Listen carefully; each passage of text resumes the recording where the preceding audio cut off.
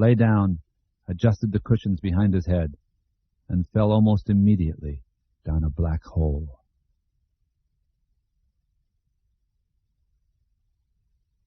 When he woke up at 8 o'clock the next morning, he thought he felt fine.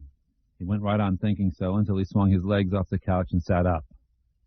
Then a groan so loud it was almost a muted scream escaped him, and he could only sit for a moment, wishing he could hold his back, his knees, and his right arm all at the same time. The arm was the worst, so he settled for holding that.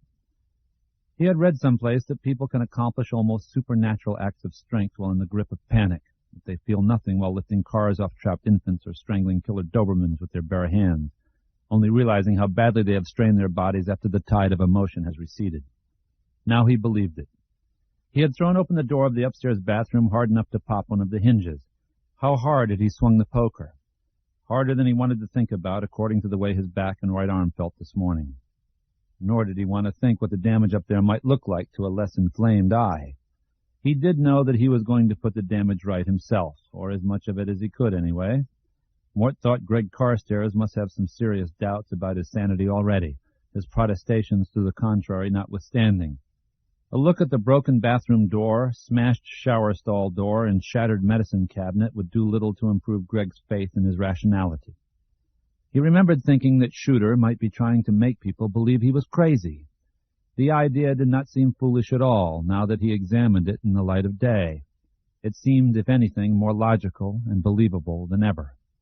But he had promised to meet Greg at the parish hall in 90 minutes, less than that now, to talk to Tom Greenleaf. Sitting here and counting his aches wasn't going to get him there. Mort forced himself to his feet and walked slowly through the house to the master bathroom. He turned the shower on hot enough to send up billows of steam, swallowed 3 aspirin, and climbed in.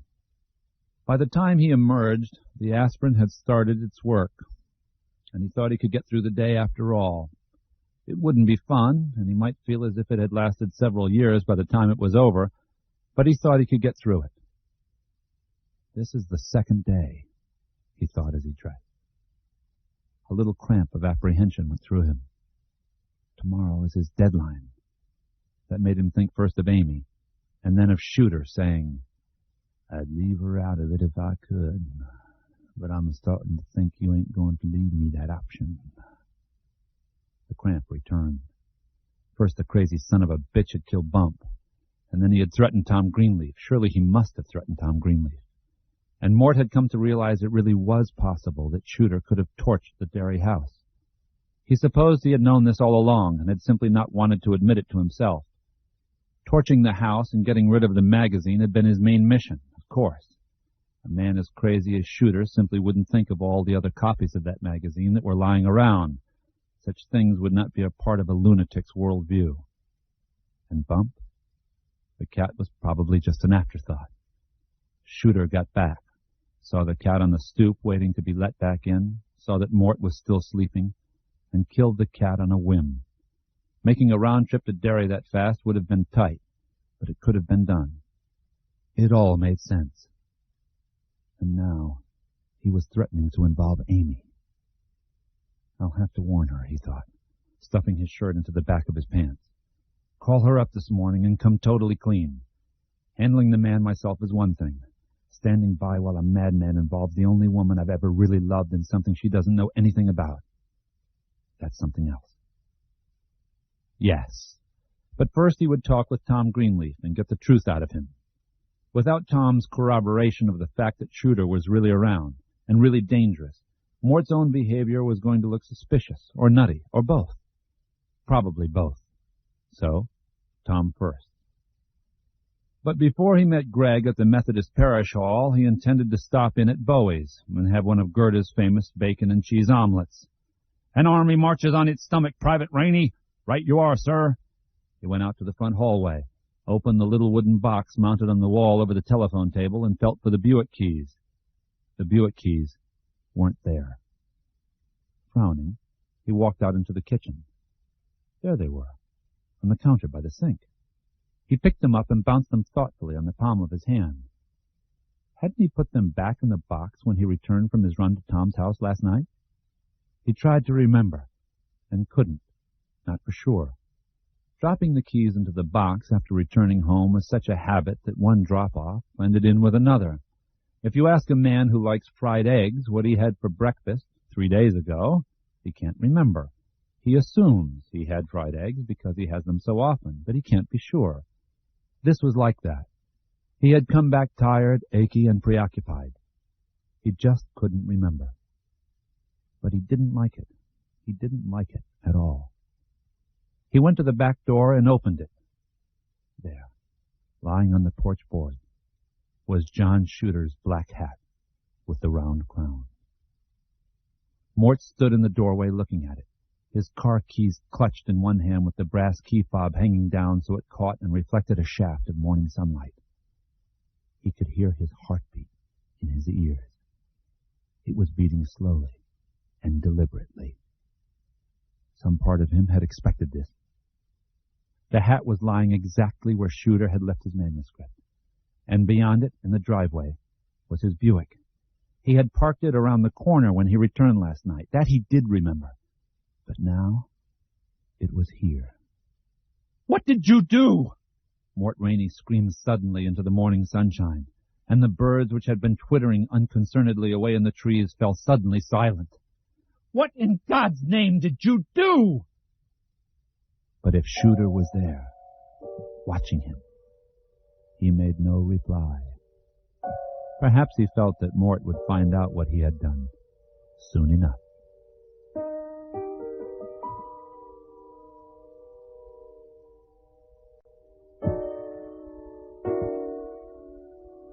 The Buick's ashtray was pulled open, and there were 2 cigarette butts in it.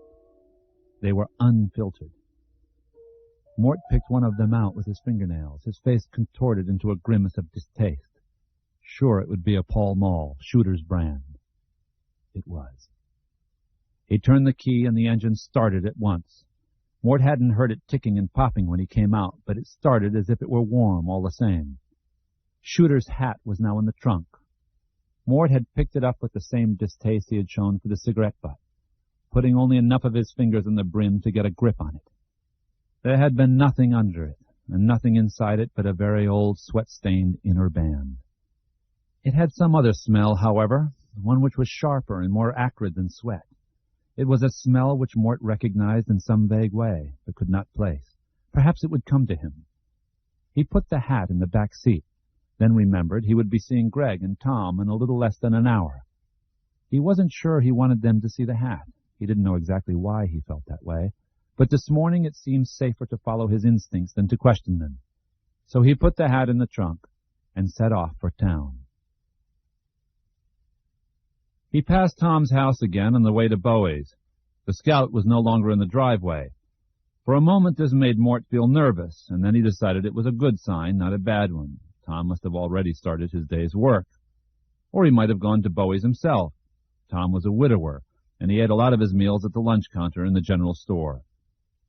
Most of the Tashmore Public Works Department was at the counter, drinking coffee and talking about the upcoming deer season. But Tom was dead. He's dead. Shooter killed him, and guess whose car he used? Not among them. "Mort Rainey!" Gerda Bowie greeted him in her usual hoarse bleacher creature shout. She was a tall woman with masses of frizzy chestnut hair and a great rounded bosom. "Ain't seen you in a coon's age. Writing any good books lately?" "Trying," Mort said. "You wouldn't make me one of your special omelets, would you?" "Shit, no," Gerda said, and laughed to show she was only joking. The PW guys in their olive drab coveralls laughed right along with her. Mort wished briefly for a great big gun, like the one Dirty Harry wore under his tweed sports coat. Boom, bang, blam, and maybe they could have a little order around here. "Coming right up, Mort." "Thanks." When she delivered it, along with the toast, coffee, and OJ, she said in a lower voice, "I heard about your divorce. Sorry." He lifted the mug of coffee to his lips with a hand that was almost steady. "Thanks, Gerda." "Are you taking care of yourself?" "Well, trying." "'Cause you look a little peaky." "It's hard work getting to sleep some nights. I guess I'm not used to the quiet yet." "Bullshit. It's sleeping alone you're not used to. But a man doesn't have to sleep alone forever, Mort, just because his woman doesn't know a good thing when she has it. I hope you don't mind me talking to you this way." "Not at all," Mort said. But he did. He thought Gerda Bowie made a shitty Ann Landers. "But you're the only famous writer this town has got." probably just as well. She laughed and tweaked his ear. Mort wondered briefly what she would say, what the big men in the olive-drab coveralls would say if he were to bite the hand that tweaked him. He was a little shocked at how powerfully attractive the idea was. Were they all talking about him and Amy? Some saying she didn't know a good thing when she had it. Others saying the poor woman finally got tired of living with a crazy man and decided to get out. None of them knowing what the fuck they were talking about, or what he and Amy had been about when they had been good. Of course they were, he thought tiredly. That's what people were best at. Big talk about people whose names they saw in the newspapers. He looked down at his omelet and didn't want it. He dug in just the same, however, and managed to shovel most of it down his throat. It was still going to be a long day. Gerda Bowie's opinions on his looks and his love life wouldn't change that. When he finished, paid for breakfast and a paper, and left the store, the public works crews had decamped en masse 5 minutes before him, one stopping just long enough to obtain an autograph for his niece who was having a birthday. It was 9:05. He sat behind the steering wheel long enough to check the paper for a story about the dairy house, and found one on page 3. Dairy fire inspectors report no leads in Rainey arson, the headline read. The story itself was less than half a column long. The last sentence read, Morton Rainey, known for such best-selling novels as The Organ Grinder's Boy and The Delacourt Family, could not be reached for comment, which meant that Amy hadn't given them the Tashmore number. Good deal. He'd thank her for that if he talked to her later on. Tom Greenleaf came first. It would be almost 20 past the hour by the time he reached the Methodist Parish Hall, close enough to 9:30. He put the Buick in gear and drove off. When he arrived at the parish hall, there was a single vehicle parked in the drive, an ancient Ford Bronco with a camper on the back and a sign reading, Sonny Trotz, painting, caretaking, general carpentry, on each of the doors. Mort saw Sonny himself, a short man of about 40 with no hair and merry eyes, on a scaffold. He was painting in great sweeps while the boom box beside him played something Las Vegas-y by Ed Ames or Tom Jones, one of those fellows who sang with the top 3 buttons of their shirts undone anyway. Hi, Sonny, Mort called. Sonny went on painting, sweeping back and forth in almost perfect rhythm as Ed Ames or whoever it was asked the musical questions, what is a man, what has he got? They were questions Mort had asked himself a time or two, although without the horn section. Sonny! Sonny jerked. White paint flew from the end of his brush, and for an alarming moment Mort thought he might actually topple off the scaffold. Then he caught one of the ropes, turned, and looked down. Why, Mr. Rainey, he said, you gave me a hell of a turn. For some reason Mort thought of the doorknob in Disney's Alice in Wonderland, and had to suppress a violent bray of laughter. Mr. Rainey, you okay? Yes. Mort swallowed crooked. It was a trick he had learned in parochial school about 1,000 years ago, and was the only foolproof way to keep from laughing he had ever found. Like most good tricks that worked, it hurt. Well, I thought you were going to fall off. Not me, Sonny said with a laugh of his own. He killed the voice coming from the boom box as it set off on a fresh voyage of emotion. Tom might fall off, maybe, but not me. Where is Tom? Mort asked. I wanted to talk to him. You know, he called early and said he couldn't make it today. I told him that was okay. There wasn't enough work for both of us anyways. Sonny looked down upon Mort confidentially. There is, of course, but Tom ladled too much onto his plate this time. This ain't no job for an older fella. He said he was all bound up in his back. Must be, too. Didn't sound like himself at all. What time was that? Mort asked, trying hard to sound casual. Early, Sonny said.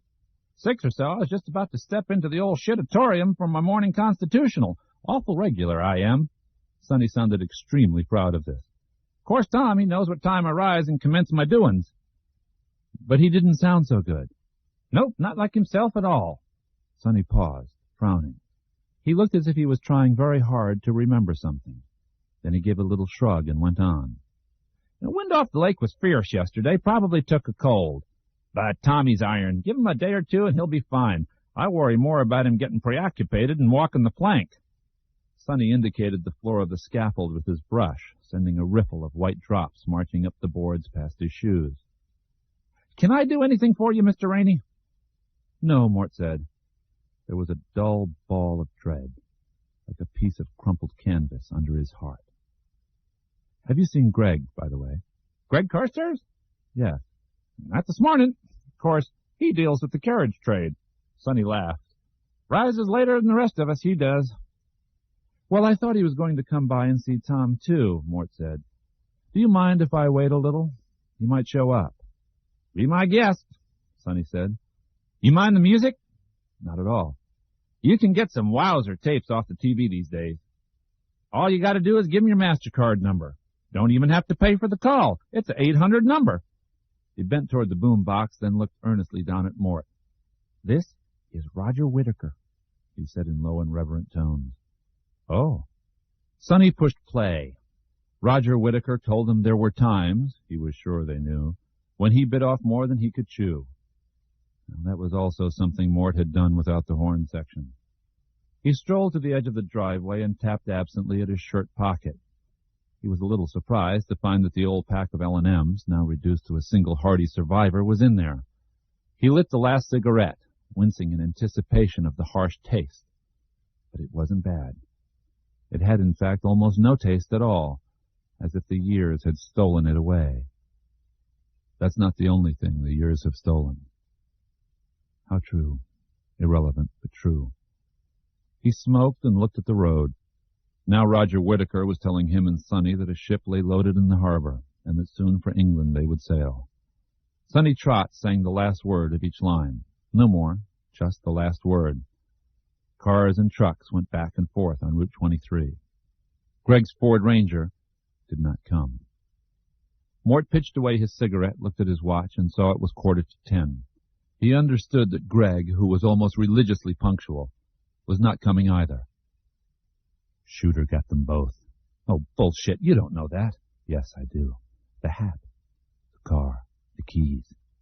You're not just jumping to conclusions, you're leaping to them. The hat, the car, the keys. He turned and walked back toward the scaffold. I guess he forgot, he said. But Sonny didn't hear him.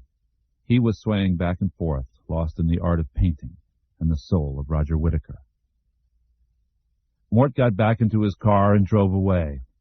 Lost in his own thoughts, he never heard Sonny call after him.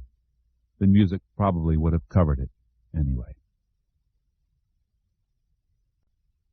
He arrived back at his house at 10:15, got out of the car and started for the house.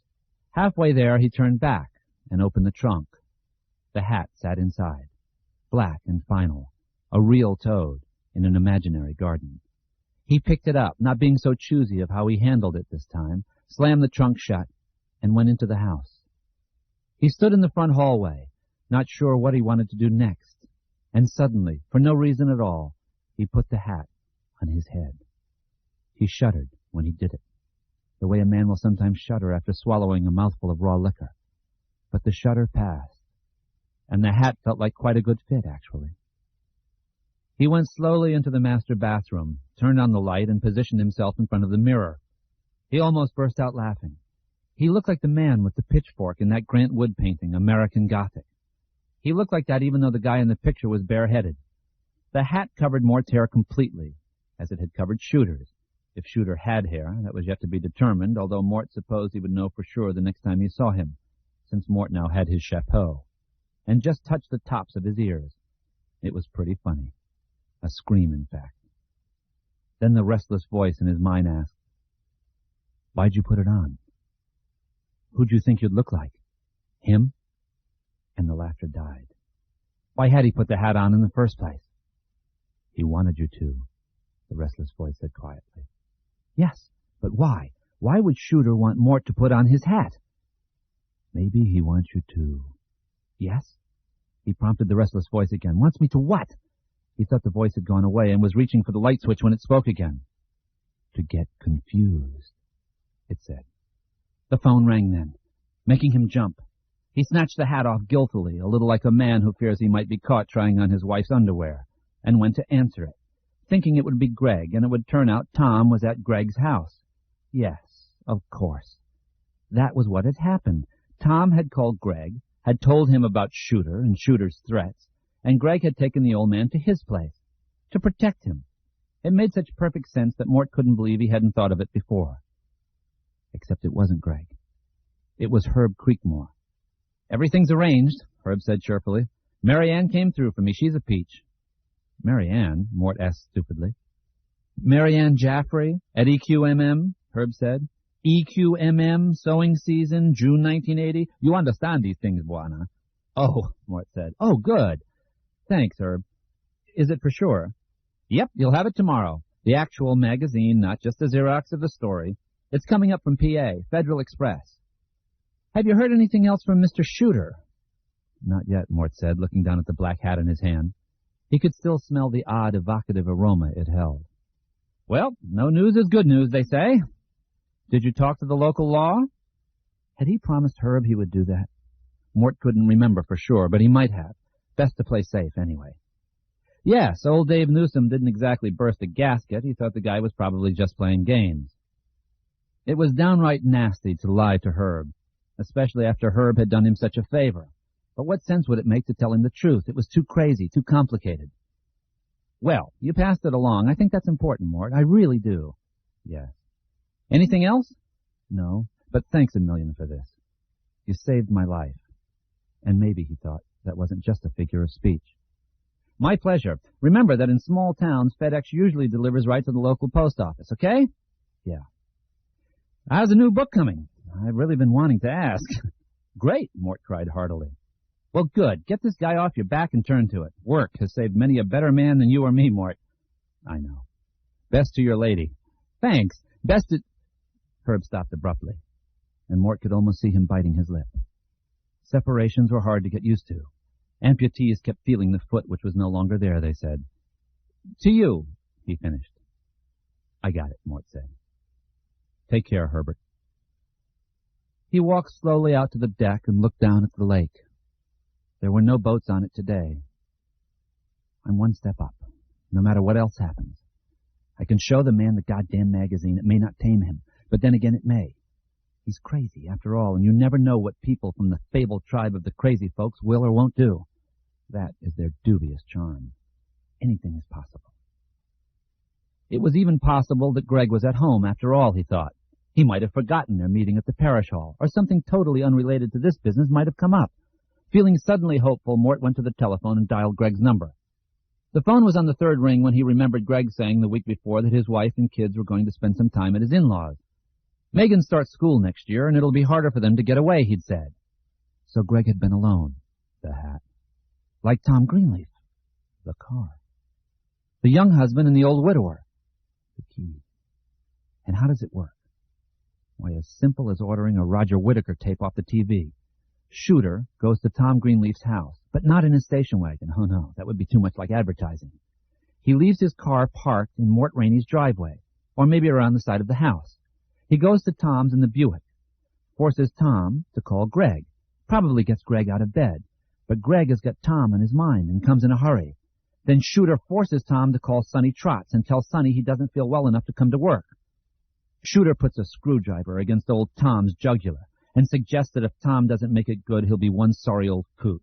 And Tom makes it good enough, although even Sonny, not too bright and just out of bed, realizes that Tom doesn't sound like himself at all. Shooter uses the screwdriver on Tom. And when Greg Carstairs arrives, he uses the screwdriver or something like it on him. And you've gone shit out of your mind.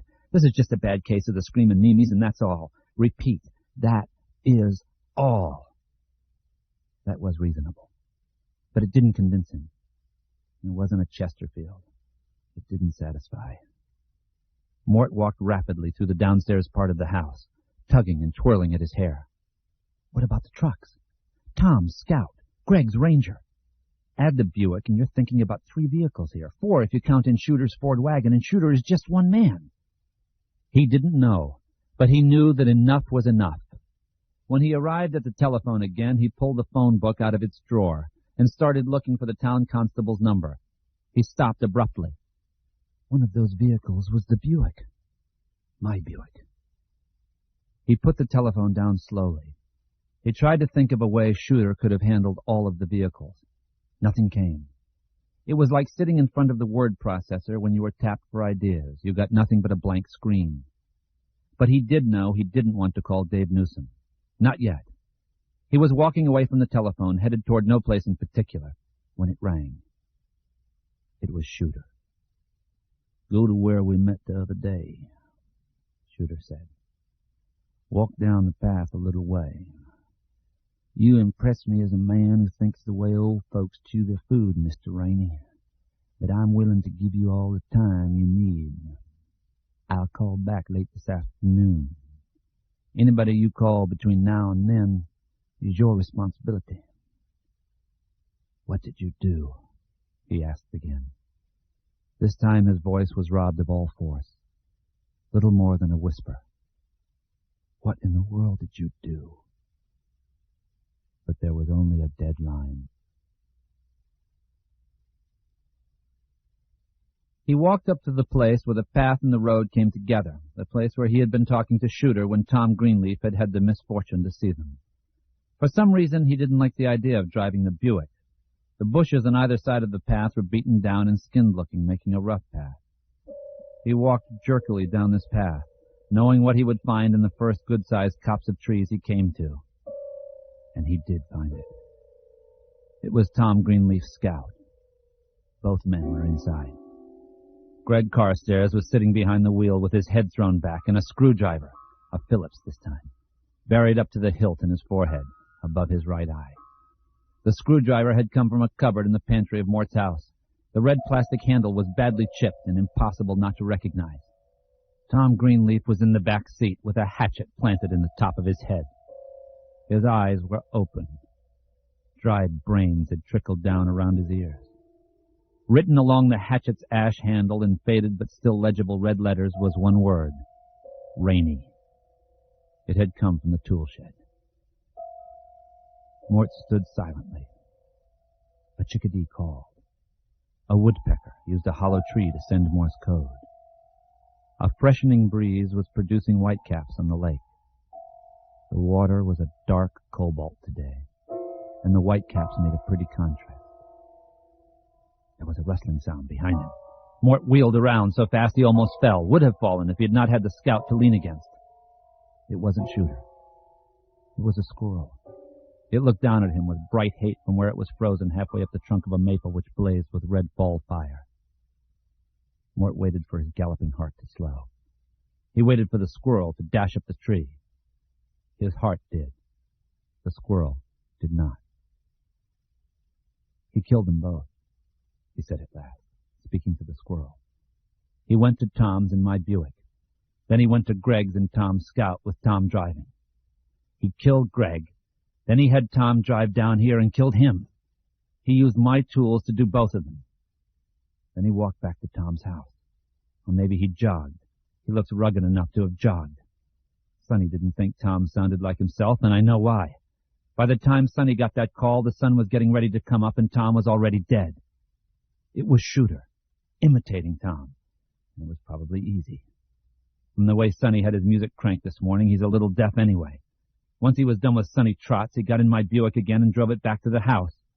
Greg's Ranger is still parked in his own driveway, where it's been all along, and that's how the squirrel scurried up the trunk and disappeared into the blazing red leaves. That's how it worked, Mort finished dully. Suddenly his legs felt watery.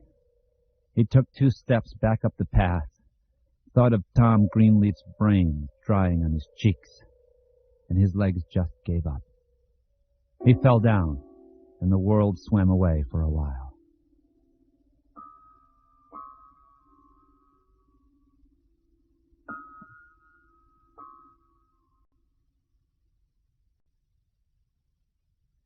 When he came to, Mort rolled over, sat up groggily, and turned his wrist to look at his watch. It said 2:15, but of course it must have stopped at that time last night. He had found Tom's Scout at mid-morning, and this couldn't be afternoon. He had fainted, and considering the circumstances, that wasn't surprising. No one faints for 3.5 hours. The watch's second hand was making its steady little circle, however. Must have jogged it when I sat up, that's all. But that wasn't all. The sun had changed position, and would soon be lost behind the clouds which were filling up the sky. The color of the lake had dulled to a listless chrome. So he had started off fainting or swooning, and then what? Well, it sounded incredible, but he supposed he must have fallen asleep. The last 3 days had been nerve-wracking, and last night he had been sleepless until 3. So call it a combination of mental and physical fatigue. His mind had just pulled the plug. And Shooter! Christ! Shooter said he'd call! He tried to get to his feet, then fell back with a little oof sound of mingled pain and surprise as his left leg buckled under him. It was full of pins and needles, all of them crazily dancing. He must have lain on the goddamn thing. Why hadn't he brought the Buick, for Christ's sake? If Shooter called and Mort wasn't there to take the call, the man might do anything. He lunged to his feet again, and this time made it all the way up. But when he tried to stride on the left leg, it refused his weight and spilled him forward again. He almost hit his head on the side of the truck going down and was suddenly looking at himself in one of the hubcaps of the Scout. The convex surface made his face look like a grotesque funhouse mask. At least he had left the goddamn hat back at the house. If he'd seen that on his head, Mort thought he would have screamed. He wouldn't have been able to help himself. All at once, he remembered there were 2 dead men in the Scout. They were sitting above him, getting stiff, and there were tools sticking out of their heads. He crawled out of the Scout's shadow, dragged his left leg across his right with his hands, and began to pound at it with his fists like a man trying to tenderize a cheap cut of meat. "Stop it!" a small voice cried. It was the last kernel of rationality at his command, a little sane light in what felt like a vast bank of black thunderheads between his ears. "Stop it! He said he'd call late in the afternoon, and it's only 2:15. Plenty of time." But what if he called early? Or what if late afternoon started after 2 o'clock in the deep dish Cracker Barrel South? Keep beating on your leg like that and you'll wind up with a Charlie horse. Then you can see how you like trying to crawl back in time to take his call. That did the trick. He was able to make himself stop. This time he got up more cautiously and just stood for a moment. He was careful to keep his back to Tom Scout. He did not want to look inside again. Before trying to walk. He found that the pins and needles were subsiding. He walked with a pronounced limp at first, but his gait began to smooth out after the first dozen strides. He was almost clear of the bushes Shooter had stripped and beaten down with Tom Scout when he heard a car approaching. Mort dropped to his knees without even thinking about it, and watched as a rusty old Cadillac swept by. It belonged to Don Bassinger, who owned a place on the far side of the lake. Bassinger, a veteran alcoholic who spent most of his time drinking up what remained of his once substantial inheritance, often used Lake Drive as a shortcut to what was known as Bassinger Road. Don was about the only year-round resident down here, Mort thought. After the caddy was out of sight, Mort got to his feet and hurried the rest of the way up to the road. Now he was glad he hadn't brought the Buick. He knew Don Bassinger's Cadillac, and Bassinger knew Mort's Buick. It was probably too early in the day for Don to be in a blackout, and he might well have remembered seeing Mort's car, if it had been there, parked not far from the place where, before too much longer, someone was going to make an extremely horrible discovery. He's busy tying you to this business, Mort thought as he limped along Lake Drive toward his house. He's been doing it all along. If anyone saw a car near Tom Greenleaf's last night, it will almost certainly turn out to be your Buick. He killed him with your tools.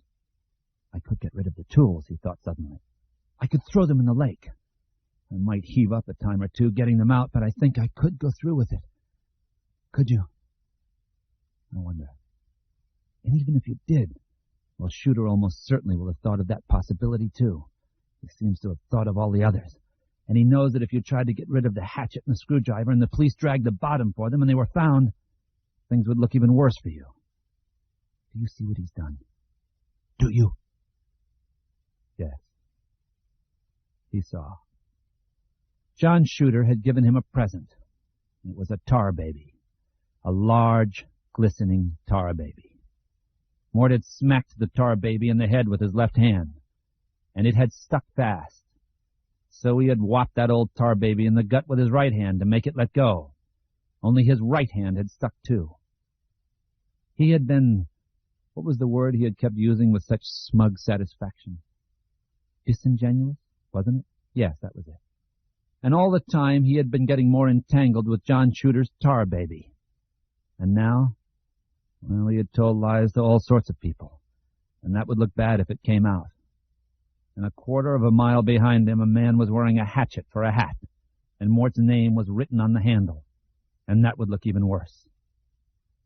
Mort imagined the telephone ringing in the empty house, and forced himself into a trot. Shooter didn't call. The minutes stretched out like taffy, and Shooter didn't call. Mort walked restlessly through the house, twirling and pulling at his hair. He imagined this was what it felt like to be a junkie waiting for the pusher man. Twice he had second thoughts about waiting and went to the phone to call the authorities, not old Dave Newsom or even the county sheriff, but the state police. He would hew to the old Vietnam axiom, kill 'em all and let God sort 'em out. Why not? He had a good reputation after all. He was a respected member of 2 Maine communities, and John Shooter was a... Just what was Shooter? The word phantom came to mind. The word will-o'-the-wisp also came to mind. But it was not this that stopped him. What stopped him was a horrible certainty that Shooter would be trying to call while Mort himself was using the line, that Shooter would hear the busy signal hang up and Mort would never hear from him again. At 4:15 it began to rain, a steady fall rain, cold and gentle, sighing down from a white sky, tapping on the roof and the stiff leaves around the house. At 10 of, the telephone rang. Mort leaped for it. It was Amy. Amy wanted to talk about the fire. Amy wanted to talk about how unhappy she was, not just for herself, but for both of them. Amy wanted to tell him that Fred Evans, the insurance investigator, was still in Derry, still picking over the site, still asking questions about everything from the most recent wiring inspection to who had the keys to the wine cellar, and Ted was suspicious of his motives.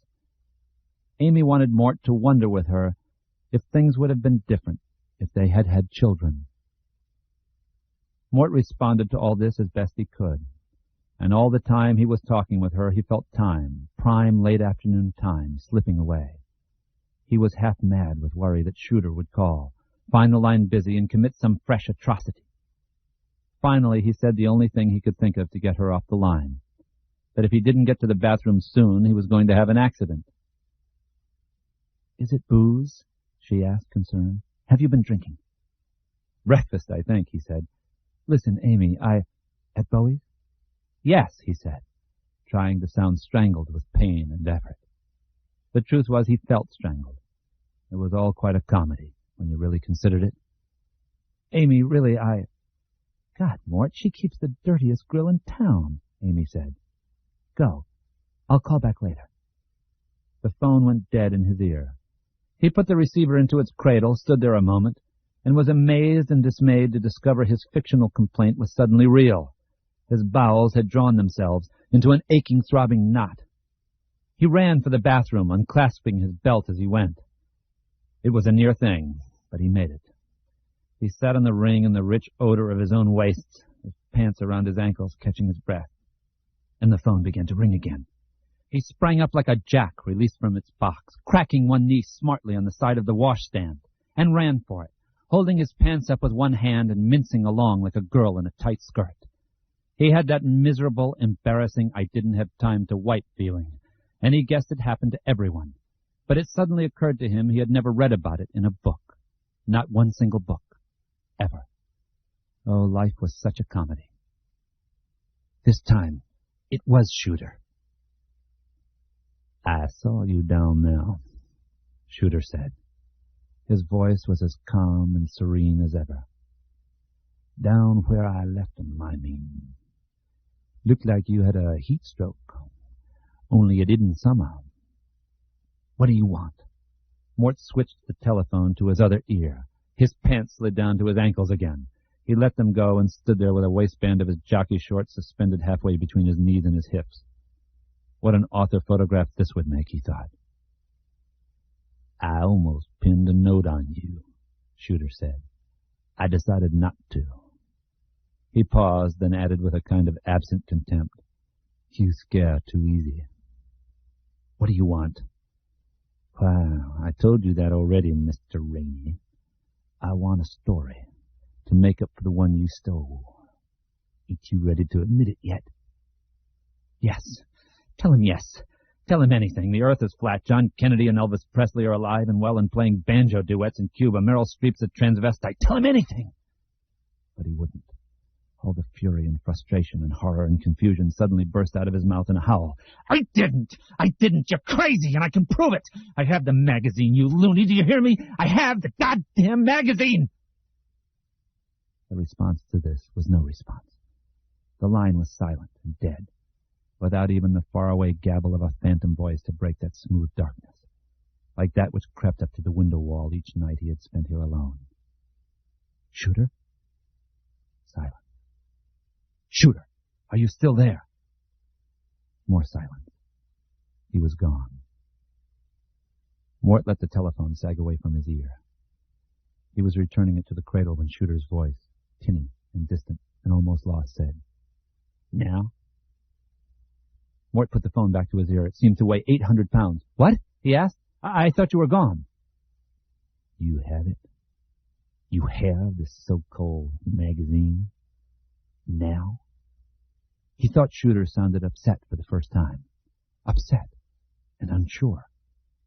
"No," Mort said. "Well, there," Shooter said, sounding relieved. "I think you might finally be ready to talk to—" "It's coming Federal Express," Mort interrupted. "It will be at the post office by 10 tomorrow." "What will be?" Shooter asked. "Some fuzzy old thing that's supposed to be a copy?" "No," Mort said. The feeling that he had rocked the man, that he had actually gotten past his defenses and hit him hard enough to make it hurt, was strong and undeniable. For a moment or two, Shooter had sounded almost afraid, and Mort was angrily glad. The magazine. The actual magazine.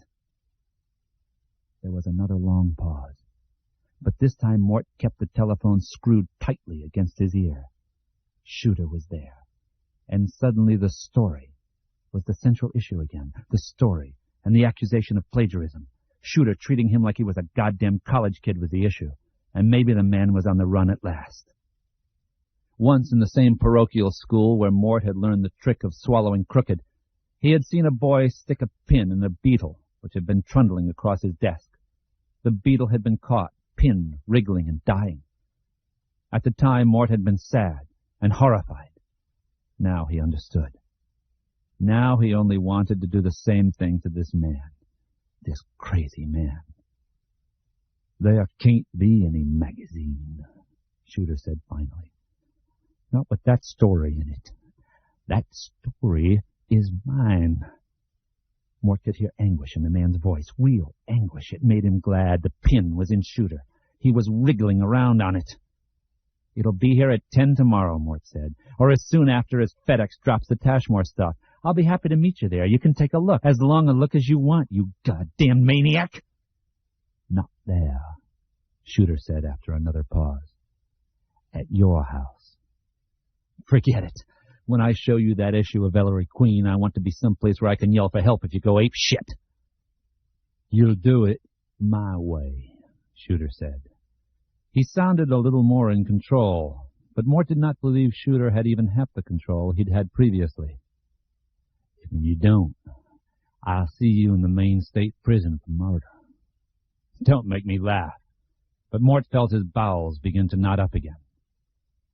"I hooked you to those two men in more ways than you know," Shooter said. "And you have told a right smart of lies. And when I just disappear, Mr. Rainey, you're going to find yourself standing with your head in a noose and your feet in Crisco." "You don't scare me." "Yeah, I do," Shooter said. He spoke almost gently. "The only thing is, you're starting to scare me a little, too. I can't quite figure you out." Mort was silent. "It'd be funny," Shooter said in a strange, ruminating tone, "if we'd come by the same story in two different places, at two different times."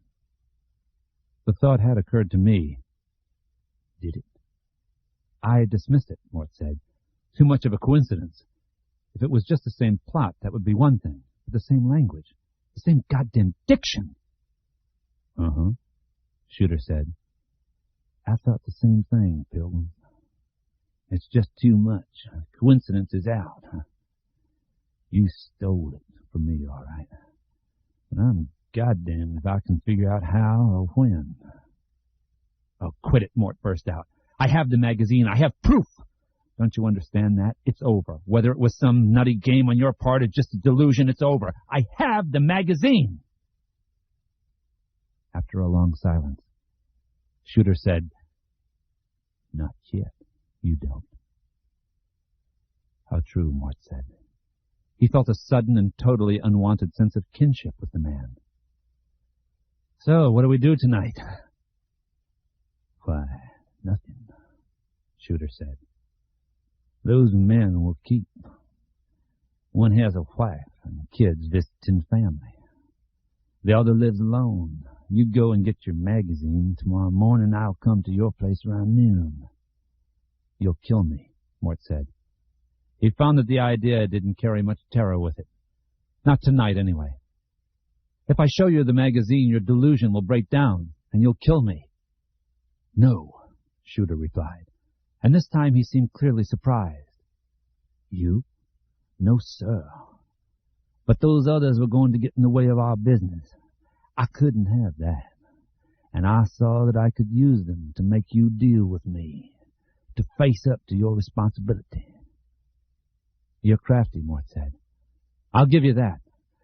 I believe you're nuts, but I also believe you're just about the craftiest son of a bitch I ever ran across in my life. Well, you can believe this, Shooter said.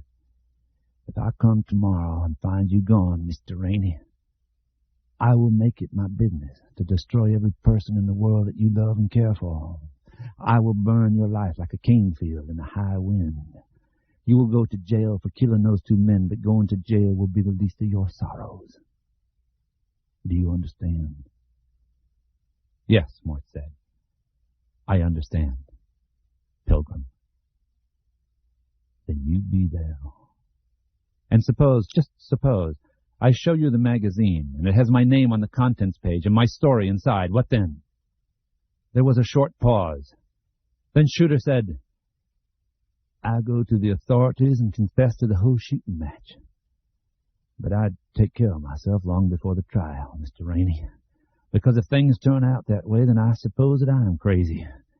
And that kind of a crazy man, there was a sigh.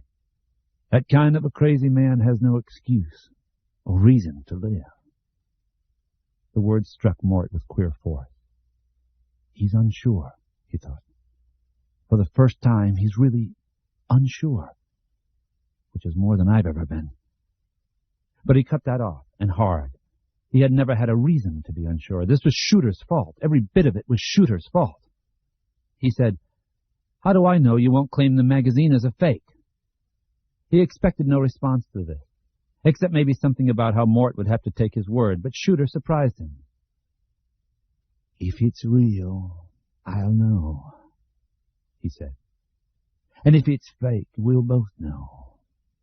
I don't reckon you could have rigged a whole fake magazine in 3 days, no matter how many people you got working for you in New York. It was Mort's turn to think, and he thought for a long, long time. Shooter waited for him. I'm going to trust you, Mort said at last. I don't know why, for sure. Maybe because I don't have a lot to live for myself these days. But I'm not going to trust you whole hog. You come down here. Stand in the driveway where I can see you and see that you're unarmed. I'll come out. Is that satisfactory? That'll do her. God help us both. Yes, sir. I'll be damned if I'm sure what I'm into anymore. And that is not a comfortable feeling. Shooter. Right here. I want you to answer one question. Silence. But an inviting silence, Mort thought. Did you burn down my house in Derry? No, Shooter said at once. I was keeping an eye on you. And Bump, Mort said bitterly. Listen, Shooter said. You got my hat? Yes. I want it, Shooter said. One way or the other. And the line went dead. Just like that. Mort put the phone down slowly and carefully, and walked back to the bathroom, once again holding his pants up as he went, to finish his business. Amy did call back, around 7, and this time Mort was able to talk to her quite normally. Just as if the bathroom upstairs wasn't trashed and there weren't two dead men sitting behind a screen of bushes on the path down to the lake, stiffening as the twilight turned dark around them. She had spoken with Fred Evans herself since her last call, she said, and she was convinced either he knew something or suspected something about the fire he didn't want to tell them. Mort tried to soothe her and thought he succeeded to some degree, but he was worried himself. If Shooter hadn't started the fire, and Mort felt inclined to believe the man had been telling the truth about that, then it must have been raw coincidence. Right? He didn't know if it was right or not. Mort, I've been so worried about you, she said suddenly. That snapped him back from his thoughts. Me? I'm okay. Are you sure?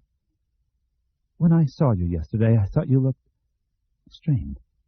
She paused. In fact, I thought you looked like you did before you had the... You know. Amy, I did not have a nervous breakdown. Well, no, she said quickly. But you know what I mean, when the movie people were being so awful about the Delacourt family. That had been one of the bitterest experiences of Mort's life. Paramount had optioned the book for $75,000 on a pickup price of $750,000. Damn big money. And they had been on the verge of exercising their option when someone had turned up an old script in the file, something called The Home Team, which was enough like the Delacourt family to open up potential legal problems. It was the only time in his career, before this nightmare anyway, when he had been exposed to the possibility of a plagiarism charge. The execs had ended up letting the option lapse at the 11th hour. Mort still did not know if they had been really worried about plagiarism, or had simply had second thoughts about his novel's film potential. If they really had been worried, he didn't know how such a bunch of pansies could make any movies. Herb Creekmore had obtained a copy of the Home Team screenplay, and Mort had seen only the most casual similarity. Amy agreed. The fuss happened just as he was reaching a dead end on a novel he had wanted desperately to write. There had been a short PR tour for the paperback version of the Delacourt family at the same time. All of that at once had put him under a great deal of strain. But he had not had a nervous breakdown. I'm okay, he insisted again, speaking gently. He had discovered an amazing and rather touching thing about Amy some years before. If you spoke to her gently enough, she was apt to believe you about almost anything. He had often thought that, if it had been a species-wide trait, like showing your teeth to indicate rage or amusement, wars would have ceased millennia ago. Are you sure, Mort? Yes. Call me if you hear any more from our insurance friend. I will. He paused. Are you at Ted's? Yes. How do you feel about him these days? She hesitated, then said simply, I love him. Oh, I didn't go with other men, she said suddenly. I've always wanted to tell you that. I didn't go with other men. But Ted, he looked past your name and saw me, Mort. He saw me. You mean I didn't? You did, when you were here, she said. Her voice sounded small and forlorn. But you were gone so much. His eyes widened, and he was instantly ready to do battle. Righteous battle. What? I haven't been on tour since the Delacourt family, and that was a short one. I don't want to argue with you, Mort, she said softly. That part should be over. All I'm trying to say is that even when you were here, you were gone a lot. You had your own lover, you know. Your work was your lover. Her voice was steady, but he sensed tears very deep inside it. How I hated that bitch, Mort. She was prettier than me, smarter than me, more fun than me. How could I compete? Blame it all on me. Why not? He asked her, dismayed to find himself on the edge of tears. What did you want me to do? Become a goddamn plumber? We would have been poor, and I would have been unemployed. There was nothing else I could fucking do. Don't you understand that? There was nothing else I could do. He had hoped the tears were over, at least for a while, but here they were. Who had rubbed this horrible magic lamp again? Had it been him or her this time? I'm not blaming you. There's blame for me, too. You never would have found us the way you did if I hadn't been weak and cowardly. It wasn't Ted. Ted wanted us to go to you and tell you together. He kept asking, and I kept putting him off. I told him I wasn't sure. I told myself I still loved you, that things could go back to the way they were, but things never do, I guess. She caught her breath, and Mort realized she was crying too. I'll never forget the look on your face when you opened the door of that motel room. I'll carry that to my grave. Good, he wanted to cry out at her. Good. Because you only had to see it. I had to wear it. You knew my love, he said unsteadily. I never hid her from you. You knew from the start. But I never knew, she said, how deep her embrace could be. Well, cheer up, Mort said. She seems to have left me now. Amy was weeping. Mort, I only want you to live and be happy. Can't you see that? Can't you do that? What he had seen was one of her bare shoulders, touching one of Ted Milner's bare shoulders.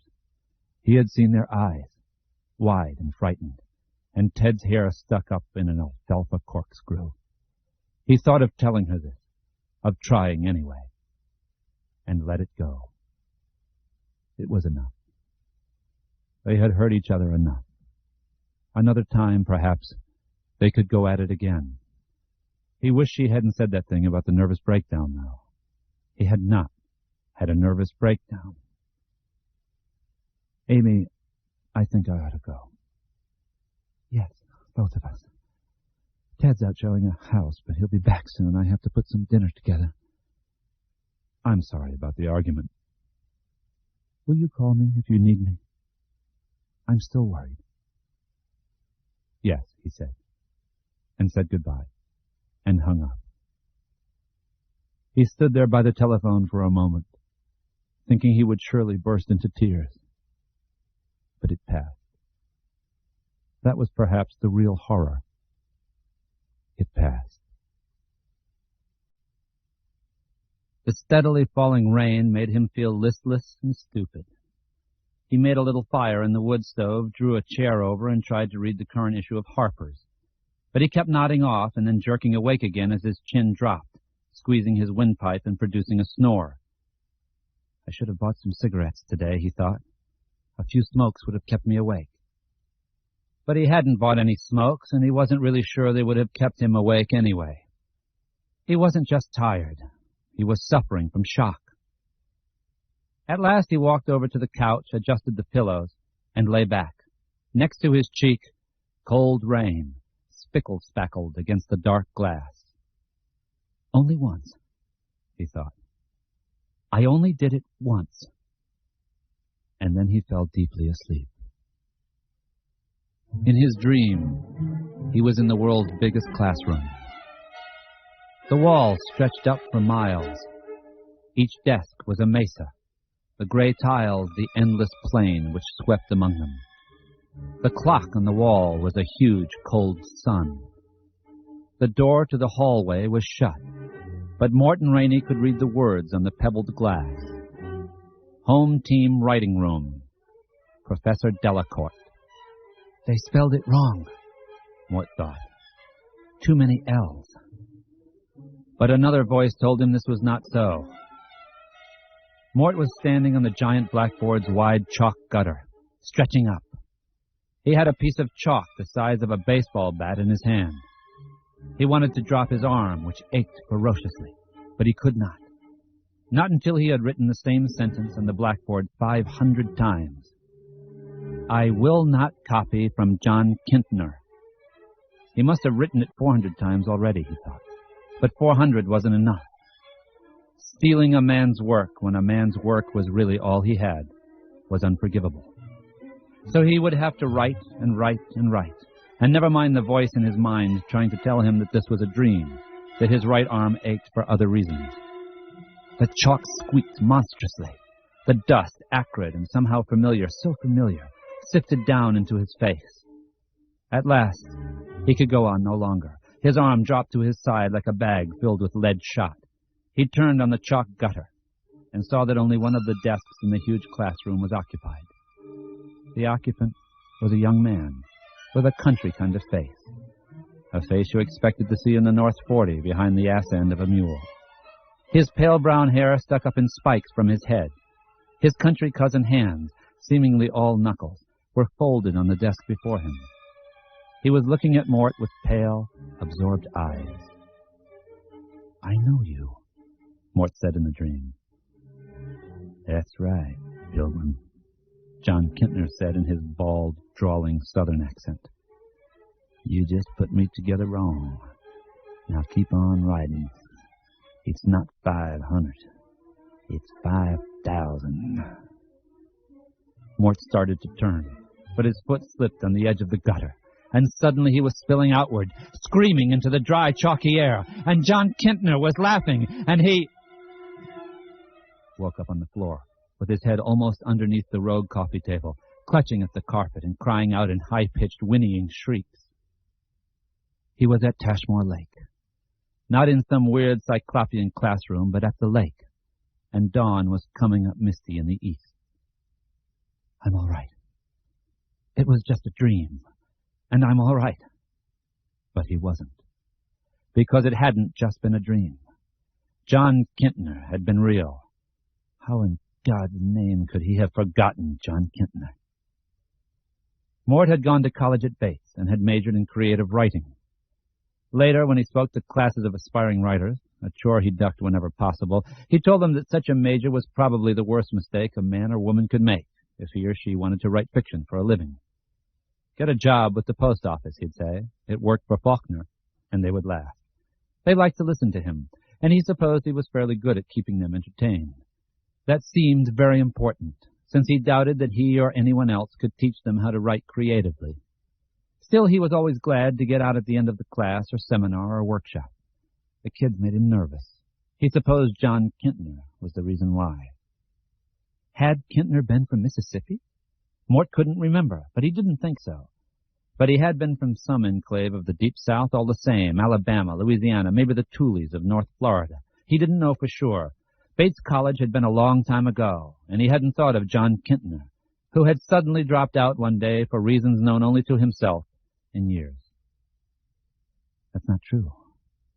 You thought about him last night. Dreamed about him, you mean," Mort corrected himself quickly.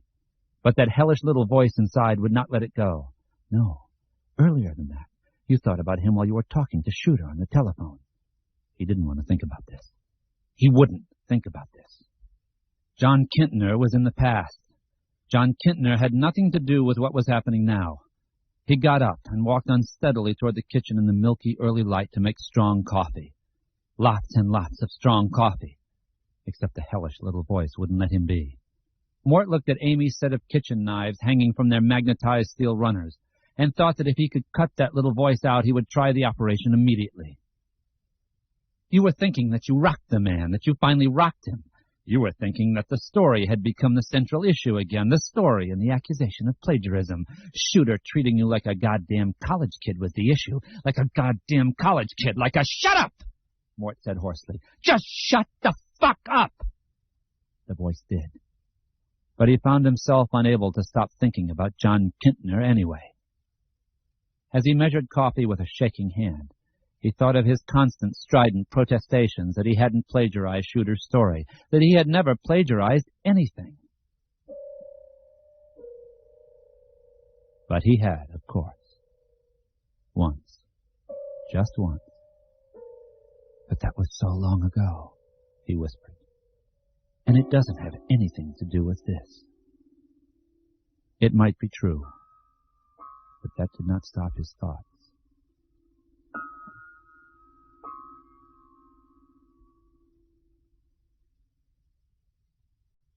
He had been a junior, and it was spring semester. The creative writing class of which he was a part was focusing on the short story that semester. The teacher was a fellow named Richard Perkins, Jr., who had written 2 novels which had gotten very good reviews and sold very few copies. Mort had tried one and thought the good reviews and bad sales had the same root cause. The books were incomprehensible. But the man hadn't been a bad teacher. He had kept them entertained at least. There had been about a dozen students in the class. One of them was John Kintner. Kintner was only a freshman, but he had gotten special permission to take the class, and had deserved it, Mort supposed. Southern fried cracker or not, that sucker had been good. The course required each of them to write either 6 short stories or 3 longer ones. Each week, Perkins dittoed off the ones he thought would make for the liveliest discussion and handed them out at the end of the class. The students were supposed to come the following week prepared to discuss and criticize. It was the usual way to run such a class. And one week Perkins had given them a story by John Kintner. It had been called... What had it been called?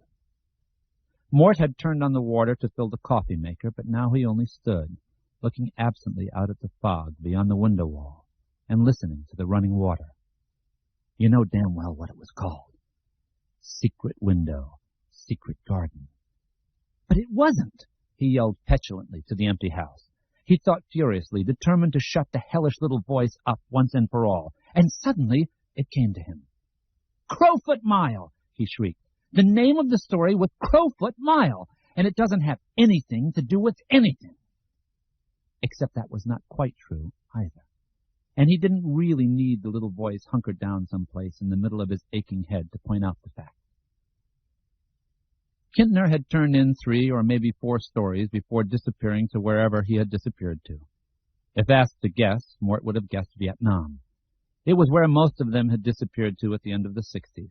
The young men, anyhow. Crowfoot Mile hadn't been the best of Kintner's stories, but it had been good. Kintner was clearly the best writer in Richard Perkins, Jr.'s class. Perkins treated the boy almost as an equal, and in Mort Rainey's not-so-humble estimation, Perkins had been right to do so, because he thought Kintner had been quite a bit better than Richard Perkins, Jr. As far as that went, Mort believed he had been better.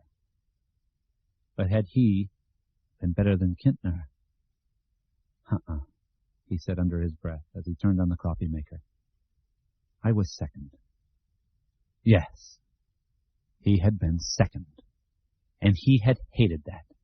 He knew that most students taking writing courses were just marking time, pursuing a whim before giving up childish things and settling into a study of whatever it was that would be their real life's work. The creative writing most of them would do in later life would consist of contributing items to the community calendar pages of their local newspapers, or writing advertising copy for Bright Blue Breeze dish detergent. Mort had come into Perkins' class confidently expecting to be the best, because it had never been any other way with him. For that reason, John Kintner had come as an unpleasant shock. He remembered trying to talk to the boy once, but Kintner, who contributed in class only when asked, had proved to be almost inarticulate. When he spoke out loud, he mumbled and stumbled like a poor white sharecropper's boy whose education had stopped at the 4th grade level. His writing was the only voice he had, apparently. And you stole it. Shut up, he muttered, just shut up. You were second best, and you hated it. You were glad when he was gone, because then you could be first again, just like you always had been. Yes, true. And a year later, when he was preparing to graduate, he had been cleaning out the back closet of the sleazy Lewiston apartment he had shared with 2 other students, and had come upon a pile of off-prints from Perkins' writing course. Only one of Kintner's stories had been in the stack. It happened to be Crowfoot Mile. He remembered sitting on the seedy, beer-smelling rug of his bedroom, reading the story, and the old jealousy had come over him again. He threw the other off-prints away, but he had taken that one with him, for reasons he wasn't sure he wanted to examine closely. As a sophomore, Mort had submitted a story to a literary magazine called Aspen Quarterly. It came back with a note which said the readers had found it quite good, although the ending seemed rather jejune. The note, which Mort found both patronizing and tremendously exciting, invited him to submit other material. Over the next 2 years, he had submitted 4 more stories. None were accepted, but a personal note accompanied each of the rejection slips. Mort went through an unpublished writer's agony of optimism, alternating with deep pessimism. He had days when he was sure it was only a matter of time before he cracked Aspen Quarterly. And he had days when he was positive that the entire editorial staff, pencil-neck geeks to a man, was only playing with him, teasing him the way a man might tease a hungry dog by holding a piece of meat up over its head, and then jerking the scrap out of reach when it leaps. He sometimes imagined one of them holding up one of his manuscripts fresh out of its manila envelope and shouting, "Here's another one from that putz in Maine. Who wants to write the letter this time?" And all of them cracking up, perhaps even rolling around on the floor under their posters of Joan Baez and Moby Grape at the Fillmore. Most days, Mort had not indulged in this sort of sad paranoia. He understood that he was good, and that it was only a matter of time. And that summer, working as a waiter in a Rockland restaurant, he thought of the story by John Kintner. He thought it was probably still in his trunk, kicking around at the bottom. He had a sudden idea. He would change the title and submit Crowfoot Mile to Aspen Quarterly under his own name. He remembered thinking it would be a fine joke on them, although looking back now he could not imagine what the joke would have been. He did remember that he'd had no intention of publishing the story under his own name, or if he had had such an intention on some deeper level, he hadn't been aware of it. In the unlikely event of an acceptance, he would withdraw the story, saying he wanted to work on it some more, and if they rejected it, he could at least take some cheer in the thought that John Kintner wasn't good enough for Aspen Quarterly either.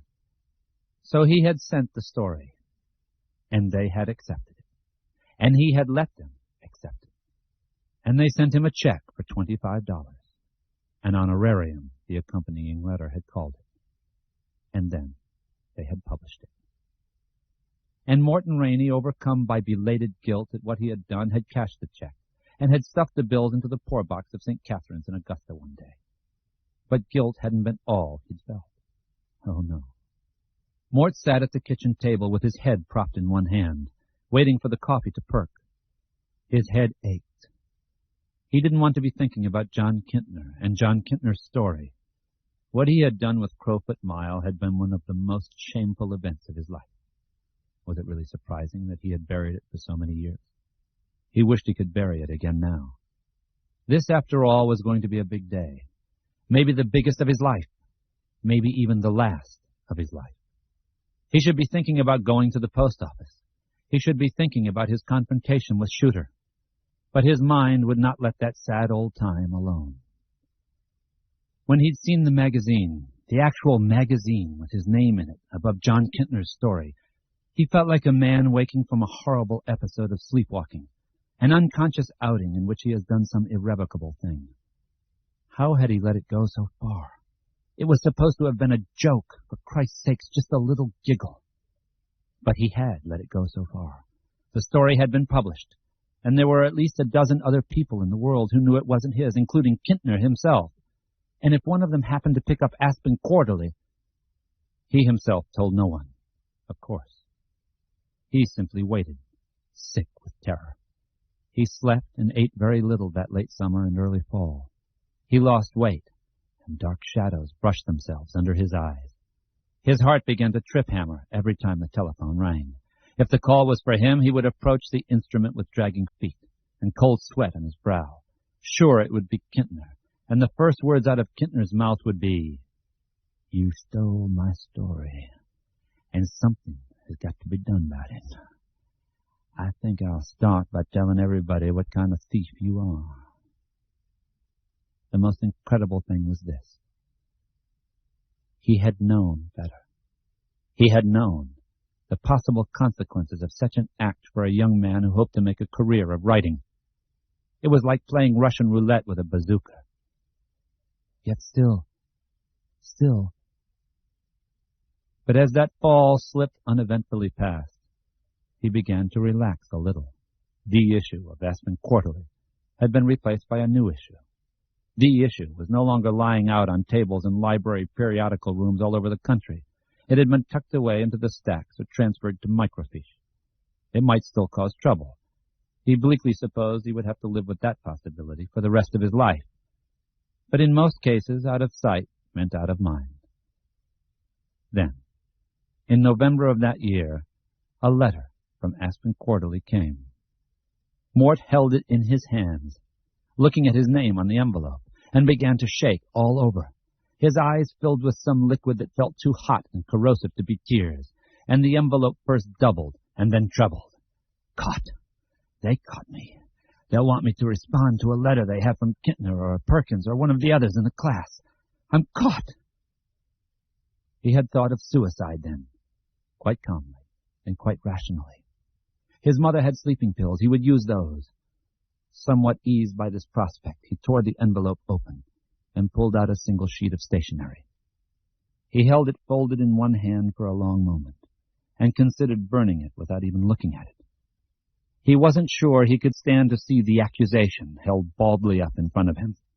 He thought it might drive him mad. Go ahead, damn it. Look. The least you can do is look at the consequences. You may not be able to stand up to them, but you can, by God, look at them. He unfolded the letter. Dear Mort Rainey, your short story, Eye of the Crow, was extremely well received here. I'm sorry this follow-up letter has been so slow in coming, but frankly, we expected to hear from you. You have been so faithful in your submissions over the years that your silence now that you have finally succeeded in making it is a little perplexing. If there was anything about the way your story was handled, typesetting, design, placement, etc., that you didn't like, we hope you'll bring it up. Meantime, how about another tale? Respectfully yours, Charlie. Charles Palmer, Assistant Editor. Mort had read this letter twice, and then began to peal hoarse bursts of laughter at the house, which was luckily empty. He had heard of side-splitting laughter, and this was surely it. He felt that if he didn't stop soon, his sides really would split and send his guts spewing out all over the floor. He had been ready to kill himself with his mother's sleeping pills, and they wanted to know if he was upset with the way the story had been typeset. He had expected to find out that his career was ruined even before it was fairly begun, and they wanted more. More! He laughed, howled actually, until his side-splitting laughter turned to hysterical tears. Then he sat on the sofa, reread Charles Palmer's letter, and cried until he laughed again. At last he had gone into his room and lain down with the pillows arranged behind him just the way he liked, and then he had fallen asleep. He had gotten away with it. That was the upshot. He had gotten away with it, and he had never done anything even remotely like it again. And it had all happened about 1,000 years ago. And so why had it come back to haunt him now? He didn't know, but he intended to stop thinking about it. And right now, too, he told the empty room, and walked briskly over to the coffee maker, trying to ignore his aching head. You know why you're thinking about it now. Shut up. He spoke in a conversational tone which was rather cheery, but his hands were shaking as he picked up the Silex. Some things you can't hide forever. You might be ill, Mort. Shut up. I'm warning you, he said in his cheery conversational voice. You might be very ill. In fact, you might be having a nervous break. Shut up! He cried, and threw the Silex as hard as he could. It sailed over the counter, flew across the room, turning over and over as it went, crunched into the window wall, shattered, and fell dead on the floor. He looked at the window wall and saw a long, silvery crack zigzagging up to the top. It started at the place where the Silex had impacted. He felt very much like a man who might have a similar crack running right through the middle of his brain. But the voice had shut up. He walked stolidly into the bedroom, got the alarm clock, and walked back into the living room. He set the alarm for 10:30 as he walked. At 10:30 he was going to go to the post office, pick up his Federal Express package, and go stolidly about the task of putting this nightmare behind him. In the meantime, though, he would sleep. He would sleep on the couch, where he had always slept best. I am not having a nervous breakdown, he whispered to the little voice. But the little voice was having none of the argument. Mort thought that he might have frightened the little voice. He hoped so, because the little voice had certainly frightened him. His eyes found the silvery crack in the window wall and traced it dully. He thought of using the chambermaid's key. how the room had been dim, and it had taken his eyes a moment to adjust. Their naked shoulders, their frightened eyes. He had been shouting, he couldn't remember what, and had never dared to ask Amy, but it must have been some scary shit, judging from the look in their eyes. If I was ever going to have a nervous breakdown, he thought, looking at the lightning bolt senselessness of the crack, it would have been then. Hell, that letter from Aspen Quarterly was nothing compared to opening a motel room door and seeing your wife with another man, a slick real estate agent from some shit-splat little town in Tennessee. Mort closed his eyes, and when he opened them again, it was because another voice was clamoring. This one belonged to the alarm clock. The fog had cleared. The sun had come out. And it was time to go to the post office. On the way, he became suddenly sure that Federal Express would have come and gone, and Juliet would stand there at the window with her bare face hanging out and shake her head and tell him there was nothing for him, sorry. And his proof? It would be gone like smoke. This feeling was irrational. Herb was a cautious man, one who did not make promises that couldn't be kept. But it was almost too strong to deny. He had to force himself out of the car, and the walk from the door of the post office to the window where Juliet Stoker stood sorting mail seemed at least 1,000 miles long. When he got there, he tried to speak, and no words came out. His lips moved, but his throat was too dry to make the sounds. Juliet looked up at him, then took a step back. She looked alarmed. Not, however, as alarmed as Amy and Ted had looked when he opened the motel room door and pointed the gun at them. "Mr. Rainey? Are you all right?" He cleared his throat. "Sorry, Juliet, my throat kind of double-clutched on me for a second." "You're very pale," she said, and he could hear in her voice that tone so many of the Tashmore residents used when they spoke to him. It was a sort of pride, but it held an undertaste of irritation and condescension, as though he was a child prodigy who needed special care and feeding. "Something I ate last night, I guess," he said. "Did Federal Express leave anything for me?" "No, not a thing." He gripped the underside of the counter desperately, and for a moment thought he would faint, although he had understood almost immediately that that was not what she had said. "Pardon me?" She had already turned away. Her sturdy country bum was presented to him as she shuffled through some packages on the floor.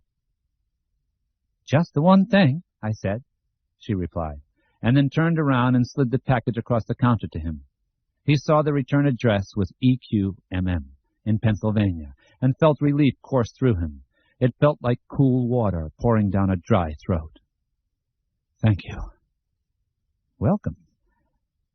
You know, the post office would have a cow if they knew we handled that Federal Express man's mail." "Well, I certainly appreciate it," Mort said. Now that he had the magazine, he felt a need to get away, to get back to the house. This need was so strong it was almost elemental. He didn't know why. It was an hour and a quarter until noon, but it was there. In his distress and confusion, he actually thought of giving Juliet a tip to shut her up, and that would have caused her soul, Yankee to its roots, to rise up in a clamor. "You won't tell him, will you?" she asked archly. "No way," he said, managing a grin. "Good," Juliet Stoker said, and smiled. "Because I saw what you did." He stopped by the door. "Pardon me?" "I said they'd shoot me if you did," she said, and looked closely at his face. "You ought to go home and lie down, Mr. Rainey. You really don't look well at all." "I feel like I spent the last 3 days lying down, Juliet. The time I didn't spend hitting things, that is." "Well," he said, "maybe that's not such a bad idea. I still feel weak." "There's a virus going around. You probably caught it." Then the 2 women from Camp Wigmore, the ones everybody in town suspected of being lesbians, albeit discreet ones, came in, and Mort made good his escape. He sat in the Buick with the blue package on his lap, not liking the way everybody kept saying he looked sick, liking the way his mind had been working even less. It doesn't matter. It's almost over. He started to pull the envelope open, and then the ladies from Camp Wigmore came back out and looked at him. They put their heads together. One of them smiled. The other laughed out loud.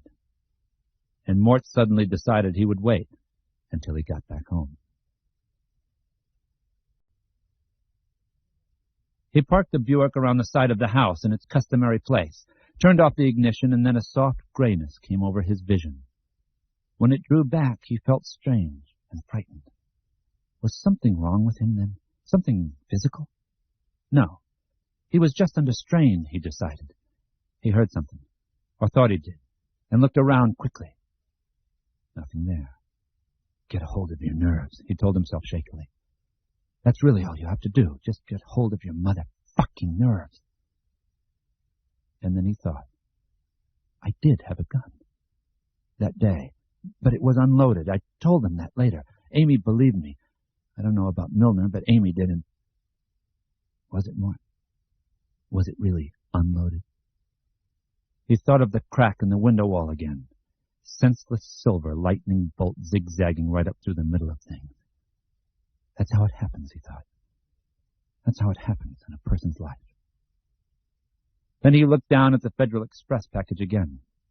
This was what he should be thinking about. Not Amy and Mr. Ted Kiss My Ass from Shooter's Knob, Tennessee. But this. The flap was already half open. Everyone was careless these days. He pulled it up and shook the magazine out into his lap. Ellery Queen's Mystery Magazine, the logo said in bright red letters. Beneath that, in much smaller type, June, 1980. And below that, the names of some of the writers featured in the issue. Edward D. Hoke, Ruth Rendell, Ed McBain, Patricia Highsmith, Lawrence Block. His name wasn't on the cover. Well, of course not. He was scarcely known as a writer at all then, and certainly not as a writer of mystery stories. Sewing Season had been a oneer. His name would have meant nothing to regular readers of the magazine, so the editors would not have put it on. He turned the cover back. There was no contents page beneath. The contents page had been cut out. He thumbed frantically through the magazine, dropping it once and then picking it up with a little cry. He didn't find the excision the first time, but on the second pass, he realized that pages 83 to 97 were gone. "You cut it out!" he screamed.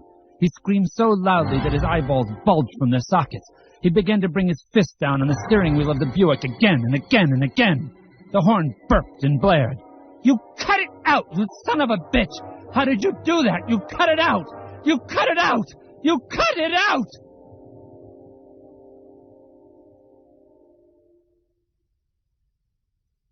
He was halfway to the house before the deadly little voice again wondered how Shooter could have done that. The envelope had come Federal Express from Pennsylvania, and Juliet had taken possession of it. So how in God's name? He stopped. "Good," Juliet had said. "Good. Because I saw what you did." That was it. That explained it. Juliet was in on it. Except Juliet had been in Tashmore since forever. Except that hadn't been what she said. That had only been his mind. A little paranoid flatulence. "He's doing it, though," Mort said. He went into the house, and once he was inside the door, he threw the magazine as hard as he could. It flew like a startled bird, pages rippling, and landed on the floor with a slap. "Oh, yeah, you bet your fucking ass he's doing it. But I don't have to wait around for him, He saw Shooter's hat. Shooter's hat was lying on the floor in front of the door to his study. Mort stood where he was for a moment, heart thundering in his ears, and then walked over to the stove in great cartoon tippy-toe steps. He pulled the poker from the little clutch of tools, wincing when the poker's tip clanged softly against the ash shovel. He took the poker and walked carefully back to the closed door again, holding the poker as he had held it before crashing into the bathroom. He had to skirt the magazine he'd thrown on the way. He reached the door and stood in front of it. "Shooter?" There was no answer. "Shooter, you better come out under your own power. If I have to come in and get you, you'll never walk out of any place under your own power again." There was still no answer. He stood a moment longer, nerving himself, but not really sure he had the nerve, and then twisted the knob. He hit the door with his shoulder and barreled in, screaming, waving the poker. And the room was empty. But Shooter had been here all right. Yes, the VDT unit of Mort's word cruncher lay on the floor, its screen a shattered, staring eye. Shooter had killed it. On the desk where the VDT had stood was an old Royal typewriter. The steel surfaces of this dinosaur were dull and dusty. Propped in the keyboard was a manuscript. Shooter's manuscript. The one he had left under a rock on the porch 1,000,000 years ago. It was Secret Window, Secret Garden. Mort dropped the poker on the floor. He walked toward the typewriter as if mesmerized and picked up the manuscript. He shuffled slowly through its pages and came to understand why Mrs. Gavin had been so sure it was his, sure enough to rescue it from the trash. Maybe she hadn't known consciously, but her eye had recognized the irregular typeface. And why not? She had seen manuscripts which looked like Secret Window, Secret Garden for years. The Wang word processor and the System 5 laser printer were relative newcomers. For most of his writing career, he had used this old Royal. The years had almost worn it out, and it was a sad case now. When you typed on it, it produced letters as crooked as an old man's teeth. But it had been here all the time, of course, tucked away at the back of the study closet behind piles of old galleys and manuscripts. What editors called foul matter. Shooter must have stolen it, typed his manuscript on it, then sneaked it back when Mort was out at the post office, sure. That made sense, didn't it? No, Mort, that doesn't make sense. Would you like to do something that does make sense? Call the police, then. That makes sense. Call the police and tell them to come down here and lock you up. Tell them to do it fast before you can do any more damage.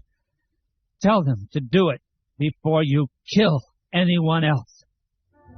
Mort dropped the pages with a great wild cry, and they seesawed lazily down around him, as all the truth rushed in on him at once, like a jagged bolt of silver lightning. There was no John Shooter. There never had been. No, Mort said. He was striding back and forth through the big living room again. His headache came and went in waves of pain. No, I do not accept that. I do not accept that at all. But his acceptance or rejection didn't make much difference. All the pieces of the puzzle were there, and when he saw the old Royal typewriter, they began to fly together. Now, 15 minutes later, they were still flying together, and he seemed to have no power to will them apart. The picture which kept coming back to him was of the gas jockey in Mechanic Falls, using a squeegee to wash his windshield. A sight he had never expected to witness again in his lifetime. Later, he had assumed that the kid had given him a little extra service because he had recognized Mort and liked Mort's books. Maybe that was so, but the windshield had needed washing. Summer was gone, but plenty of stuff still splattered on your windshield if you drove far enough and fast enough on the back roads. And he must have used the back roads. He must have sped up to Derry and back again in record time, only stopping long enough to burn down his house. He hadn't even stopped long enough to get gas on the way back. After all, he'd had places to go and cats to kill, hadn't he? Busy, busy, busy. He stopped in the middle of the floor and whirled to stare at the window wall. If I did all that, why can't I remember? He asked the silvery crack in the glass. Why can't I remember even now? He didn't know. But he did know where the name had come from, didn't he? One half from the Southern man whose story he had stolen in college. One half from the man who had stolen his wife. It was like some bizarre literary in-joke. She says she loves him, Mort. She says she loves him now. Fuck that. A man who sleeps with another man's wife is a thief, and the woman is his accomplice. He looked defiantly at the crack. The crack said nothing. 3 years ago, Mort had published a novel called The Delacorte Family. The return address on Shooter's story had been Delacorte, Mississippi. He suddenly ran for the encyclopedias in the study, slipping and almost falling in the mess of pages strewn on the floor in his hurry. He pulled out the M volume, and at last found the entry for Mississippi. He ran a trembling finger down the list of towns. It took up one entire page, hoping against hope. It was no good. there was no Delacorte, Mississippi. He thought of looking for Perkinsburg, the town where Shooter had told him he'd picked up a paperback copy of Everybody Drops the Dime before getting on the Greyhound bus, and then simply closed the encyclopedia. Why bother? There might be a Perkinsburg in Mississippi, but it would mean nothing if there was. The name of the novelist who taught the class in which Mort had met John Kintner had been Richard Perkins, Jr. That was where the name had come from. Yes, but I don't remember any of this, so how— Oh, Mort, the small voice mourned. You're very sick. You're a very sick man. I don't accept that, he said again, horrified by the wavery weakness of his voice. But what other choice was there? Hadn't he even thought once that it was almost as if he were doing things, taking irrevocable steps, in his sleep? You killed 2 men, the little voice whispered. You killed Tom because he knew you were alone that day, and you killed Greg so he wouldn't find out for sure.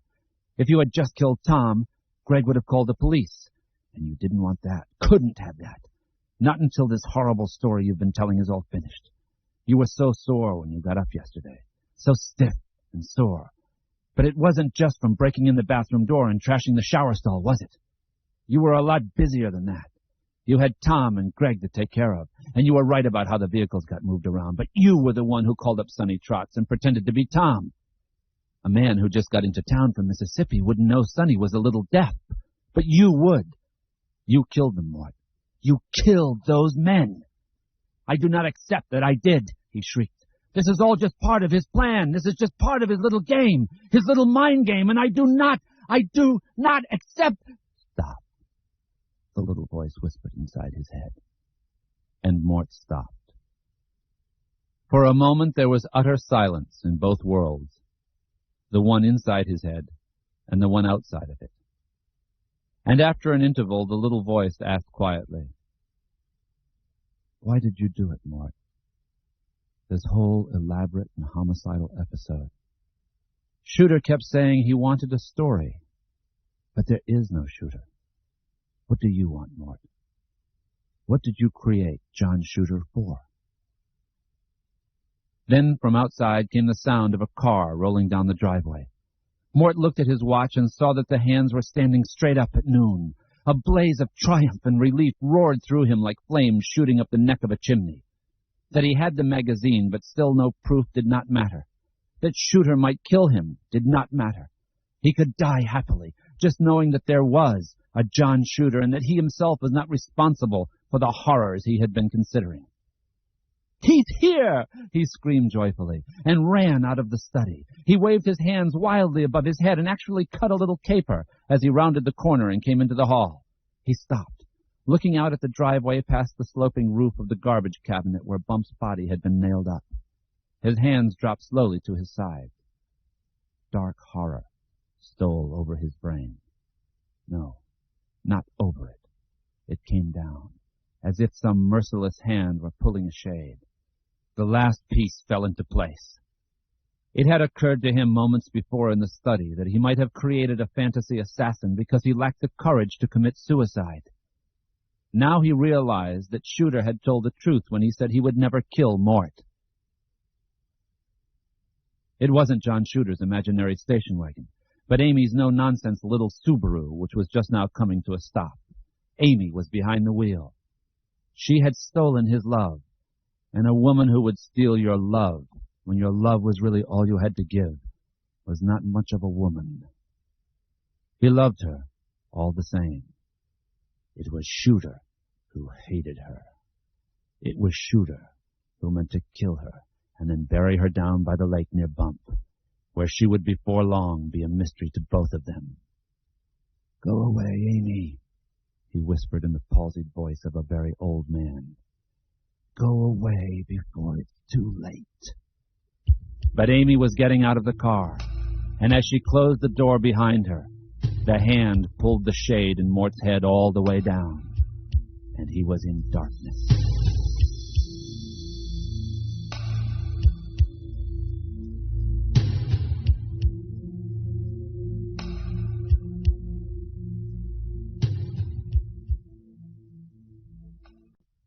Amy tried the door and found it unlocked.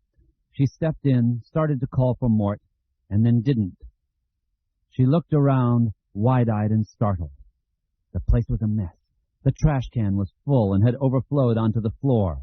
A few sluggish autumn flies were crawling in and out of an aluminum pot pie dish that had been kicked into the corner. She could smell stale cooking and musty air. She thought she could even smell spoiled food. Mort? There was no answer. She walked further into the house, taking small steps, not entirely sure she wanted to look at the rest of the place. Mrs. Gavin had been in only 3 days ago. How had things gotten so out of hand since then? What had happened? She had been worried about Mort during the entire last year of their marriage, but she had been even more worried since the divorce. Worried and, of course, guilty. She held part of the blame for herself and supposed she always would. But Mort had never been strong, and his greatest weakness was his stubborn and sometimes almost hysterical refusal to recognize the fact. This morning he had sounded like a man on the point of suicide, and the only reason she had heeded his admonition not to bring Ted was because she thought the sight of him might set Mort off if he really was poised on the edge of such an act. The thought of murder had never crossed her mind, nor did it do so now.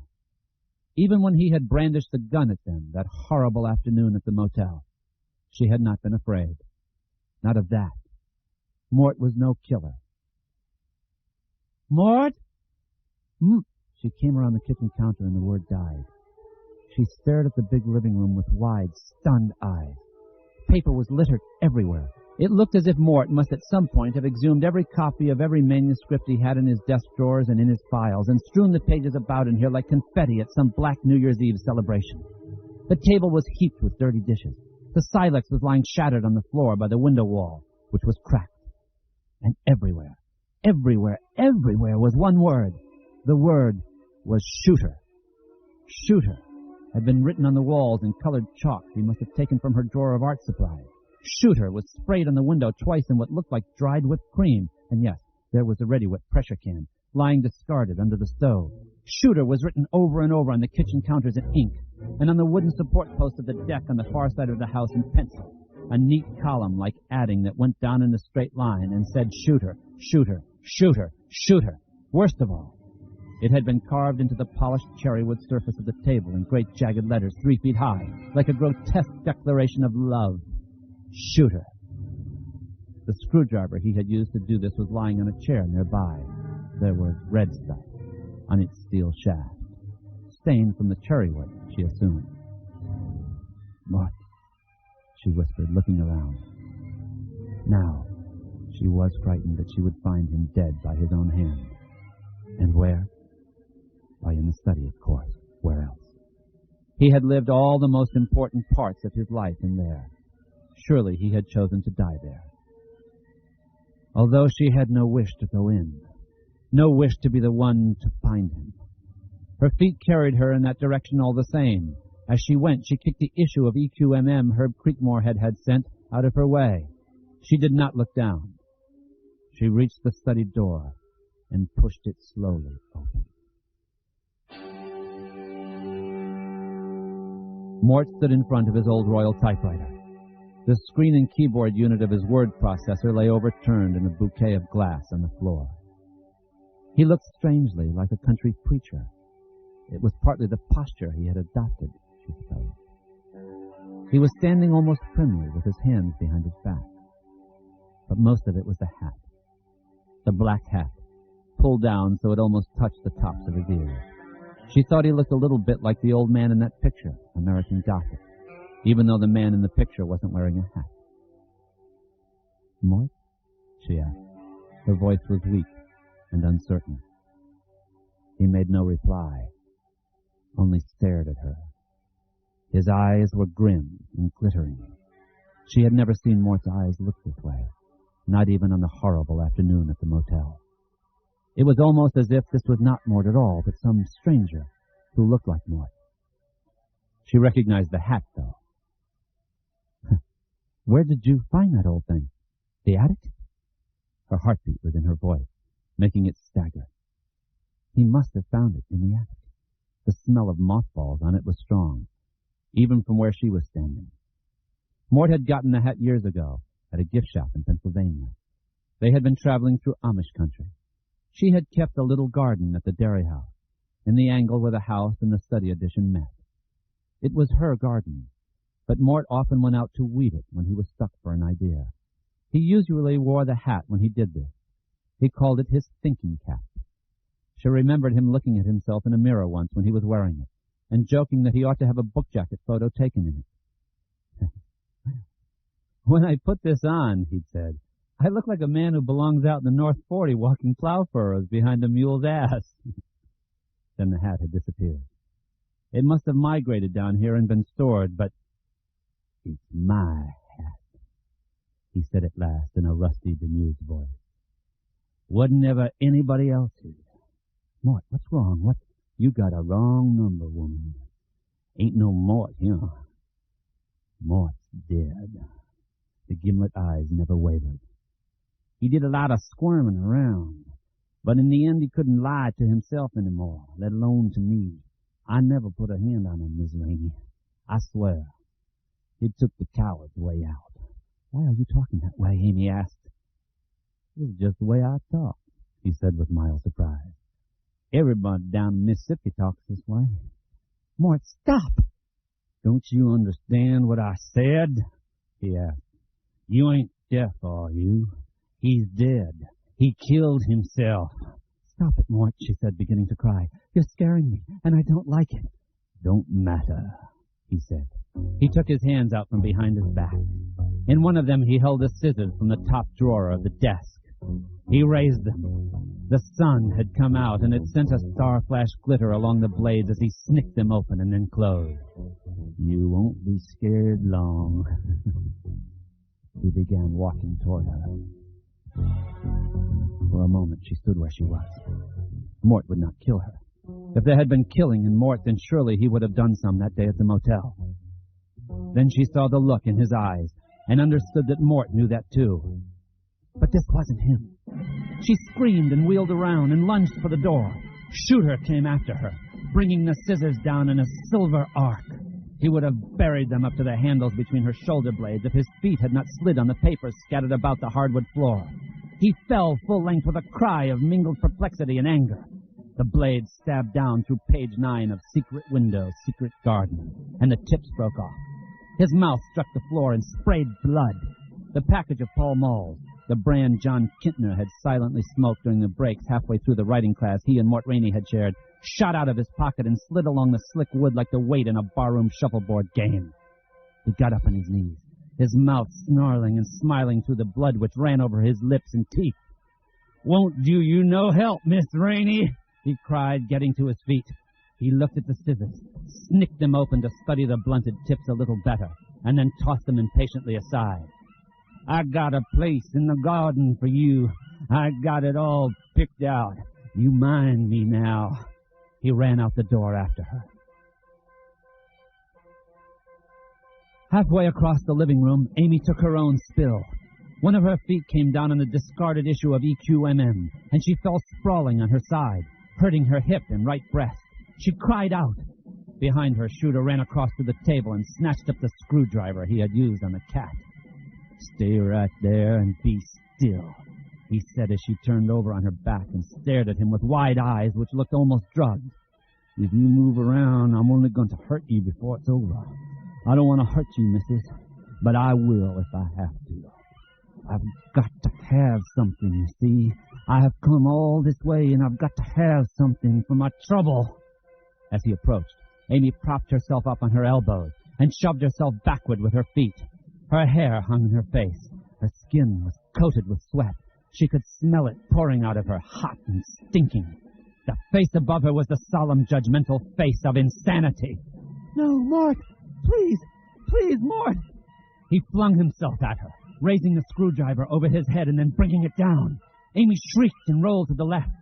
Pain burned a line across her hip as the screwdriver blade tore her dress and grooved her flesh. Then she was scrambling to her knees, hearing and feeling the dress shred out a long, unwinding strip as she did it. "No, ma'am," Shooter panted. His hand closed upon her ankle. "No, ma'am." She looked over her shoulder and through the tangles of her hair and saw he was using his other hand to work the screwdriver out of the floor. The round-crowned black hat sat askew on his head. He yanked the screwdriver free and drove it into her right calf. The pain was horrid. The pain was the whole world. She screamed and kicked backward, connecting with his nose, breaking it. Shooter grunted and fell on his side, clutching at his face, and Amy got to her feet. She could hear a woman howling.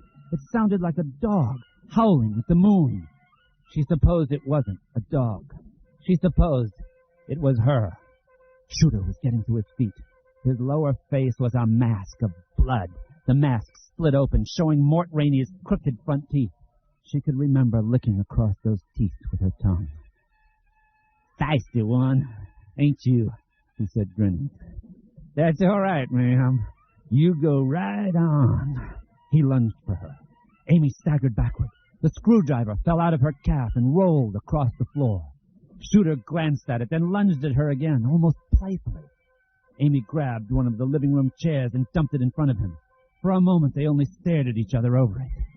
And then he snatched for the front of her dress. Amy recoiled.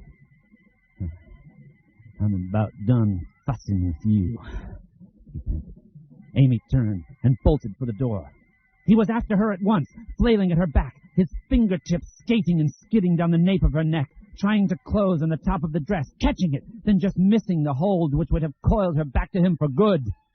Amy bolted past the kitchen counter and toward the back door. Her right loafer squelched and smooched on her foot. It was full of blood. Shooter was after her, puffing and blowing bubbles of blood from his nostrils, clutching at her. She struck the screen door with her hands, then tripped and fell full length on the porch, her breath whooshing out of her. She fell exactly where Shooter had left his manuscript. She rolled over and saw him coming. He only had his bare hands now, but they looked like they would be more than enough. His eyes were stern and unflinching and horribly kind beneath the brim of the black hat. "I'm so sorry, Mrs." he said. "Rainey!" a voice cried out. "Stop!" She tried to look around and could not. She had strained something in her neck. Shooter never even tried. He simply came on toward her. "Rainey, stop!" "There is no Rainey hit," Shooter began, and then a gunshot rapped briskly across the fall air. Shooter stopped where he was and looked curiously, almost casually, down at his chest. There was a small hole there. No blood issued from it, at least not at first, but the hole was there. He put his hand to it, then brought it away. His index finger was marked by a small dot of blood. It looked like a bit of punctuation, the period which ends a sentence. He looked at this thoughtfully. Then he dropped his hands and looked at Amy. "Babe?" he asked, and then fell full length beside her on the porch board. She rolled over, managed to get up on her elbows, and crawled to where he lay, beginning to sob. "Mort," she cried. "Mort, please. Mort, try to say something." But he was not going to say anything, and after a moment she let this realization fill her up. She would reject the simple fact of his death again and again over the next few weeks and months, and would then weaken, and the realization would fill her up again. He was dead. He was dead. He had gone crazy down here, and he was dead. He and whoever had been inside him at the end. She put her head down on his chest and wept, and when someone came up behind her and put a comforting hand on her shoulder, Amy did not look around.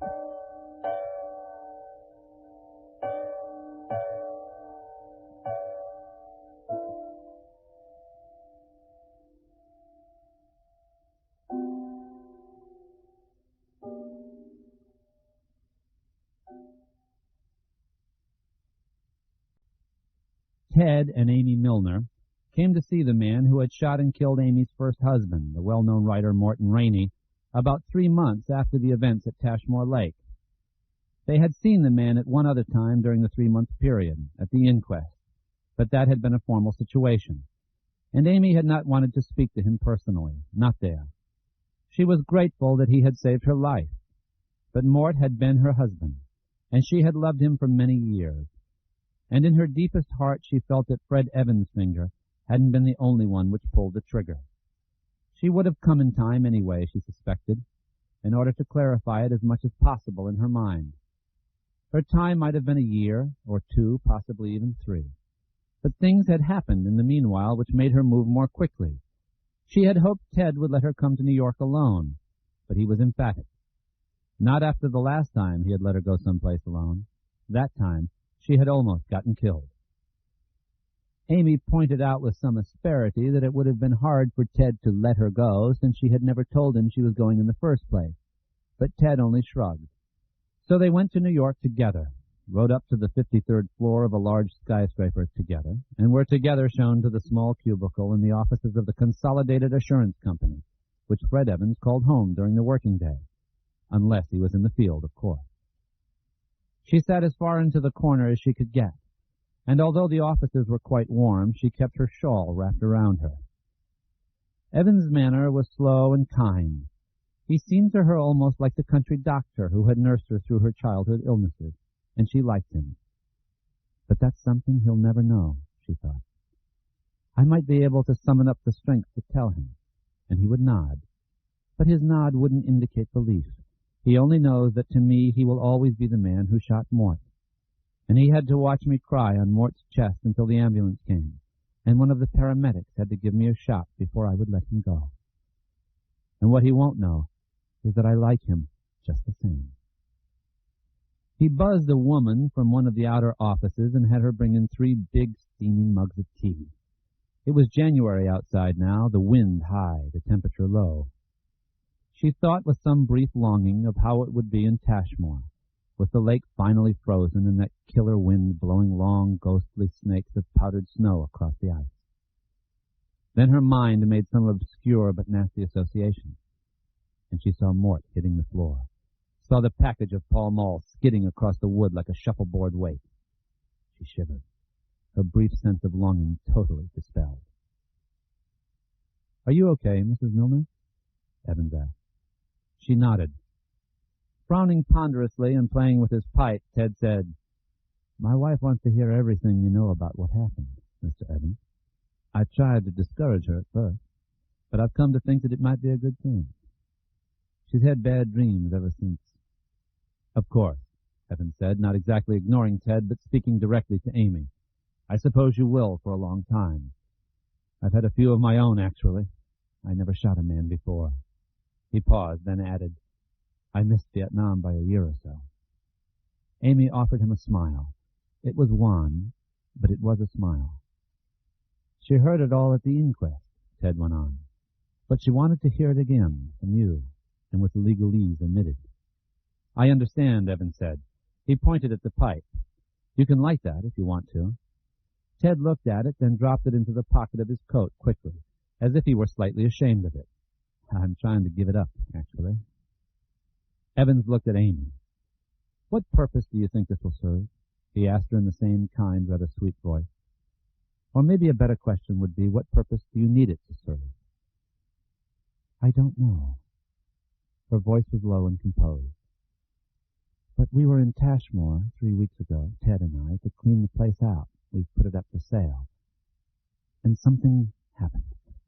2 things, actually." She looked at her husband and offered the wan smile again.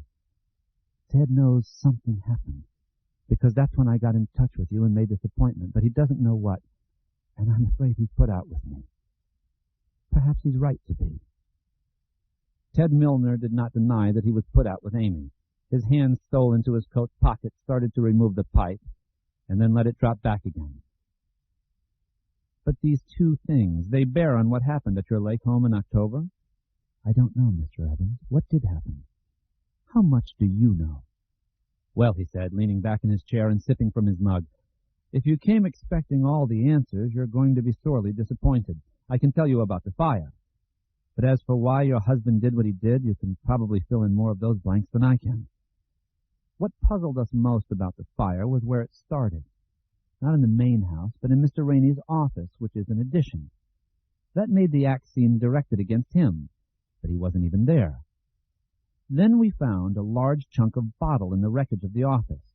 It had contained wine, champagne to be exact. But there wasn't any doubt that the last thing it had contained was gasoline. Part of the label was intact, and we sent a fax copy to New York. It was identified as Moet and Chandon, 1980-something. That wasn't proof indisputable that the bottle used for the Molotov cocktail came from your own wine room, Mrs. Milner, but it was very persuasive, since you listed better than a dozen bottles of Moet et Chandon, some from 1983 and some from 1984.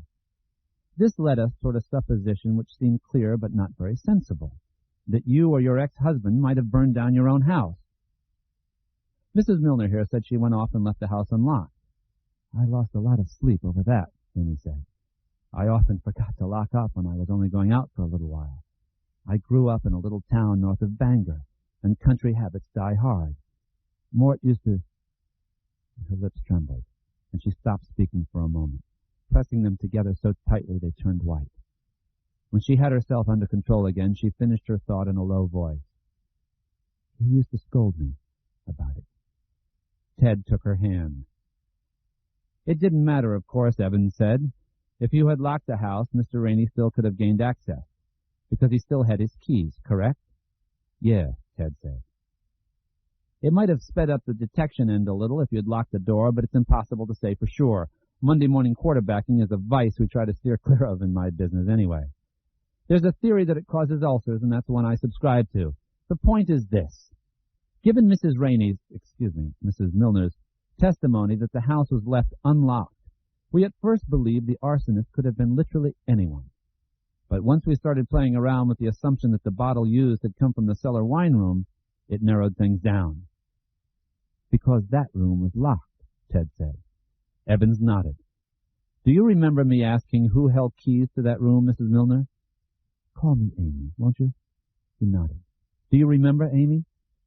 Yes. We started locking the little wine closet 3 or 4 years ago after some bottles of red table wine disappeared. Mort thought it was the housekeeper. I didn't like to believe it because I liked her, but I knew he could be right and probably was. We started locking it then so nobody else would be tempted. Evans looked at Ted Milner. Amy had a key to the wine room, and she believed Mr. Rainey still had his, so that limited the possibilities. Of course, if it had been Amy, you would have had to have been in collusion with her, Mr. Milner, since you were each other's alibis for that evening. Mr. Rainey didn't have an alibi, but he was at a considerable distance, and the main thing was this. We could see no motive for the crime. His work had left both Amy and himself financially comfortable. Nevertheless, we dusted for fingerprints and came up with 2 good ones. This was the day after we had our meeting in Derry. Both prints belonged to Mr. Rainey. It still wasn't proof. It wasn't? Ted asked, looking startled. Evans shook his head. Lab tests were able to confirm that the prints were made before what remained of the bottle was charred in the fire, but not how long before. The heat had cooked the oils in them, you see. And if our assumption that the bottle came from the wine room was correct, why someone had to physically pick it up out of the bag or carton it came in and store it in its cradle. That someone would have been either Mr. or Mrs. Rainey, and he could have argued that that was where the prints came from.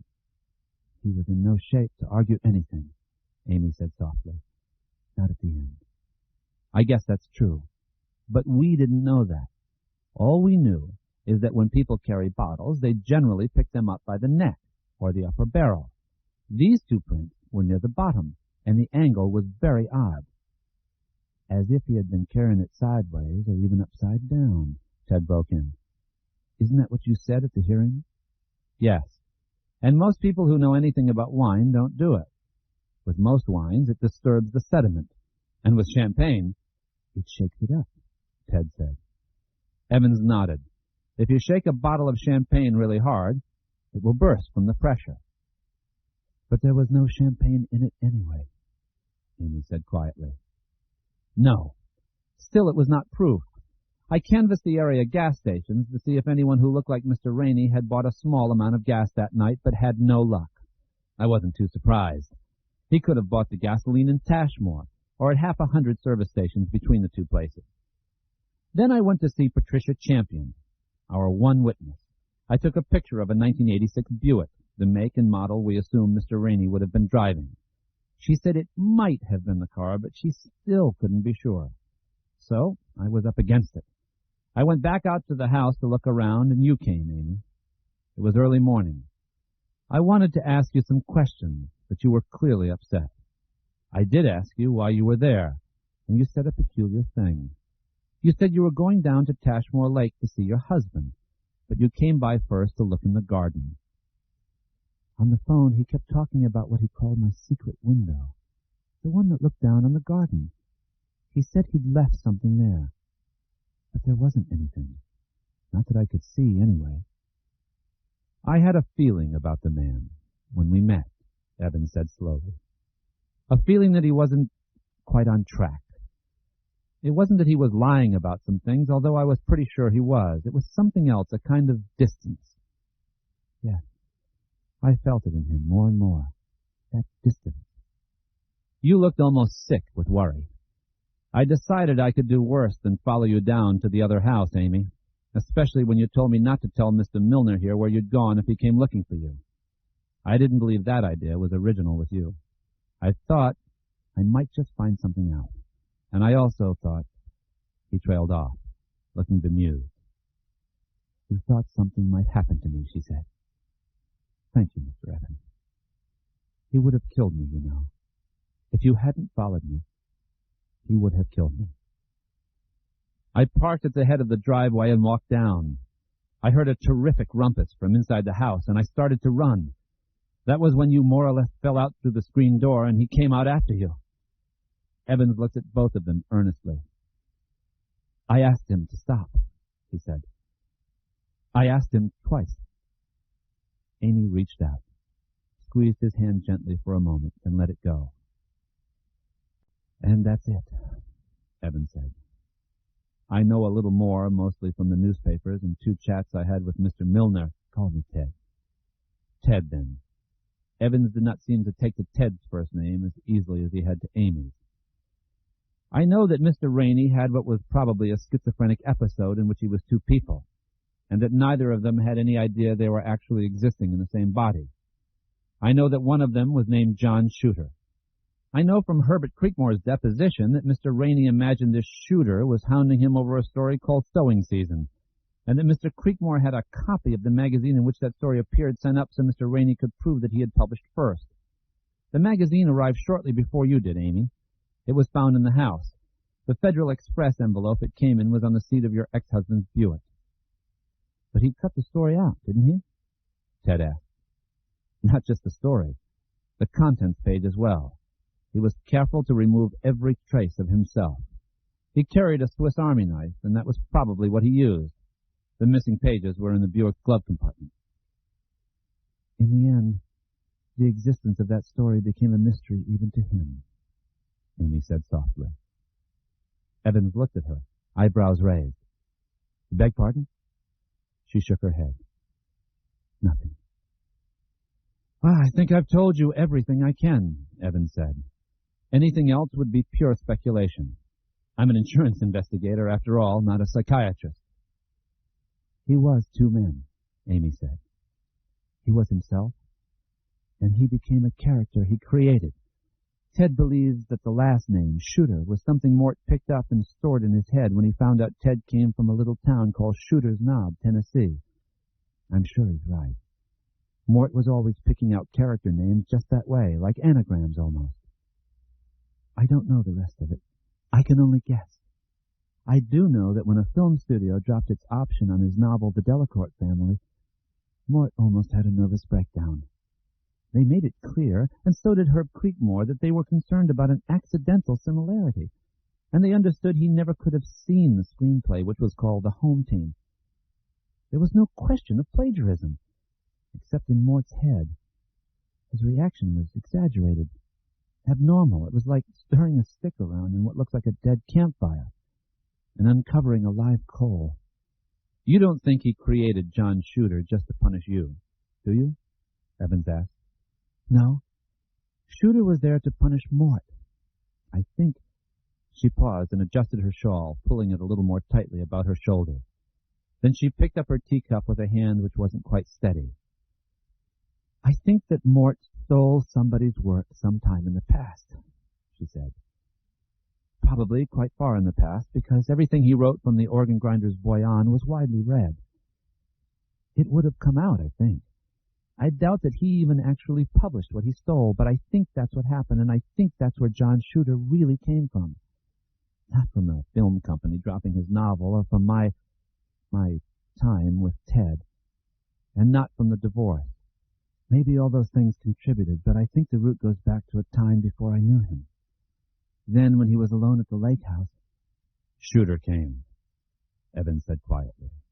He came and accused him of plagiarism. Whoever Mr. Rainey stole from never did, so in the end he had to punish himself. But I doubt if that was all, Amy. He did try to kill you.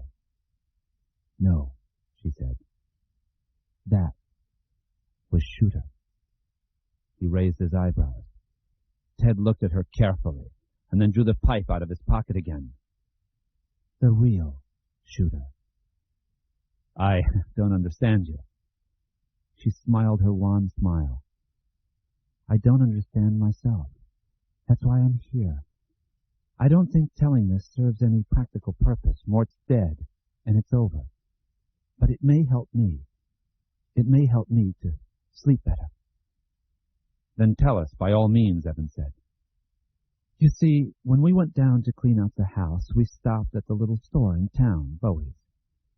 Ted filled the gas tank. It's always been self-service at Bowie's, and I went in to get some things. There was a man in there, Sonny Trotz, who used to work with Tom Greenleaf. Tom was the older of the two caretakers who were killed. Sonny wanted to tell me how sorry he was about Mort. And he wanted to tell me something else, too, because he saw Mort the day before Mort died and meant to tell him, so he said. It was about Tom Greenleaf, something Tom told Sonny while they were painting the Methodist Parish Hall together. Sonny saw Mort after that, but didn't think to tell him right away, he said. Then he remembered that it had something to do with Greg Carstairs. The other dead man? Yes. So he turned around and called, but Mort didn't hear him. And the next day, Mort was dead. What did Mr. Greenleaf tell this guy? That he thought he might have seen a ghost, Amy said calmly. They looked at her, not speaking. Sonny said Tom had been getting forgetful lately, and that Tom was worried about it. Sonny thought it was no more than the ordinary sort of forgetfulness that settles in when a person gets a little older. But Tom had nursed his wife through Alzheimer's disease 5 or 6 years before, and he was terrified of getting it himself and going the same way. According to Sonny, if Tom forgot a paintbrush, he spent half the day obsessing about it. Tom said that was why, when Greg Carstairs asked him if he recognized the man he'd seen Mort Rainey talking to the day before, or if he would recognize him if he saw him again, Tom said he hadn't seen anyone with Mort, that Mort had been alone. There was the snap of a match. Ted Milner had decided to light his pipe after all. Evans ignored him. He was leaning forward in his chair, his gaze fixed intently on Amy Milner. Let's get this straight. According to this Sonny Trotz, according to him, Tom Greenleaf did see Mort with someone? Not exactly, Amy said. Sonny thought if Tom believed it for sure, he wouldn't have lied to Greg. What Tom said was he didn't know what he'd seen, that he was confused, that it seemed safer to say nothing about it at all. He didn't want anybody, particularly Greg Carstairs, who was also in the caretaking business, to know how confused he was. And most of all, he didn't want anybody to think that he might be getting sick the way his late wife had gotten sick. I'm not sure I understand this. I'm sorry. According to Sonny, she said, Tom came down Lake Drive in his Scout and saw Mort standing by himself where the lakeside path comes out. Near where the bodies were found?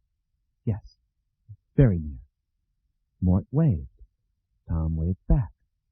He drove by. Then, according to what Sonny says, Tom looked in his rearview mirror and saw another man with Mort. And An old station wagon, although neither the man nor the car had been there 10 seconds before. The man was wearing a black hat, he said. But you could see right through him, and the car, too. Oh, Amy, Ted said softly. The man was bullshitting you. Big time. She shook her head. I don't think Sonny is smart enough to make up such a story. He told me Tom thought he ought to get in touch with Greg and tell him he might have seen such a man after all, that it would be all right if he left out the see-through part. But Sonny said the old man was terrified. He was convinced that it was one of two things. Either he was coming down with Alzheimer's disease, or he'd seen a ghost. Well, it's certainly creepy, Evans said. And it was. The skin on his arms and back had crinkled into goose flesh for a moment or two. But it's hearsay. Hearsay from a dead man, in fact. Yes, but there's the other thing. She set her teacup on the desk, picked up her purse, and began to rummage in it. When I was cleaning out Mort's office, I found that hat, that awful black hat, behind his desk. It gave me a shock, because I wasn't expecting it. I thought the police must have taken it away as evidence or something. I hooked it out from behind there with a stick. It came out upside down, with the stick inside it. I used the stick to carry it outside and dump it in the trash cabinet. Do you understand? Ted clearly didn't. Evans clearly did. You didn't want to touch it. That's right. I didn't want to touch it. It landed right side up on one of the green trash bags. I'd swear to that. Then, about an hour later, I went out with a bag of old medicines and shampoos and things from the bathroom. When I opened the lid of the garbage cabinet to put it in, the hat was turned over again, and this was tucked into the sweatband. She pulled a folded sheet of paper from her purse and offered it to Evans with a hand that still trembled minutely. It wasn't there when the hat came up from behind the desk. I know that. Evans took the folded sheet and just held it for a moment. He didn't like it. It felt too heavy, and the texture was somehow wrong. I think there was a John Shooter, she said. I think he was Mort's greatest creation, a character so vivid that he actually did become real. And I think that this is a message from a ghost. He took the slip of paper and opened it. Written halfway down was this message. Mrs., I am sorry for all the trouble. Things got out of hand. I am going back to my home now. I got my story, which is all I came for in the first place. It is called Crowfoot Mile, and it is a crackerjack. Yours truly, John Shooter. The signature was a bald scrawl below the neat lines of script. Is this your late husband's signature, Amy? Evans asked. No, she said. Nothing like it. The three of them sat in the office looking at one another. Fred Evans tried to think of something to say, and could not. After a while, the silence and the smell of Ted Milner's pipe became more than any of them could stand. So Mr. and Mrs. Milner offered their thanks, said their goodbyes, and left his office to get on with their lives as best they could. And Fred Evans got on with his own as best he could. And sometimes, late at night, both he and the woman who had been married to Morton Rainey woke from dreams in which a man in a round-crowned black hat looked at them from sun-faded eyes caught in nets of wrinkles. He looked at them with no love, but they both felt, with an odd kind of stern pity. It was not a kind expression, and it left no feeling of comfort. But they also both felt, in their different places, that they could find room to live with that look and to tend their gardens.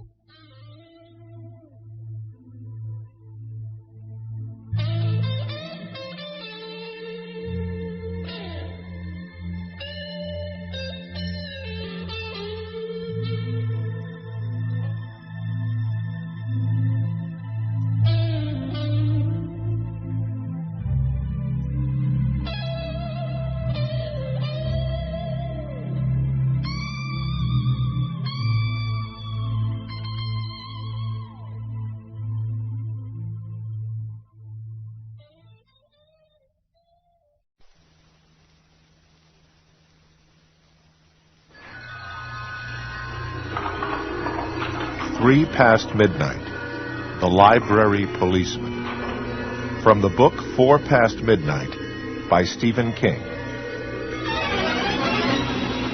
Read by Ken Howard.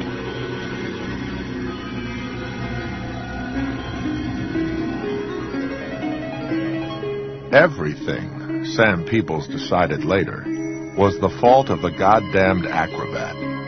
If the acrobat hadn't gotten drunk at exactly the wrong time, Sam never would have ended up in such trouble. It is not bad enough, he thought with a perhaps justifiable bitterness, that life is like a narrow beam over an endless chasm, a beam we have to walk blindfolded. It's bad, but not bad enough. Sometimes we also get pushed. But that was later. First, even before the library policeman, was the drunken acrobat.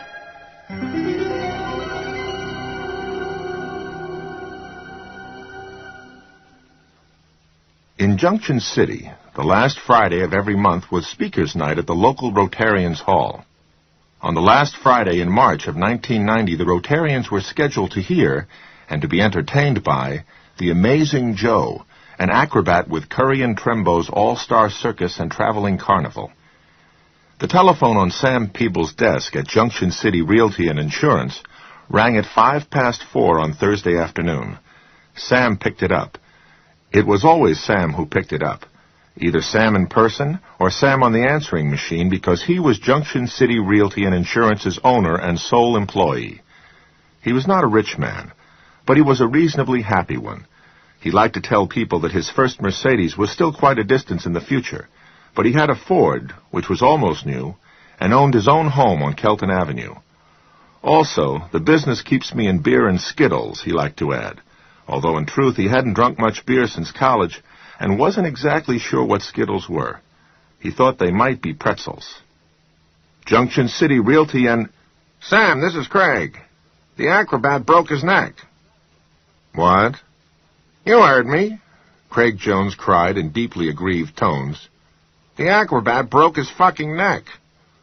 Oh, Sam said. Gee. He thought about this for a moment and then asked cautiously, Is he dead, Craig? No, he's not dead, but he might as well be as far as we're concerned. He's in the hospital over in Cedar Rapids with his neck tipped and about 20 pounds of plaster. Billy Bright just called me. He said the guy came on drunk as a skunk at the matinee this afternoon, tried to do a back-over flip, and landed outside the center ring on the nape of his neck. Billy said he could hear it way up in the bleachers, where he was sitting. He said it sounded like when you step in a puddle that just iced over. Ouch, Sam exclaimed, wincing. I'm not surprised. After all, the Amazing Joe? What kind of name is that for a circus performer? I mean, the Amazing Randix, okay. The Amazing Tortellini, still not bad. But the Amazing Joe? It sounds like a prime example of brain damage in action to me. Jesus, that's too bad. Fucking shit on toast is what it is. It leaves us without a speaker tomorrow night, good buddy. Sam began to wish he had left the office promptly at 4. Craig would have been stuck with Sam the answering machine, and that would have given Sam the living being a little more time to think. He felt he would soon need time to think. He also felt that Craig Jones was not going to give him any. Yes, he said. I guess that's true enough. He hoped he sounded philosophical but helpless. What a shame. It sure is, Craig said, and then dropped the dime. But I know you'll be happy to step in and fill the slot. Me? Craig, you've got to be kidding. I can't even do a somersault, let alone a back-over flip. I thought you could talk about the importance of the independently owned business in small-town life, Craig Jones pressed on relentlessly. If that doesn't do it for you, there's baseball. Lacking that, you could always drop your pants and wag your wing-wang at the audience. Sam, I am not just the head of the Speakers Committee. That would be bad enough. But since Kenny moved away and Carl quit coming, I am the Speakers Committee. Now you gotta help me. I need a speaker tomorrow night. There are about 5 guys in the whole damn club I feel I can trust in a pinch, and you're one of them. But you're also the only one who hasn't filled in already in a situation like this, so you're elected, buddy boy. Frank Stevens? Pinch hit for the guy from the trucking union last year when the grand jury indicted him for fraud and he couldn't show up. Sam, it's your turn in the barrel. You can't let me down, man. You owe me. I run an insurance business, Sam cried. When I'm not writing insurance, I sell farms, mostly to banks. Most people find it boring. The ones who don't find it boring find it disgusting. None of that matters. Craig was now moving in for the kill, marching over Sam's puny objection in grim, hobnailed boots. They'll all be drunk by the end of dinner, and you know it. They won't remember a goddamn word you said come Saturday morning, but in the meantime, I need someone to stand up and talk for half an hour, and you're elected. Sam continued to object a little longer, but Craig kept coming down on the imperatives, italicizing them mercilessly. Need. Gotta. Oh. All right, he said at last. All right, enough. My man, Craig exclaimed. His voice was suddenly full of sunshine and rainbows. Remember, it doesn't have to be any longer than 30 minutes, plus maybe another 10 for questions, if anybody has any questions. And you really can wag your wing-wang if you want to. I doubt that anybody could actually see it, but... Craig, Sam said, that's enough.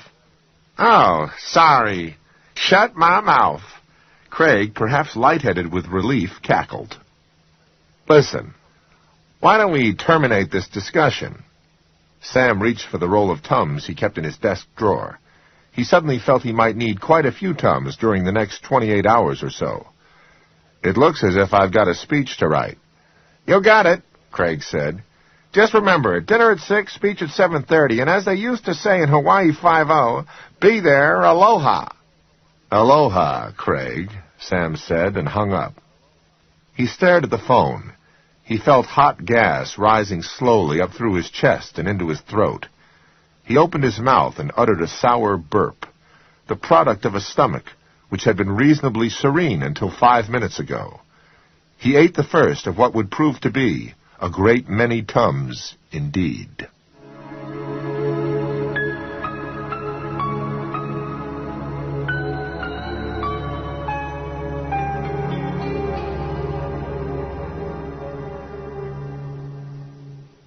Instead of going bowling that night as he had planned, Sam Peebles shut himself in his study at home with a yellow legal pad, 3 sharpened pencils, a package of Kent cigarettes, and a 6-pack of Jolt. He unplugged the telephone from the wall, lit a cigarette, and stared at the yellow pad. After 5 minutes of staring, he wrote this on the top line of the top sheet. Small-town businesses, the lifeblood of America. He said it out loud and liked the sound of it. Well, maybe he didn't exactly like it, but he could live with it. He said it louder and liked it better. A little better. It actually wasn't that good. In fact, it probably sucked the big hairy one, but it beat the shit out of communism, threat or menace. And Craig was right. Most of them would be too hungover on Saturday morning to remember what they'd heard on Friday night anyway. Marginally encouraged, Sam began to write. When I moved to Junction City, from the more or less thriving metropolis of Ames in 1984. And this is why I feel now, as I did on that bright September morn in 1984, that small businesses are not just the lifeblood of America, but the bright and sparkly lifeblood of the entire Western world. Sam stopped, crushed out a cigarette in the ashtray on his office desk, and looked hopefully at Naomi Higgins. Well, what do you think? Naomi was a pretty young woman from Proverbia, a town 4 miles west of Junction City. She lived in a ramshackle house by the Proverbia River with her ramshackle mother. Most of the Rotarians knew Naomi, and wagers had been offered from time to time on whether the house or the mother would fall apart first. Sam didn't know if any of these wagers had ever been taken, but if so, their resolution was still pending. Naomi had graduated from Iowa City Business College and could actually retrieve whole legible sentences from her shorthand. Since she was the only local woman who possessed such a skill, she was in great demand among Junction City's limited business population. She also had extremely good legs, and that didn't hurt. She worked mornings 5 days a week for 4 men and 1 woman, 2 lawyers, 1 banker, and 2 realtors. In the afternoons, she went back to the ramshackle house, and when she was not caring for her ramshackle mother, she typed up the dictation she had taken. Sam Peebles engaged Naomi's services each Friday morning from 10 until noon. But this morning he had put aside his correspondence, even though some of it badly needed to be answered, and asked Naomi if she would listen to something. "Sure, I guess so," Naomi had replied. She looked a little worried, as if she thought Sam, who she had briefly dated, might be planning to propose marriage. When he explained that Craig Jones had drafted him to stand in for the wounded acrobat, and that he wanted her to listen to his speech, she'd relaxed and listened to the whole thing, all 26 minutes of it, with flattering attention. "Don't be afraid to be honest," he added, before Naomi could do more than open her mouth. "It's good," she said. "Pretty interesting." "No, that's okay.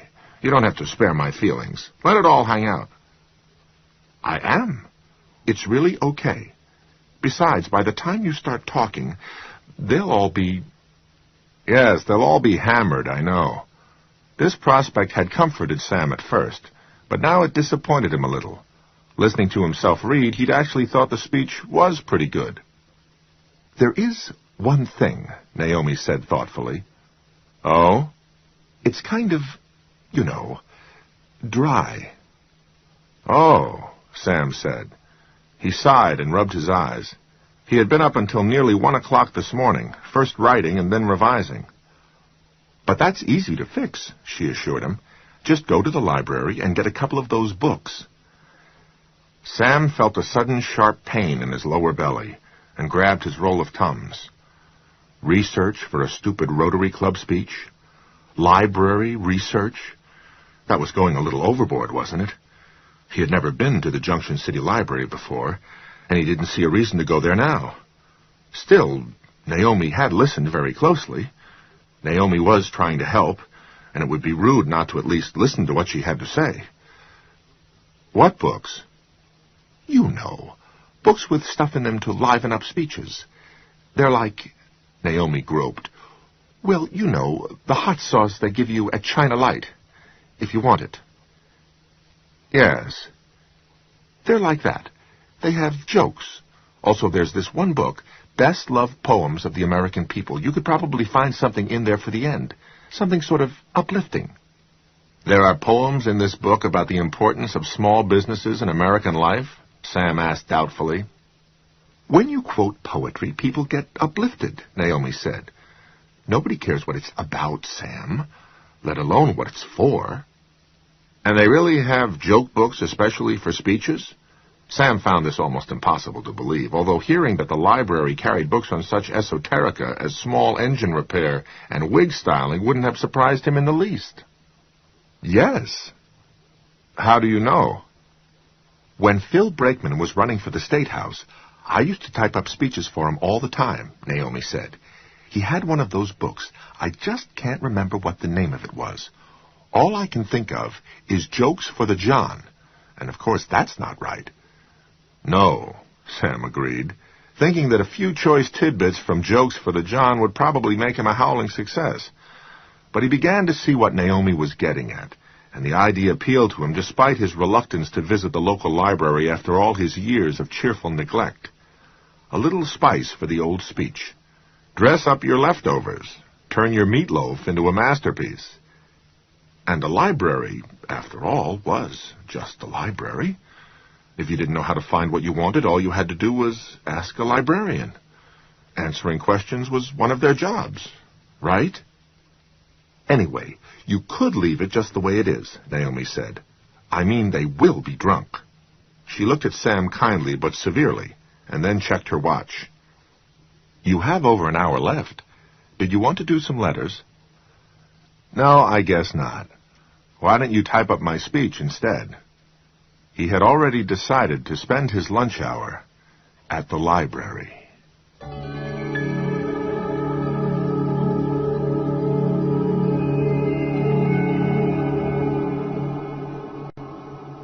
Sam had gone by the library hundreds of times during his years in Junction City, but this was the first time he had really looked at it.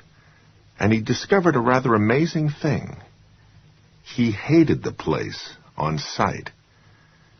The Junction City Public Library stood on the corner of State Street and Miller Avenue, a square granite box of a building with windows so narrow they looked like loopholes. A slate of roof overhung all four sides of the building, and when one approached it from the front, the combination of the narrow windows and the line of shadow created by the roof made the building look like the frowning face of a stone robot. It was a fairly common style of Iowa architecture. Common enough so Sam Peebles, who had been selling real estate for nearly 20 years, had given it a name, Midwestern Ugly. During spring, summer, and fall, the building's forbidding aspect was softened by the maples which stood around it in a kind of grove. But now, at the end of a hard Iowa winter, the maples were still bare, and the library looked like an oversized crypt. He didn't like it. It made him uneasy. He didn't know why. It was, after all, just a library, not the dungeons of the Inquisitions. Just the same, another acidic burp rose up through his chest as he made his way along the flagstone walk. There was a funny, sweet undertaste to the burp that reminded him of something. Something from a long time ago, perhaps. He put a tongue in his mouth, began to crunch it up, and came to an abrupt decision. His speech was good enough as it stood. Not great, but good enough. After all, they were talking Rotary Club here, not the United Nations. It was time to stop playing with it. He was going to go back to the office and do some of the correspondence he had neglected that morning. He started to turn, and then thought, that's dumb. Really dumb. You want to be dumb? Okay. But you agreed to give the goddamn speech, so why not give a good one? He stood on the library walk, frowning and undecided. He liked to make fun of Rotary. Craig did too, and Frank Stevens. Most of the young business types in Junction City laughed about the meetings. But they rarely missed one, and Sam supposed he knew why. It was a place where connections could be made, a place where a fellow like him could meet some of the not-so-young business types in Junction City, guys like Elmer Baskin, whose bank had helped float a strip shopping center in Beaverton 2 years ago, guys like George Candy, who it was said could produce $3 million in development money with one phone call, if he chose to make it. These were small-town fellows, high school basketball fans, guys who got their hair cut at Jimmy's, guys who wore boxer shorts and strappy T-shirts to bed instead of pajamas, guys who still drank their beer from the bottle, guys who didn't feel comfortable about a night on the town in Cedar Rapids unless they were turned out in full Cleveland. They were also Junction City's movers and shakers, and when you came right down to it, wasn't that why Sam kept going on Friday nights? When you came right down to it, wasn't that why Craig had called in such a sweat after the stupid acrobat broke his stupid neck? You wanted to get noticed by the movers and shakers, but not because you had fucked up. They'll all be drunk, Craig had said, and Naomi had seconded the motion. But it now occurred to Sam that he had never seen Elmer Baskin take anything stronger than coffee. Not once. And he probably wasn't the only one. Some of them might be drunk, but not all of them. And the ones who weren't might well be the ones who really mattered. Handle this right, Sam, and you might do yourself some good. It's not impossible. No, it wasn't. Unlikely, of course, but not impossible. And there was something else, quite aside from the shadow politics which might or might not attend a Friday night Rotary Club speakers meeting. He had always prided himself on doing the best job possible. So it was just a dumb little speech. So what? Also, it's just a dumb little small-town library. What's the big deal? There aren't even any bushes growing along the sides. Sam had started up the walk again, but now he stopped with a frown creasing his forehead. That was a strange thought to have. It seemed to have come right out of nowhere.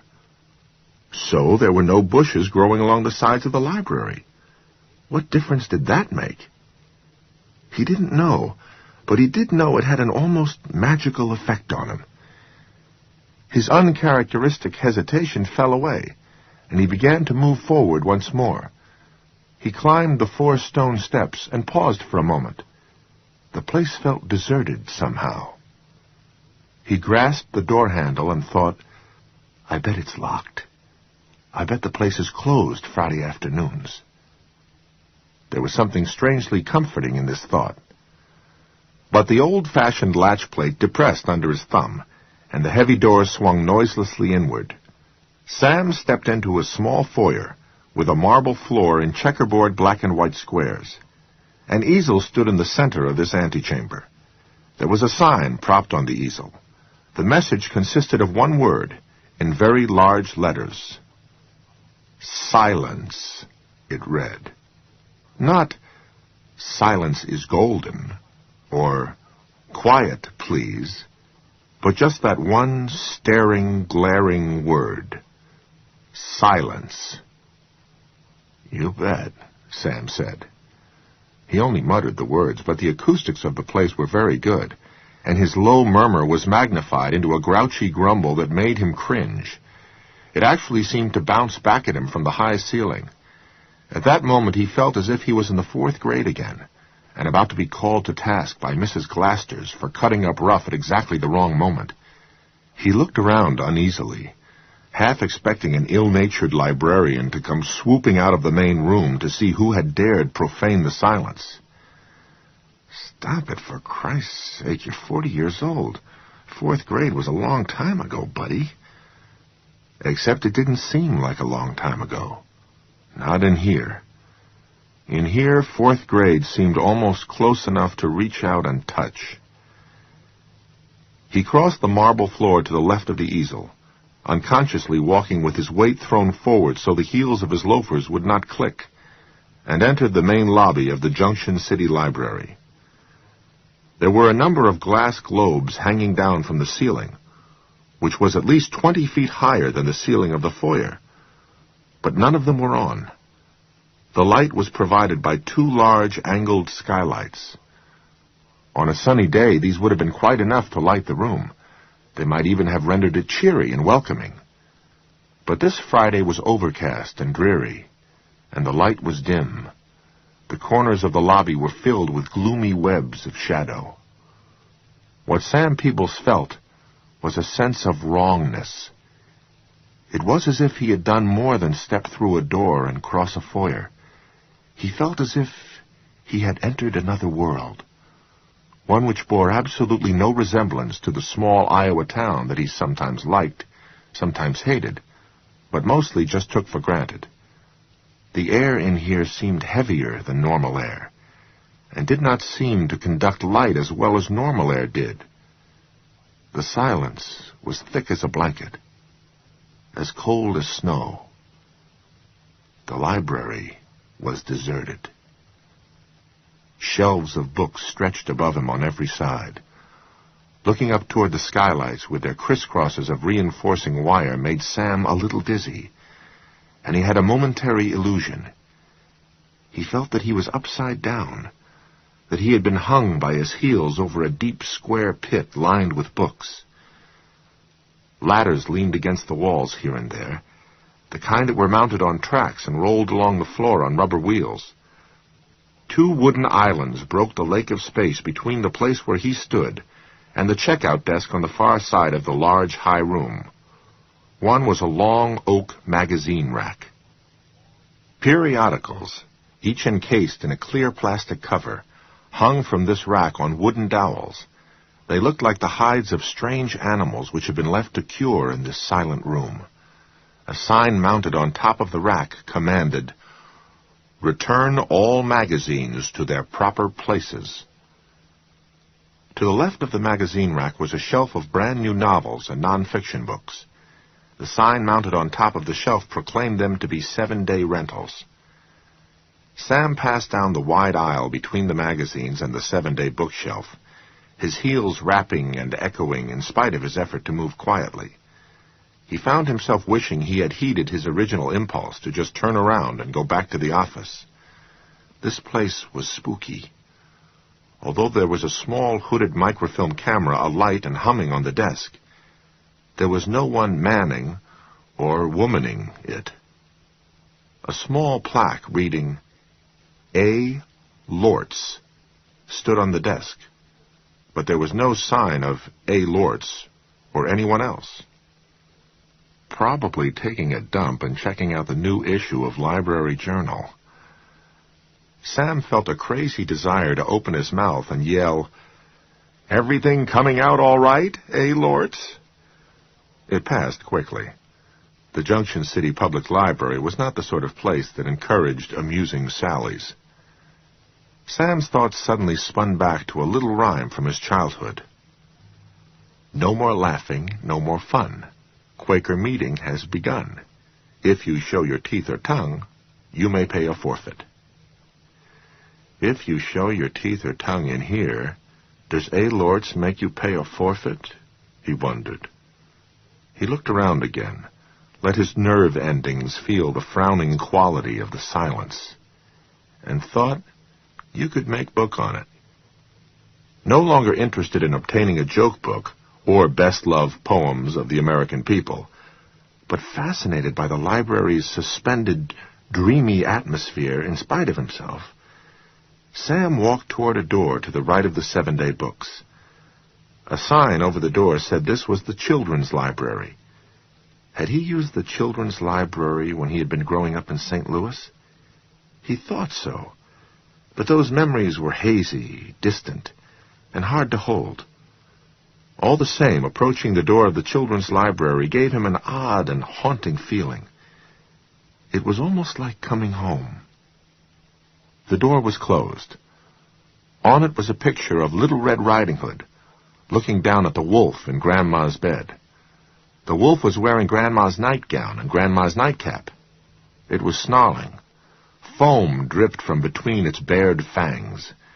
An expression of almost exquisite horror had transfixed Little Red Riding Hood's face, and the poster seemed not just to suggest, but to actually proclaim that the happy ending of this story, of all fairy tales, was a convenient lie.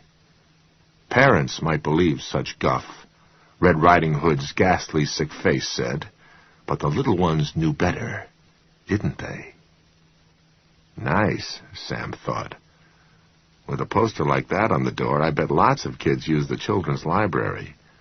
I bet the little ones are especially fond of it. He opened the door and poked his head in. His sense of unease left him. He was charmed at once. The poster on the door was all wrong, of course, but what was behind it seemed perfectly right. Of course he had used the library as a child. It only took one look into this scale model world to refresh those memories. His father had died young.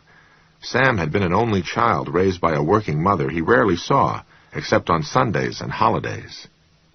When he could not promote money for a movie after school, and that was often, the library had to do. And the room he saw now brought those days back in a sudden wave of nostalgia that was sweet and painful and obscurely frightening. It had been a small world, and this was a small world. It had been a well-lighted world, even on the grimmest, rainiest days, and so was this one. No hanging glass globes for this room. There were shadow-banishing fluorescent lights behind frosted panels in the suspended ceiling, and all of them were on. The tops of the tables were only 2 feet from the floor. The seats of the chairs were even closer. In this world, the adults would be the interlopers, the uncomfortable aliens. They would balance the tables on their knees if they tried to sit at them, and they would be apt to crack their skulls bending to drink from the water fountain which was mounted on the far wall. Here the shelves did not stretch up in an unkind trick of perspective, which made one giddy if one looked up too long. The ceiling was low enough to be cozy, but not low enough to make a child feel cramped. Here were no rows of gloomy bindings, but books which fairly shouted with raucous primary colors, bright blues, reds, yellows. In this world, Dr. Seuss was king, Judy Blume was queen, and all the princes and princesses attended Sweet Valley High. Here Sam felt all that old sense of benevolent after-school welcome, a place where the books did all but beg to be touched, handled, looked at, explored. Yet these feelings had their own dark undertaste. His clearest sense, however, was one of almost wistful pleasure. On one wall was a photograph of a puppy with large, thoughtful eyes. Written beneath the puppy's anxious, hopeful face was one of the world's great truths. It is hard to be good. On the other wall was a drawing of mallards making their way down a riverbank to the reedy verge of the water. Make way for ducklings, the poster trumpeted. Sam looked to his left, and the faint smile on his lips first faltered and then died. Here was a poster which showed a large, dark car speeding away from what he supposed was a school building. A little boy was looking out of the passenger window. His hands were plastered against the glass, and his mouth was open in a scream. In the background, a man, only a vague, ominous shape, was hunched over the wheel, driving hell for leather.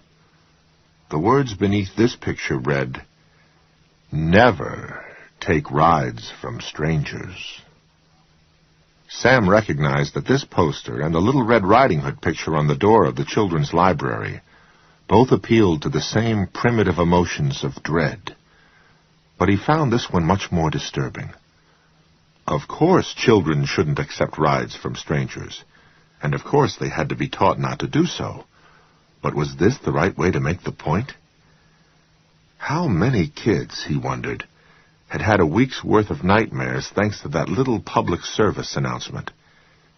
And there was another one, posted right on the front of the checkout desk, that struck a chill as deep as January down Sam's back. It showed a dismayed boy and girl, surely no older than 8, cringing back from a man in a trench coat and a gray hat. The man looked at least 11 feet tall. His shadow fell on the upturned faces of the children. The brim of his 1940s-style fedora threw its own shadow, and the eyes of the man in the trench coat gleamed relentlessly from its black depths. They looked like chips of ice as they studied the children, marking them with the grim gaze of authority. He was holding out an ID folder with a star pinned to it, an odd sort of star, with at least 9 points on it, maybe as many as a dozen. The message beneath read, "Avoid the library police. Good boys and girls return their books on time." That taste was in his mouth again, that sweet, unpleasant taste, and a queer, frightening thought occurred to him. I have seen this man before. But that was ridiculous, of course, wasn't it? Sam thought of how such a poster would have intimidated him as a child, of how much simple, unalloyed pleasure it would have stolen from the safe haven of the library, and felt indignation rise in his chest. He took a step toward the poster to examine the odd star more closely, taking his roll of Tums out of his pocket at the same time.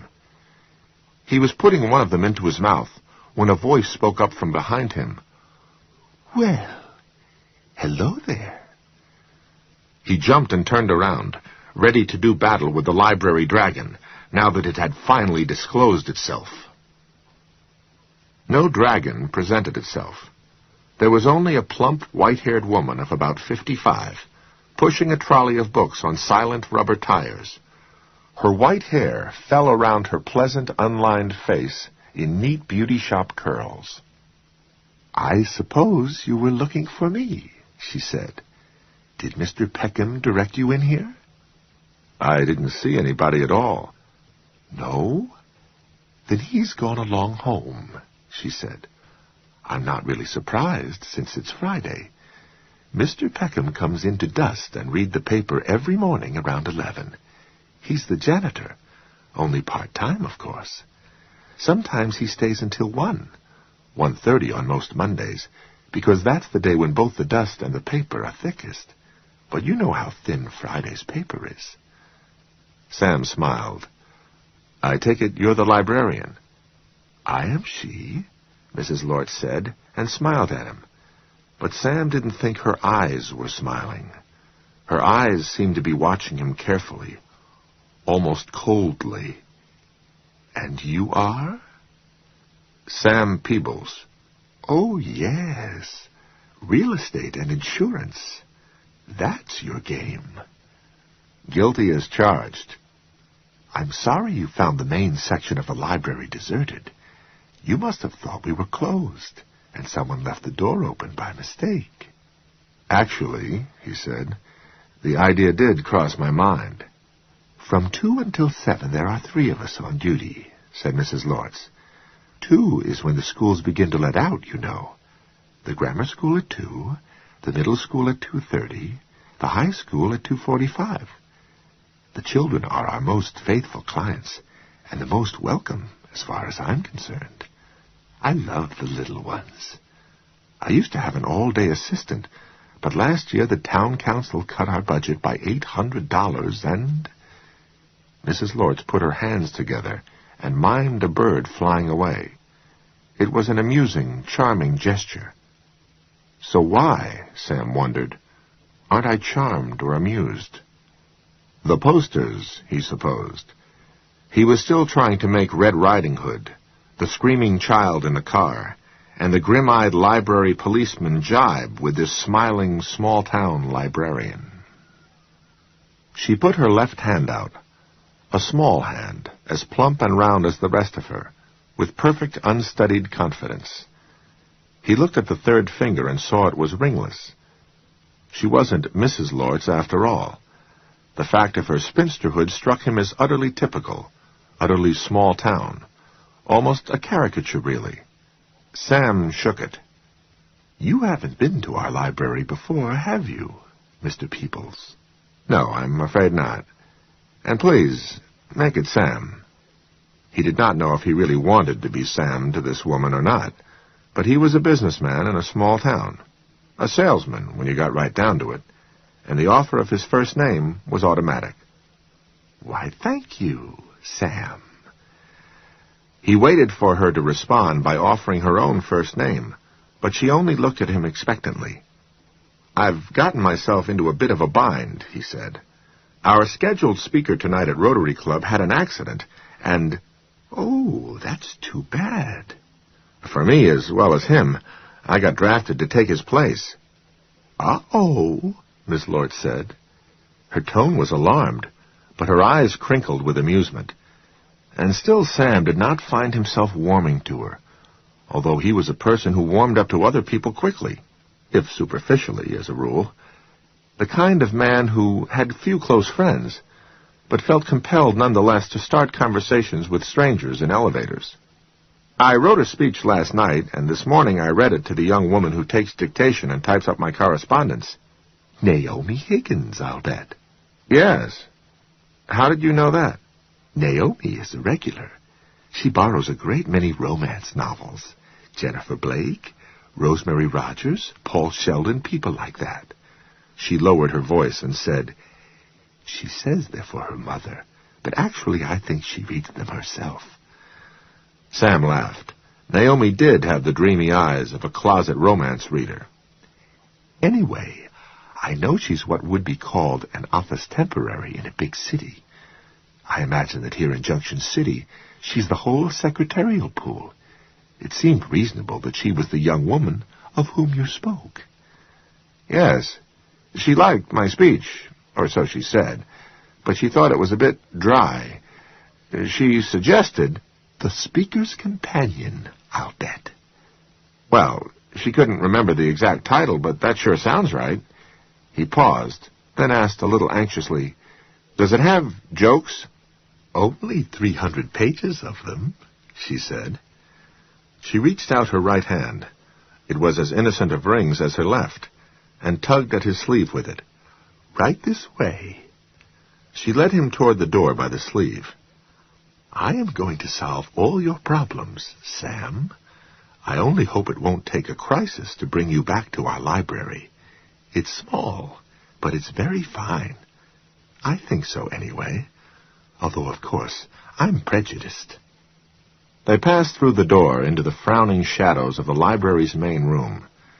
Miss Lortz flicked 3 switches by the door, and the hanging globes lit up, casting a soft yellow glow that warmed and cheered the room considerably. It gets so gloomy in here when it's overcast, she said, in a confidential, we're in the real library now voice. She was still tugging firmly on Sam's sleeve. But of course, you know how the town council complains about the electricity bill in a place like this. Or perhaps you don't, but I'll bet you can guess. I can, Sam agreed, also dropping his voice to a near whisper. But that's a holiday compared to what they have to say about the heating expenses in winter. She rolled her eyes. Oil is so dear. It's the fault of those Arabs. And now look what they're up to. Hiring religious hitmen to try and kill riders. It does seem a little harsh, Sam said. And for some reason he found himself thinking of the poster of the tall man again. The one with the odd star pinned to his ID case. The one whose shadow was falling so ominously over the upturned faces of the children. Falling over them like a stain. And, of course, I've been fussing in the children's library. I lose all track of time when I'm in there. That's an interesting place, Sam said. He meant to go on, to ask her about the posters, but Miss Lortz forestalled him. It was clear to Sam exactly who was in charge of this peculiar little side trip in an otherwise ordinary day. You bet it is. Now you just give me 1 minute. She reached up and put her hands on his shoulders. She had to stand on tiptoe to do it, and for one moment Sam had the absurd idea that she meant to kiss him. Instead, she pressed him down onto a wooden bench, which ran along the far side of the 7-day bookshelf. I know right where to find the books you need, Sam. I don't even have to check the card catalog. I could get them myself. I'm sure, she said. But they're in the special reference section, and I don't like to let people in there if I can help it. I'm very bossy about that, but I always know where to put my hand right on the things I need. Back there, anyway. People are so messy. They have so little regard for order, you know. Children are the worst, but even adults get up to their didos if you let them. Don't worry about a thing. I'll be back in 2 shakes. Sam had no intention of protesting further, but he wouldn't have had time even if he had wanted to. She was gone. He sat on the bench once more feeling like a 4th grader. Like a 4th grader who had done something wrong this time, who had gotten up to didos and so couldn't go out and play with the other children at recess. He could hear Miss Lortz moving about in the room behind the checkout desk, and he looked around thoughtfully. There was nothing to see except books. There was not even one old pensioner reading the paper or leafing through a magazine. It seemed odd. He wouldn't have expected a small-town library like this to be doing a booming business on a weekday afternoon. But no one at all? Well, there was Mr. Peckham, he thought. But he finished the paper and went home. Dreadfully thin paper on Friday, you know. Thin dust, too. And then he realized he only had the word of Miss Lortz that a Mr. Peckham had ever been here at all. True enough. But why would she lie? He didn't know, and doubted very much that she had. But the fact that he was questioning the honesty of a sweet-faced woman he had just met highlighted the central puzzling fact of this meeting. He didn't like her. Sweet-face or not, he didn't like her one bit. It's the posters. You were prepared not to like anybody that would put up posters like that in a children's room. But it doesn't matter, because the side trip is all it is. Get the books and get out. He shifted on the bench, looked up, and saw a motto on the wall. If you would know how a man treats his wife and his children, see how he treats his books. Ralph Waldo Emerson. Sam didn't care much for that little homily either. He didn't know exactly why, except that maybe he thought a man, even a bookworm, might be expected to treat his family a little better than his reading matter. The motto, painted in gold leaf on a length of varnished oak, glared down at him nevertheless, seeming to suggest he'd better think again. Before he could, Miss Lortz returned, lifting a gate in the checkout desk, stepping through it, and lowering it neatly behind her again. I think I've got what you need, she said cheerfully. I hope you'll agree. She handed him 2 books. One was The Speaker's Companion, edited by Kent Edelman. The other was Best Loved Poems of the American People. The contents of this latter book, according to the jacket, which was in its turn protected by a tough plastic overjacket, had not been edited exactly, but selected by one Hazel Felleman. Poems of life, the jacket promised. Poems of home and mother. Poems of laughter and whimsy. The poems most frequently asked for by the readers of the New York Times Book Review. It further advised that Hazel Felleman has been able to keep her finger on the poetry pulse of the American people. Sam looked at her with some doubt, and she read his mind effortlessly. "Yes, I know they look old-fashioned," she said, "especially nowadays, when self-help books are all the rage. I imagine if you went to one of the chain bookstores in the Cedar Rapids Mall, you could find a dozen books designed to help the beginning public speaker. But none of them would be as good as these, Sam. I really believe these are the best helps there are for men and women who are new to the art of public speaking." "Amateurs, in other words," Sam said, grinning. "Well, yes. Take Best Loved Poems, for instance.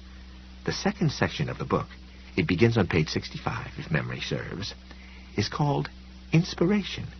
You can almost surely find something there which will make a suitable climax to your little talk, Sam. And you're apt to find that your listeners will remember a well-chosen verse, even if they forget everything else. Especially if they're a little drunk," he said. "Tight was the word I would have used," she said with gentle reproof, "although I suppose you know them better than I do." But the gaze she shot at him suggested that she was only saying this because she was polite. She held up The Speaker's Companion. The jacket was a cartoonist's drawing of a bunting-draped hall. Small groups of men in old-fashioned evening dress were seated at tables with drinks in front of them. They were all yucking it up. The man behind the podium, also in evening dress and clearly the after-dinner speaker, was grinning triumphantly down at them. It was clear he was a roaring success.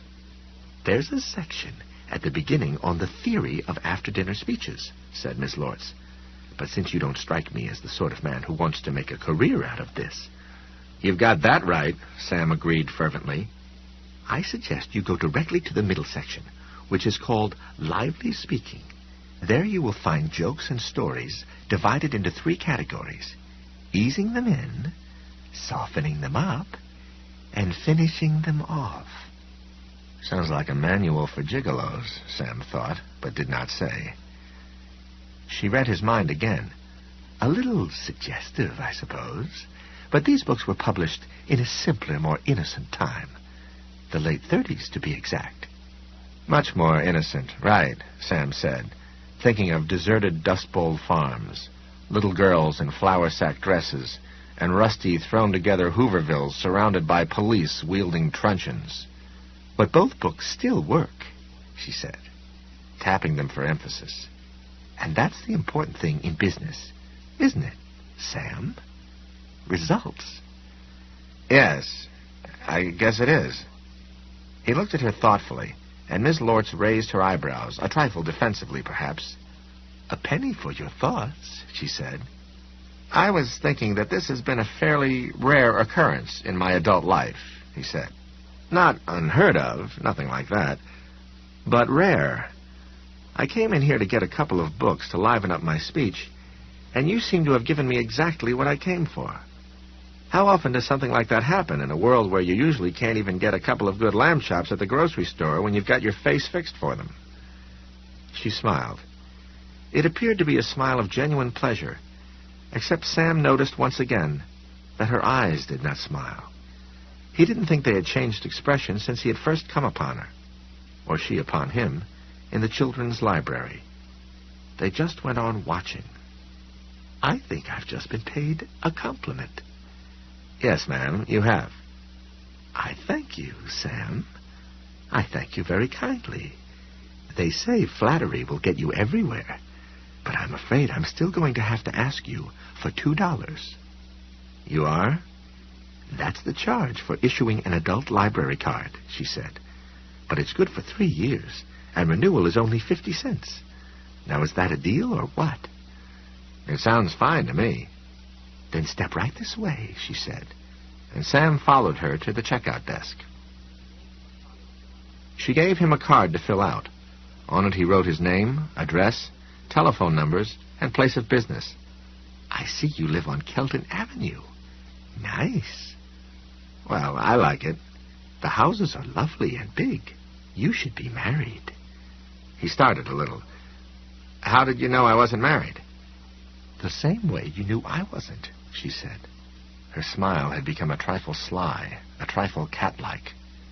Nothing on the third left. Oh, he said lamely, and smiled. He didn't think it was his usual sparkly smile, and his cheeks felt warm. $2, please. He gave her 2 singles. She went over to a small desk where an aged skeletal typewriter stood, and typed briefly on a bright orange card. She brought it back to the checkout desk, signed her name at the bottom with a flourish, and then pushed it across to him. Check, and make sure all the information's correct, please. Sam did so. It's all fine. Her first name, he noted, was Ardelia. A pretty name, and rather unusual. She took his new library card back, the first one he'd owned since college, now that he thought about it, and he had used that one precious little, and placed it under the microfilm recorder beside a card she took from the pocket of each book. You can only keep these out for a week, because they're from special reference. That's a category I invented myself for books which are in great demand. Helps for the beginning speaker are in great demand? Those, and books on things like plumbing repair, simple magic tricks, social etiquette. You'd be surprised what books people call for in a pinch. But I know. I'll bet you do. I've been in the business a long, long time, Sam. And they're not renewable. So be sure to get them back by April 6th. She raised her head, and a light caught in her eyes. Sam almost dismissed what he saw there as a twinkle. But that wasn't what it was. It was a shine. A flat, hard shine. For just a moment, Ardelia Lortz looked as if she had a nickel in each eye.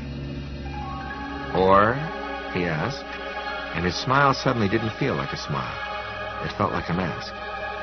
Or else, I'll have to send the library policeman after you, she said.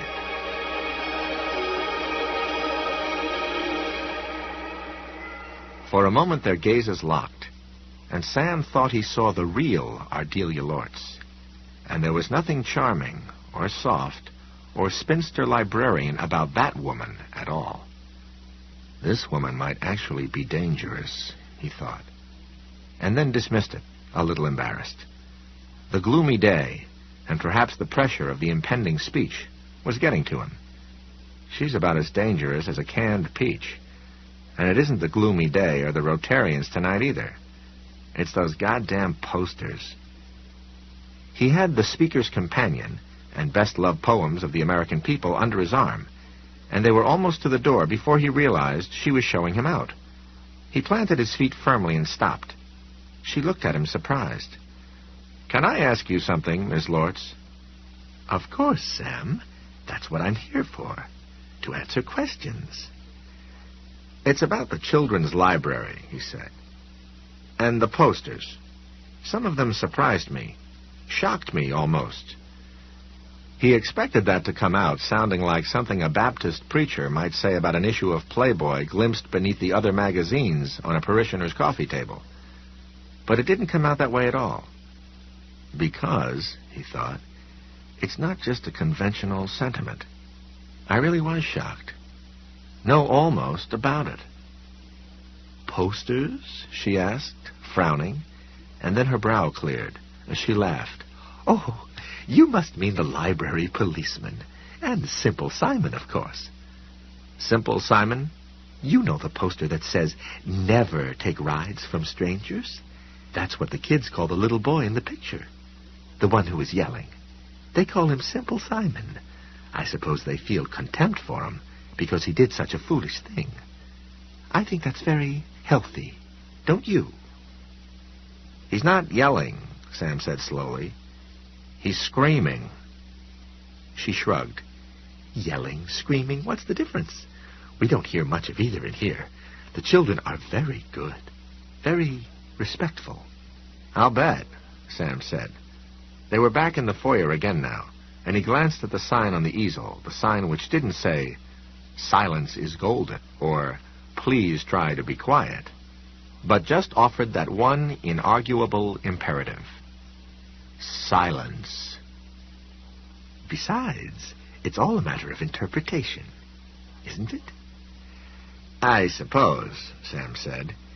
He felt that he was being maneuvered, and very efficiently, into a place where he would not have a moral leg to stand on, and the field of dialectic would belong to Ardelia Lortz. She gave him the impression that she was used to doing this, and that made him feel stubborn. But they struck me as extreme, those posters. Did they? She asked politely. They had halted by the outer door now. Yes, scary. He gathered himself and said what he really believed. Not appropriate to a place where small children gather. He found he still did not sound prissy or self-righteous, at least to himself, and this was a relief. She was smiling, and the smile irritated him. You're not the first person who ever expressed that opinion, Sam. Childless adults aren't frequent visitors to the children's library, but they do come in from time to time. Uncles, aunts, some single mother's boyfriend who got stuck with pickup duty, or people like you, Sam, who are looking for me. People in a pinch, her cool gray eyes said.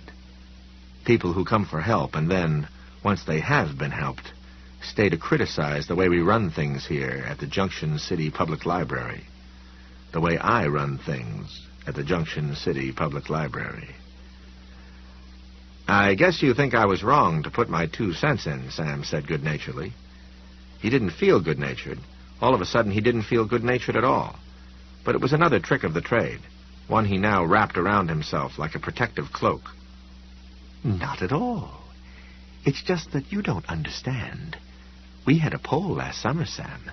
It was part of the annual summer reading program. We call our program Junction City's Summer Sizzlers, and each child gets 1 vote for every book he or she reads.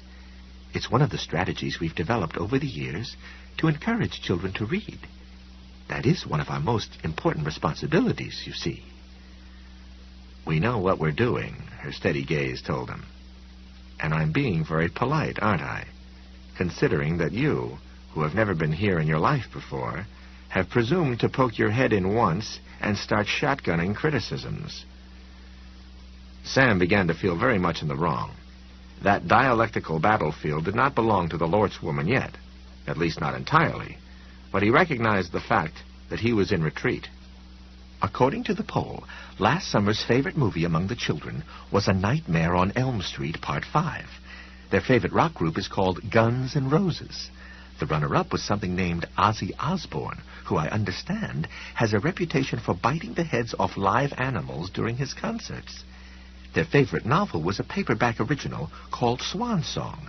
It's a horror novel by a man named Robert McCammon. We can't keep it in stock, Sam. They read each new copy to rags in weeks. I had a copy put in Vinebind, but of course it was stolen by one of the bad children. Her lips pursed in a thin line. Runner-up was a horror novel about incest and infanticide called Flowers in the Attic. That one was the champ for 5 years running. Several of them even mentioned Peyton Place. She looked at him sternly. I myself have never seen any of the Nightmare on Elm Street movies. I've never heard an Ozzy Osbourne record, and I have no desire to do so, nor to read a novel by Robert McCammon, Stephen King, or V.C. Andrews. Do you see what I'm getting at, Sam? I suppose. You're saying it wouldn't be fair to... He needed a word, groped for it, and found it.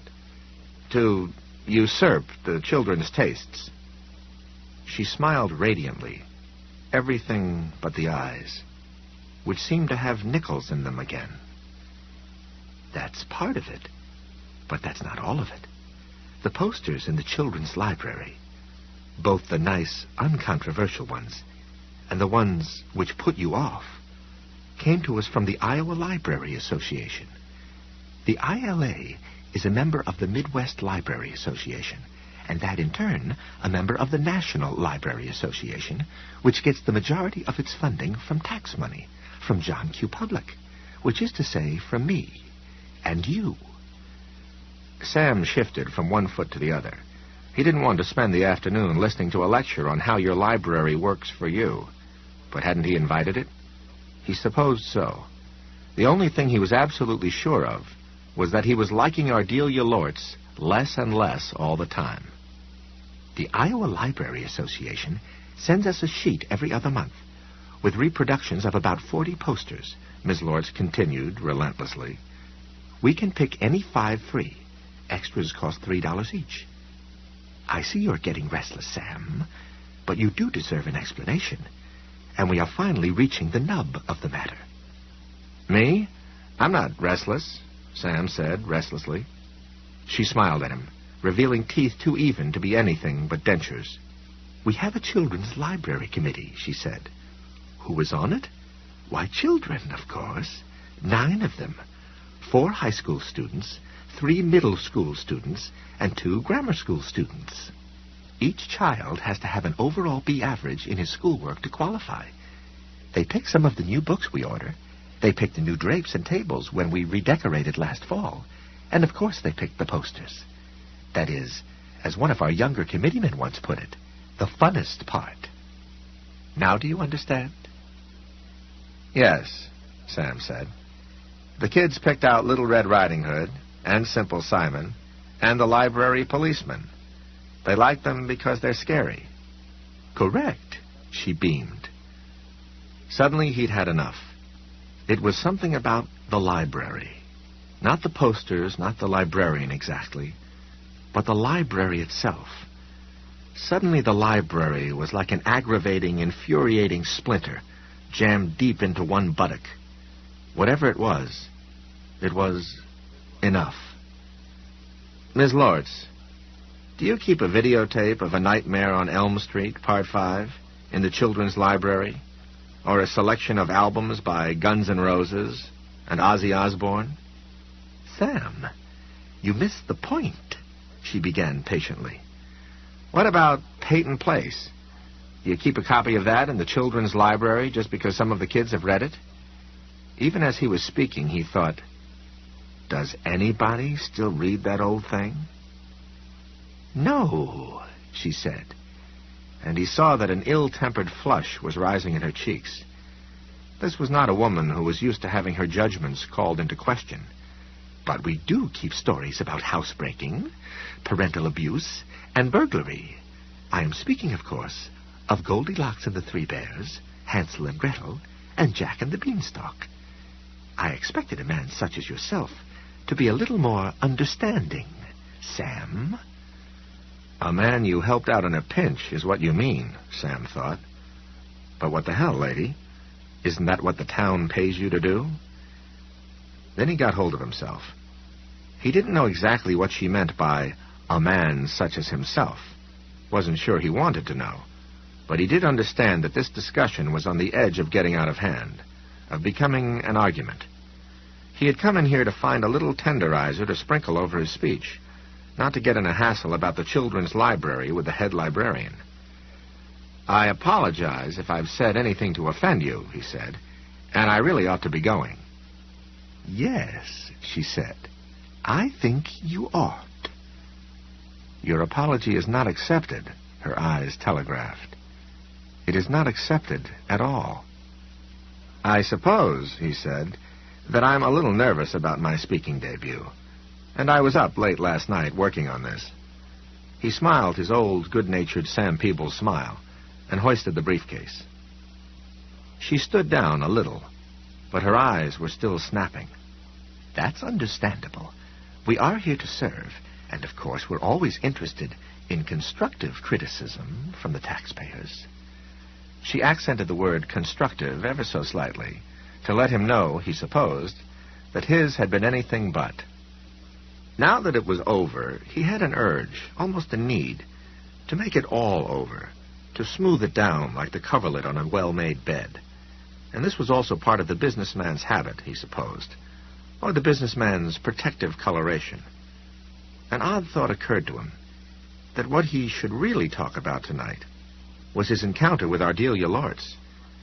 It said more about the small-town heart and spirit than his whole written speech. Not all of it was flattering, but it surely wasn't dry. And it would offer a sound rarely heard during Friday night Rotary speeches, the unmistakable ring of truth. "Well, we got a little feisty there for a second or two," he heard himself saying, and saw his hand go out. "I expect I overstepped my bounds. I hope there are no hard feelings."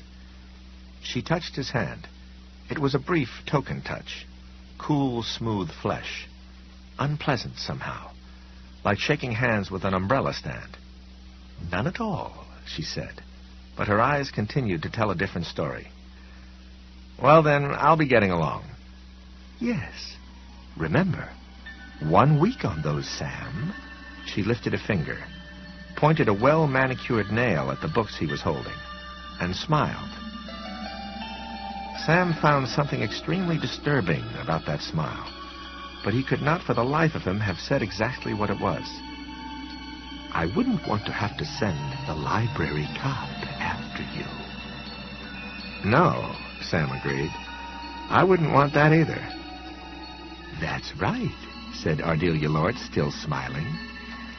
"You wouldn't."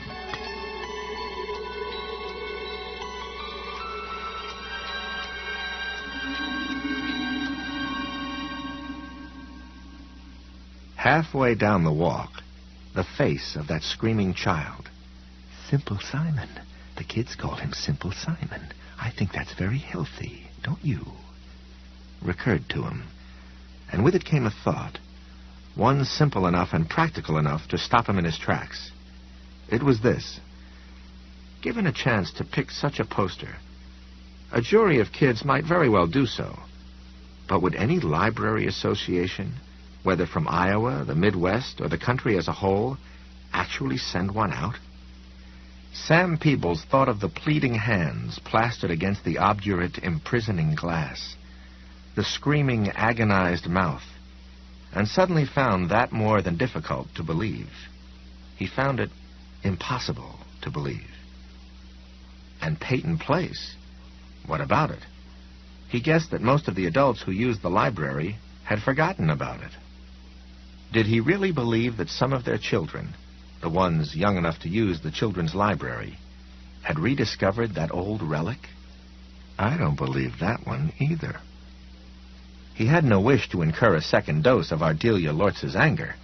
The first had been enough, and he'd had a feeling her dial hadn't been turned up to anything near full volume. But these thoughts were strong enough to cause him to turn around. She was gone. The library doors stood shut, a vertical slot of mouth in that brooding granite face. Sam stood where he was a moment longer, then hurried down to where his car was parked at the curb.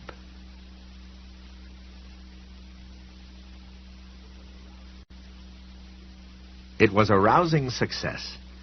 He began with his own adaptations of 2 anecdotes from the easing them in section of the Speaker's Companion. One was about a farmer who tried to wholesale his own produce, and the other was about selling frozen dinners to Eskimos, and used a third in the middle, which really was pretty arid. He found another good one in the subsection titled Finishing Them Off, started to pencil it in, then remembered Ardelia Lortz and best-loved poems of the American people. You're apt to find your listeners remember a well-chosen verse even if they forget everything else, she had said. And Sam found a good short poem in the inspiration section, just as she had told him he might. He looked down on the upturned faces of his fellow Rotarians and said, "I've tried to give you some of the reasons why I live and work in a small town like Junction City, and I hope they make at least some sense. If they don't, I'm in a lot of trouble." A rumble of good-natured laughter and a whiff of mixed scotch and bourbon greeted this. Sam was sweating freely, but he actually felt pretty good, and he had begun to believe he was going to get out of this unscathed. The microphone had produced feedback whine only once. No one had walked out, no one had thrown food, and there had only been a few catcalls, good-natured ones at that. I think a poet named Spencer Michael Free summed up the things I've been trying to say better than I ever could. You see, almost everything we have to sell in our small-town businesses can be sold cheaper in big city shopping centers and suburban malls. And those places like to boast that you can get just about all the goods and services you'd ever need right there and park for free in the bargain. And I guess they're almost right. But there is still one thing the small-town business has to offer that the malls and shopping centers don't. And that's the thing Mr. Free talks about in his poem. It isn't a very long one, but it says a lot. It goes like this. 'Tis the human touch in this world that counts, the touch of your hand and mine, which means far more to the fainting heart than shelter and bread and wine. For shelter is gone when the night is o'er, and bread lasts only a day. But the touch of the hand and the sound of a voice sing on in the soul alway. Sam looked up at them from his text, and for the second time that day was surprised to find that he meant every word he had just said. He found that his heart was suddenly full of happiness and simple gratitude. It was just good to find out you still had a heart, that the ordinary routine of ordinary days hadn't worn it away.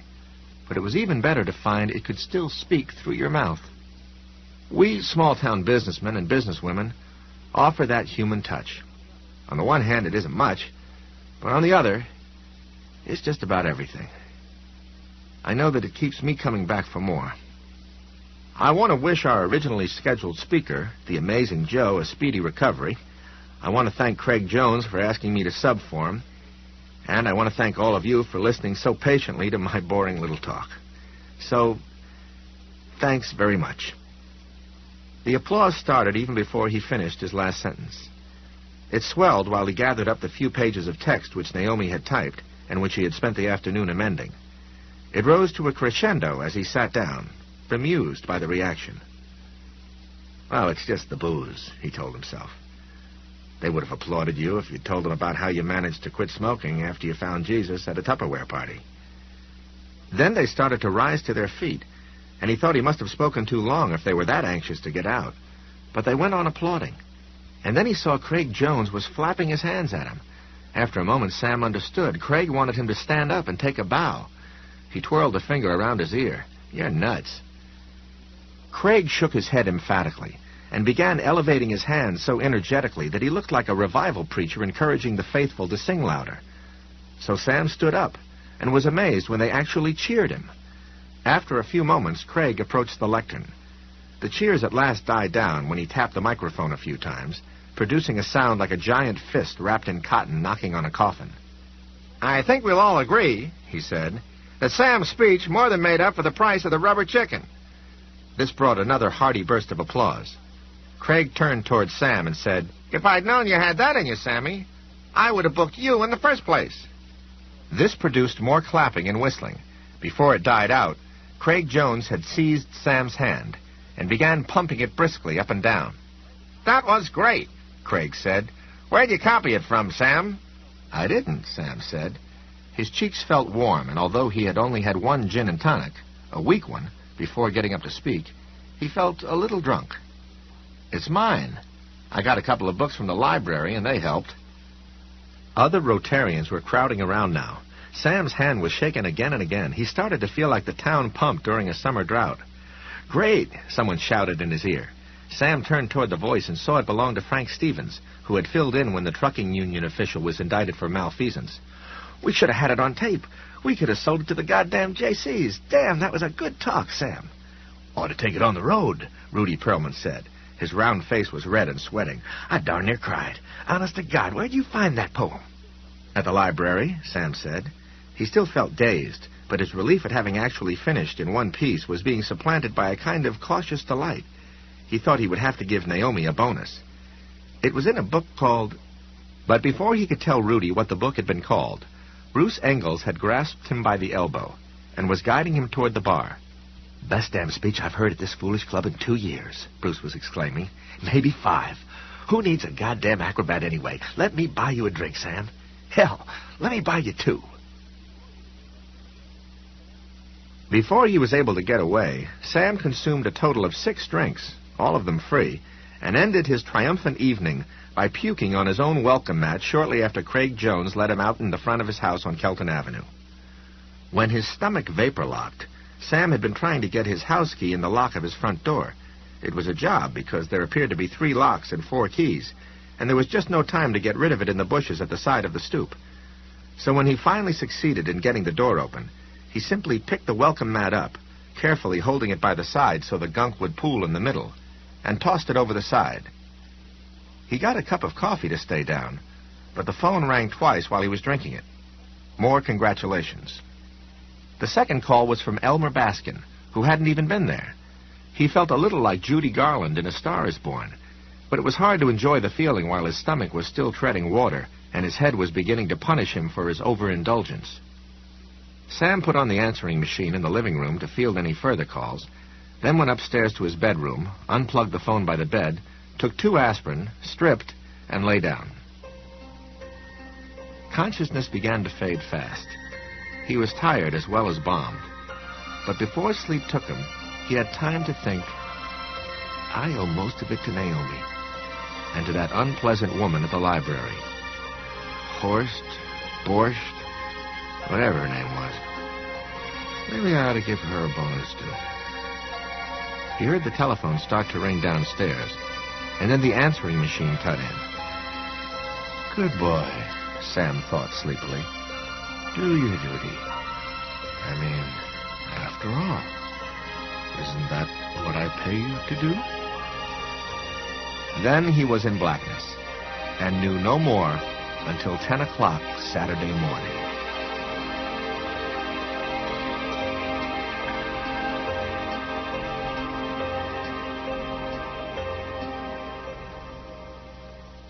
He returned to the land of the living with a sour stomach and a slight headache, but it could have been a lot worse.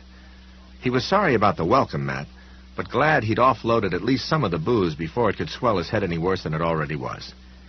He stood in the shower for 10 minutes, making only token washing motions, then dried off, dressed, and went downstairs with a towel draped over his head. The red message light on the telephone answering machine was blinking. The tape only rewound a short way when he pushed the play message button. Apparently the call he'd heard just as he was drifting off had been the last. Beep. Hello, Sam. Sam paused in the act of removing the towel, frowning. It was a woman's voice, and he knew it. Whose?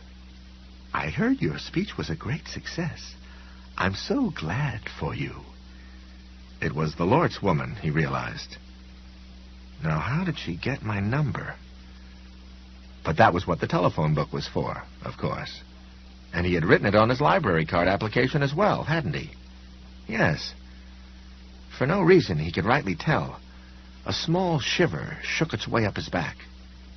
Be sure to get your borrowed books back by the 6th of April, she continued, and then archly, remember, the library policeman.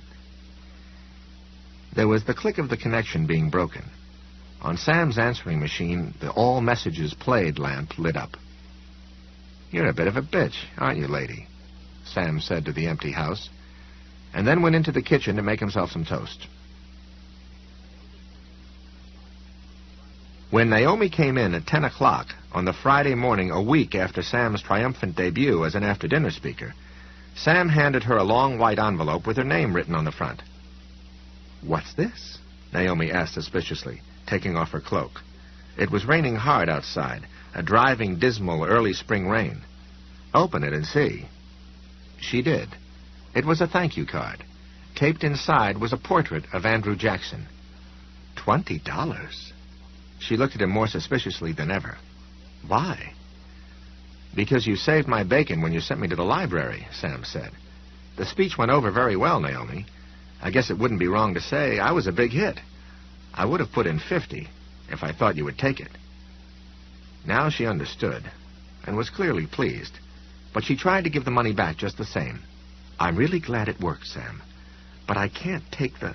Yes, you can, he said, and you will. You'd take a commission if you worked for me as a salesperson, wouldn't you? I don't, though. I could never sell anything. When I was in the Girl Scouts, my mother was the only person who ever bought cookies from me. Naomi, my dear girl, no, don't start looking all nervous and cornered. I'm not going to make a pass at you. We went through all of that 2 years ago. We certainly did, Naomi agreed. But she still looked nervous and checked to make sure she had a clear line of retreat to the door, should she need one. Do you realize I've sold 2 houses and written almost $200,000 worth of insurance since that damn speech? Most of it was common group coverage with a high top-off and a low commission rate, true, but it still adds up to the price of a new car. If you don't take that 20, I'm going to feel like shit. Sam, please, she said, looking shocked. Naomi was a dedicated Baptist. She and her mother went to a little church in Proverbia, which was almost as ramshackle as the house they lived in. He knew. He had been there once. But he was happy to see that she also looked pleased, and a little more relaxed. In the summer of 1988, Sam had dated Naomi twice. On the second date, he made a pass. It was as well behaved as a pass can be, and still remain a pass, but a pass it was. Much good it had done him. Naomi, it turned out, was a good enough pass deflector to play in the Denver Broncos' defensive backfield. It wasn't that she didn't like him, she explained. It was just that she had decided the two of them could never get along that way. Sam, bewildered, had asked her why not. Naomi only shook her head. Some things are hard to explain, Sam, but that doesn't make them less true. It could never work. Believe me, it just couldn't. And that had been all he could get out of her. I'm sorry I said the S word, Naomi, he told her now. He spoke humbly, although he doubted somehow that Naomi was even half as priggish as she liked to sound. What I mean to say is that if you don't take that 20, I'll feel like cock-a-poopy. She tucked the bill into her purse and then endeavored to look at him with an expression of dignified primness. She almost made it, but the corners of her lips quivered slightly. There. Satisfied? Well, short of giving you 50, he said. Would you take 50, Ohms? No, she said, and please don't call me Ohms. You know I don't like it. I'm sorry. Apology accepted. Now, why don't we just drop the subject? Okay, Sam said agreeably. I heard several people say your speech was good. Craig Jones just raved about it. Do you really think that's the reason you've done more business? Does a bear... Sam began, and then retraced his steps. Yes, I do. Things work that way sometimes. It's funny, but it's true. The old sales graph has really spiked this week. It'll drop back, of course, but I don't think it'll drop back all the way. If the new folks like the way I do business, and I think they will, there'll be a carryover. Sam leaned back in his chair, laced his hands together behind his neck, and looked thoughtfully up at the ceiling. When Craig Jones called up and put me on the spot, I was ready to shoot him. No joke, Naomi. Yes, she said. You looked like a man coming down with a bad case of poison ivy. Did I? He laughed. Yeah, I suppose so. It's funny how things work out sometimes. Purest luck. If there is a God, it makes you wonder sometimes if he tightened all the screws in the big machine before he set it going. He expected Naomi to scold him for his irreverence. It wouldn't be the first time. But she didn't take the gambit today. Instead, she said, You're luckier than you know. If the books you got at the library really did help you out, it usually doesn't open until 5 o'clock on Fridays. I meant to tell you that, but then I forgot. Oh? You must have found Mr. Price catching up on his paperwork or something. Price? Sam asked. Don't you mean Mr. Peckham, the newspaper-reading janitor?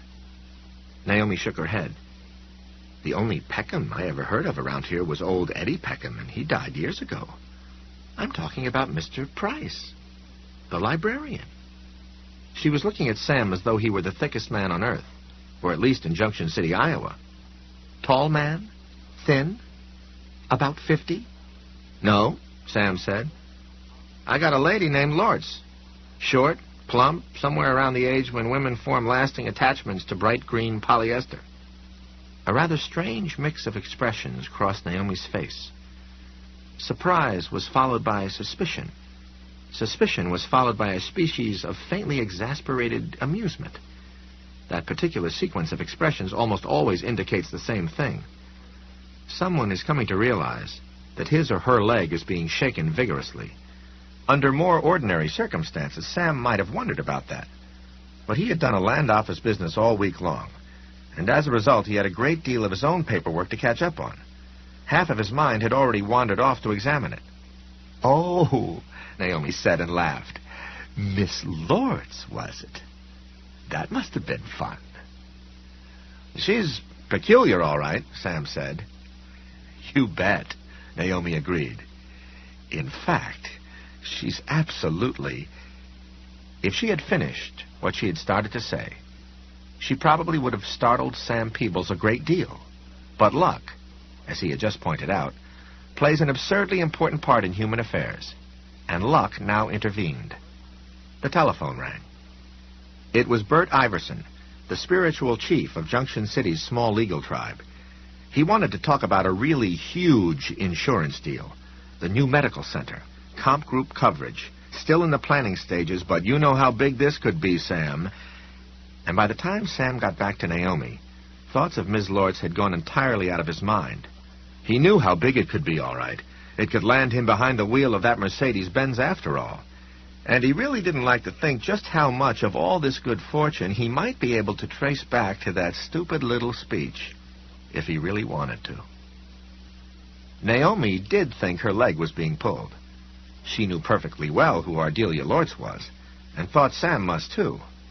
After all, that woman had been at the center of the nastiest piece of business to occur in Junction City in the last 20 years.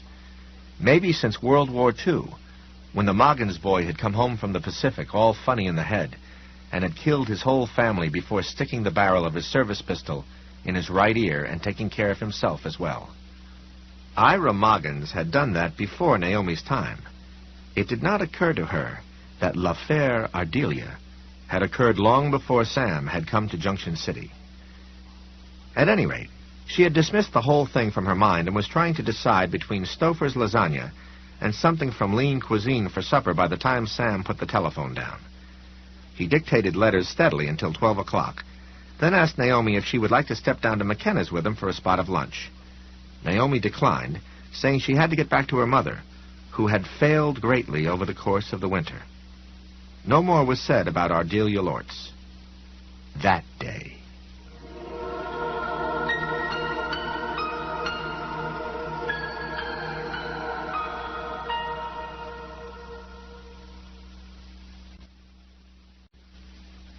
Sam wasn't much of a breakfast eater through the week.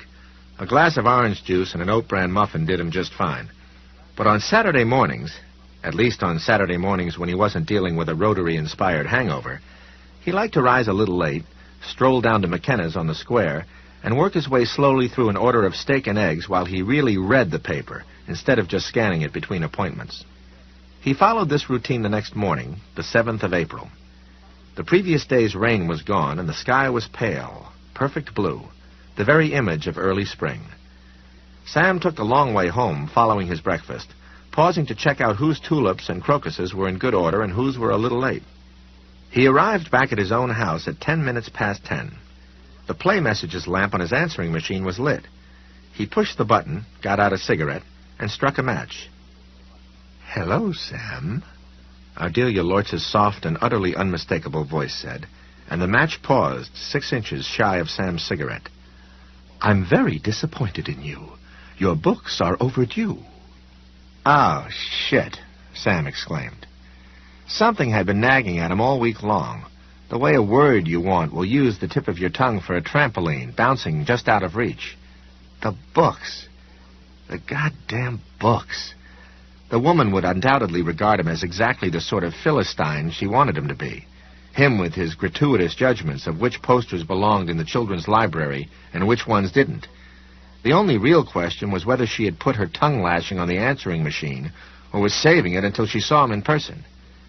He shook out the match and dropped it in the ashtray beside the telephone. "I explained to you, I believe," she was going on in her soft and just a little too reasonable voice, that the Speaker's Companion and best-loved poems of the American people are from the library's special reference section and cannot be kept out for longer than 1 week. I expected better things of you, Sam. I really did. Sam, to his great exasperation, found he was standing here in his own house with an unlit cigarette between his lips and a guilty flush climbing up his neck and beginning to overrun his cheeks. Once more, he had been deposited firmly back in the 4th grade. This time sitting on a stool facing into the corner with a pointed dunce cap perched firmly on his head. Speaking as one who is conferring a great favor, Ardelia Lortz went on. I have decided to give you an extension, however. You have until Monday afternoon to return your borrowed books. Please help me avoid any unpleasantness. There was a pause. Remember the library policeman, Sam. That one's getting old, Ardelia baby, Sam muttered. But he wasn't even speaking to the recording. She had hung up after mentioning the library policeman, and the machine switched itself quietly off. Sam used a fresh match to light his smoke. He was still exhaling the first drag when a course of action popped into his mind. It might be a trifle cowardly, but it would close his accounts with Miss Lortz for good, and it also had a certain rough justice to it. He had given Naomi her reward, and he would do the same for Ardelia. He sat down at the desk in his study, where he had composed the famous speech, and drew his notepad to him. Below the heading, from the desk of Samuel Peebles, he scrawled the following note. Dear Miss Lortz, I apologize for being late returning your books. This is a sincere apology, because the books were extremely helpful in preparing my speech. Please accept this money in payment of the fine on tardy books.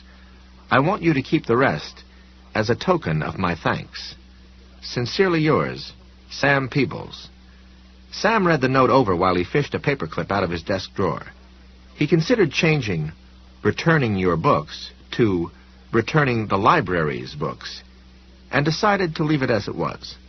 Ardelia Lortz had impressed him very much as the sort of woman who subscribed to the philosophy of l'état c'est moi, even if l'état in this case was just the local library.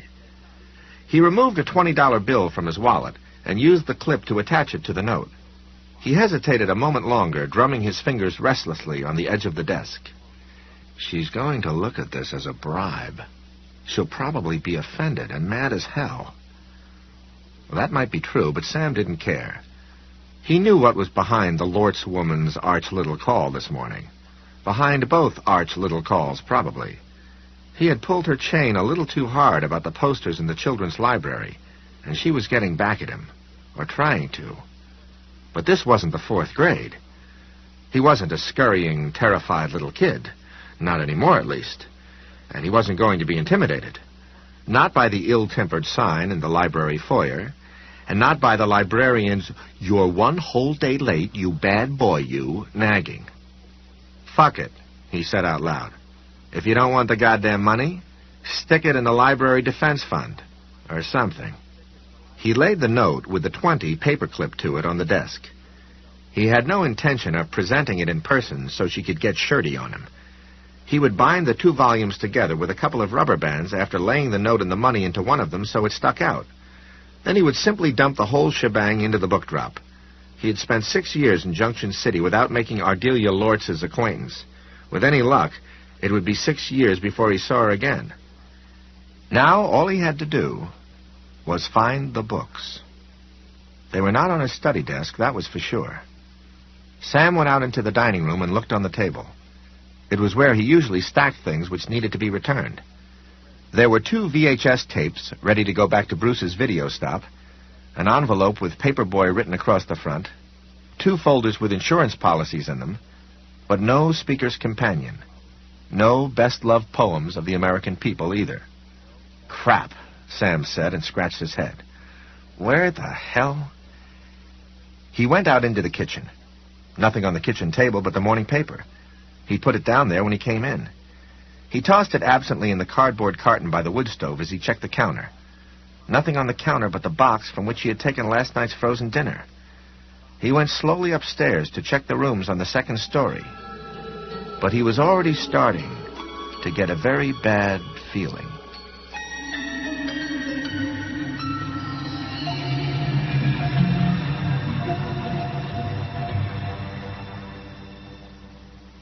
By 3 o'clock that afternoon, the bad feeling was a lot worse.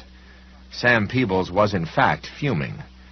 After going through the house twice from top to bottom, on the second pass he even checked the cellar, he had gone down to the office, even though he was pretty sure he had brought the 2 books home with him when he left work, late last Monday afternoon.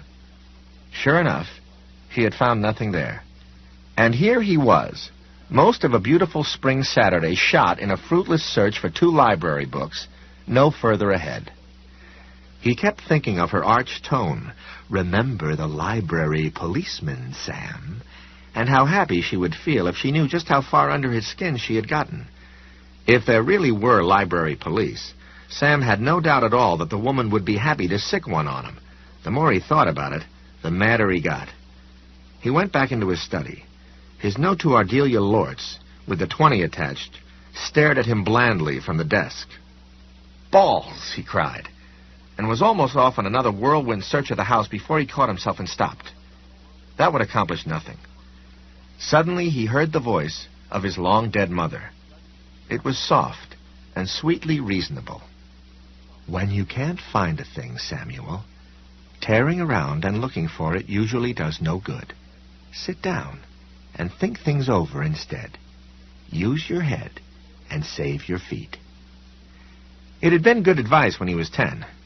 He guessed it was just as good now that he was 40. Sam sat down behind his desk, closed his eyes, and set out to trace the progress of those goddamned library books from the moment Miss Lortz had handed them to him until... whenever. From the library, he had taken them back to the office, stopping at Sam's House of Pizza on the way for a pepperoni and double mushroom pie, which he had eaten at his desk while he looked through the Speaker's Companion for 2 things, good jokes and how to use them. He remembered how careful he'd been not to get even the smallest dollop of pizza sauce on the book, which was sort of ironic considering the fact that he couldn't find either of them now. He had spent most of the afternoon on the speech, working in the joke, then rewriting the whole last part so the poem would fit better. When he went home late Friday afternoon, he'd taken the finished speech, but not the books. He was sure of that.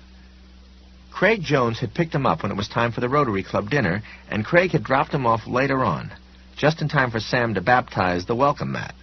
Saturday morning had been spent nursing his minor but annoying hangover. For the rest of the weekend, he had just stayed around the house, reading, watching TV, and, let's face it, gang, basking in his triumph. He hadn't gone near the office all weekend. He was sure of it. "Okay," he thought. "Here comes the hard part. Now concentrate."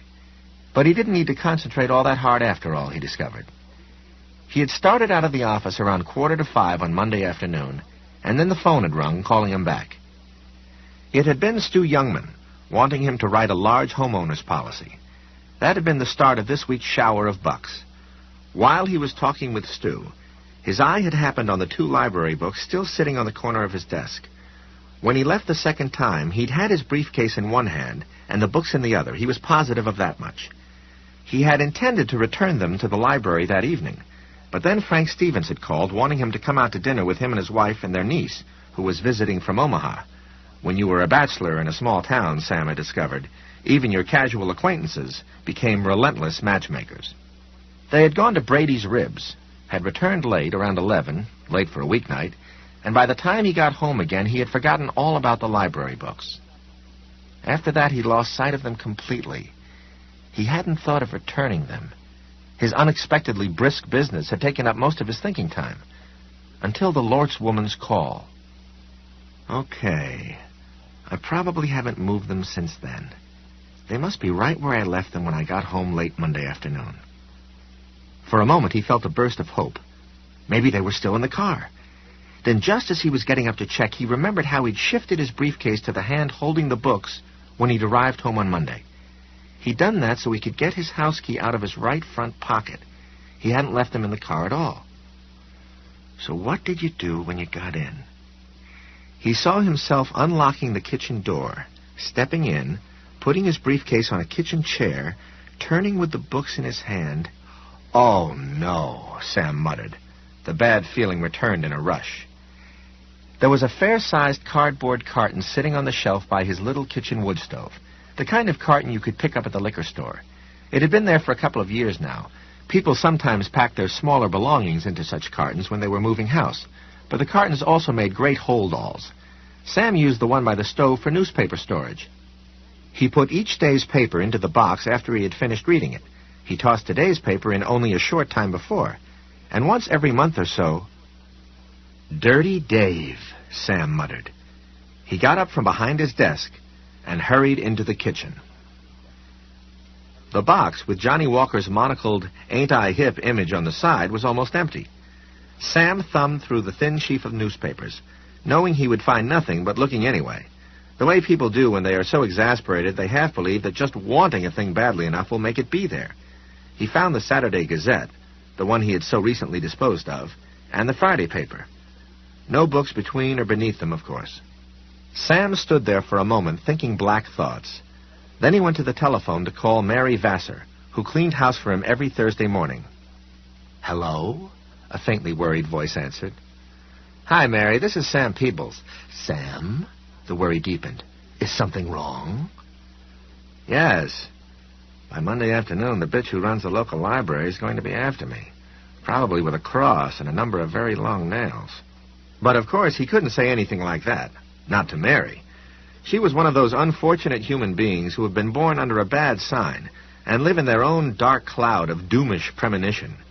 The Mary Vassars of the world believe that there are a great many black safes dangling 3 stories above a great many sidewalks, held by fraying cables, waiting for a destiny to carry the doom-fated into the drop zone. If not a safe, then a drunk driver. If not a drunk driver, a tidal wave. In Iowa? Yes, in Iowa. If not a tidal wave, a meteorite.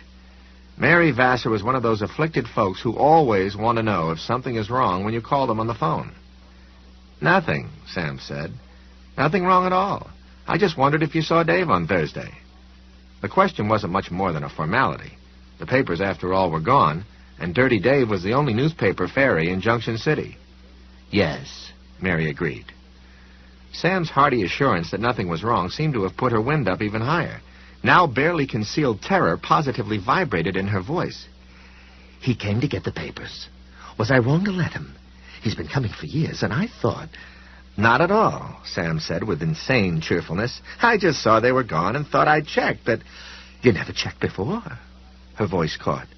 "Is he all right? Has something happened to Dave?" "No," Sam said. I don't know. I just..." An idea flashed into his mind. "The coupons," he cried wildly. "I forgot to clip the coupons on Thursday, so..." "Oh," she said. "You can have mine if you want." "No, I couldn't do that." "I'll bring them next Thursday," she overrode him. "I have thousands. So many I'll never get a chance to use them all," her voice implied. "After all, somewhere out there a safe is waiting for me to walk under it, or a tree is waiting to fall over in a windstorm and squash me. Or in some North Dakota motel, a hairdryer is waiting to fall off the shelf and into the bathtub. I'm living on borrowed time. So what do I need a bunch of fucking Folgers Crystals coupons for?" "All right," Sam said. "That would be great. Thanks, Mary. You're a peach." "And you're sure nothing else is wrong?" "Not a thing," Sam replied, speaking more heartily than ever. To himself, he sounded like a lunatic top sergeant urging his few remaining men to mount a final fruitless frontal assault on a fortified machine gun nest. "Come on, men. I think they might be asleep." "All right," Mary said doubtfully, and Sam was finally permitted to escape. He sat down heavily in one of the kitchen chairs and regarded the almost empty Johnny Walker box with a bitter eye. Dirty Dave had come to collect the newspapers as he did during the first week of every month. But this time he had unknowingly taken along a little bonus: The Speaker's Companion and Best-Loved Poems of the American People. And Sam had a very good idea of what they were now. Pulp. Recycled pulp. Dirty Dave was one of Junction City's functioning alcoholics. Unable to hold down a steady job, he eked out a living on the discards of others, and that way he was a fairly useful citizen. He collected returnable bottles, and like 12-year-old Keith Jordan, he had a paper route. The only difference was that Keith delivered the Junction City Gazette every day, and Dirty Dave Duncan collected it from Sam and God knew how many other homeowners in the Kelton Avenue section of town once a month. Sam had seen him many times, trundling his shopping cart full of green plastic garbage bags across town toward the recycling center which stood between the old train depot and the small homeless shelter where Dirty Dave and a dozen or so of his compadres spent most of their nights. He sat where he was for a moment longer, drumming his fingers on the kitchen table, then got up, pulled on a jacket, and went out to the car.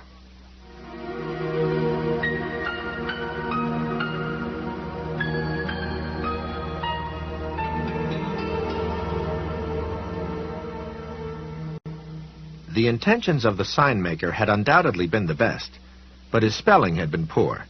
The sign was nailed to one of the porch uprights of the old house by the railroad tracks, and it read, Angle Street. Since there were no angles on Railroad Avenue that Sam could see, like most Iowa streets and roads, it was as straight as a string. He reckoned the sign maker had meant Angel Street. Well, so what? Sam thought that while the road of good intentions might end in hell, the people who tried to fill the potholes along the way deserved at least some credit. Angle Street was a big building, which Sam guessed had housed railroad company offices back in the days when Junction City really had been a railway junction point. Now there were just two sets of working tracks, both going east-west. All the others were rusty and overgrown with weeds. Most of the cross ties were gone, appropriated for fires by the same homeless people Angle Street was here to serve. Sam arrived at 5:15. The sun cast a mournful, failing light over the empty fields which took over here at the edge of town. A seemingly endless freight was rumbling by behind the few buildings which stood out here. A breeze had sprung up, and as he stopped his car and got out, he could hear the rusty squeak of the old Junction City sign swinging back and forth above the deserted platform where people had once boarded passenger trains for St. Louis and Chicago, even the old Sunnyland Express, which had made its only Iowa stop in Junction City on its way west to the fabulous kingdoms of Las Vegas and Los Angeles. The homeless shelter had once been white. Now it was a paintless gray. The curtains in the windows were clean, but tired and limp. Weeds were trying to grow in the cindery yard. Sam thought they might gain a foothold by June, but right now they were making a bad job of it. A rusty barrel had been placed by the splintery steps leading up the porch. Opposite the Angle Street sign, nailed to another porch support, was this message: No drinking allowed at this shelter. If you have a bottle, it must go here before you enter. His luck was in. Although Saturday night had almost arrived and the gin mills and beer joints of Junction City awaited, Dirty Dave was here, and he was sober. He was, in fact, sitting on the porch with two other winos. They were engaged in making posters on large rectangles of white cardboard and enjoying varying degrees of success. The fellow sitting on the floor at the far end of the porch was holding his right wrist with his left hand in an effort to offset a bad case of the shakes. The one in the middle worked with his tongue peeking from the corner of his mouth and looked like a very old nursery child trying his level best to draw a tree which would earn him a gold star to show Mommy. Dirty Dave, sitting in a splintered rocking chair near the porch steps, was easily in the best shape, but all three of them looked folded, stapled, and mutilated. "Hello, Dave," Sam said, mounting the steps. Dave looked up, squinted, and then offered a tentative smile. All of his remaining teeth were in front. The smile revealed all five of them. "Mr. Peebles?" "Yes," he said. "How you doing, Dave?" "Oh, pretty fair, I guess. Pretty fair." He looked around. "Say, you guys, say hello to Mr. Peebles. He's a lawyer." The fellow with the tip of his tongue sticking out looked up, nodded briefly, and went back to his poster. A long runner of snot depended from his left nostril. "Actually," Sam said, "real estate's my game, Dave. Real estate and insurance." "You got me my Slim Jim?" the man with the shakes asked abruptly. He did not look up at all, but his frown of concentration deepened. Sam could see his poster from where he stood. It was covered with long orange squiggles which vaguely resembled words. Pardon? Sam asked. Well, that's Lukey, Dave said in a low voice. He ain't having one of his better days, Mr. Peebles. Got me my Slim Jim. Got me my Slim Jim. Got me my fucking Slim Jim. Lukey chanted without looking up. I'm sorry, Sam began. He ain't got no Slim Jims, Dirty Dave yelled. Shut up and do your poster, Lukey. Sarah wants them by 6. She's coming out special. Don't get me a fucking Slim Jim, Lukey said in a low, intense voice. If I don't, I guess I'll eat rat turds. Don't mind him, Mr. Peebles, Dave said. What's up? Well, I was just wondering if you might have found a couple of books when you picked up the newspapers last Thursday. I've misplaced them, and I thought I'd check. They're overdue at the library. You got a quarter? The man with the tip of his tongue sticking out asked abruptly. What's the word? Thunderbird. Sam reached automatically into his pocket. Dave reached out and touched his wrist, almost apologetically. Don't give him any money, Mr. Peebles, he said. That's Rudolph. He doesn't need no Thunderbird. Him and the bird don't agree no more. He just needs a night's sleep. I'm sorry, Sam said. I'm tapped, Rudolph. Yeah, you and everybody else, Rudolph said. As he went back to his poster, he muttered, What's the price? 50 twice. I didn't see any books, Dirty Dave said. I'm sorry, I just got the papers like usual. Mrs. V was there, and she can tell you. I didn't do nothing wrong. But his roomy, unhappy eyes said he did not expect Sam to believe this. Unlike Mary, Dirty Dave Duncan did not live in a world where doom lay just up the road or around the corner. His surrounded him. He lived in it with what little dignity he could muster. I believe you. Sam laid a hand on Dave's shoulder. I just dumped your box of papers into one of my bags, like always, Dave said. If I had 1,000 Slim Jims, I'd eat them all, Lukey said abruptly. I would snark those suckers right down. That's chow. That's chow. That's chow-dee-dow. I believe you, Sam repeated, and patted Dave's horribly bony shoulder. He found himself wondering, God help him, if Dave had fleas. On the heels of this uncharitable thought came another. He wondered if any of the other Rotarians, those hale and hearty fellows with whom he had made such a hit a week ago, had been down to this end of town lately. He wondered if they even knew about Angle Street. And he wondered if Spencer Michael Free had been thinking about such men as Lukey and Rudolph and Dirty Dave when he wrote that it was the human touch in this world that counted, the touch of your hand and mine. Sam felt a sudden burst of shame at the recollection of his speech, so full of innocent boosterism and approval for the simple pleasures of small-town life. That's good, Dave said. And I can come back next month? Sure. You took the papers to the recycling center, right? Uh-huh. Dirty Dave pointed with a finger which ended in a yellow, ragged nail. Right over there. But they're closed. Sam nodded.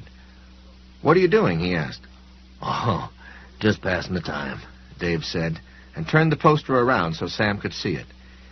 It showed a picture of a smiling woman holding a platter of fried chicken, and the first thing that struck Sam was that it was good. Really good. Wino or not, Dirty Dave had a natural touch. Above the picture, the following was neatly printed. Chicken dinner at the First Methodist Church to benefit Angel Street Homeless Shelter. Sunday, April 15th, 6 to 8 p.m., come one, come all. It's before the AA meeting, Dave said. But you can't put nothing on the poster about AA. That's 'cause it's sort of secret. I know, Sam said. He paused, then asked, Do you go to AA? You don't have to answer if you don't want to. I know it's really none of my business. I go, Dave said. But it's hard, Mr. Peebles. I got more white chips than Carter has got liver pills. I'm good for a month, sometimes 2. And once, I went sober almost a whole year, but, well, it's hard. He shook his head. Some people can never get with the program, they say. I must be one of those. But I keep trying. Sam's eyes were drawn back to the woman with her platter of chicken. The picture was too detailed to be a cartoon or a sketch, but it wasn't a painting either. It was clear that Dirty Dave had done it in a hurry, but he had caught a kindness about the eyes and a faint slant of humor like one last sunbeam at the close of the day, in the mouth. And the oddest thing was that the woman looked familiar to Sam. "Is that a real person?" he asked Dave. Dave's smile widened. He nodded. "That's Sarah. She's a great gal, Mr. Peebles. This place would have closed down 5 years ago except for her. She finds people to give money just when it seems the taxes will be too much or we won't be able to fix the place up enough to satisfy the building inspectors when they come. She calls the people who give the money angels, but she's the angel. We named the place for Sarah. Of course, Tommy St. John spelled part of it wrong when he made the sign, but he meant well." Dirty Dave fell silent for a moment, looking at his poster. Without looking up, he added, "Tommy's dead now, of course. Died this last winter. His liver busted." "Oh," Sam said, and then he added lamely, "I'm sorry." "Don't be. He's well out of it." "Chowdy dow," Lukey exclaimed, getting up. "Chowdy dow. Ain't that some fucking chowdy dow?" He brought his poster over to Dave. Below the orange squiggles, he had drawn a monster woman whose legs ended in shark fins Sam thought were meant to be shoes. Balanced on one hand was a misshapen plate, which appeared to be loaded with blue snakes. Clutched in the other was a cylindrical brown object. Dave took the poster from Lukey and examined it. "This is good, Lukey." Lukey's lips peeled back in a gleeful smile. He pointed at the brown thing. "Look, Dave. She got her a slim Jim." "She sure does. That's pretty good. Go on inside and turn on the TV, if you want. Star Trek's on right away. How you doing, Dolph?" I draw better when I'm stewed, Rudolph said, and gave his poster to Dave. On it was a gigantic chicken leg, with stickmen and women standing around and looking up at it. It's the fantasy approach, Rudolph said to Sam. He spoke with some truculence. "I like it," Sam said. He did, actually. Rudolph's poster reminded him of a New Yorker cartoon, one of the ones he sometimes couldn't understand because they were so surreal. Good. Rudolph studied him closely. You sure you ain't got a quarter? No, Sam said. Rudolph nodded. In a way, that's good, he said. But in another way, it really shits the bed. He followed Lukey inside, and soon the Star Trek theme drifted out through the open door. William Shatner told the winos and burnouts of Angle Street that their mission was to boldly go where no man had gone before. Sam guessed that several members of this audience were already there. "Nobody much comes to the dinners but us guys and some of the AAs from downtown," Dave said. "But it gives us something to do. Lukey hardly talks at all anymore, unless he's drawing." "You're awfully good," Sam told him. "You really are, Dave. Why don't you—" He stopped. "Why don't I what, Mr. Peebles?" Dave asked gently. "Why don't I use my right hand to turn a buck? The same reason I can't get myself a regular job. The day got late while I was doing other things." Sam couldn't think of a thing to say. "I had a shot at it, though. Do you know, I went to the Lorillard School in Des Moines on full scholarship. The best art school in the Midwest. I flunked out my first semester. Booze. It don't matter. Do you want to come in and have a cup of coffee, Mr. Peebles? Wait around. You could meet Sarah." "No, I'd better get back. I've got an errand to run." He did, too. "All right. Are you sure you're not mad at me?" "Not a bit." Dave stood up. "I guess I'll go in a while then," he said. "It was a beautiful day, but it's getting nippy now. You have a nice night, Mr. Peebles." "Okay," Sam said, although he doubted that he was going to enjoy himself very much this Saturday evening. But his mother had had another saying. The way to make the best of bad medicine is to swallow it just as fast as you can. And that was what he intended to do. He walked back down the steps of Angle Street, and Dirty Dave Duncan went on inside. Sam got almost all the way back to his car, then detoured in the direction of the recycling center. He walked across the weedy, cindery ground slowly, watching the long freight disappear in the direction of Camden and Omaha. The red lamps on the caboose twinkled like dying stars. Freight trains always made him feel lonely for some reason, and now, following his conversation with Dirty Dave, he felt lonelier than ever. On the few occasions when he had met Dave while Dave was collecting his papers, he had seemed a jolly, almost clownish man. Tonight, Sam thought he had seen behind the makeup, and what he had seen made him feel unhappy and helpless. Dave was a lost man, calm, but totally lost, using what was clearly a talent of some size to make posters for a church supper. One approached the recycling center through zones of litter. First, the yellowing ad supplements which had escaped old copies of the Gazette, then the torn plastic garbage bags, finally an asteroid belt of busted bottles and squashed cans. The shades of the small, clapboard building were drawn. The sign hanging in the door simply read, "Closed." Sam lit a cigarette and started back to his car. He had gone only half a dozen steps when he saw something familiar lying on the ground. He picked it up. It was the book jacket of Best-Loved Poems of the American People. The words, "Property of Junction City Public Library," were stamped across it. So now he knew for sure. He had set the books on top of the papers in the Johnny Walker box and then forgotten them. He had put other papers, Tuesdays, Wednesdays, and Thursdays, on top of the books. Then Dirty Dave had come along late Thursday morning and had dumped the whole shebang into his plastic collection bag. The bag had gone into his shopping cart, the shopping cart had come here, and this was all that was left, a book jacket with a muddy sneaker print tattooed on it. Sam let the book jacket flutter out of his fingers and walked slowly back to his car. He had an errand to run, and it was fitting that he should run it at the dinner hour. It seemed he had some crow to eat.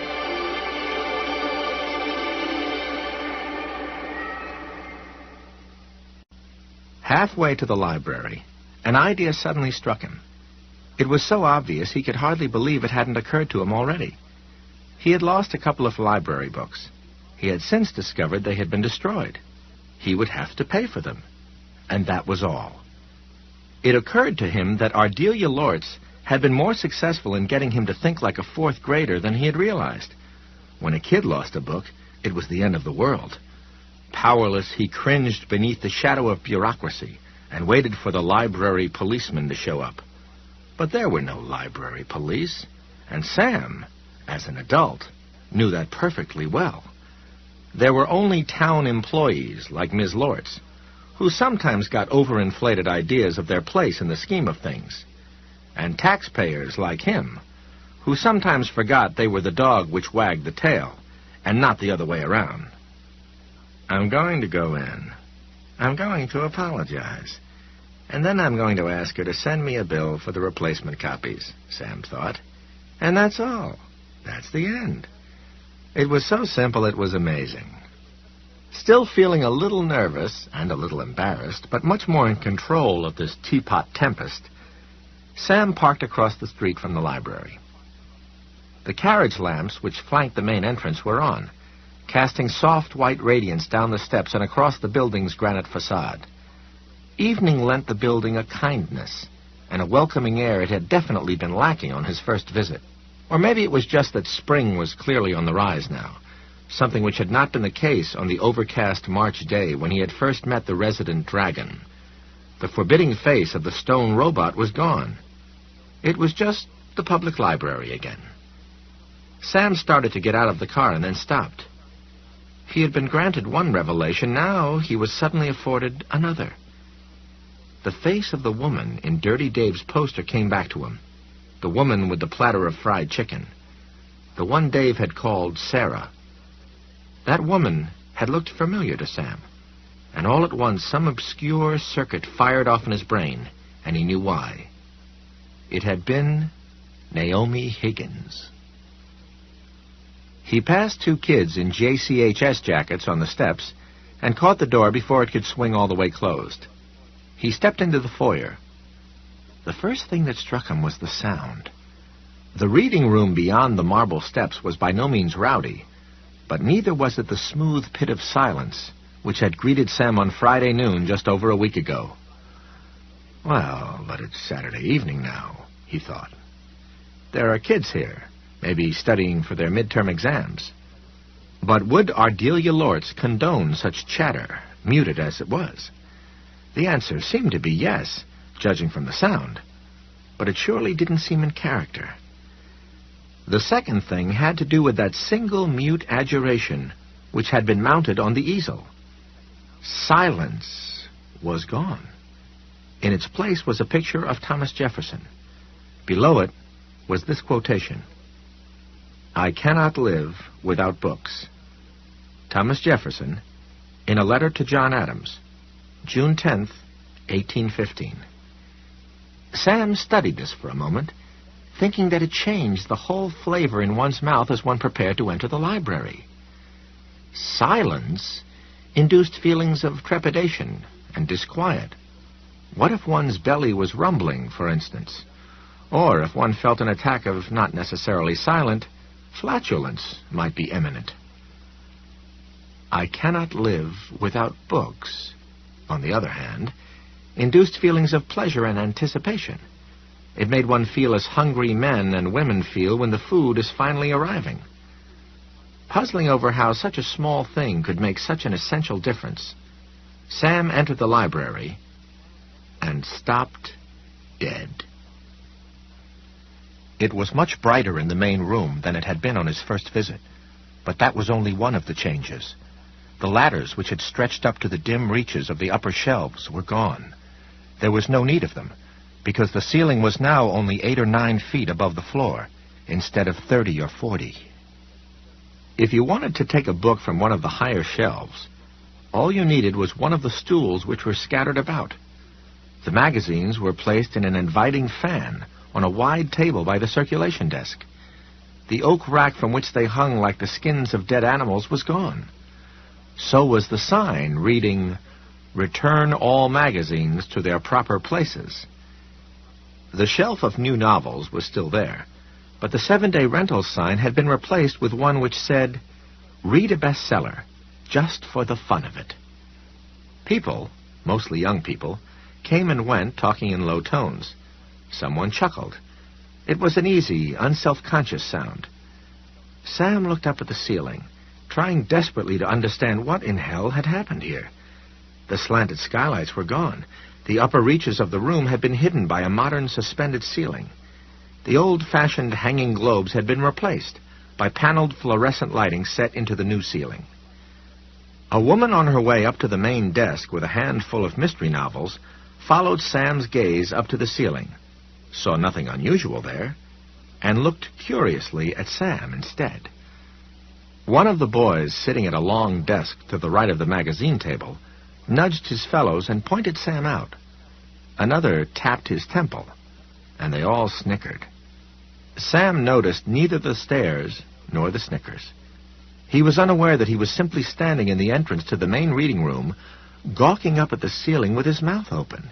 He was trying to get this major change straight in his mind. Well, they've put in a suspended ceiling since you were here last. So what? Probably more heat efficient. Yes, but the Lord's woman never said anything about changes. No, but why would she say anything to him? Sam was hardly a library regular, was he? She should have been upset, though. She struck me as a rock-ribbed traditionalist. She wouldn't like this. Not at all. That was true. But there was something else, something even more troubling. Putting in a suspended ceiling was a major renovation. Sam didn't see how it could have been accomplished in just a week. And what about the high shelves? And all the books which had been on them? Where had the shelves gone? Where had the books gone? Other people were looking at Sam now. Even one of the library assistants was staring at him from the other side of the circulation desk. Most of the lively, hushed chatter in the big room had stilled. Sam rubbed his eyes, actually rubbed his eyes, and looked up at the suspended ceiling with its inset fluorescent squares again. It was still there. I'm in the wrong library, he thought wildly. That's what it is. His confused mind first jumped at this idea and then backed away again, like a kitten that has been tricked into pouncing on a shadow. Junction City was fairly large by central Iowa standards, with a population of 35,000 or so. But it was ridiculous to think it could support 2 libraries. Besides, the location of the building and the configuration of the room were right. It was just everything else that was wrong.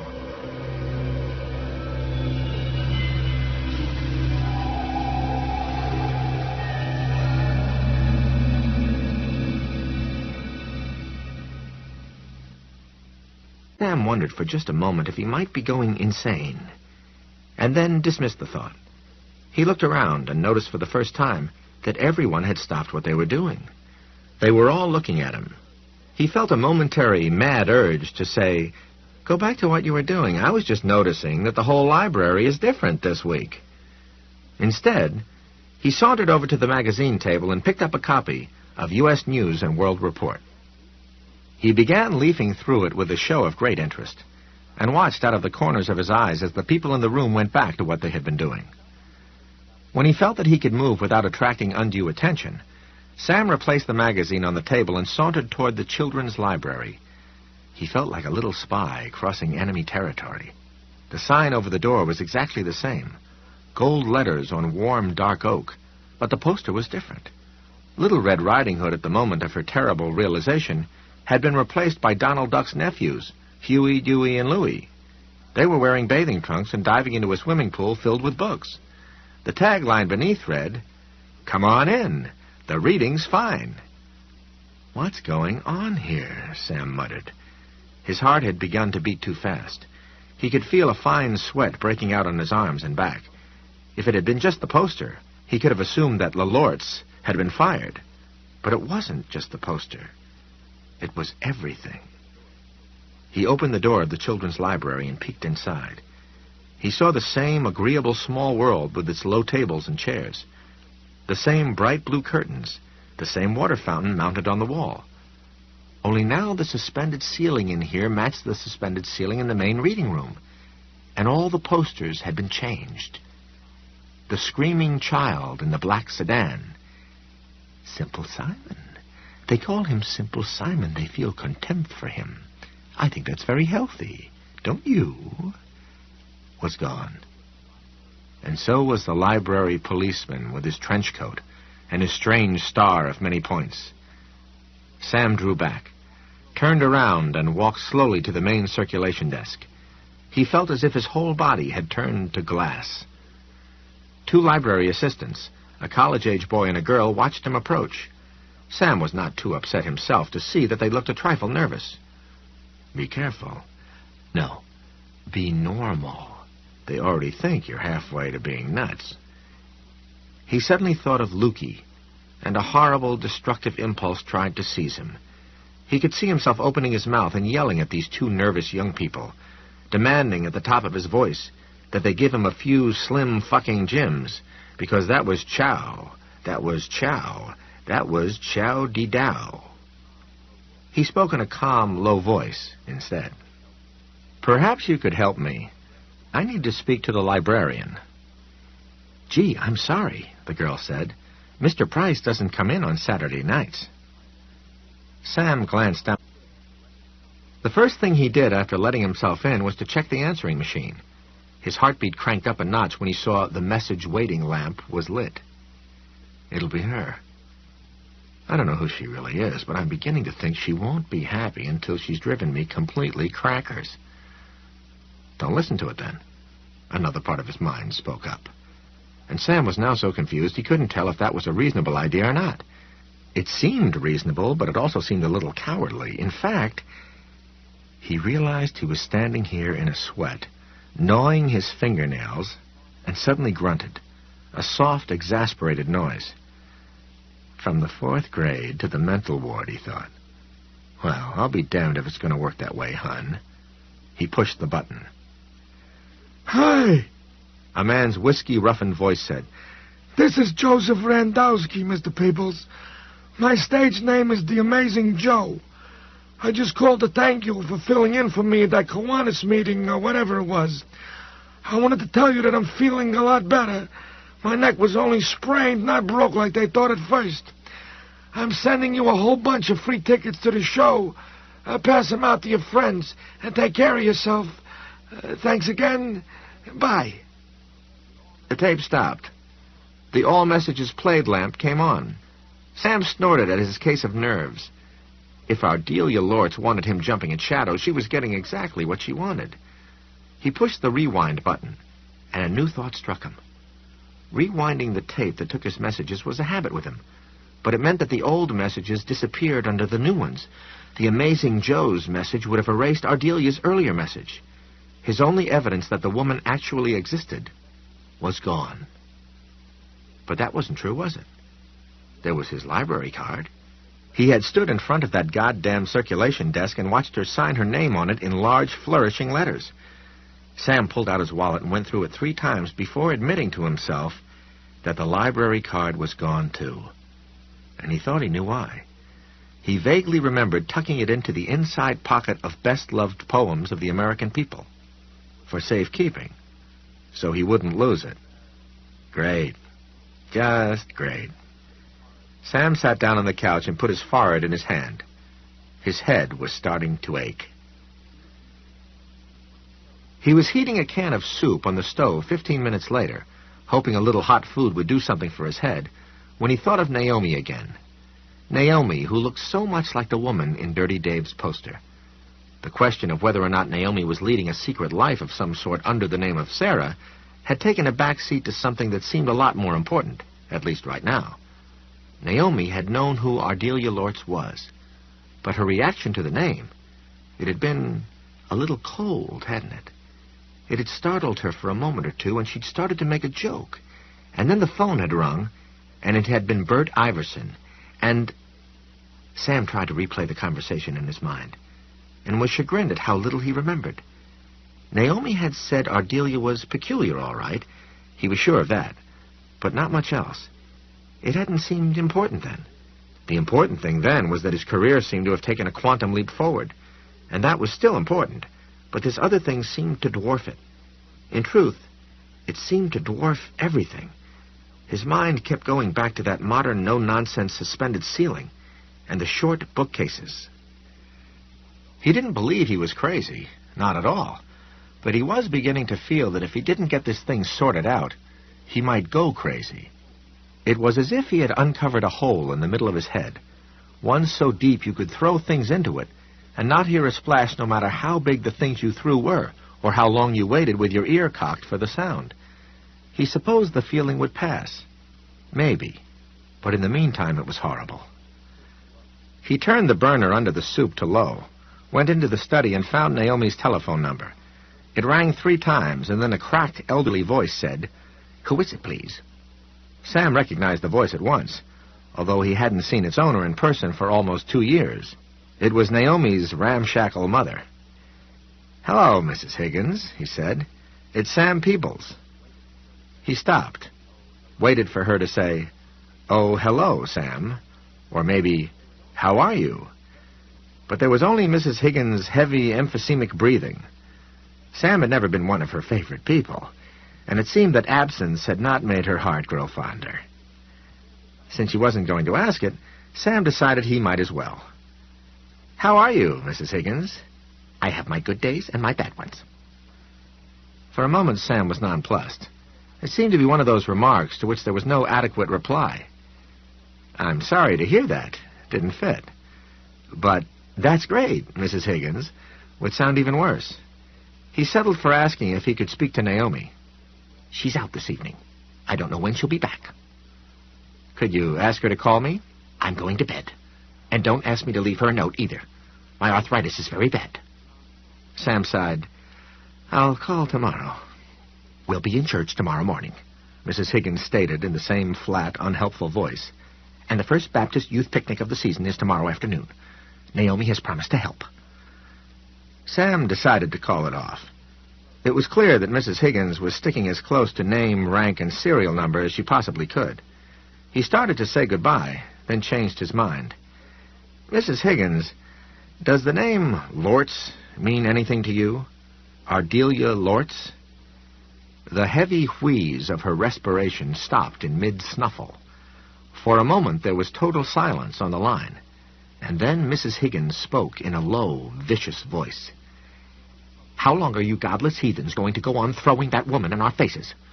Do you think it's funny? Do you think it's clever?" "Mrs. Higgins, you don't understand.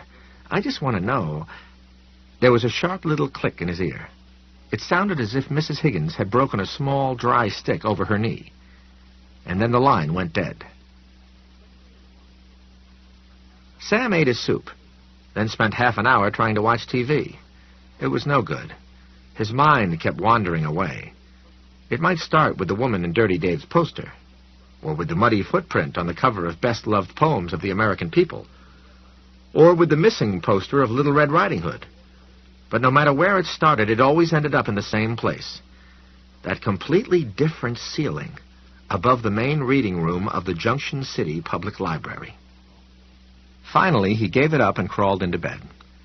It had been one of the worst Saturdays he could remember, and might as well have been the worst Saturday of his life. The only thing he wanted now was a quick trip into the land of dreamless unconsciousness. But sleep didn't come. The horrors came instead. Chief among them was the idea that he was losing his mind. Sam had never realized just how terrible such an idea could be. He had seen movies where some fellow would go to a psychiatrist and say, "I feel like I'm losing my mind, Doc," while dramatically clutching his head, and he supposed he had come to equate the onset of mental instability with an Excedrin headache. It wasn't like that, he discovered as the long hours passed, and April 7th gradually became April 8th. It was more like reaching down to scratch your balls and finding a large lump there, a lump that was probably a tumor of some kind. The library couldn't have changed so radically in just over a week. He couldn't have seen the skylights from the reading room. The girl, Cynthia Berrigan, had said they were boarded over, had been since she had arrived at least a year ago. So this was some sort of a mental breakdown, or a brain tumor. Or what about Alzheimer's disease? There was a pleasant thought. He had read someplace, Newsweek perhaps, that Alzheimer's victims were getting younger and younger. Maybe the whole weird episode was a signal of creeping premature senility. An unpleasant billboard began to fill his thoughts. A billboard with 3 words written on it in greasy letters, the color of red licorice. These words were, "Losing my mind." He had lived an ordinary life, full of ordinary pleasures and ordinary regrets. A pretty much unexamined life. He had never seen his name in lights, true, but he had never had any reason to question his sanity either. Now he found himself lying in his rumpled bed and wondering if this was how you came untethered from the real, rational world.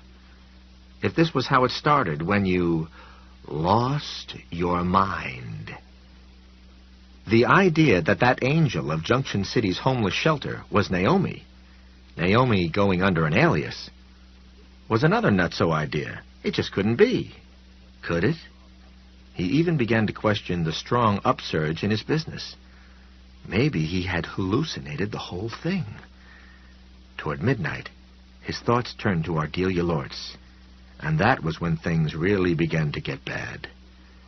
He began to think of how awful it would be if Ardelia Lortz was in his closet, or even under his bed. He saw her grinning happily, secretly in the dark, wriggling her face in a weird fright wig. He imagined how his bones would turn to jelly if she began to whisper to him. "You lost the book, Sam. So it will have to be the library policeman. You lost the books. You lost them." At last, around 12:30, Sam couldn't stand it any longer. He sat up and fumbled in the dark for the bedside lamp, and as he did, he was gripped by a new fantasy, one so vivid it was almost a certainty. He was not alone in his bedroom, but his visitor was from the poster that was no longer in the children's library. He was standing here in the dark, a tall, pale man, wrapped in a trench coat, a man with a bad complexion, and a white, jagged scar lying across his left cheek, below his left eye, and over the bridge of his nose. Sam hadn't seen that scar on the face of the poster, but that was only because the artist hadn't wanted to put it in. It was there. You were wrong about the bushes, the library policeman would say in his lightly lisping voice. There are bushes growing along the sides. Lots of bushes. And we're going to explore them. We're going to explore them together. No. Stop it. Just stop it. As his trembling hand finally found the lamp, a board creaked in the room and he uttered a breathless little scream. His hand clenched, squeezing the switch. The light came on. For a moment he actually thought he saw the tall man. And then he realized it was only a shadow cast on the wall by the bureau. Sam swung his feet out onto the floor and put his face in his hands for a moment. Then he reached for the pack of Kents on the nightstand. You've got to get hold of yourself, he muttered. What the fuck were you thinking about? I don't know, the voice inside responded promptly. Furthermore, I don't want to know. Ever. The bushes were a long time ago. I never have to remember the bushes again. Or the taste. That sweet, sweet taste. He lit a cigarette and inhaled deeply. The worst thing was this. Next time he might really see the man in the trench coat. Or Ardelia. Or Gorgo, High Emperor of Pellucidar. Because if he'd been able to create a hallucination as complete as his visit to the library and his meeting with Ardelia Lortz, he could hallucinate anything. Once you started thinking about skylights that weren't there, and people who weren't there, and even bushes that weren't there, everything seemed possible. How did you quell a rebellion in your own mind? He went down to the kitchen, turning on lights as he went, resisting an urge to look over his shoulder and see if anyone was creeping after him, a man with a badge in his hand, for instance. He supposed that what he needed was a sleeping pill, but since he didn't have any, not even one of the over-the-counter preparations like Sominex, he would just have to improvise. He splashed milk into a saucepan, heated it, poured it into a coffee mug, and then added a healthy shot of brandy. This was something else he had seen in the movies. He took a taste, grimaced, almost poured the evil mixture down the sink, and then looked at the clock on the microwave. 1:45 in the morning. It was a long time until dawn. A long time to spend imagining Ardelia Lortz and the library policeman creeping up the stairs with knives gripped between their teeth. Or arrows, he thought. Long black arrows. Ardelia and the library policeman creeping up the stairs with long black arrows clamped between their teeth. How about that image, friends and neighbors?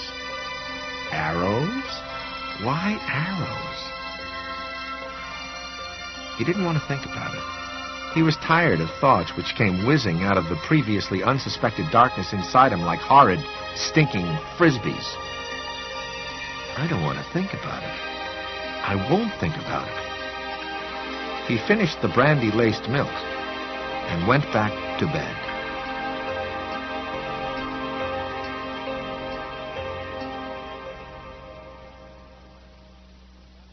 He left the bedside lamp on, and that made him feel a little calmer.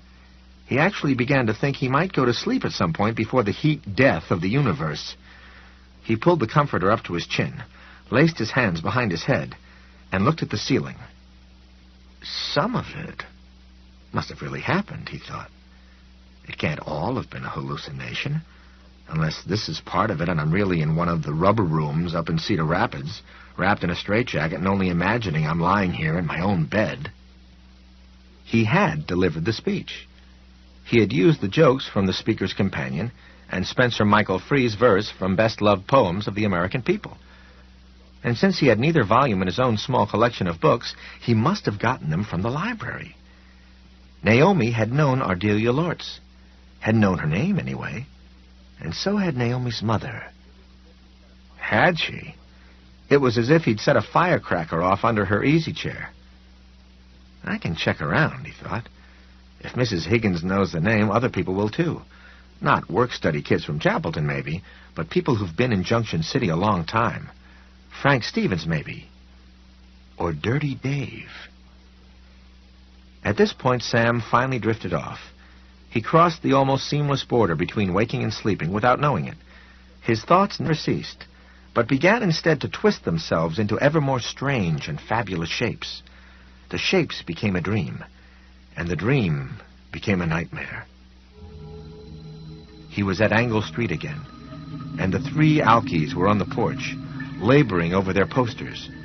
He asked Dirty Dave what he was doing. "Oh, just passing the time," Dave said. And then, shyly, he turned the poster around so Sam could see it. It was a picture of Simple Simon. He had been impaled on a spit over an open fire. He was clutching a great bundle of melting red licorice in one hand. His clothes were burning, but he was still alive. He was screaming. The words written above this terrible image were, "Children dinner in the public library bushes to benefit the library police fund, midnight to 2 a.m. Come one, come all. That's chow-dee-dow." "Dave, that's horrible," Sam said in the dream. "Not at all," Dirty Dave replied. "The children call him Simple Simon. They love to eat him. I think that's very healthy. Don't you?" Look, Rudolph cried. look, it's Sarah.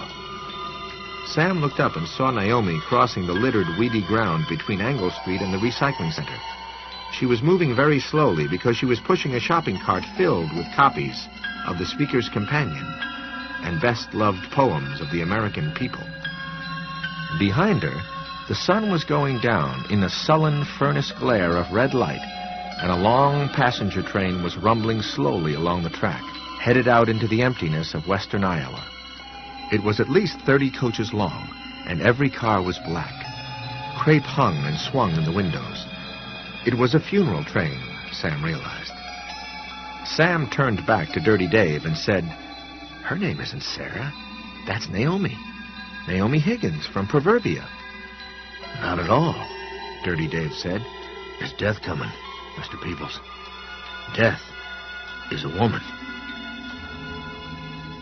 Lukey began to squeal then. In the extremity of his terror, he sounded like a human pig. She got Slim Jims. She got Slim Jims. Oh, my God. She got all fucking Slim Jims. Sam turned back to see what Lukey was talking about. The woman was closer, but it was no longer Naomi. It was Ardelia. She was dressed in a trench coat the color of a winter storm cloud. The shopping cart was not full of Slim Jims, as Lukey had said, but thousands of intertwined red licorice whips. While Sam watched, Ardelia snatched up handfuls of them and began to cram them into her mouth. Her teeth were no longer dentures. They were long and discolored. They looked like vampire teeth to Sam, both sharp and horribly strong. Grimacing, she bit down on her mouthful of candy. Bright blood squirted out, spraying a pink cloud in the sunset air and dribbling down her chin. Severed chunks of licorice tumbled to the weedy earth, still jetting blood. She raised hands which had become hooked talons. "You lost the books," she screamed at Sam and charged at him.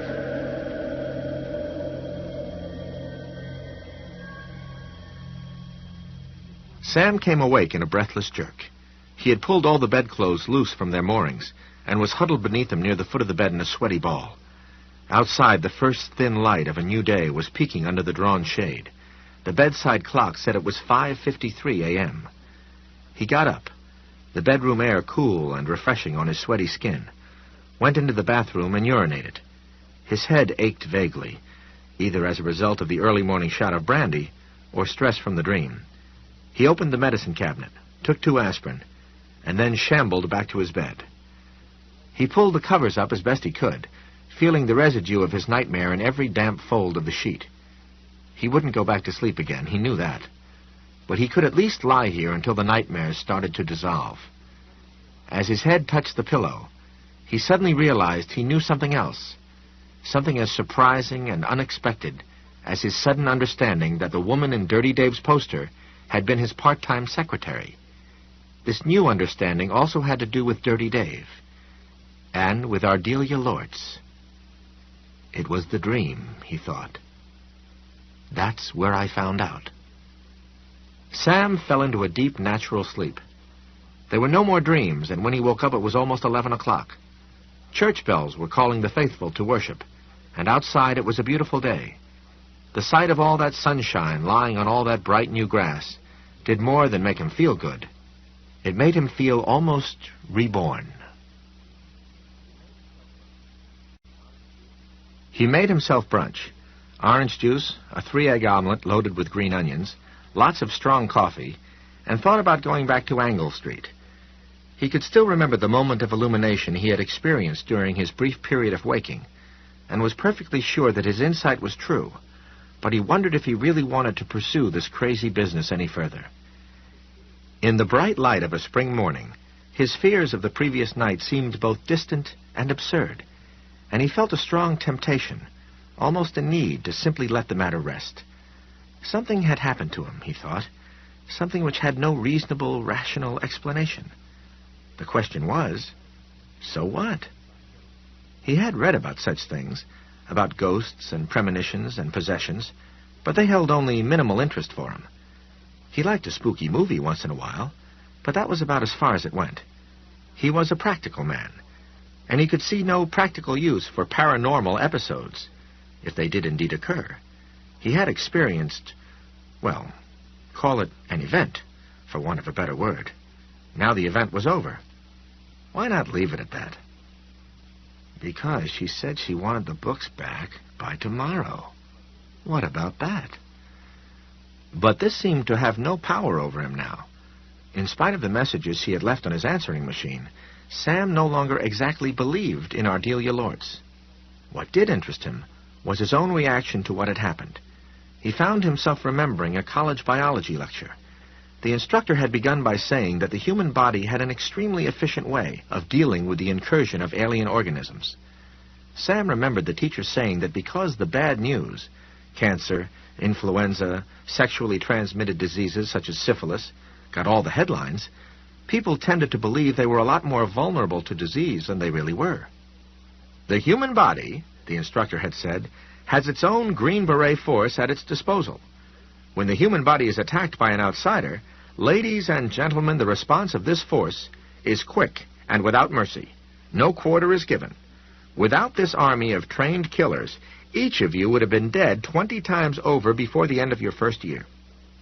The prime technique the body employed to rid itself of invaders was isolation. The invaders were first surrounded, cut off from the nutrients they needed to live, then either eaten, beaten, or starved. Now Sam was discovering, or thought he was, that the mind employed exactly the same technique when it was attacked. He could remember many occasions when he had felt he was coming down with a cold only to wake up the next morning feeling fine. The body had done its work. A vicious war had been going on even as he slept, and the invaders had been wiped out to the last man, or a bug. They had been eaten, beaten, or starved. Last night he had experienced the mental equivalent of an impending cold. This morning the invader, the threat to his clear, rational perceptions, had been surrounded, cut off from its nutrients. Now it was only a matter of time, and part of him was warning the rest of him that by investigating this business further, he might be feeding the enemy. This is how it happens, he thought. This is why the world isn't full of reports of strange happenings and inexplicable phenomena. The mind experiences them, reels around for a while, then counterattacks. But he was curious. That was the thing. And didn't they say that although curiosity killed the cat, satisfaction brought the beast back? Who? Who says? He didn't know, but he supposed he could find out. At his local library. Sam smiled a little as he took his dishes over to the sink and discovered he had already made his decision. He would pursue this crazy business just a little further. Just a little bit. Sam arrived back at Angle Street around 12:30. He was not terribly surprised to see Naomi's old blue Datsun parked in the driveway. Sam parked behind it, got out, and climbed the rickety steps past the sign telling him he'd have to drop any bottles he might have in the trash barrel. He knocked, but there was no answer. He pushed the door open, revealing a wide hall that was barren of furniture, unless the pay telephone halfway down counted.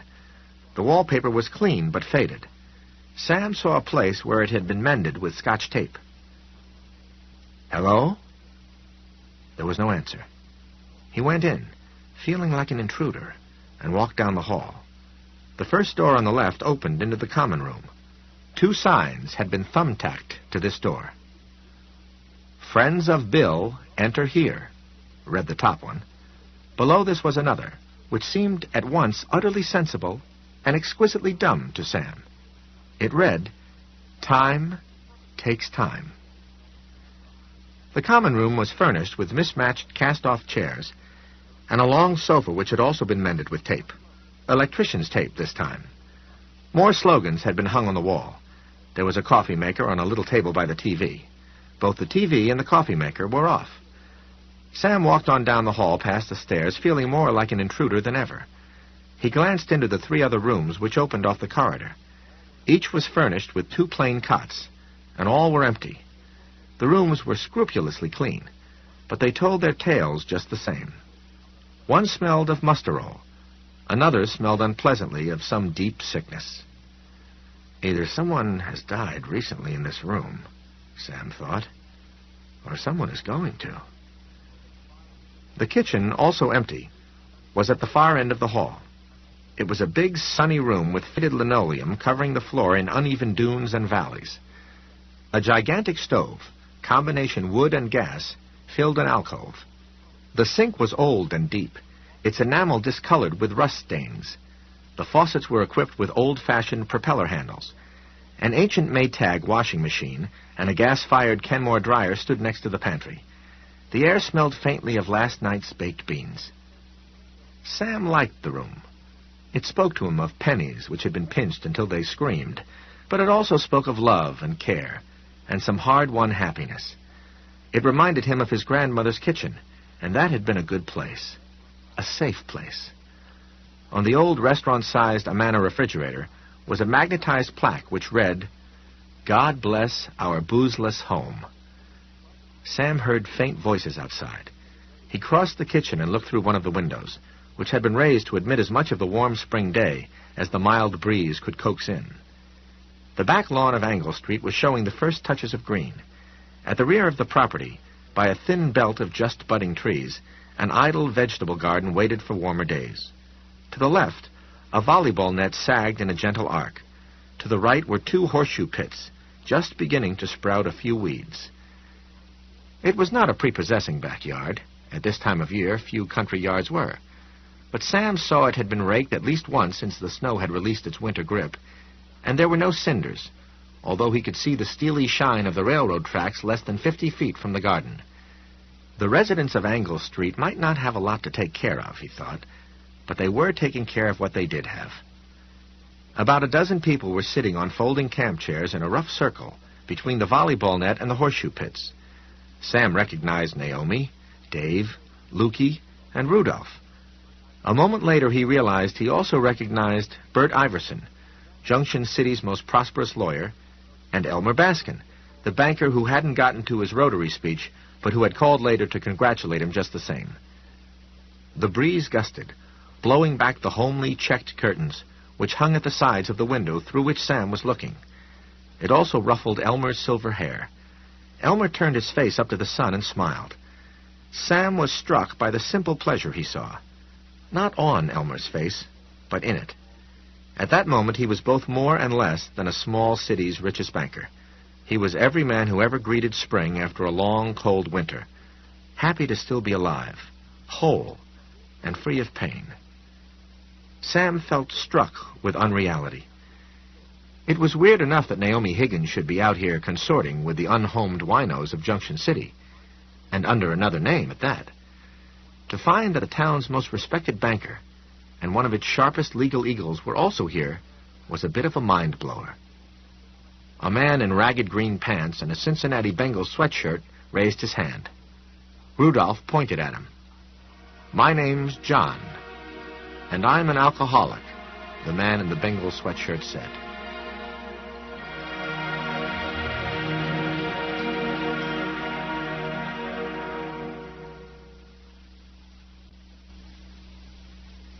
Sam backed away from the window quickly.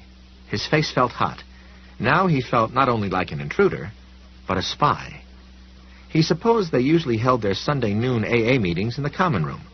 The coffee pot suggested it anyway. But today the weather had been so nice that they had taken their chairs outside. He bet it had been Naomi's idea. "We'll be in church tomorrow morning," Mrs. Higgins had said, "and the First Baptist Youth Picnic of the season is tomorrow afternoon.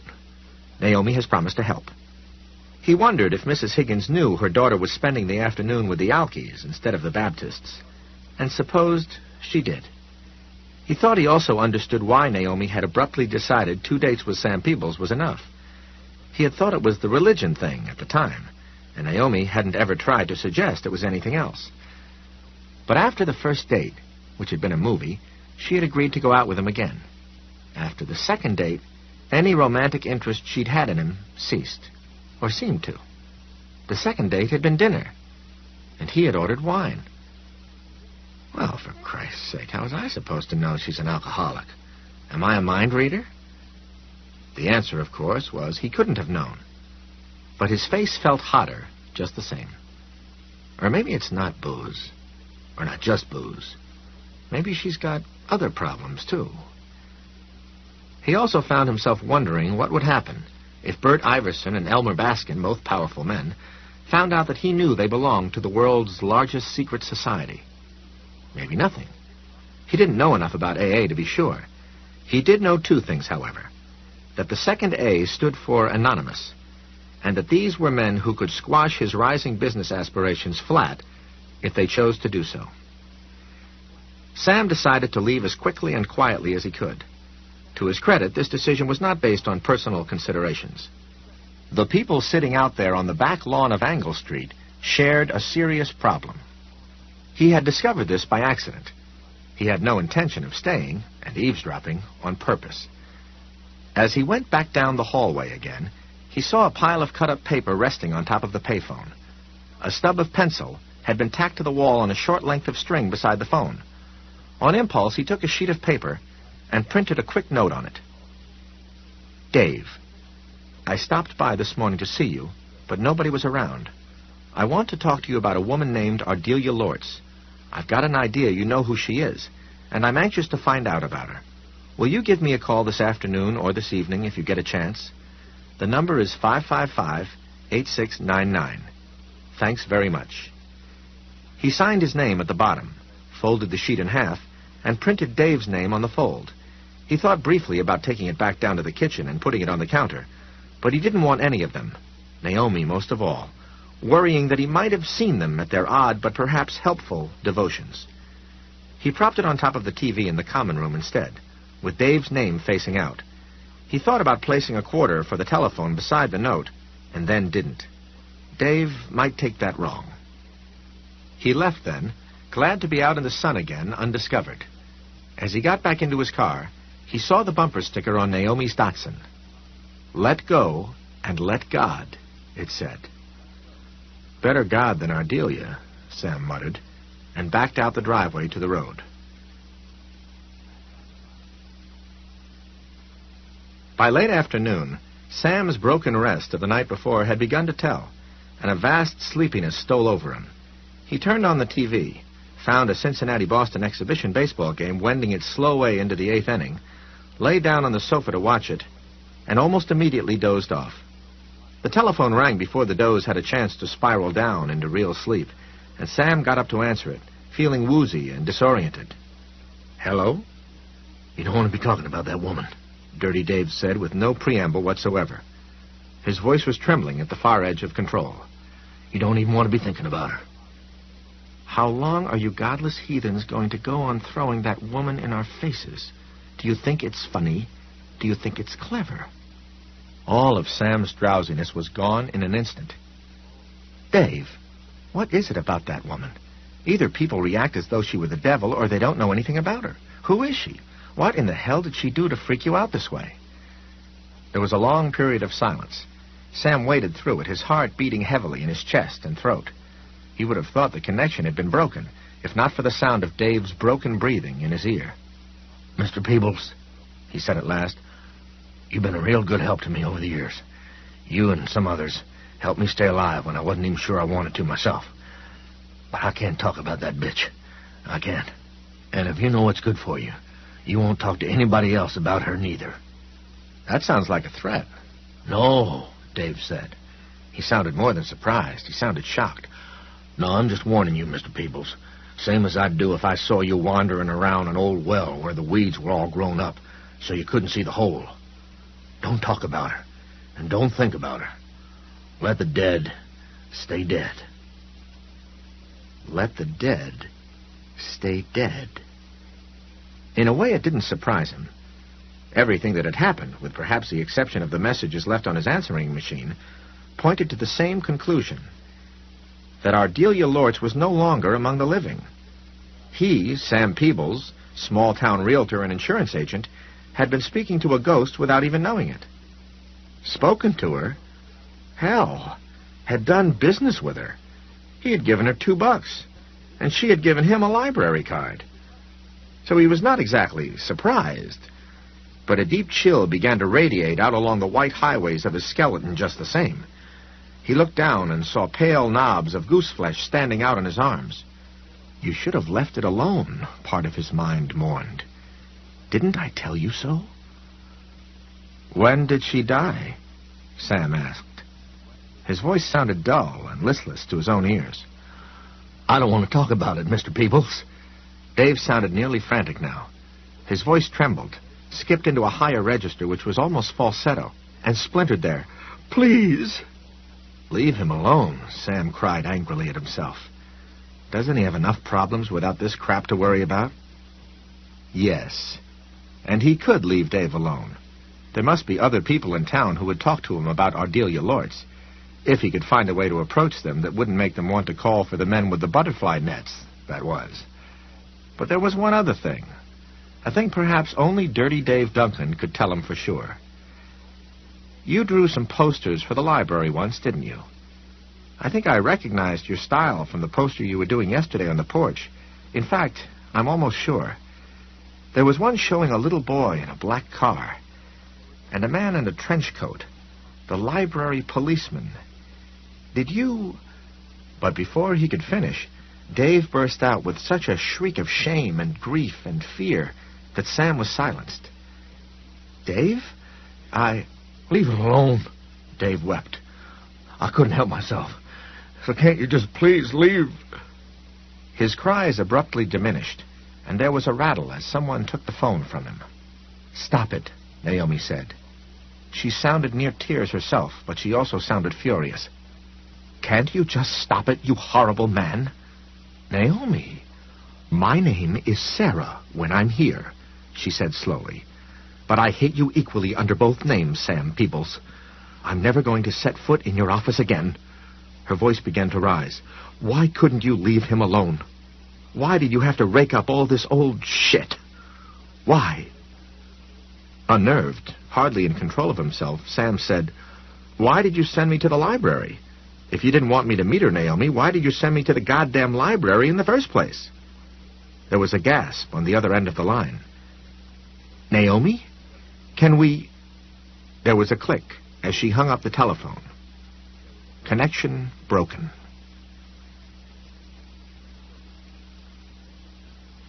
Sam sat in his study until almost 9:30, eating Tums and writing one name after another on the same legal pad he had used when composing the first draft of his speech. He would look at each name for a little while, then cross it off. 6 years had seemed like a long time to spend in one place, at least until tonight. Tonight it seemed like a much shorter period of time. A weekend, say. Craig Jones, he wrote. He stared at the name and thought, Craig might know about Ardelia, know why I was interested. Did he know Craig well enough to answer that question truthfully? The answer to that question was a firm no. Craig was one of Junction City's youngest lawyers, a real wannabe. They'd had a few business lunches, and there was Rotary Club, of course, and Craig had invited him to his house for dinner once. When they happened to meet on the street, they spoke cordially, sometimes about business, more often about the weather. None of that added up to friendship, though, and if Sam meant to spill this nutty business to someone, he wanted it to be a friend. not an associate that called him Old Buddy after the second slow gin fizz. He scratched Craig's name off the list. He'd made 2 fairly close friends since coming to Junction City. One a physician's assistant with Dr. Meldon's practice, the other a city cop. Russ Frame, his PA friend, had jumped to a better-paying family practice in Grand Rapids early in 1989. And since the 1st of January, Tom Wycliffe had been overseeing the Iowa State Patrol's new Traffic Control Board. He had fallen out of touch with both men since. He was slow making friends, and not good at keeping them either. Which left him just where? Sam didn't know. He did know that Ardelia Lortz's name affected some people in Junction City like a satchel charge. He knew, or believed he knew, that he had met her, even though she was dead. He couldn't even tell himself that he had met a relative or some nutty woman calling herself Ardelia Lortz, because I think I met a ghost. In fact, I think I met a ghost inside of a ghost. I think that the library I entered was the Junction City Library as it was when Ardelia Lortz was alive and in charge of the place. I think that's why it felt so weird and off-kilter. It wasn't like time travel, or the way I imagined time travel would be. It was more like stepping into limbo for a little while. And it was real. I'm sure it was real. He paused, drumming his fingers on the desk. Where did she call me from? Do they have telephones in limbo? He stared at the list of crossed-off names for a long moment, then tore the yellow sheet slowly off the pad. He crumpled it up and tossed it at the wastebasket. You should have left it alone. Part of him continued to mourn. But he hadn't. So now what? Call one of the guys you trust. Call Russ Frame or Tom Wycliffe. Just pick up the phone and make a call. But he didn't want to do that. Not tonight, at least. He recognized this as an irrational, half-superstitious feeling. He had given and gotten a lot of unpleasant information over the phone just lately, or so it seemed. But he was too tired to grapple with it tonight. If he could get a good night's sleep, and he thought he could if he left the bedside lamp on again, maybe something better, something more concrete, would occur to him tomorrow morning when he was fresh. Further along, he supposed he would have to try and mend his fences with Naomi Higgins and Dave Duncan. But first he wanted to find out just what kind of fences they were. If he could.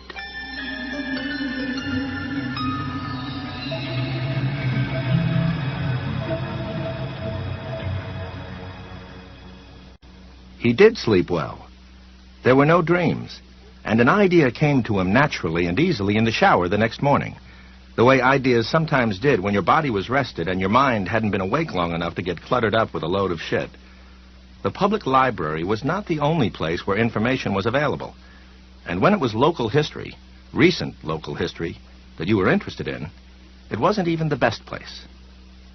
The Gazette, he cried, and stuck his head under the shower nozzle to rinse the soap out of it.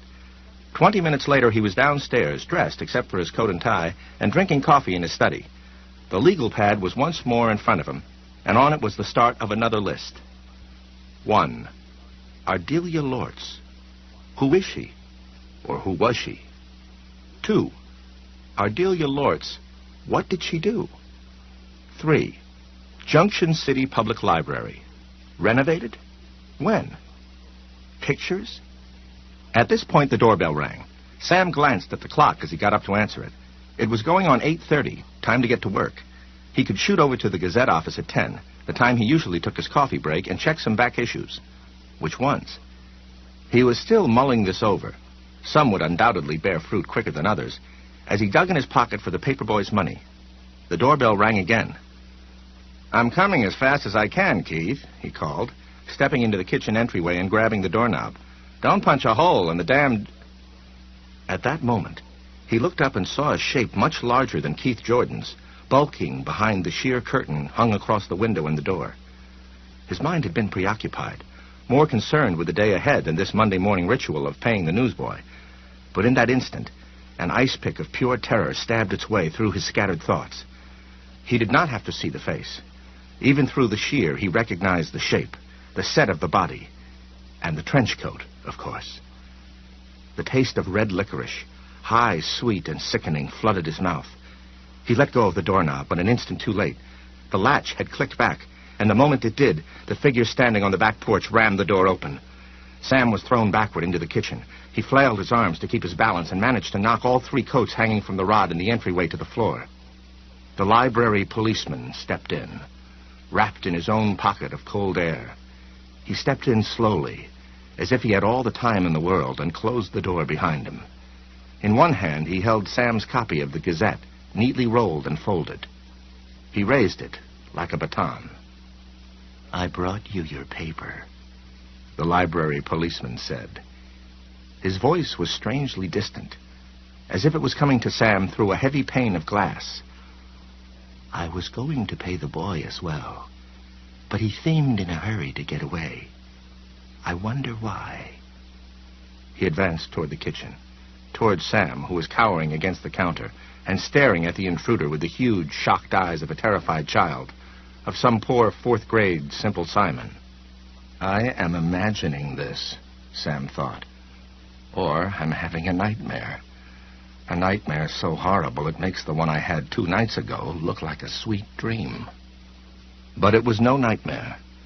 It was terrifying, but it was no nightmare. Sam had time to hope he had gone crazy after all.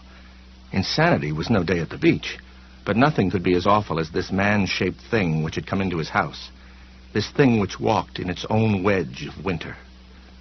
Sam's house was old and the ceilings were high, but the library policeman had to duck his head in the entry, and even in the kitchen the crown of his gray felt hat almost brushed the ceiling. That meant he was over 7 feet tall. His body was wrapped in a trench coat the leaden color of fog at twilight. His skin was paper white. His face was dead, as if he could understand neither kindness nor love nor mercy. His mouth was set in lines of ultimate, passionless authority, and Sam thought for one confused moment of how the closed library door had looked, like the slotted mouth and the face of a granite robot. The library policeman's eyes appeared to be silver circles, which had been punctured by tiny shotgun pellets. They were rimmed with pinkish-red flesh that looked ready to bleed, and they were lashless. And the worst thing of all was this. It was a face Sam knew. He did not think this was the first time he had cringed in terror beneath that black gaze. And far back in his mind, Sam heard a voice with the slightest trace of a lisp say, "Come with me, son. I'm a policeman." The scar overlaid the geography of that face exactly as it had in Sam's imagination. Across the left cheek below the left eye, across the bridge of the nose. Except for the scar, it was the man in the poster. Or was it? He could no longer be sure. "Come with me, son. I'm a policeman." Sam Peebles, darling of the Junction City Rotary Club, wet his pants. He felt his bladder let go in a warm gush, but that seemed far away and unimportant. What was important was that there was a monster in his kitchen, and the most terrible thing about this monster was that Sam almost knew his face. Sam felt a triple locked door far back in his mind, straining to burst open. He never thought of running. The idea of flight was beyond his capacity to imagine. He was a child again. A child who has been caught red-handed. The book isn't the speaker's companion, doing some awful bad thing. Instead of running, the book isn't best-loved poems of the American people. He folded slowly over his own wet crotch and collapsed between the 2 stools which stood at the counter, holding his hands up blindly above his head. "The book is..." "No," he said in a husky, strengthless voice. "No, please. No, please, please, don't do it to me, please. I'll be good. Please don't hurt me that way." He was reduced to this, but it didn't matter. The giant in the fog-colored trench coat. "The book is The Black Arrow by Robert Louis Stevenson," now stood directly over him. Sam dropped his head. It seemed to weigh 1,000 pounds. He looked at the floor and prayed incoherently that when he looked up, when he had the strength to look up, the figure would be gone. "Look at me," the distant thudding voice instructed. It was the voice of an evil god. No. Sam cried in a shrieky, breathless voice, and then burst into helpless tears. It was not just terror, although the terror was real enough, bad enough. Separate from it was a cold, deep drift of childish fright and childish shame. Those feelings clung like poison syrup to whatever it was he dared not remember, the thing that had something to do with a book he had never read. The Black Arrow by Robert Louis Stevenson. Whack! Something struck Sam's head and he screamed, "Look at me." "No, please, don't make me," Sam begged. Whack! He looked up, shielding his streaming eyes with one rubbery arm, just in time to see the library policeman's arm come down again. Whack! He was hitting Sam with Sam's own rolled-up copy of the Gazette, whacking him the way you might a heedless puppy that is piddled on the floor. "That's better," said the library policeman. He grinned, lips parting to reveal the points of sharp teeth which were almost fangs. He reached into the pocket of his trench coat and brought out a leather folder. He flipped it open and revealed the strange star of many points. It glinted in the clean morning light. Sam was helpless to look away from that merciless face, those silver eyes with their tiny birdshot pupils. He was slobbering, and knew it, but was helpless to stop that either. "You have 2 books, which belong to us," the library policeman said. His voice still seemed to be coming from a distance, or from behind a thick pane of glass. "Miss Loris is very upset with you, Mr. Peebles." "I lost them," Sam said, beginning to cry harder. The thought of lying to this man about the Black Arrow, the books, about anything, was out of the question. He was all authority, all power, all force. He was judge, jury, and executioner. "Where's the janitor?" Sam wondered incoherently. "Where's the janitor who checks the dials and then goes back into the sane world? The sane world where things like this don't have to happen." I don't want to hear your thick excuses," the library policeman said. He flipped his leather folder closed and stuffed it into his right pocket. At the same time, he reached into his left pocket and drew out a knife with a long, sharp blade. Sam, who had spent 3 summers earning money for college as a stockboy, recognized it. It was a carton slitter. There was undoubtedly a knife like that in every library in America. "You have until midnight. Then..." He leaned down, extending the knife in one white, corpse-like hand. That freezing envelope of air struck Sam's face, numbed it. He tried to scream, and could produce only a glassy whisper of silent air. The tip of the blade pricked the flesh of his throat. It was like being pricked with an icicle. A single bead of scarlet oozed out, and then froze solid, a tiny seed pearl of blood. "Then I come again," the library policeman said, in his odd, lisp-rounded voice. "You better find what you lost, Mr. Peebles." The knife disappeared back into the pocket. The library policeman drew back up to his full height. "There is another thing," he said. "You have been asking questions, Mr. Peebles. Don't ask any more. Do you understand me?" Sam tried to answer and could only utter a deep groan. The library policeman began to bend down, pushing chill air ahead of him the way the flat prow of a barge might push a chunk of river ice. "Don't pry into things that don't concern you. Do you understand me?" "Yes," Sam screamed. "Yes, yes, yes." "Good. Because I will be watching, and I am not alone." He turned, his trench coat rustling, and recrossed the kitchen toward the entry. He spared not a single backward glance for Sam. He passed through a bright patch of morning sun as he went, and Sam saw a wonderful, terrible thing. The library policeman cast no shadow. He reached the back door, He grasped the knob. Without turning around, he said in a low, terrible voice, "If you don't want to see me again, Mr. Peebles, find those books." He opened the door and went out.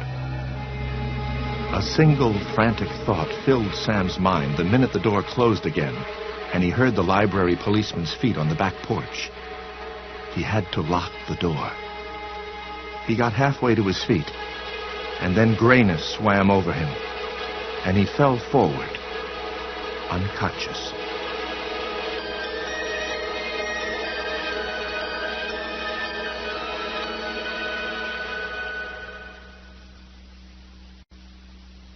"May I help you?" the receptionist asked. The slight pause came as she took a second look at the man who had just approached the desk. "Yes," Sam said. "I want to look at some back issues of the Gazette, if that's possible." "Of course it is," she said. "But pardon me if I'm out of line. Do you feel all right, sir? Your color is very bad." "I think I may be coming down with something at that," Sam said. "Spring colds are the worst, aren't they?" she said, getting up. "Come right through the gate at the end of the counter. Mr. Peebles. Sam Peebles." She stopped, a chubby woman of perhaps 60, and cocked her head. She put one red-tipped nail to the corner of her mouth. "You sell insurance, don't you?" "Yes, ma'am," he said. "I thought I recognized you. Your picture was in the paper last week. Was it some sort of award?" "No, ma'am," Sam said. "I gave a speech at the Rotary Club, and would give anything to be able to turn back the clock," he thought. "I'd tell Craig Jones to go fuck himself." "Well, that's wonderful," she said. But she spoke as if there might be some doubt about it. "You looked different in the picture." Sam came in through the gate. "I'm Doreen McGill," the woman said, and put out a plump hand. Sam shook it and said he was pleased to meet her. It took an effort. He thought that speaking to people, and touching people, especially that, was going to be an effort for quite a while to come. All of his old ease seemed to be gone. She led him toward a carpeted flight of stairs and flicked a light switch. The stairway was narrow, the overhead bulb dim, and Sam felt the horrors begin to crowd in on him at once. They came eagerly, as fans might congregate around a person offering free tickets to some fabulous sold-out show. The library policeman could be down there, waiting in the dark. The library policeman, with his dead white skin and red-rimmed silver eyes, and small but hauntingly familiar lisp. "Stop it," he told himself. "And if you can't stop it, then for God's sake control it. You have to, because this is your only chance.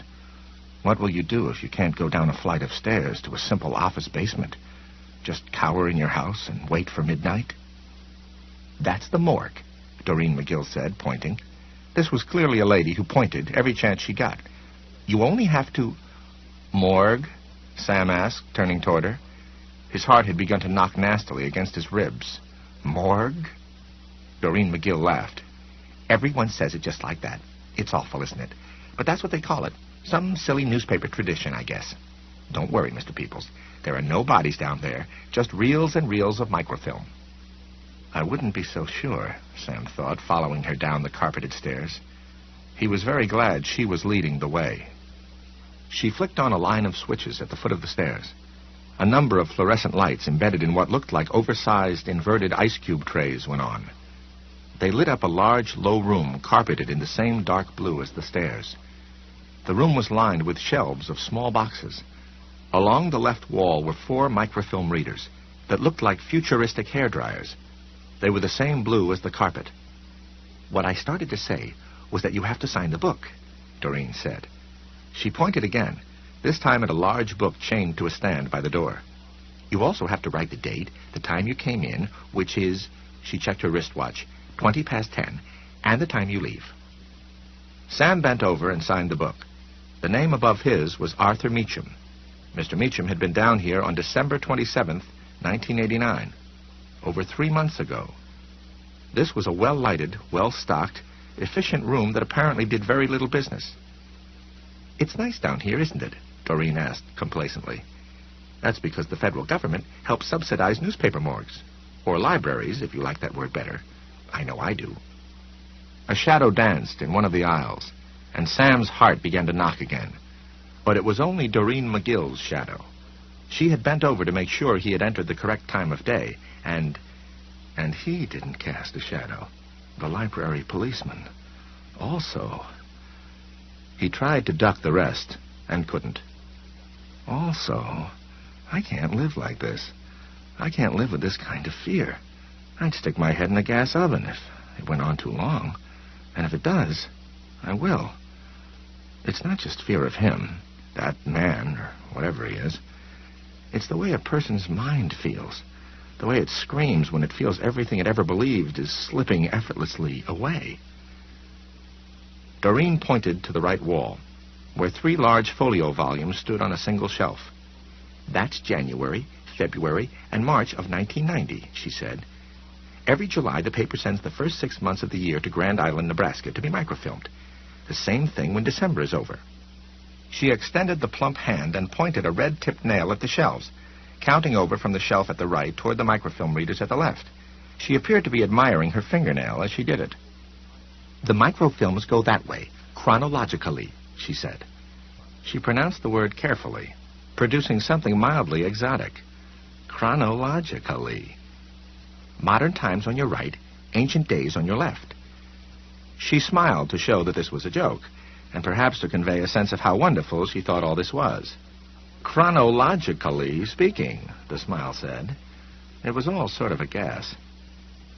Thank you, Sam said. Don't mention it. It's what we're here for. One of the things, anyway. She put her nail to the corner of her mouth and gave him her peekaboo smile again. Do you know how to run a microfilm reader, Mr. Peoples? Yes, thanks. All right. If I can help you further, I'll be upstairs. Don't hesitate to ask. Are you... he began, and then snapped his mouth shut on the rest. Going to leave me here alone? She raised her eyebrows. Nothing, he said, and watched her go back upstairs. He had to resist a strong urge to pelt up the stairs behind her, because, cushy blue carpet or not, this was another Junction City library.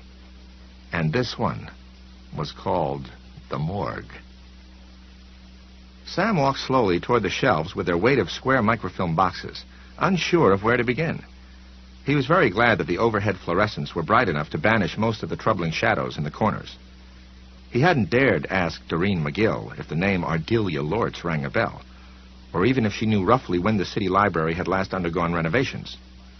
You have been asking questions, the library policeman had said. Don't pry into things that don't concern you. Do you understand? Yes, he understood, and he supposed he was risking the library policeman's wrath by prying anyway. But he wasn't asking questions, at least not exactly, and these were things that concerned him. They concerned him desperately.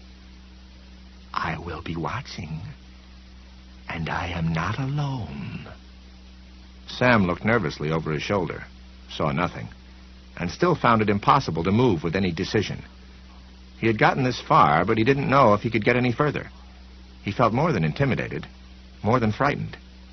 He felt shattered. You've got to, he muttered harshly, and wiped his lips with a shaking hand. You've just got to. He made his left foot move forward. He stood that way a moment, legs apart, like a man caught in the act of fording a small stream. Then he made his right foot catch up with his left one.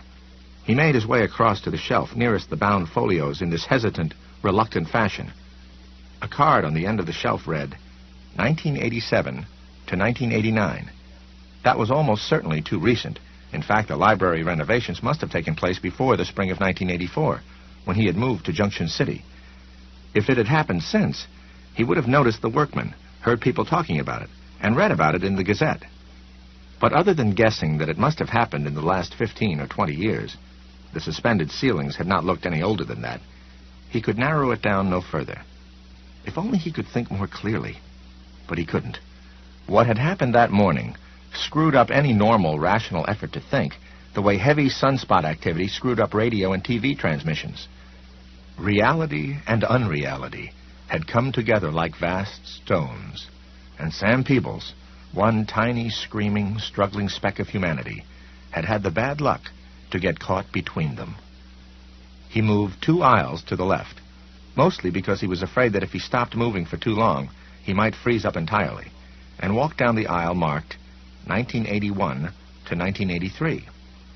He picked up a box almost at random and took it over to one of the microfilm readers. He snapped it on and tried to concentrate on the spool of microfilm, and nothing else. The spool was also blue, and Sam wondered if there was any reason why everything in this clean, well-lighted place was color-coordinated. First, you had to mount it on one of the spindles. Right. Then you had to thread it. Check. Then you had to secure the leader in the core of the take-up reel. Okay. The machine was so simple, an 8-year-old could have executed these little tasks. But it took Sam almost 5 minutes. He had his shaking hands and shocked, wandering mind to deal with. When he finally got the microfilm mounted and scrolled to the first frame, he discovered he had mounted the reel backward. The printed matter was upside down. He patiently rewound the microfilm, turned it around, and rethreaded it. He discovered he didn't mind this little setback in the least. Repeating the operation, one simple step at a time, seemed to calm him. This time, the front page of the April 1st, 1981 issue of the Junction City Gazette appeared before him right side up. The headline bannered the surprise resignation of a town official Sam had never heard of, but his eyes were quickly drawn to a box at the bottom of the page. Inside the box was this message: Richard Price and the entire staff of the Junction City Public Library remind you that April 6th through the 13th is National Library Week. Come and see us. Did I know that? Sam wondered. Is that why I grabbed this particular box? Did I subconsciously remember that the second week of April is National Library Week? Come with me, a tenebrous, whispering voice answered. Come with me, son. I'm a policeman. Gooseflesh gripped him. A shudder shook him. Sam pushed both the question and the phantom voice away. After all, it didn't really matter why he had picked the April 1981 issue of the Gazette. The important thing was that he had, and that it was a lucky break. Might be a lucky break. He advanced the reel quickly to April 6th, and saw exactly what he had hoped for. Over the Gazette masthead, in red ink, it said, Special Library Supplement enclosed. Sam advanced to the supplement. There were 2 photos on the first page of the supplement. One was of the library's exterior. The other showed Richard Price, the head librarian, standing at the circulation desk and smiling nervously into the camera. He looked exactly as Naomi Higgins had described him, a tall, bespectacled man of about 40, with a narrow little mustache. Sam was more interested in the background. He could see the suspended ceiling which had so shocked him on his second trip to the library. So the renovations had been done prior to April of 1981. The stories were exactly the sort of self-congratulatory puff pieces he expected. He had been reading the Gazette for 6 years now, and was very familiar with its "Ain't we a jolly bunch of JCs" editorial slant. There were informative and rather breathless items about National Library Week, the summer reading program, the Junction County Bookmobile, and the new fund drive which had just commenced. Sam glanced over these quickly. On the last page of the supplement, he found a much more interesting story, one written by Price himself. It was titled, The Junction City Public Library, 100 Years of History. Sam's eagerness did not last long. Ardelia's name wasn't there. He reached for the power switch to rewind the microfilm and then stopped. He saw a mention of the renovation project. It had happened in 1970, and there was something else, something just a little off-key. Sam began to read the last part of Mr. Price's chatty historical note again, this time more carefully. With the end of the Great Depression, our library turned the corner. In 1942, the Junction City Town Council voted $5,000 to repair the extensive water damage the library sustained during the flood of '32, and Mrs. Felicia Culpepper took on the job of head librarian, donating her time without recompense. She never lost sight of her goal, a completely renovated library, serving a town which was rapidly becoming a city. Mrs. Culpepper stepped down in 1951, giving way to Christopher Lavin, the first Junction City librarian with a degree in library science. Mr. Lavin inaugurated the Culpeper Memorial Fund, which raised over $15,000 for the acquisition of new books in its first year, and the Junction City Public Library was on its way into the modern age.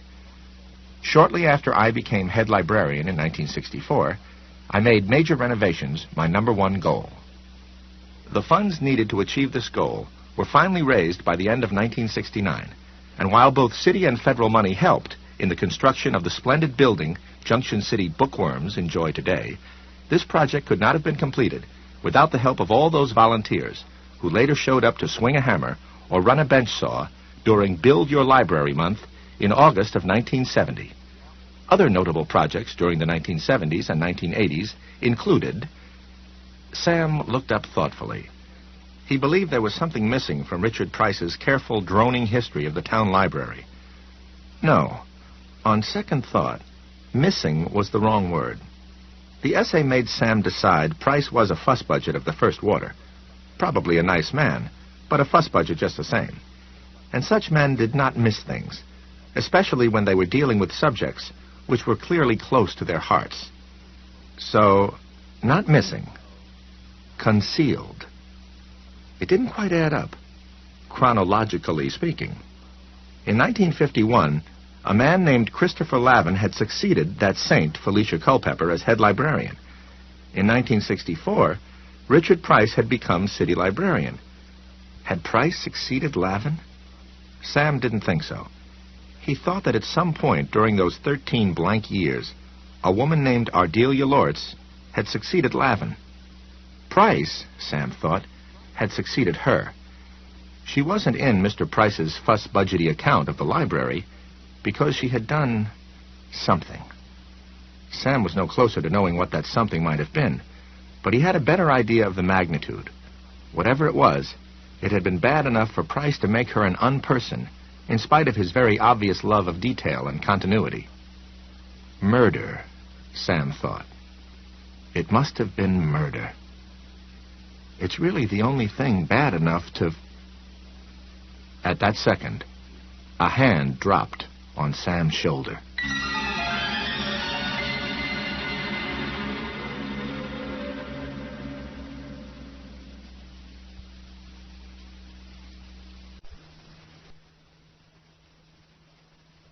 If he had screamed, he would undoubtedly have terrified the hand's owner almost as much as she had already terrorized him. But Sam was unable to scream. Instead, all the air whooshed out of him, and the world went gray again. His chest felt like an accordion being slowly crushed under an elephant's foot. All of his muscles seemed to have turned to macaroni. He did not wet his pants again. That was perhaps the only saving grace. "Sam?" he heard a voice ask. It seemed to come from quite a distance, somewhere in Kansas, say. "Is that you?" He swung around, almost falling out of his chair in front of the microfilm reader, and saw Naomi. He tried to get his breath back so he could say something. Nothing but a tired wheeze came out. The room seemed to waver in front of his eyes. The grayness came and went. Then he saw Naomi take a stumble step backward, her eyes widening in alarm, her hand going to her mouth. She struck one of the microfilm shelves almost hard enough to knock it over. It rocked. 2 or 3 of the boxes tumbled to the carpet with soft thumps, and then it settled back again. "Ohms," he managed at last. His voice came out in a whispery squeak. He remembered once, as a boy in St. Louis, trapping a mouse under his baseball cap. It had made a sound like that as it scurried about, looking for an escape hatch. "Sam, what's happened to you?" She also sounded like someone who would have been screaming if shock hadn't whipped the breath out of her. We make quite a pair, Sam thought. Abbott and Costello meet the monsters. "What are you doing here?" he said. "You scared the living shit out of me." There, he thought. I went and used the S word again. Called you Ohms again, too. Sorry about that. He felt a little better, and thought of getting up, but decided against it. No sense pressing his luck. He was still not entirely sure his heart wasn't going to vapor lock. "I went to the office to see you," she said. Cammie Harrington said she thought she saw you come in here. I wanted to apologize. Maybe. I thought at first you must have played some cruel trick on Dave. He said you'd never do a thing like that, and I started to think that it didn't seem like you. You've always been so nice. Thanks, Sam said. I guess. And you seemed so bewildered on the telephone. I asked Dave what it was about, but he wouldn't tell me anything else. All I know is what I heard, and how he looked when he was talking to you. He looked like he'd seen a ghost. No, Sam thought of telling her. I was the one who saw the ghost. And this morning I saw something even worse. Sam, you have to understand something about Dave. And about me. Well, I guess you already know about Dave.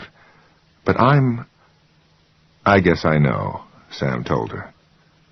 I said in my note to Dave that I didn't see anyone at Angle Street, but that wasn't the truth. I didn't see anyone at first, but I walked through the downstairs looking for Dave. I saw you guys out back, so I know.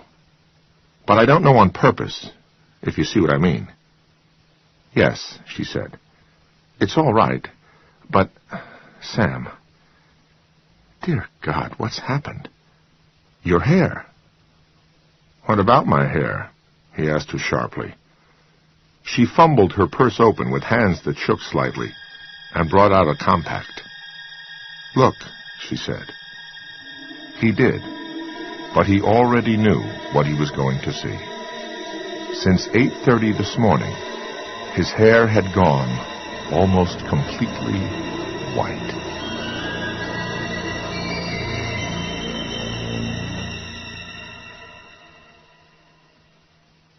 I see you found your friend, Doreen McGill said to Naomi as they climbed back up the stairs.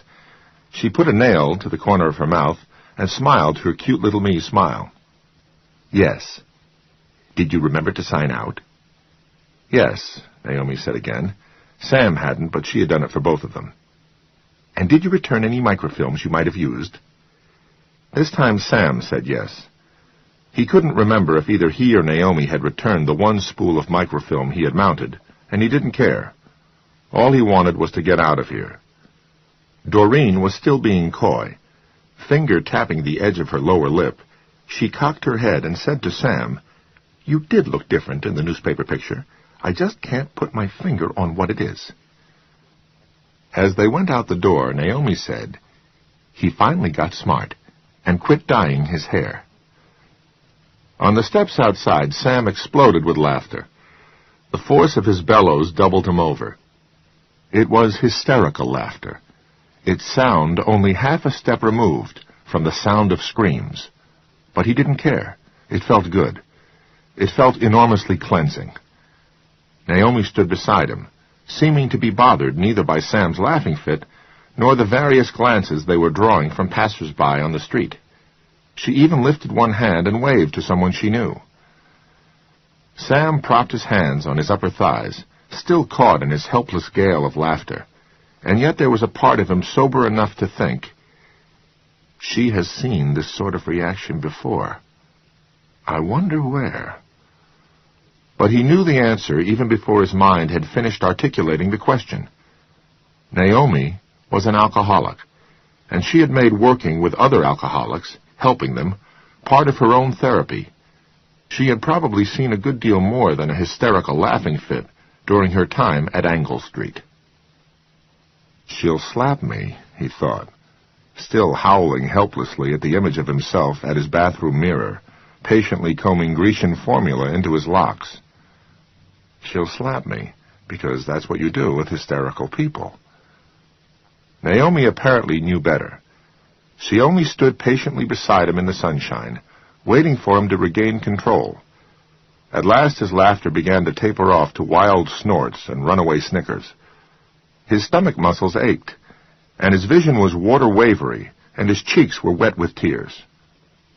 "Feel better?" she asked. "Oh, Naomi," he began, and then another hee-haw bray of laughter escaped him and galloped off into the sunshiny morning. "You don't know how much better." Sure I do, she said. Come on. We'll take my car. Where? He hiccuped. Where are we going? Angel Street, she said, pronouncing it the way the sign painter had intended it to be pronounced. I'm very worried about Dave.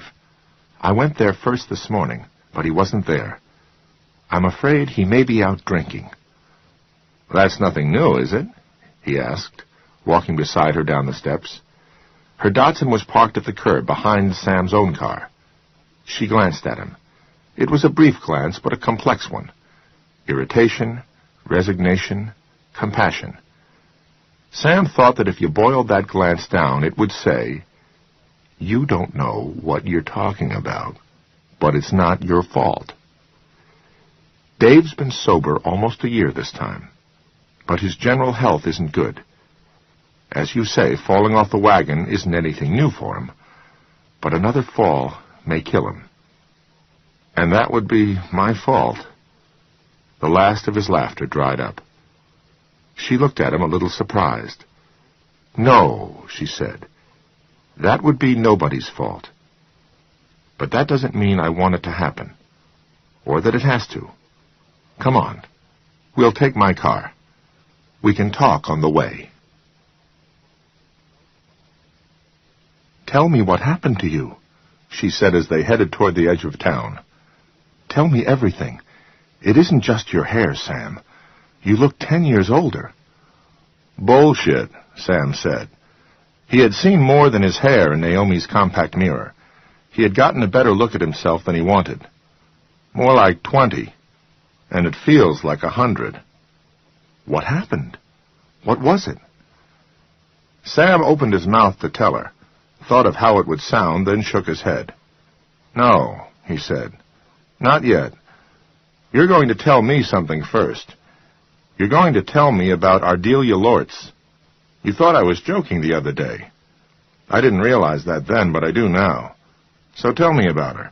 Tell me who she was and what she did.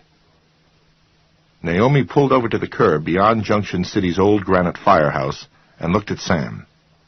Her skin was very pale beneath her light makeup, and her eyes were wide. You weren't? Sam, are you trying to tell me you weren't joking?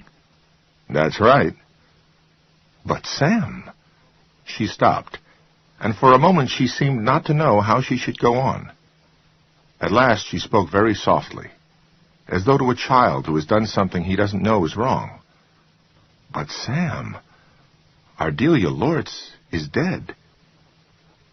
She has been dead for 30 years. I know she's dead. I know it now. What I want to know is the rest. Sam, whoever you think you saw, I know who I saw. Tell me what makes you think...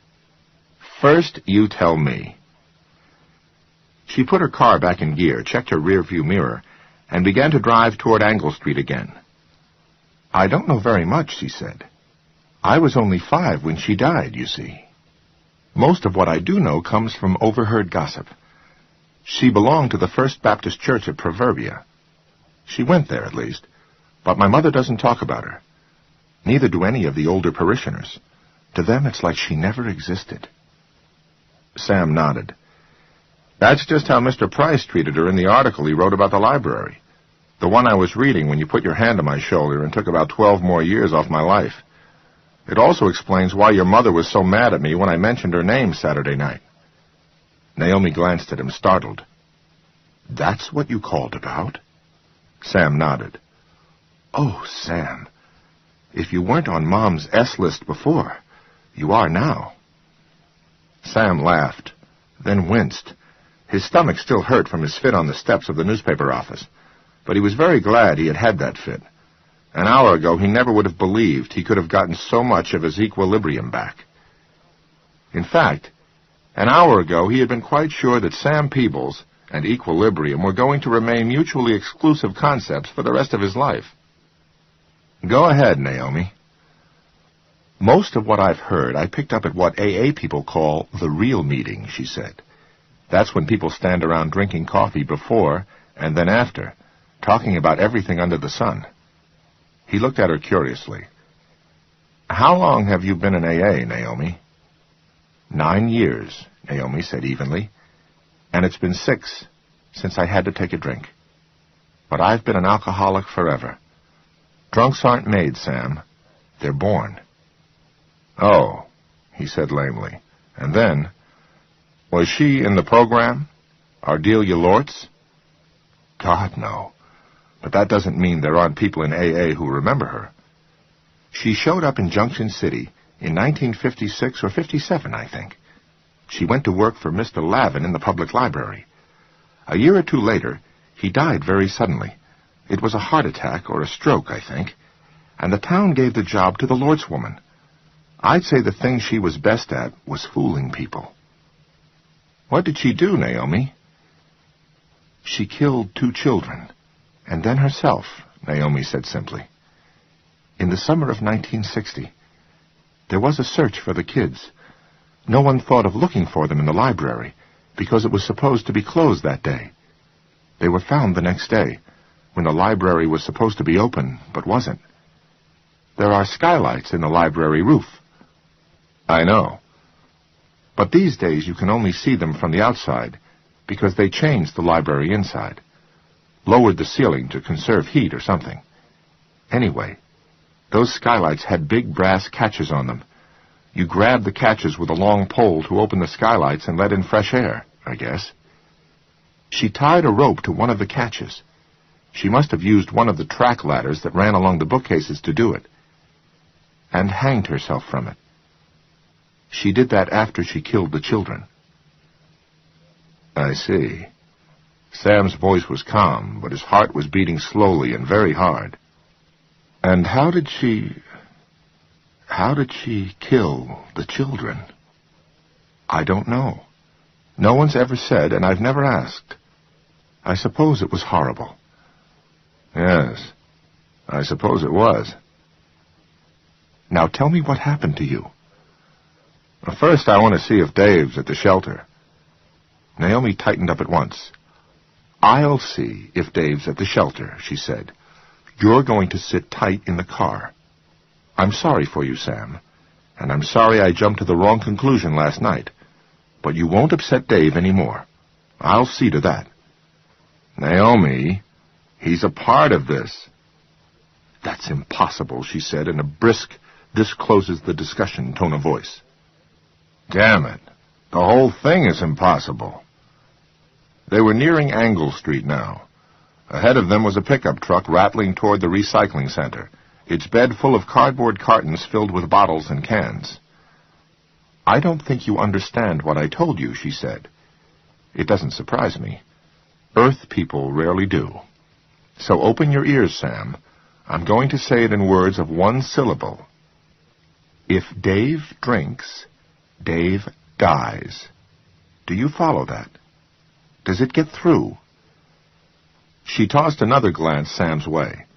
This one was so furious it was still smoking around the edges, and even in the depths of his own distress, Sam realized something.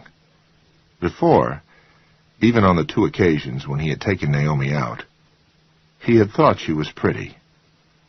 Now, he saw she was beautiful. "What does that mean, Earth people?" he asked her. "People who don't have a problem with booze or pills or pot or cough medicine or any of the other things that mess up the human head," she nearly spat. "People who can afford to moralize and make judgments." Ahead of them, the pickup truck turned off onto the long, rutted driveway leading to the Redemption Center. Angle Street lay ahead. Sam could see something parked in front of the porch, but it wasn't a car. It was Dirty Dave's shopping cart. "Stop a minute," he said. Naomi did, but she wouldn't look at him. She stared straight ahead through the windshield. Her jaw was working. There was high color in her cheeks. "You care about him," he said, "and I'm glad. Do you also care about me, Sarah, even though I'm an Earth person?" "You have no right to call me Sarah. I can because it's part of my name. I was christened Naomi Sarah Higgins, and they can because they are, in a way, closer to me than blood relatives could ever be. We are blood relatives, in fact, because there's something in us that makes us the way we are, something in our blood. You, Sam, you have no right. Maybe I do, Sam said. Maybe I'm one of you now. You've got booze. This Earth person has got the library police. Now she looked at him, and her eyes were wide and wary. Sam, I don't understand. Neither do I. All I know is that I need help. I need it desperately. I borrowed 2 books from a library that doesn't exist anymore, and now the books don't exist either. I lost them. Do you know where they ended up? She shook her head. Sam pointed over to the left, where 2 men had gotten out of the pickup's cab and were starting to unload the cartons of returnables. There. That's where they ended up. They've been pulped. I've got until midnight, Sarah, and then the library police are going to pulp me, and I don't think they'll even leave my jacket behind.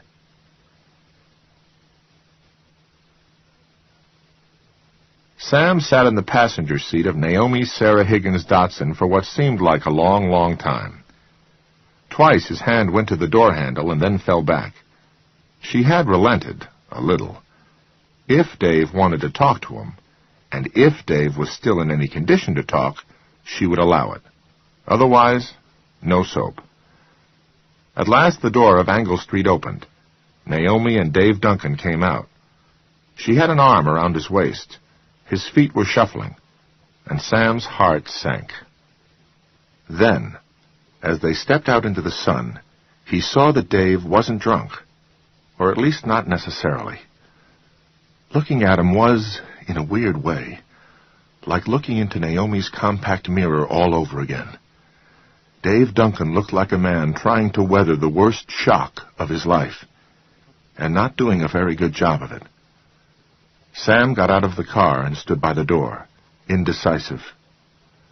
"Come up on the porch," Naomi said. Her voice was both resigned and fearful. "I don't trust him to make it down the steps." Sam came up to where they stood. Dave Duncan was probably 60 years old. On Saturday, he had looked 70 or 75. That was the booze, Sam supposed. And now, as Iowa turned slowly on the axis of noon, he looked older than all the ages. And that, Sam knew, was his fault. It was the shock of things Dave had assumed were long buried. I didn't know, Sam thought.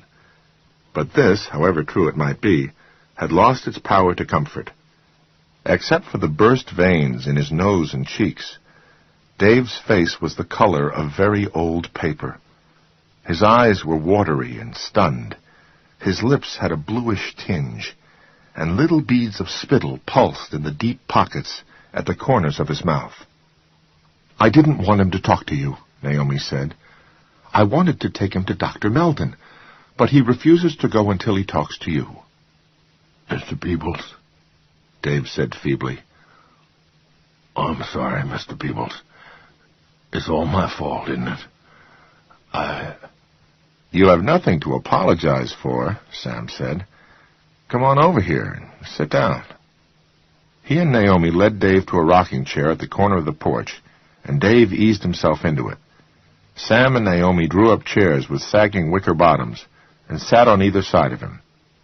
They sat without speaking for some little time, and looking out across the railroad tracks and into the flat farm country beyond. "She's after you, isn't she?" Dave asked. "That bitch from the far side of hell." "She's sick someone on me," Sam said. "Someone who was in one of those posters you drew. He's a... Well, I know this sounds crazy, but he's a library policeman. He came to see me this morning. He did..." Sam touched his hair. "He did this. And this." He pointed to the small red dot in the center of his throat. "And he says he isn't alone." Dave was silent for a long time, looking out into the emptiness, looking at the flat horizon which was broken only by tall silos, and to the north, the apocalyptic shape of the Proverbia Feed Company's grain elevator. "The man you saw isn't real," he said at last. "None of them are real. Only her. Only the devil bitch."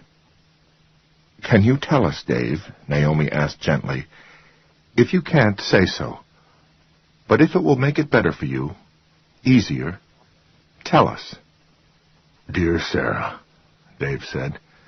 He took her hand and smiled. "I love you. Have I ever told you so?"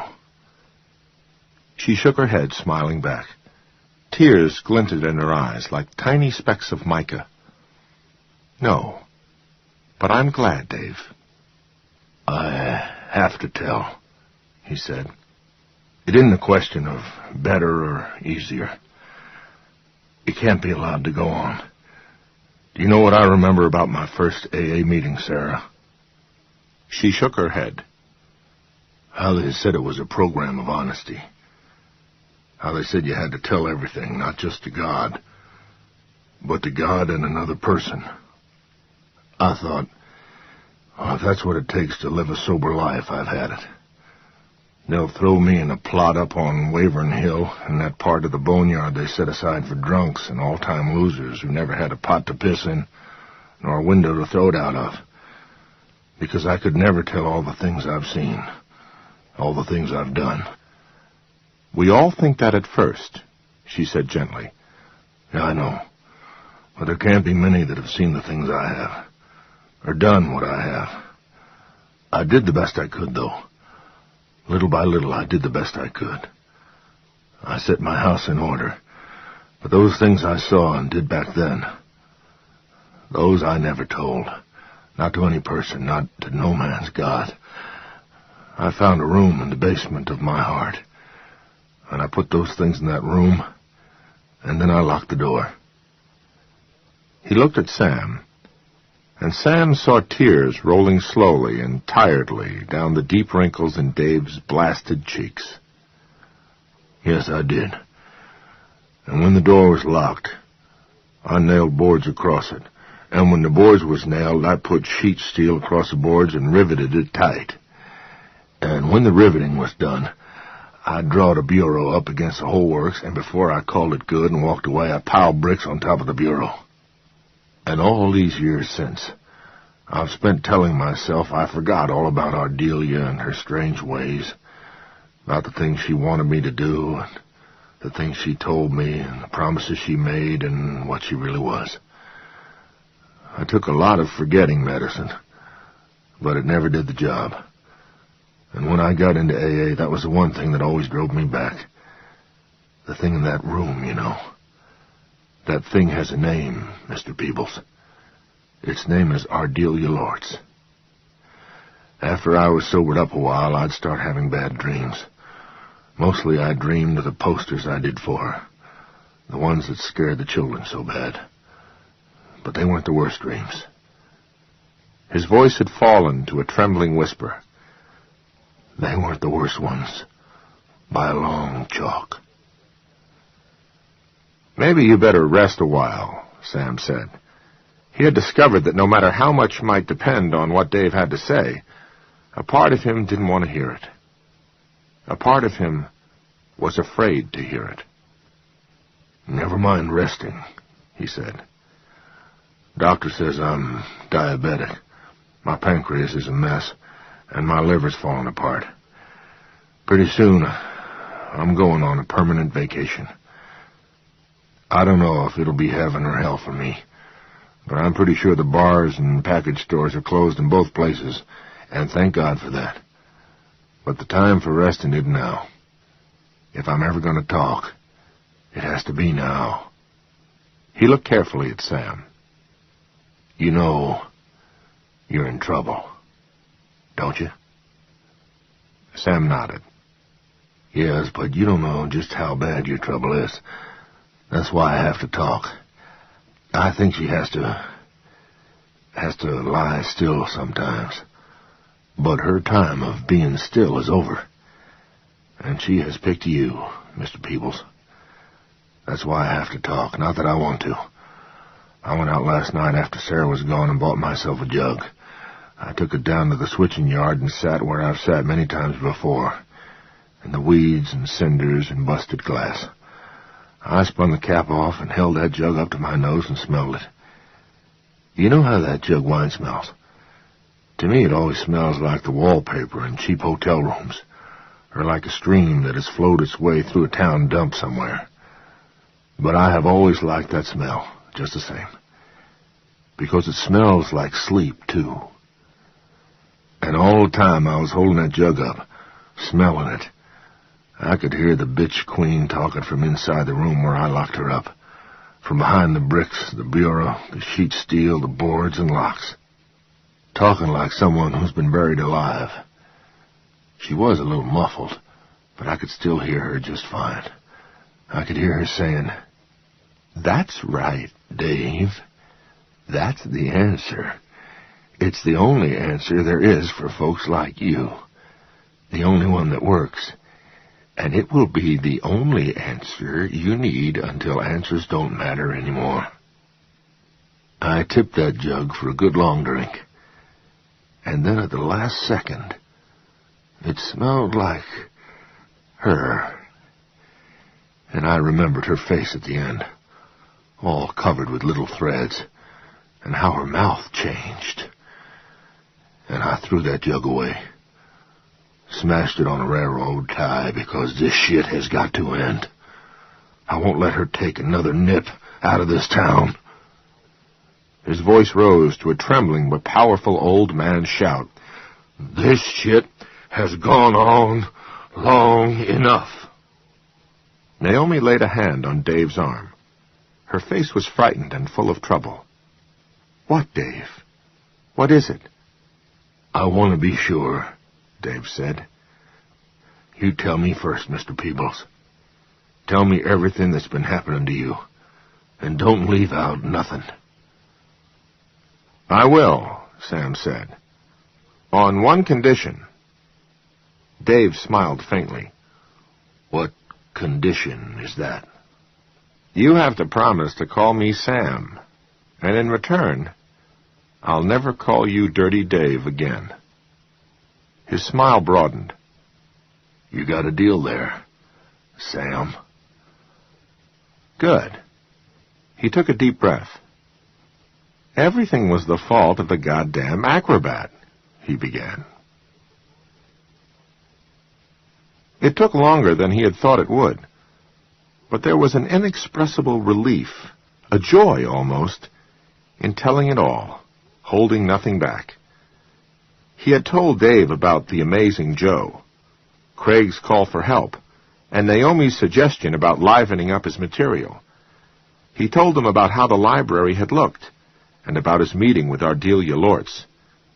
Naomi's eyes grew wider and wider as he spoke. When he got to the part about the Red Riding Hood poster on the door to the children's library, Dave nodded. That's the only one I didn't draw, he said.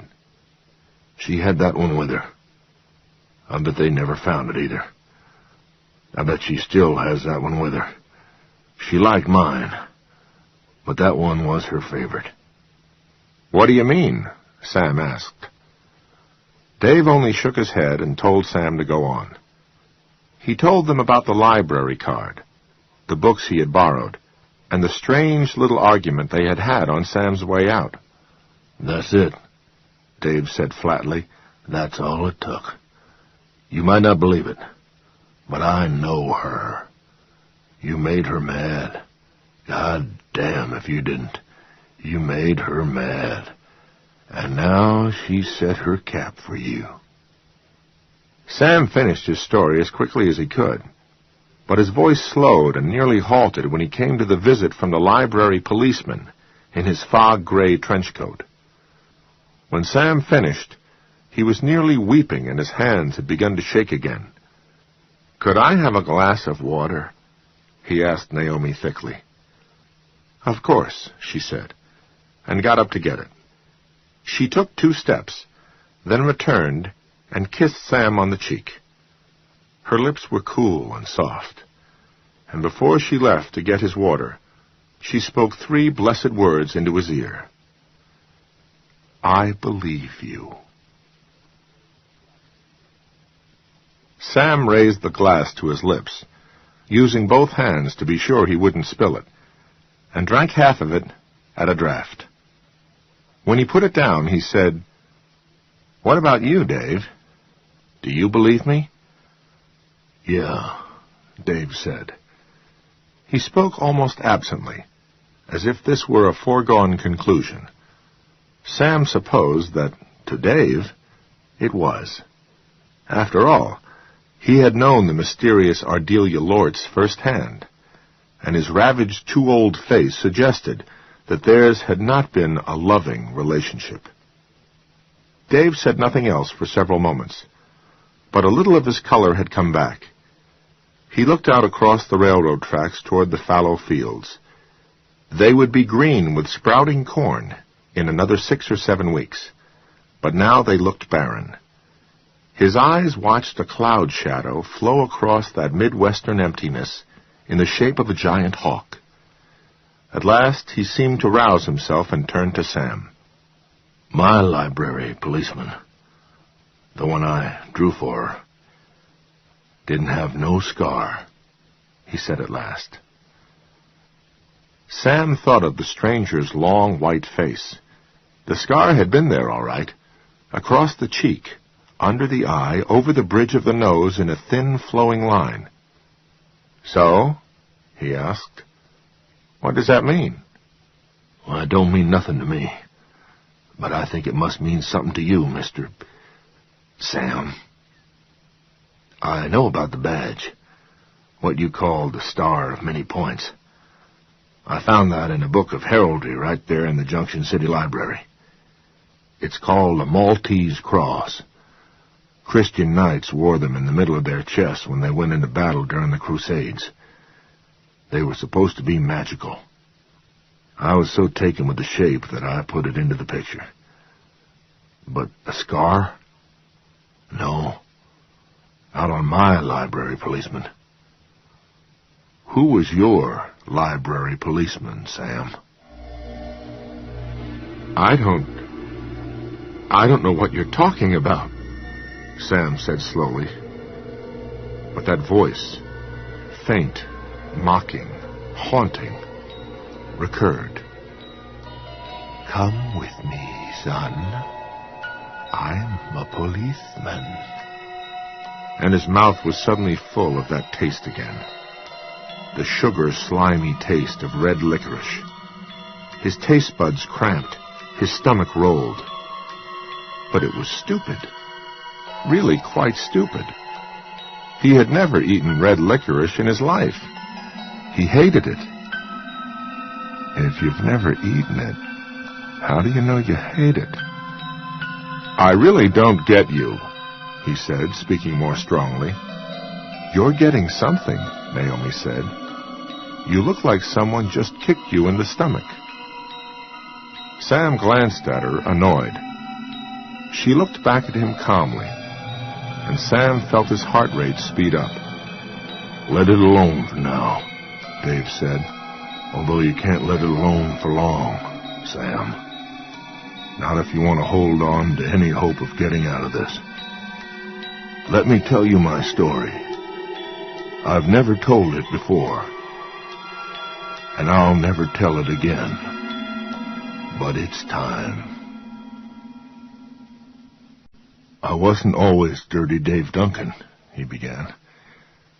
In the early 50s, I was just plain old Dave Duncan, and people liked me just fine. I was a member of that same Rotary Club you talked to the other night, Sam. Why not? I had my own business, and it made money. I was a sign painter and a damn good one. I had all the work I could handle in Junction City and Proverbia, but I sometimes did a little work up in Cedar Rapids as well. Once I painted a Lucky Strike cigarette ad on the right field wall of the minor league ballpark all the way to Hell and Gone in Omaha. I was in great demand, and I deserved to be. I was good. I was just the best sign painter around these parts. I stayed here because serious painting was what I was really interested in, and I thought you could do that anywhere. I didn't have no formal art education. I tried, but I flunked out. And I knew that put me down on the count, so to speak. But I knew that there were artists who made it without all that speed shit bourgeois. Grandma Moses, for one. She didn't need no driver's license. She went right to town without one. I might even have made it. I sold some canvases, but not many. I didn't need to because I wasn't married, and I was doing well with my sign painting business. Also, I kept most of my pictures, so I could put on shows the way artists are supposed to. I had some, too, right here in town at first, then in Cedar Rapids, and then in Des Moines. That one was written up in the Democrat, and they made me sound like the second coming of James Whistler. Dave fell silent for a moment, thinking. Then he raised his head and looked out at the empty, fallow fields again. In AA, they talk about folks who have one foot in the future and the other in the past, and spend their time pissing all over today because of it.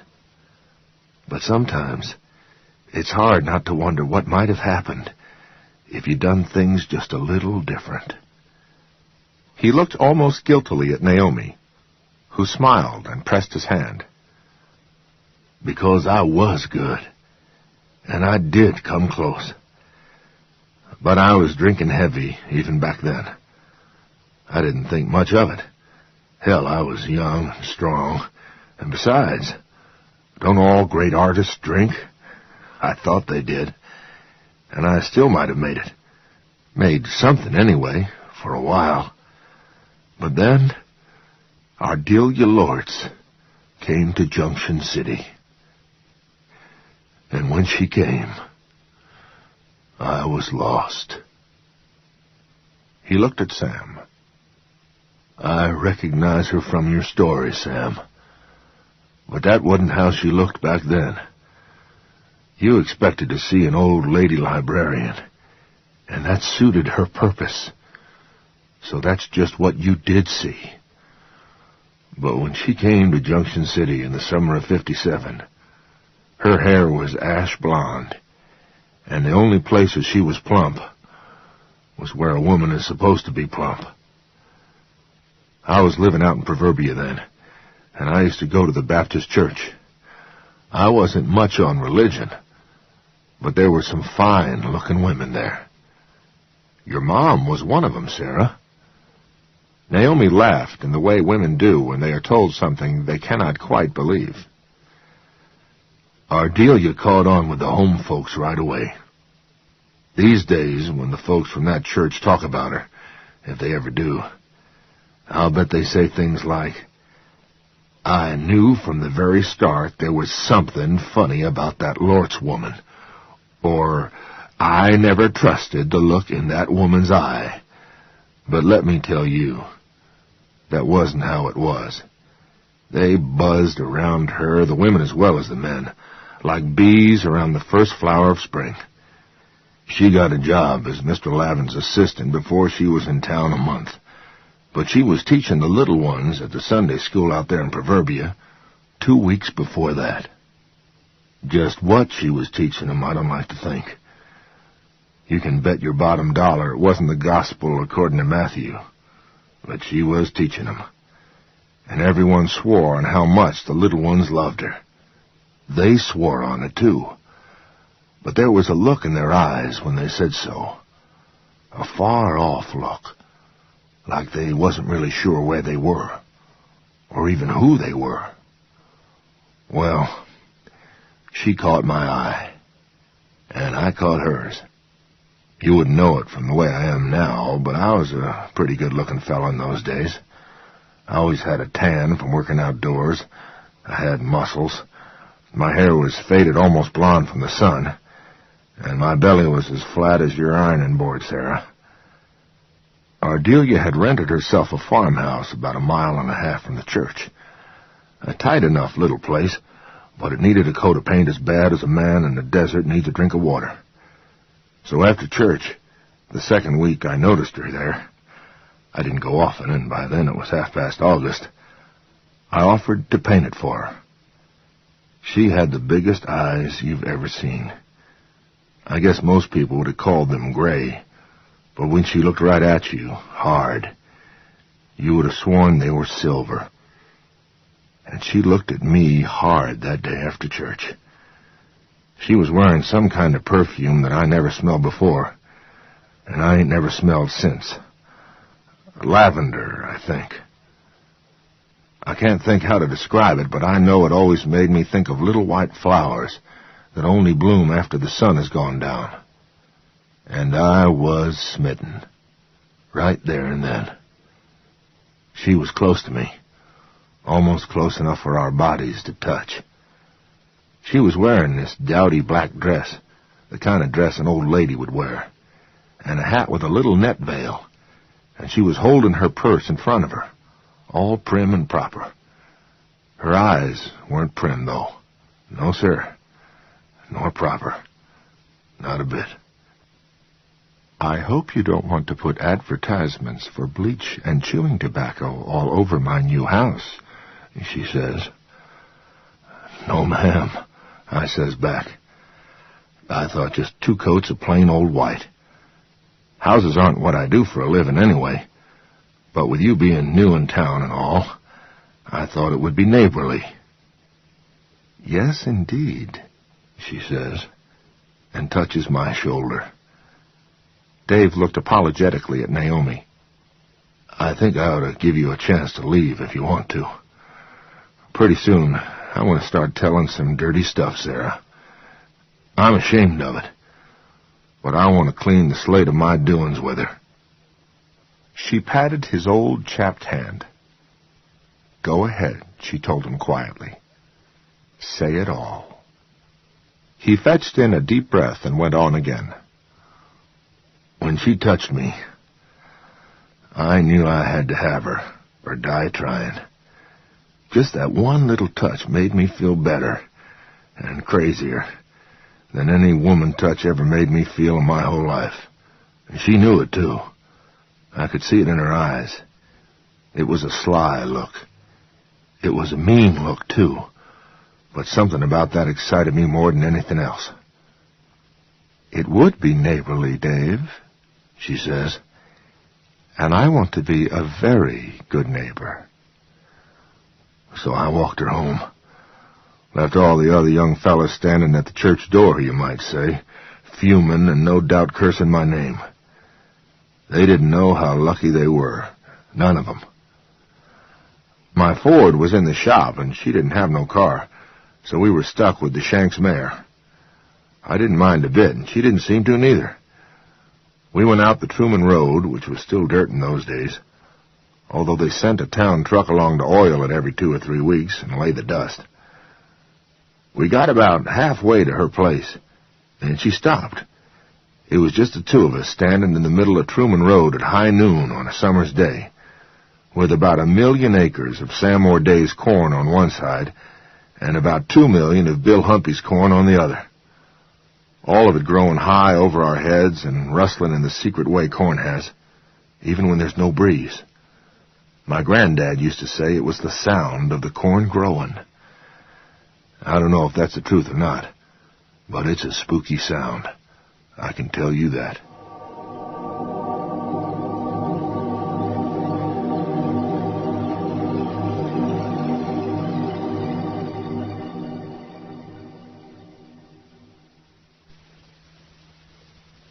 Look, she says, pointing to the right.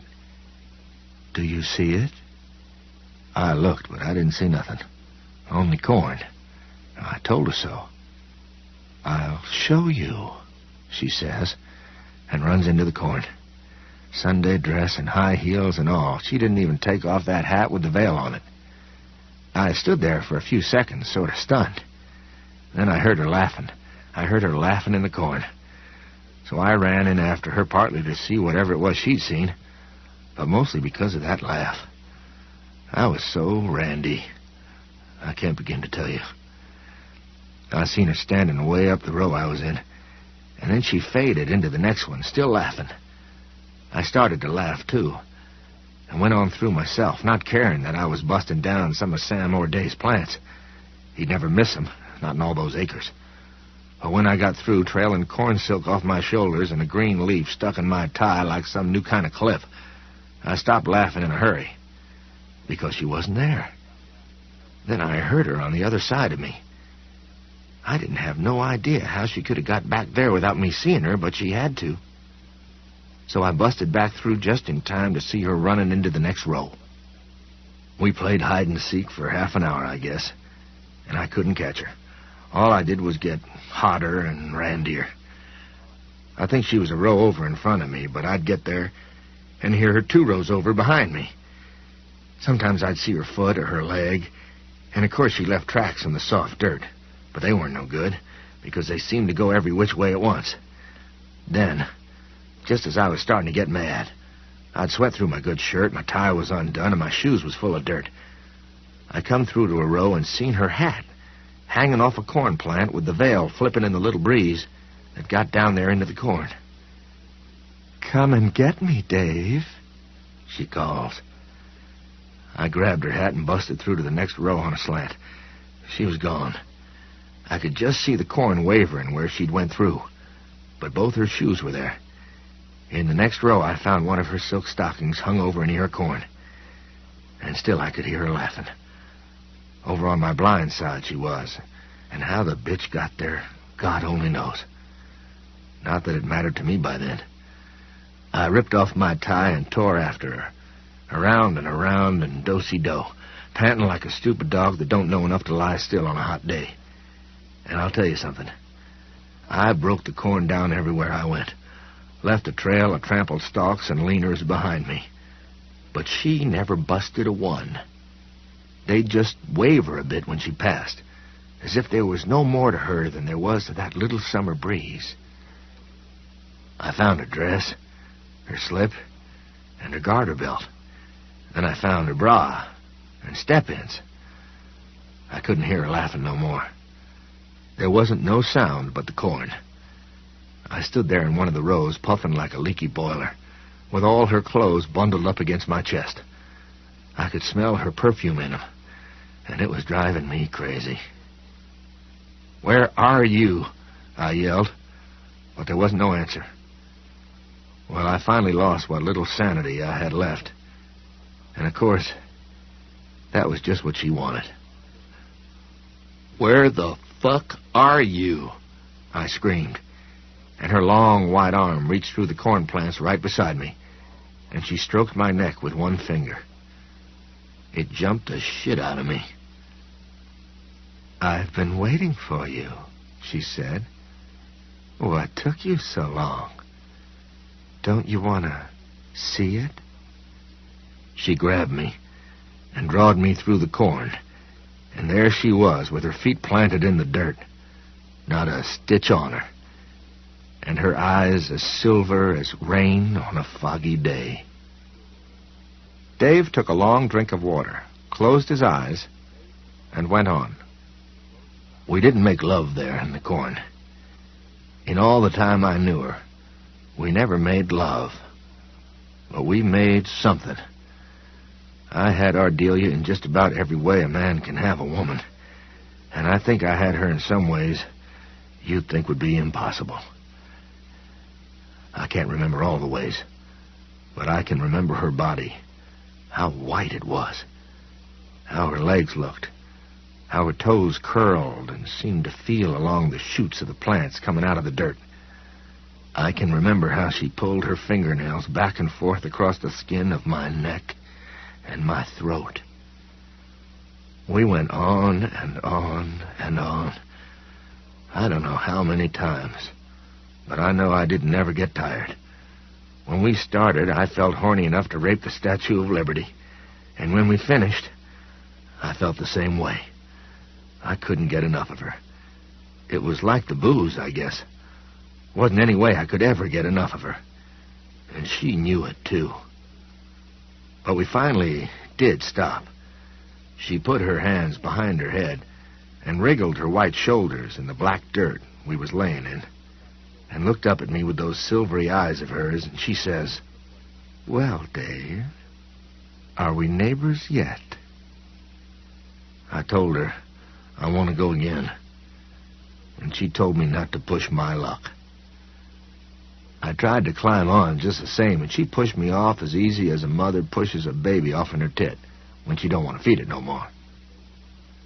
I tried again, and she swiped at my face with her nails and split the skin open in 2 places. Well, that finally damped my boiler down. She was quick as a cat, and twice as strong. When she saw I knew playtime was over, she got dressed and led me out of the corn. I went just as meek as Mary's little lamb. We walked the rest of the way to her house. Nobody passed us, and that was probably just as well. My clothes were all covered with dirt and corn silk, my shirt tail was out, my tie was stuffed into my back pocket and flapping along behind me like a tail. In every place that the cloth rubbed, I felt raw. Her, though, she looked as smooth and cool as an ice cream soda in a drugstore glass. Not a hair out of place, not a speck of dirt on her shoes, not a strand of corn silk on her skirt. We got to the house, and while I was looking it over, trying to decide how much paint it would take, she brought me a drink in a tall glass. There was a straw in it, and a sprig of mint. I thought it was iced tea until I took a sip. It was straight Scotch. "Jesus," I says, almost choking. "Don't you want it?" she asked me, smiling in that mocking way she had. "Maybe you'd prefer some iced coffee."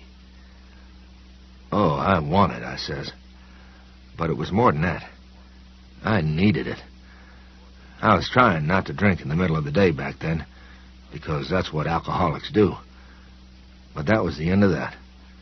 For the rest of the time I knew her, I drank pretty near all day, every day. For me, the last 2.5 years Ike was president was one long souse.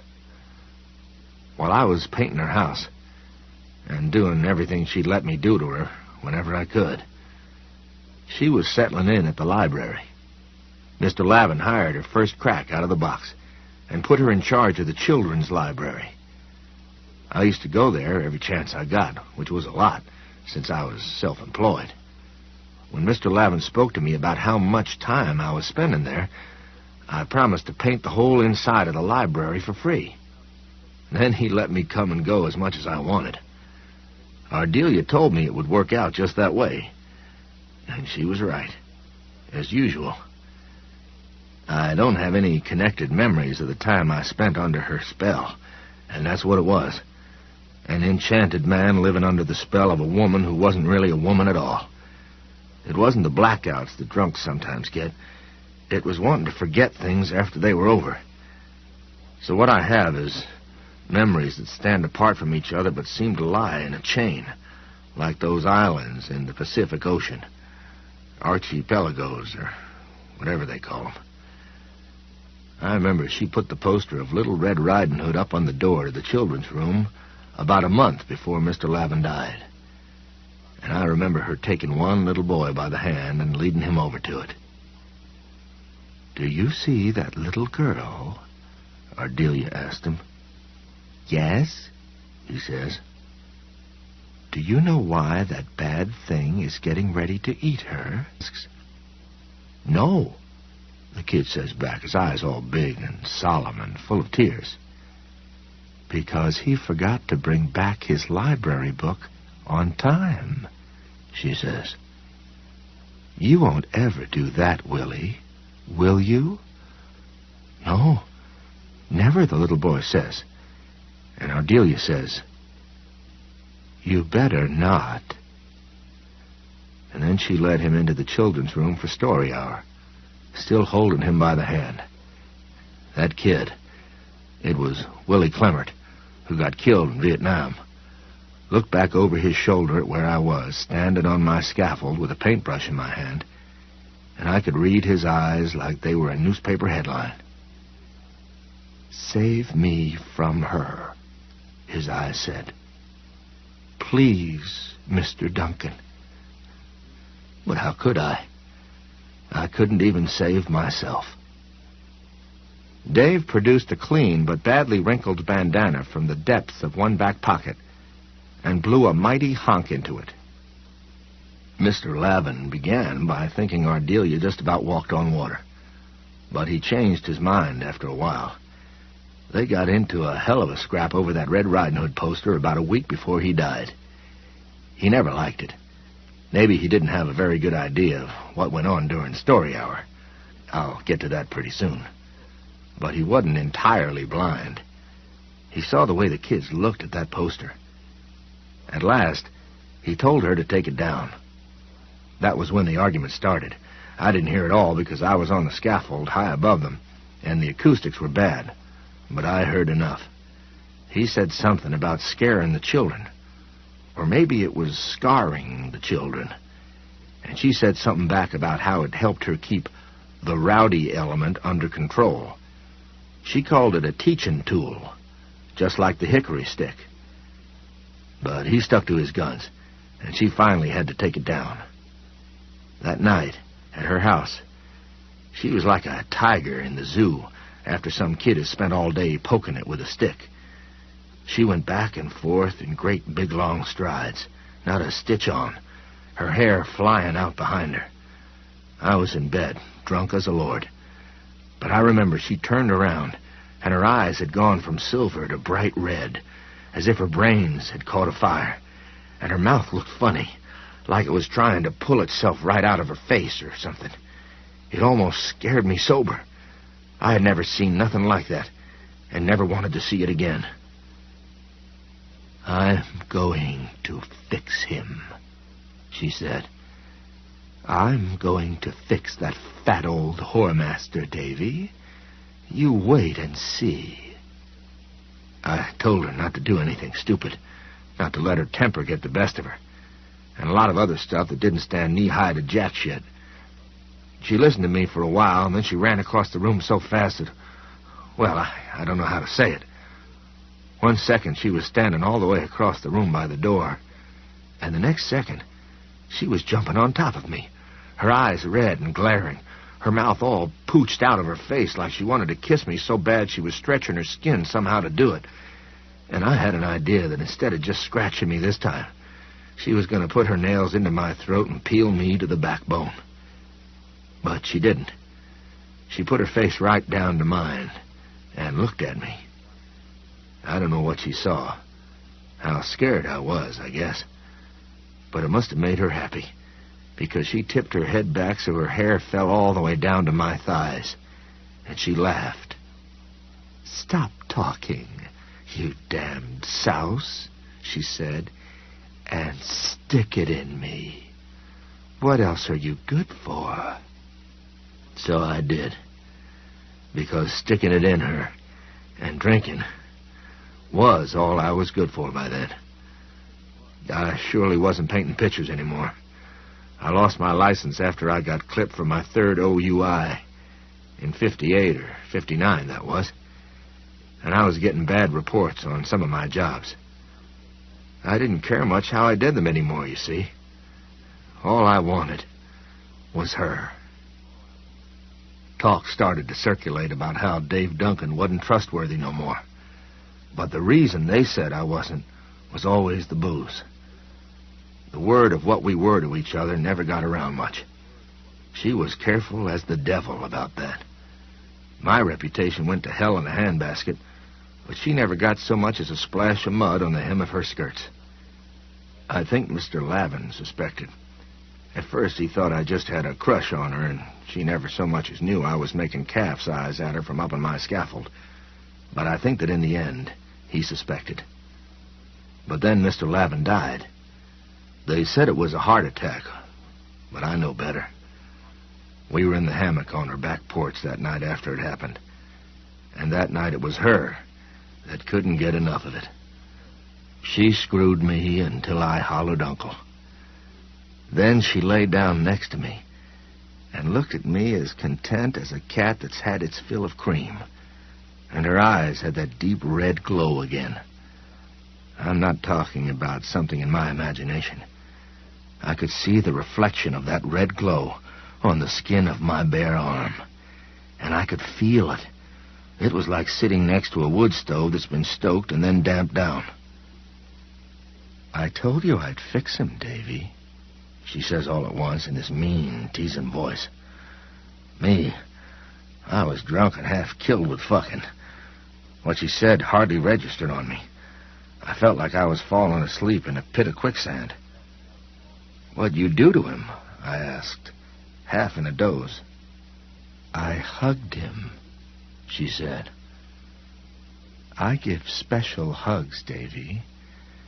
You don't know about my special hugs. And if you're lucky, you never will. I got him in the stacks and put my arms around him and showed him what I really looked like. Then he began to cry. That's how scared he was. He began to cry his special tears, and I kissed them away. And when I was done, he was dead in my arms.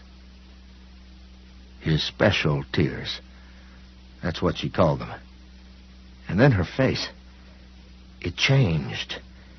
It rippled like it was underwater. And I seen something. Dave trailed off, looking out into the flatlands, looking at the grain elevator, looking at nothing. His hands had gripped the porch rail. They flexed, loosened, flexed again.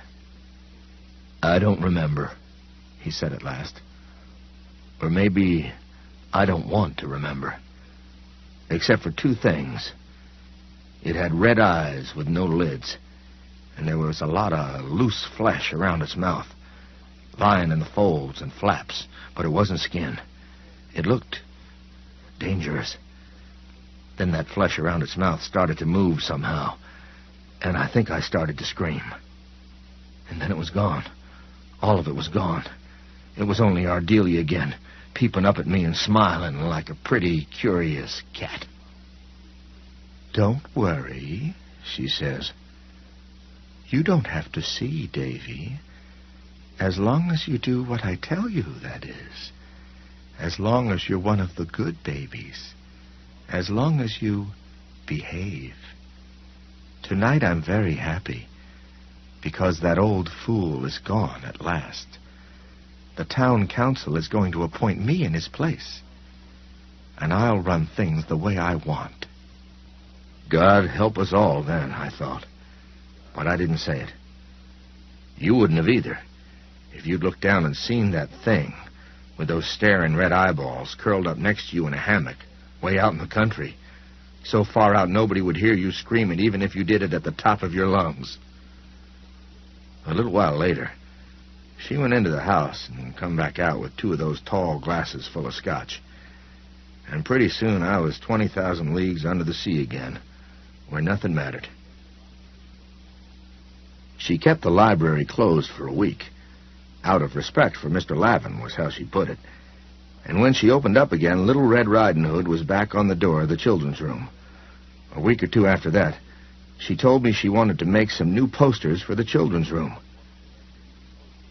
He paused, then went on in a lower, slower voice. There's a part of me, even now, that wants to sugarcoat it, make my part in it better than it was. I'd like to tell you that I fought with her, argued, told her I didn't want nothing to do with scaring a bunch of kids, but it wouldn't be true. I went right along with what she wanted me to do. God help me, I did. Partly it was because I was scared of her by then, but mostly it was because I was still besotted with her. And there was something else, too. There was a mean, nasty part of me. I don't think it's in everyone, but I think it's in a lot of us, that liked what she was up to, liked it. Now, you're wondering what I did do, and I can't really tell you all of it. I really don't remember. Those times is all jumbled up like the broken toys you send to the Salvation Army just to get the damn things out of the attic. I didn't kill anyone. That's the only thing I'm sure of. She wanted me to, and I almost did. But in the end, I drew back. That's the only reason I've been able to go on living with myself. Because in the end, I was able to crawl away. She kept part of my soul with her. The best part, maybe. But she never kept all of it. He looked at Naomi and Sam thoughtfully. He seemed calmer now, more in control. Perhaps even at peace with himself, Sam thought. I remember going in one day in the fall of 1959. I think it was 59. And her telling me that she wanted me to make a poster for the children's room. She told me exactly what she wanted, and I agreed willingly enough. I didn't see nothing wrong with it. I thought it was kind of funny, in fact. What she wanted, you see, was a poster that showed a little kid flattened by a steamroller in the middle of the street. Underneath it was supposed to say, "Haste makes waste. Get your library books back in plenty of time." Well, I thought it was just a joke, like when the coyote is chasing the roadrunner and gets flattened by a freight train or something. So I said, sure. She was pleased as punch. I went into her office and drew the poster. It didn't take long, because it was just a cartoon. I thought she'd like it, but she didn't. Her brows drew down and her mouth almost disappeared. I'd made a cartoon boy with crosses for eyes, and as a joke I had a word balloon coming out of the mouth of the guy driving the steamroller. If you had a stamp, you could mail him like a postcard, he was saying. She didn't even crack a smile. "No, Davy," she says.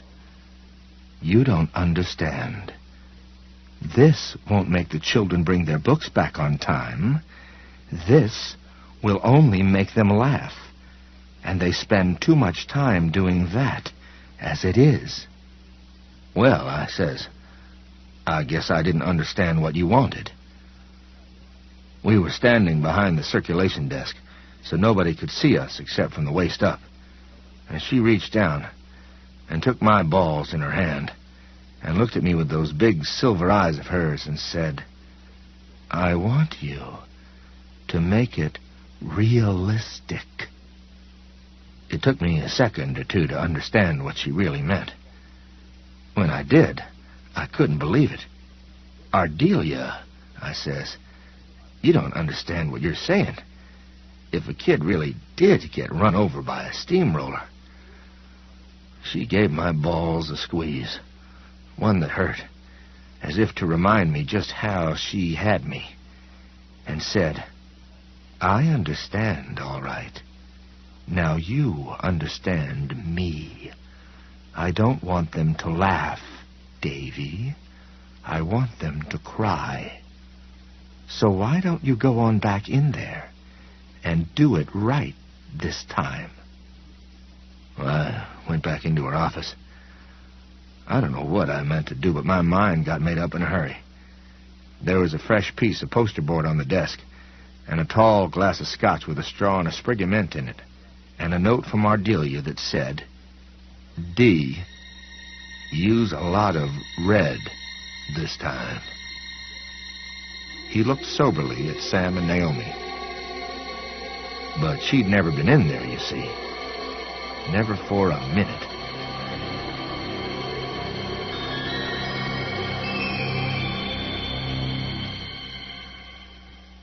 Naomi brought Dave a fresh glass of water. And when she came back, Sam noticed that her face was very pale, and that the corners of her eyes looked red. But she sat down very quietly and motioned for Dave to go on. "I did what alcoholics do best," he said. "I drank the drink and did what I was told. A kind of a frenzy, I suppose you'd say, fell over me. I spent 2 hours at her desk, working with a box of 5 and dime watercolors, slopping water and paint all over her desk, not giving a shit what flew where. What I came out with was something I don't like to remember. But I do remember. It was a little boy, splattered all over Rampole Street, with his shoes knocked off and his head all spread out like a pat of butter that's melted in the sun. The man driving the steamroller was just a silhouette, but he was looking back, and you could see the grin on his face. That guy showed up again and again in the posters I did for her. He was driving the car in the poster you mentioned, Sam, the one about never taking rides from strangers. My father left my mom about a year after I was born. Just left the flat. And I got an idea now that was who I was trying to draw in all those posters.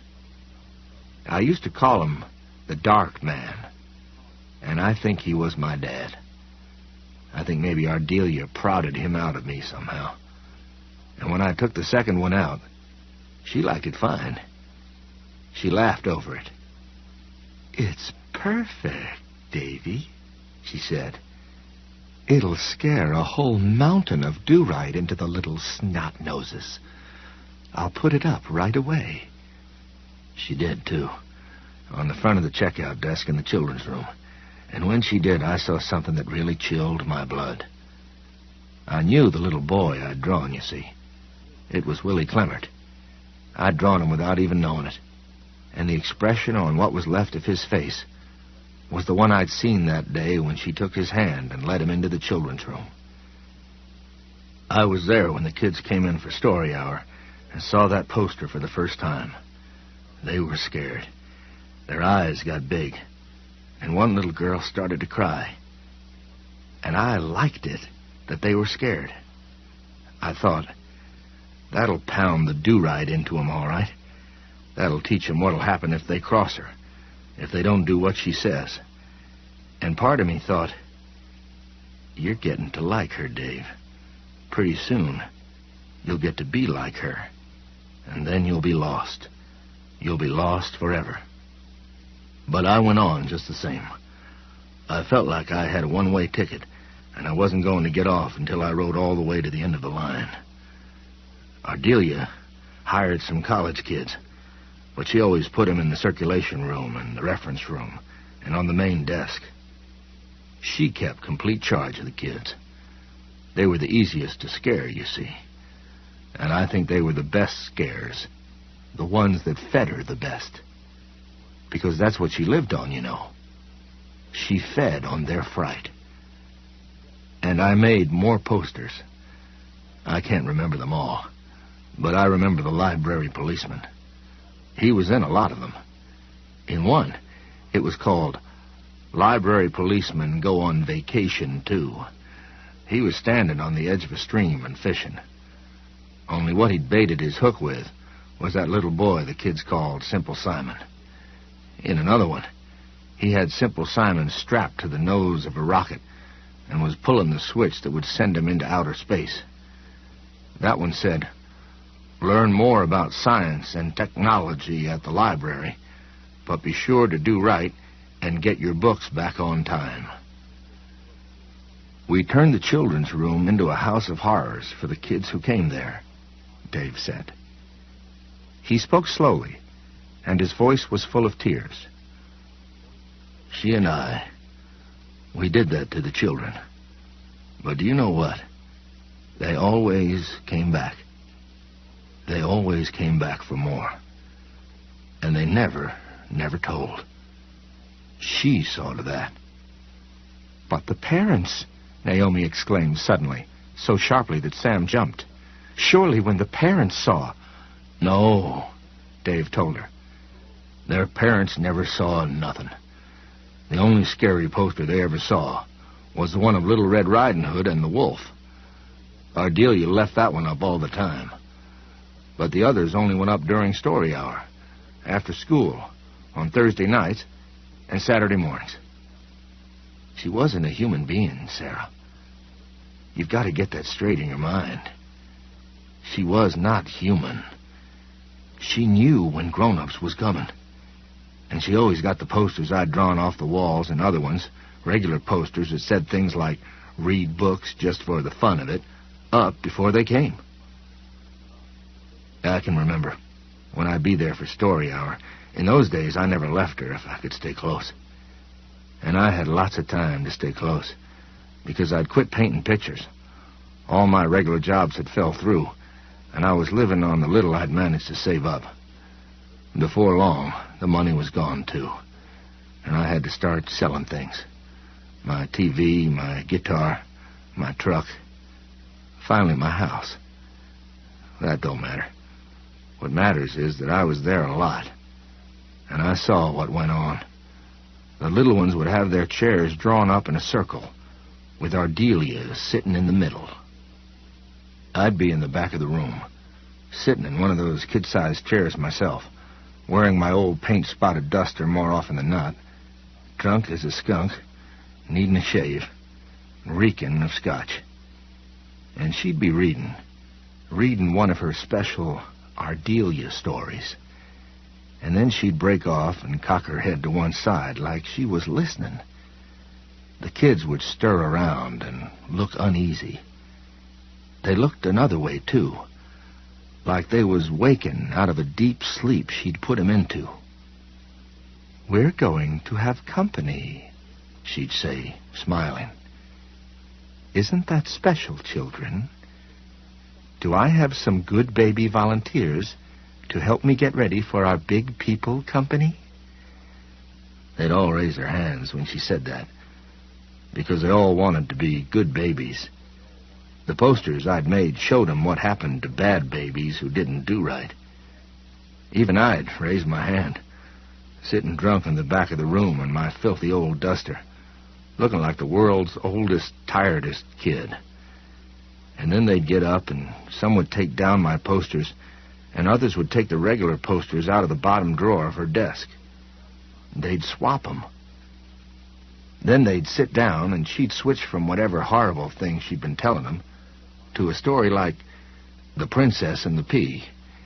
And sure enough, a few minutes later, some mother'd poke her head in and see all the do-right good babies listening to that nice Miss Lortz reading them a story, and they'd smile at whatever kid was theirs, and the kid would smile back, and things would go on. "What do you mean, whatever horrible things she'd been telling them?" Sam asked. His voice was husky and his mouth felt dry. He had been listening to Dave with a mounting sense of horror and revulsion. "Fairy tales," Dave said, "but she'd change 'em into horror stories. You'd be surprised how little work she had to do on most of 'em to make the change." "I wouldn't," Naomi said grimly. "I remember those stories." "Well, I'll bet you do," he said. "But you never heard 'em like Ardelia told 'em. And the kids liked 'em.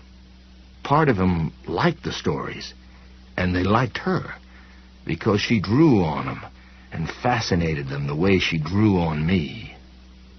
"Well, not exactly, because there was never the sex thing. At least I don't think so. But the darkness in her called to the darkness in them. Do you understand me?" And Sam, who remembered his dreadful fascination with the story of Bluebeard and the dancing brooms in Fantasia, thought he did understand. Children hated and feared the darkness, but it drew them, didn't it? It beckoned to them. "Come with me, son." Didn't it? It sang to them, "I'm a policeman." Didn't it? Didn't it? "I know what you mean, Dave," he said. He nodded. "Have you figured it out yet, Sam? Who your library policeman was?" "I still don't understand that part," Sam said. But he thought part of him did. It was as if his mind was some deep, dark body of water, and there was a boat sunk at the bottom of it. But not just any boat.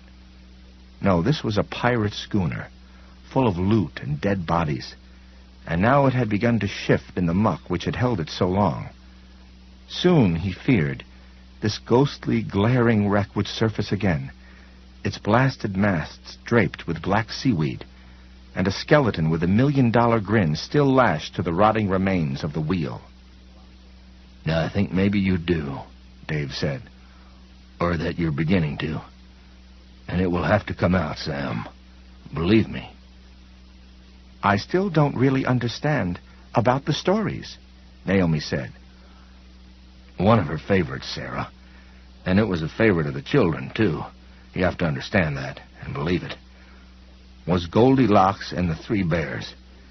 You know the story, but you don't know it the way some people in this town, people who are grown-ups now, bankers and lawyers and big-time farmers with whole fleets of John Deere tractors, know it.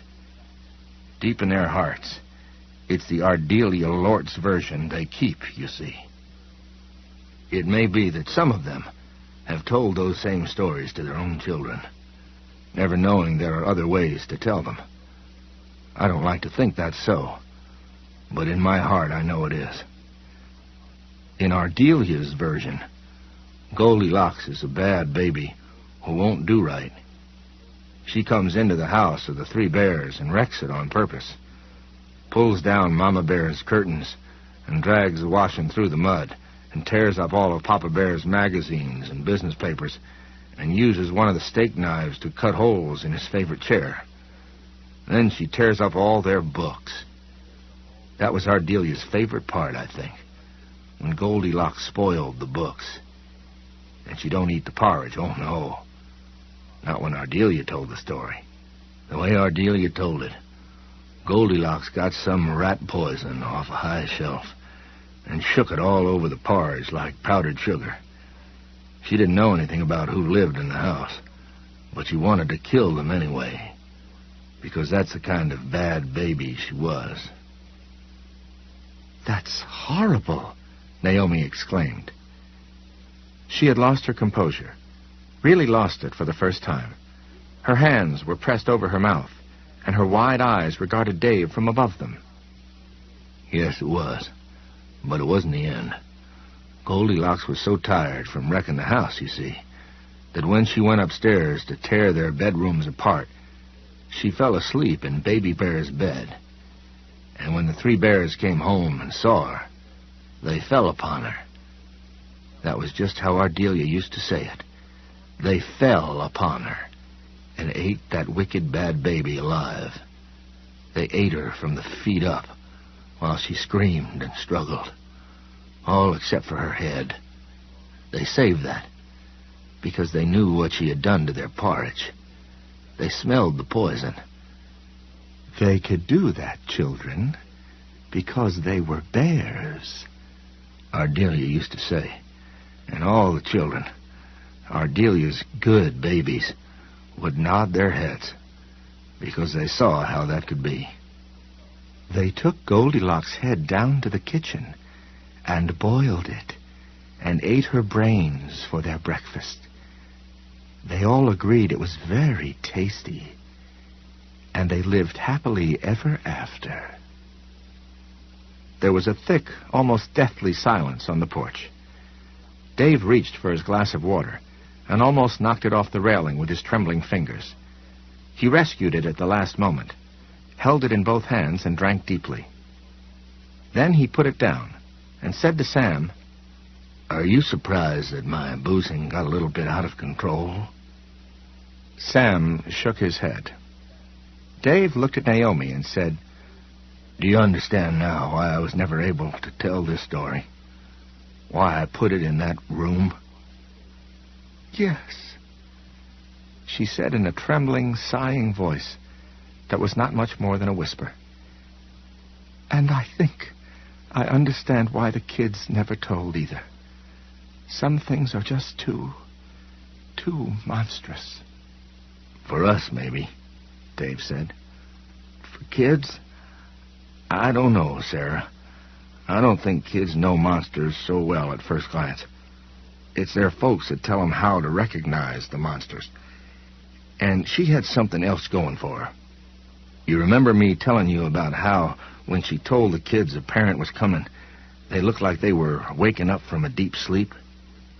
They were sleeping, in some funny way. It wasn't hypnosis. At least, I don't think it was. But it was like hypnosis. And when they went home, they didn't remember, in the top part of their minds anyway, about the stories or the posters. Down underneath, I think they remembered plenty. Just like down underneath, Sam knows who his library policeman is. I think they still remember today the bankers and lawyers and big-time farmers who were once Ardelia's good babies. I can still see them, wearing pinafores and short pants, sitting in those little chairs, looking at Ardelia in the middle of the circle, their eyes so big and round they look like pie plates. And I think that when it gets dark and the storms come, or when they're sleeping and the nightmares come, they go back to being kids. I think the door is open and they see the three bears, Ardelia's three bears, eating the brains out of Goldilocks' head with their wooden porridge spoons, and Baby Bear wearing Goldilocks' scalp on his head like a long golden wig. I think they wake up sweaty, feeling sick and afraid.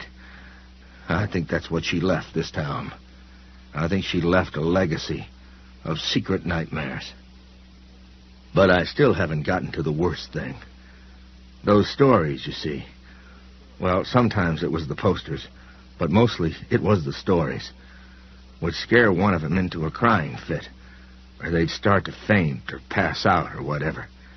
And when that happened, she'd tell the others, "Put your heads down and rest while I take Billy," or Sandra, or Tommy, "to the bathroom and make him feel better." So they'd all drop their heads at the same instant. It was like they were dead. The first time I seen it happen, I waited about 2 minutes after she took some little girl out of the room, and then I got up and went over to the circle. I went to Willie Clemmert first. "Willie," I whispered, and poked him in the shoulder. "You okay, Will?" He never moved, so I poked him harder and said his name again.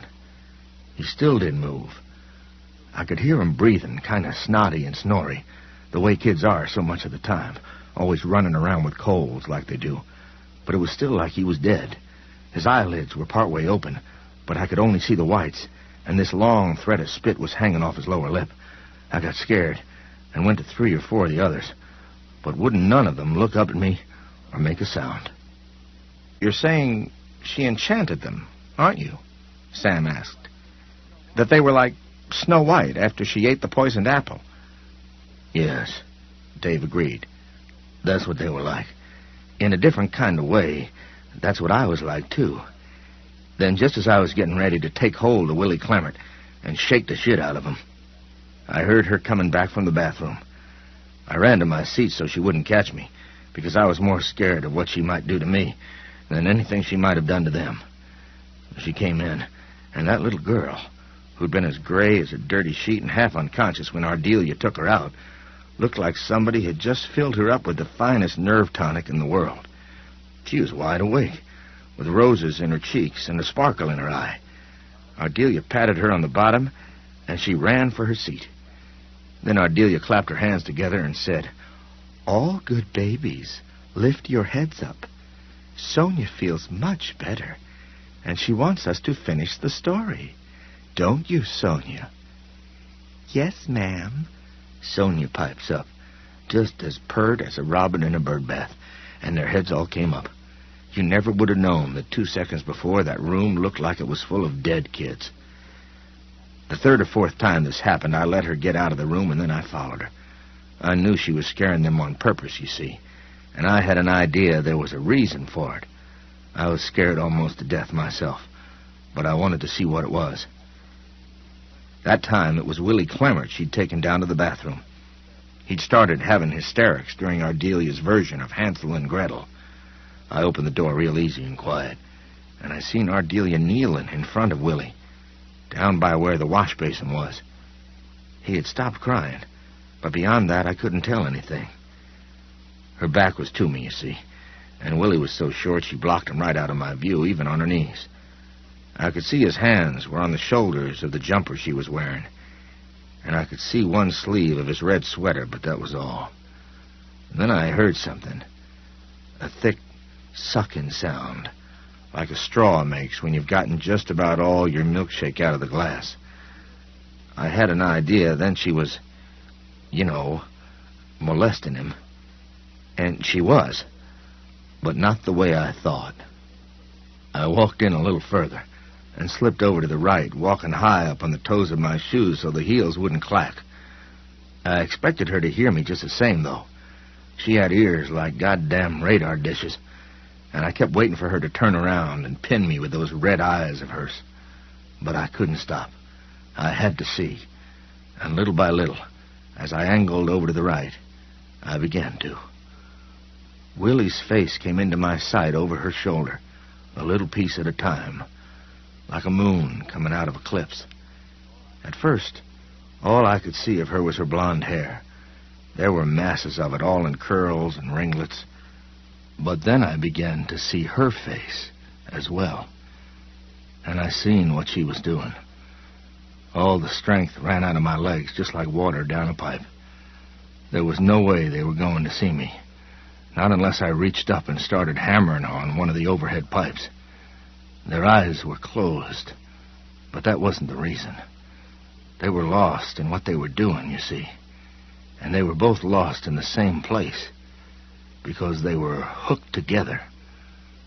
Ardelia's face wasn't human anymore.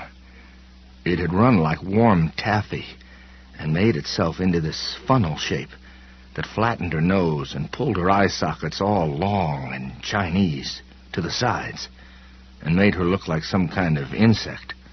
A fly, maybe, or a bee. Her mouth was gone again. It had turned into that thing I started to see just after she killed Mr. Lavin, the night we were laying in the hammock. It had turned into the narrow part of a funnel. I would see these funny red streaks on it, and at first I thought it was blood, or maybe veins under her skin. And then I realized it was lipstick. She didn't have lips anymore, but that red paint marked where her lips had been. She was using that sucker thing to drink from Willie's eyes. Sam looked at Dave, thunderstruck. He wondered for a moment if the man had lost his mind. Ghosts were one thing. This was something else. He didn't have the slightest idea what this was. And yet sincerity and honesty shone on Dave's face like a lamp.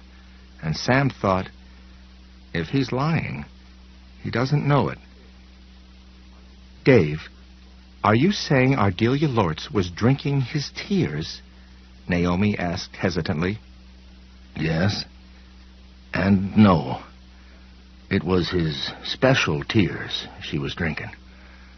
Her face was all stretched out to him. It was beaten like a heart, and her features were drawn out flat. She looked like a face you might draw on a shopping bag to make a Halloween mask. What was coming out of the corners of Willie's eyes was gummy and pink, like bloody snot, or chunks of flesh that have almost liquefied. She sucked it in with that slurping sound. It was his fear she was drinking. She had made it real somehow, and made it so big that it had to come out in those awful tears or kill him. You're saying that Ardelia was some kind of vampire, aren't you? Sam asked. Dave looked relieved. Yes, that's right. When I've thought of that day since, when I've dared to think of it, I believe that's just what she was. All those old stories about vampires sinking their teeth into people's throats and drinking their blood are wrong. Not by much, but in this business, close is not good enough. They drink, but not from the neck. They grow fat and healthy on what they take from their victims. But what they take isn't blood. Maybe the stuff they take is redder, bloodier, when the victims are grown-ups. Maybe she took it from Mr. Lavin. I think she did. But it's not blood. It's fear.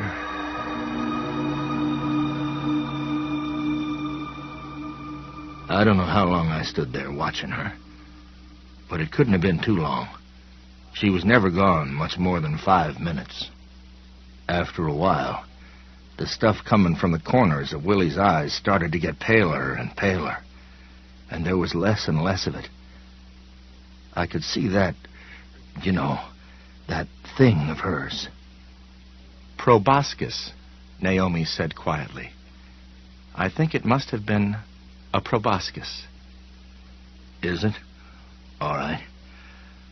I could see that proboscis thing stretching further and further out, not wanting to miss any, wanting to get every last bit. And I knew she was almost done. And when she was, they'd wake up and she'd see me. And when she did, I thought she'd probably kill me. I started to back up, slow, one step at a time. I didn't think I was going to make it, but at last my butt bumped the bathroom door. I almost screamed when that happened, because I thought she'd got behind me somehow. I was sure of that even though I could see her kneeling there right in front of me. I clapped my hand over my mouth to keep the scream in and pushed out through the door. I stood there while it swung shut on the pneumatic hinge. It seemed to take forever. When it was closed, I started for the main door. I was half crazy. All I wanted to do was get out of there and never go back. I wanted to run forever. I got down into the foyer where she'd put up that sign you saw, Sam. The one that just said, silence. And then I caught hold of myself. If she led Willie back to the children's room and saw I was gone, she'd know I'd seen. She'd chase me, and she'd catch me, too. I didn't even think she'd have to try hard. I kept remembering that day in the corn, and how she'd run rings all around me and never even worked up a sweat. So I turned around and walked back to my seat in the children's room instead. It was the hardest thing I've ever done in my life, but somehow I managed to do it. My ass wasn't on the chair 2 seconds before I heard them coming. And of course Willie was all happy and smiling and full of beans. And so was she. Ardelia looked ready to go 3 fast rounds with Carmen Basilio and whip him solid. "All good babies, lift your heads up," she called, and clapped her hands. They all raised their heads and looked at her. "Willie feels a lot better, and he wants me to finish the story. Don't you, Willie?" "Yes, ma'am," Willie said. She kissed him, and he ran back to his seat. She went on with the story. I sat there and listened, and when that story hour was done, I started drinking. And from then until the end, I never really stopped. How did it end? Sam asked. What do you know about that? Not as much as I would have known if I hadn't been so dog drunk all the time. But more than I wish I knew. That last part of it, I'm not even sure how long it was. About 4 months, I think. But it might have been 6, or even 8. By then I wasn't even noticing the seasons much. When a drunk like me really starts to slide, Sam, the only weather he notices is inside of a bottle. I know 2 things, though, and they are really the only 2 things that matter. Somebody did start to catch on to her. That was one thing. And it was time for her to go back to sleep, to change. That was the other. I remember one night at her house. She never came to mine, not once. She said to me, "I'm getting sleepy, Dave. All the time now, I'm sleepy. Soon it will be time for a long rest. When that time comes, I want you to sleep with me. I've grown fond of you, you see." I was drunk, of course, but what she said still gave me a chill.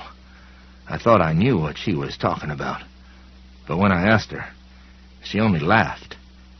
"No, not that," she said, and gave me a scornful, amused kind of look. "I'm talking about sleep, not death. But you'll need to feed with me." Well, that sobered me up in a hurry. She didn't think I knew what she was talking about, but I did. I'd seen. After that, she began to ask me questions about the kids, about which ones I didn't like, which ones I thought were sneaky, which ones were too loud, which ones were the brattiest. "They're bad babies, and they don't deserve to live," she'd say. "They're rude. They're destructive. They bring their books back with pencil marks in them and ripped pages. Which ones do you think deserve to die, Davy?" Well, that was when I knew I had to get away from her. And if killing myself was the only way, I'd have to take that way out. Something was happening to her, you see. Her hair was getting dull, and her skin, which had always been perfect, started to show up with blemishes. And there was something else. I would see that thing her mouth turned into all the time, just under the surface of her skin. But it was starting to look all wrinkled and dewlapped, and there were strings like cobwebs on it. One night, while we were in bed, she saw me looking at her hair and said, "You see the change in me, don't you, Davy?" And she patted my face. "It's all right. It's perfectly natural. It's always this way when I'm getting ready to go to sleep again. I will have to do it soon.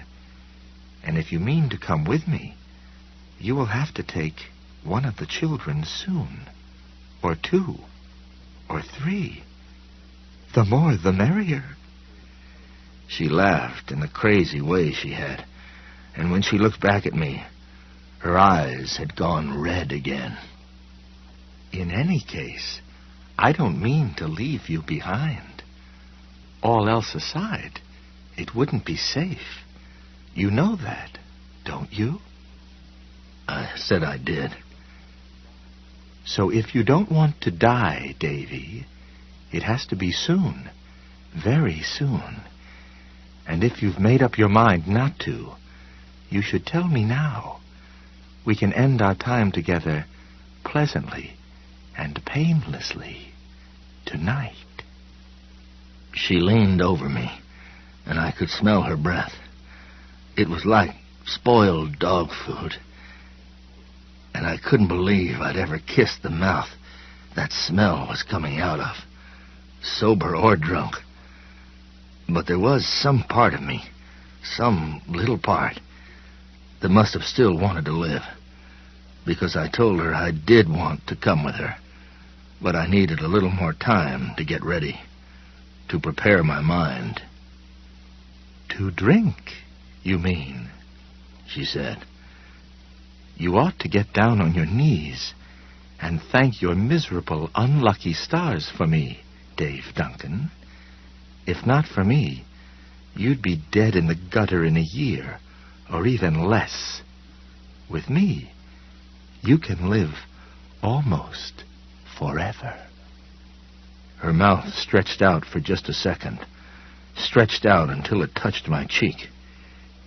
And somehow, I managed to keep from screaming. Dave looked at them with his deep, haunted eyes. Then he smiled. Sam Peebles never forgot the eldritch quality of that smile. It haunted his dreams ever after. "But that's all right," he said. "Somewhere down deep inside of me, I have been screaming ever since." I'd like to say that in the end I broke her hold over me, but that'd be a lie. It was just happenstance, or what program people call a higher power. You have to understand that by 1960, I was entirely cut off from the rest of the town. Remember me telling you that once I was a member of the Rotary Club, Sam? Well, by February of 60, those boys wouldn't have hired me to clean the urinals in their john. As far as Junction City was concerned, I was just another bad baby, living the life of a bum. People I'd known all my life would cross the street and get out of my way when they saw me coming. I had the constitution of a brass eagle in those days, but the booze was rusting me out just the same. And what the booze wasn't taking, Ardelia Lortz was. I wondered more than once if she wouldn't turn to me for what she needed. But she never did. Maybe I was no good to her that way. But I don't really think that was it. I don't think she loved me. I don't think Ardelia could love anybody. But I do think she was lonely. I think she's lived, if you can call what she does living, a very long time. and that she's had... Dave trailed off. His crooked fingers drummed restlessly on his knees, and his eyes sought the grain elevator on the horizon again, as if for comfort. Companions seems like the word that comes closest to fitting. I think she's had companions for some of her long life, but I don't think she'd had one for a very long time when she came to Junction City. Don't ask what she said to make me feel that way, because I don't remember. It's lost like so much of the rest. But I'm pretty sure it's true. And she had me tapped for the job.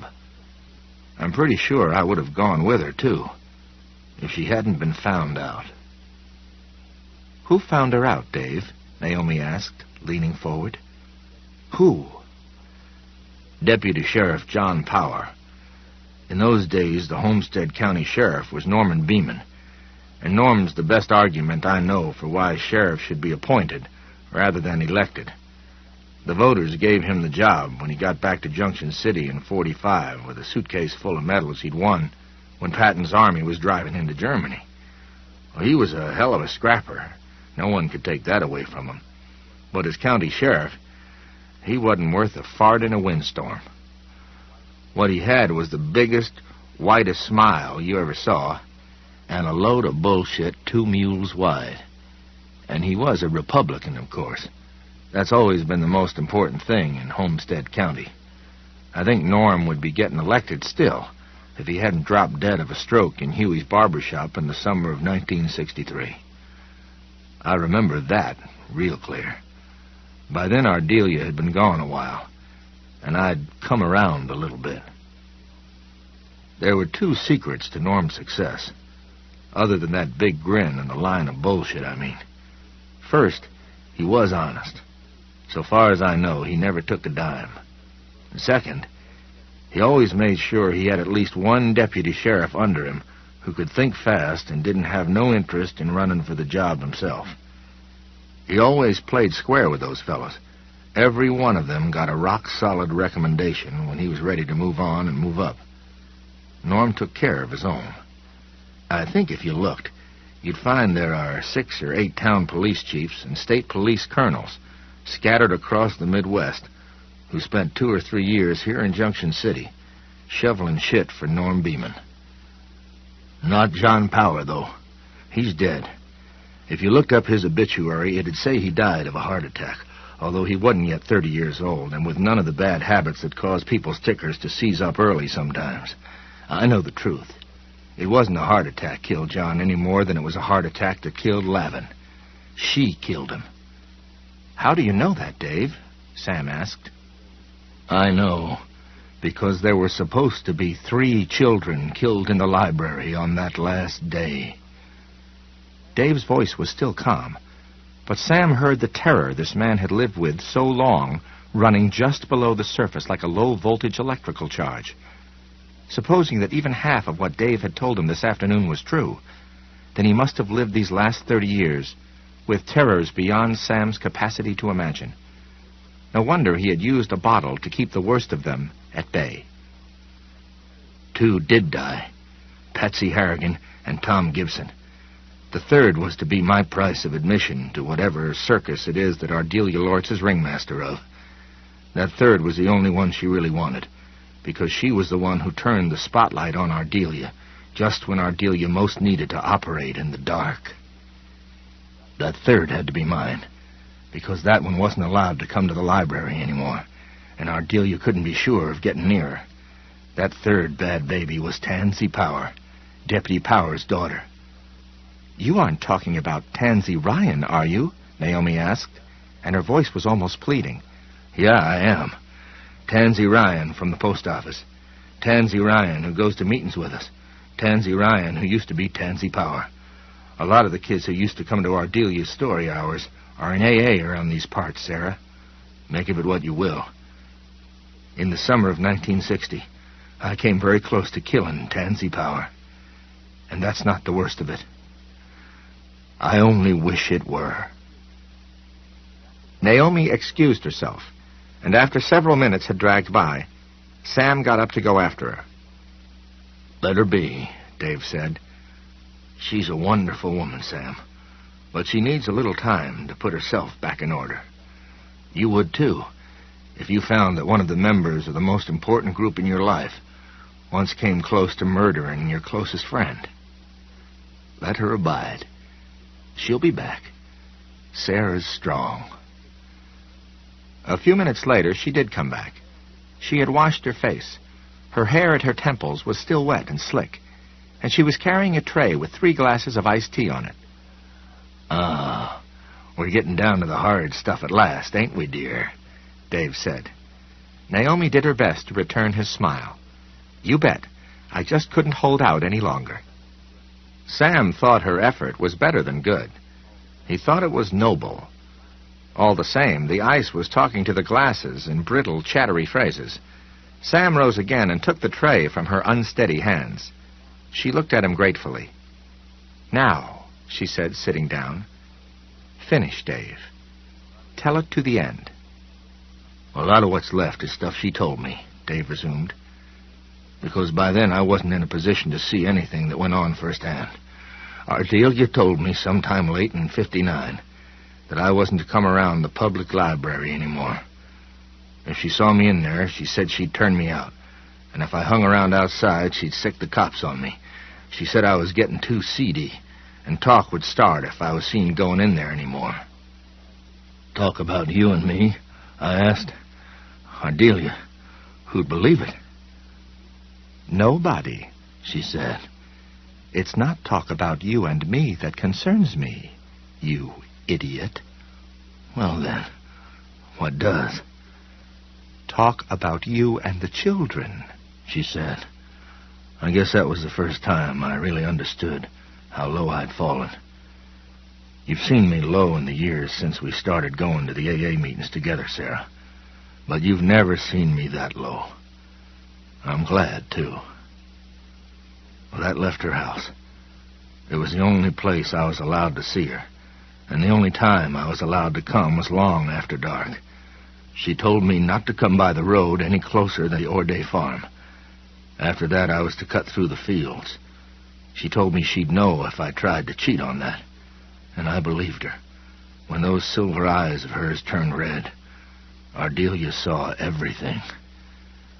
I'd usually show up sometime between 11 o'clock and 1 in the morning, depending on how much I'd had to drink, and I was usually frozen almost to the bone.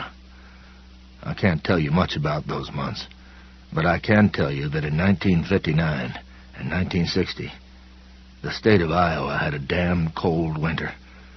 There were lots of nights when I believe a sober man would have frozen to death out there in those cornfields. There wasn't no problem on the night I want to tell you about next, though. It must have been July of 1960 by then, and it was hotter than the hinges of hell. I remember how the moon looked that night, bloated and red, hanging over the fields. It seemed like every dog in Homestead County was yarking up at that moon.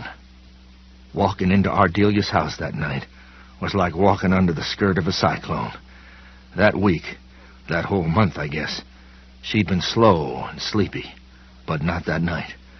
That night she was wide awake, and she was in a fury. I hadn't seen her that way since the night after Mr. Lavin told her to take the Little Red Riding Hood poster down because it was scaring the children. At first, she didn't even know I was there. She went back and forth through the downstairs, naked as the day she was born. If she ever was born. With her head down and her hands rolled into fists. She was madder than a bear with a sore ass. She usually wore her hair up in an old maidy bun when she was at home, but it was down when I let myself in through the kitchen door, and she was walking so fast it went flying out behind her. I could hear it making little crackly sounds, like it was full of static electricity. Her eyes were red as blood and glowing, like those railroad lamps they used to put out in the old days when the tracks were blocked someplace up the line, and they seemed to be popping right out of her face. Her body was oiled with sweat, and bad as I was myself, I could smell her. She stank like a bobcat in heat. I remember I could see big oily drops rolling down her bosom and her belly. Her hips and thighs shone with it. It was one of those still, muggy nights we get out here in the summer sometimes, when the air smells green and sits on your chest like a pile of junk iron, and it seems like there's corn silk in every breath you pull in. You wish it would thunder and lighten and pour down a gusher on nights like that, but it never does. You wish the wind would blow at least, and not just because it would cool you off if it did, but because it would make the sound of the corn a little easier to bear, the sound of it pushing itself up out of the ground all around you, sounding like an old man with arthritis trying to get out of bed in the morning without waking his wife. Then I noticed she was scared as well as mad this time. Someone had really looped the fear of God into her, and the change in her was speeding up. Whatever it was that happened to her, it had knocked her into high gear. She didn't look older exactly. She looked less there. Her hair had started to look finer, like a baby's hair. You could see her scalp through it, and her skin looked like it was starting to grow its own skin. This fine, misty webbing over her cheeks, around her nostrils, at the corners of her eyes, between her fingers. Wherever there was a fold in the skin, that was where you would see it best. It fluttered a little as she walked. You want to hear something crazy?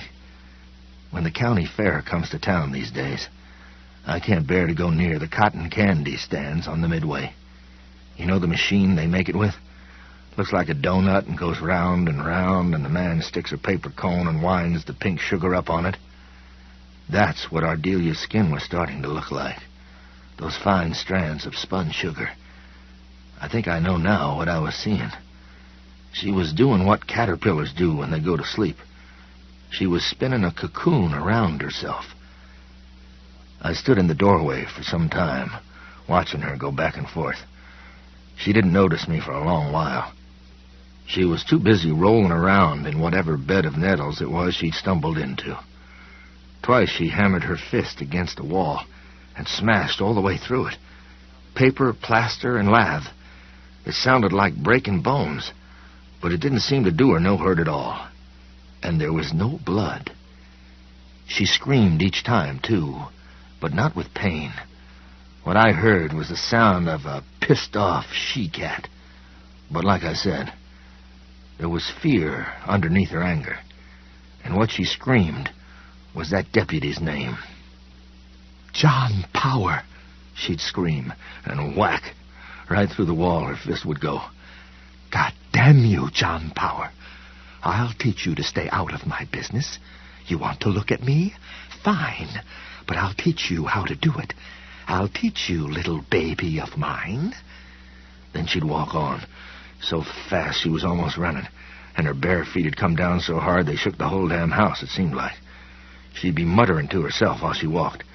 Then her lip would curl, her eyes would glare redder than ever, and whack would go her fist, right through the wall, and a little puff of plaster dust coming out through the hole. "John Power, you don't dare," she'd snarl. "You don't dare cross me." But you only had to look into her face to know she was afraid he did dare. And if you'd known Deputy Power, you'd have known she was right to be worried. He was smart, and he wasn't afraid of nothing. He was a good deputy and a bad man to cross. She got into the kitchen doorway on her 4th or 5th trip through the house, and all at once she saw me. Her eyes glared into mine, and her mouth began to stretch out into that horn shape. Only now it was all coated with those spidery, smoky threads, and I thought I was dead. If she couldn't lay hands on John Power, she'd have me in his place. She started toward me, and I slid down the kitchen door in a kind of puddle. She changed in the wink of an eye. She looked and spoke as if I'd come into a fancy cocktail party she was throwing, instead of walking into her house at midnight to find her ramming around naked and smashing holes in the walls. "Davy," she says, "I'm so glad you're here. Have a drink. In fact, have 2. She wanted to kill me. I saw it in her eyes, but she needed me, and not just for a companion no more, neither. She needed me to kill Tansy Power. She knew she could take care of the cop, but she wanted to know his daughter was dead before she did him. For that, she needed me. "There isn't much time," she said. "Do you know this Deputy Power?" I said I ought to. He'd arrested me for public drunkenness 6 times. What do you make of him? She asked. He's got a lot of hard bark on him, I says. Well, fuck him, and fuck you too. I didn't say nothing to that. It seemed wiser not to. That goddamn squarehead came into the library this afternoon and asked to see my references. And he kept asking me questions. He wanted to know where I'd been before I came to Junction City, where I went to school, where I grew up. You should have seen the way he looked at me, Davy. But I'll teach him the right way to look at a lady like me. You see if I don't. You don't want to make a mistake with Deputy Power, I said. I don't think he's afraid of anything. Yes, he is. He's afraid of me. He just doesn't know it yet, she said. But I caught the gleam of fear in her eyes again. He had picked the worst possible time to start asking questions, you see. She was getting ready for her time of sleeping and change, and it weakened her somehow. Did Ardelia tell you how he caught on? Naomi asked. It's obvious, Sam said. His daughter told him. No, Dave said. I didn't ask. I didn't dare, not with her in the mood she was in. But I don't think Tansy told her dad. I don't think she could have. Not in so many words, at least. When they left the children's room, you see, they'd forget all about what she'd told them and done to them in there. And it wasn't just forgetting, either. She put other memories, false memories, into their heads so they'd go home just as jolly as could be. Most of their parents thought Ardelia was just about the greatest thing that ever happened to Junction City Library. I think it was what she took from Tansy that put her father's wind up. And I think Deputy Power must have done a good deal of investigating before he ever went to see Ardelia at the library. I don't know what difference he noticed in Tansy, because the kids weren't all pale and listless like the people who get their blood sucked in the vampire movies, and there weren't any marks on their necks. But she was taking something from them just the same, and John Power saw it, or sensed it. Even if he did see something, why did it make him suspicious of Ardelia? Sam asked. I told you his nose was keen. I think he must have asked Tansy some questions. Nothing direct, all on the slant, if you see what I mean. And the answers he got must have been just enough to point him in the right direction. When he came to the library that day, he didn't know anything, but he suspected something, enough to put Ardelia on her mettle. I remember what made her the maddest, and scared her the most, was how he looked at her. I'll teach you how to look at me, she said, over and over again. I've wondered since how long it had been since anyone looked at her with real suspicion, how long since anyone got into sniffing distance of what she was. I'll bet it scared her in more ways than one. I'll bet it made her wonder if she wasn't finally losing her touch. He might have talked to some of the other children, too, Naomi said hesitantly. Compared stories, and got answers that didn't quite jibe. Maybe they even saw her in different ways, the way you and Sam saw her in different ways. It could be. Any of those things could be. Whatever it was, he scared her into speeding up her plans. I'll be at the library all day tomorrow, she told me. I'll make sure plenty of people see me there, too. But you're going to pay a visit to Deputy Power's house, Davy. You're going to watch and wait until you see that child alone. I don't think you'll have to wait long. And then you're going to snatch her and take her into the woods. Do whatever you want to her. But you make sure that the last thing you do is cut her throat. Cut her throat and leave her where she'll be found. I want that bastard to know before I see him. I couldn't say nothing. It was probably just as well for me that I was tongue-tied, because anything I said she would have taken wrong, and she probably would have ripped my head off.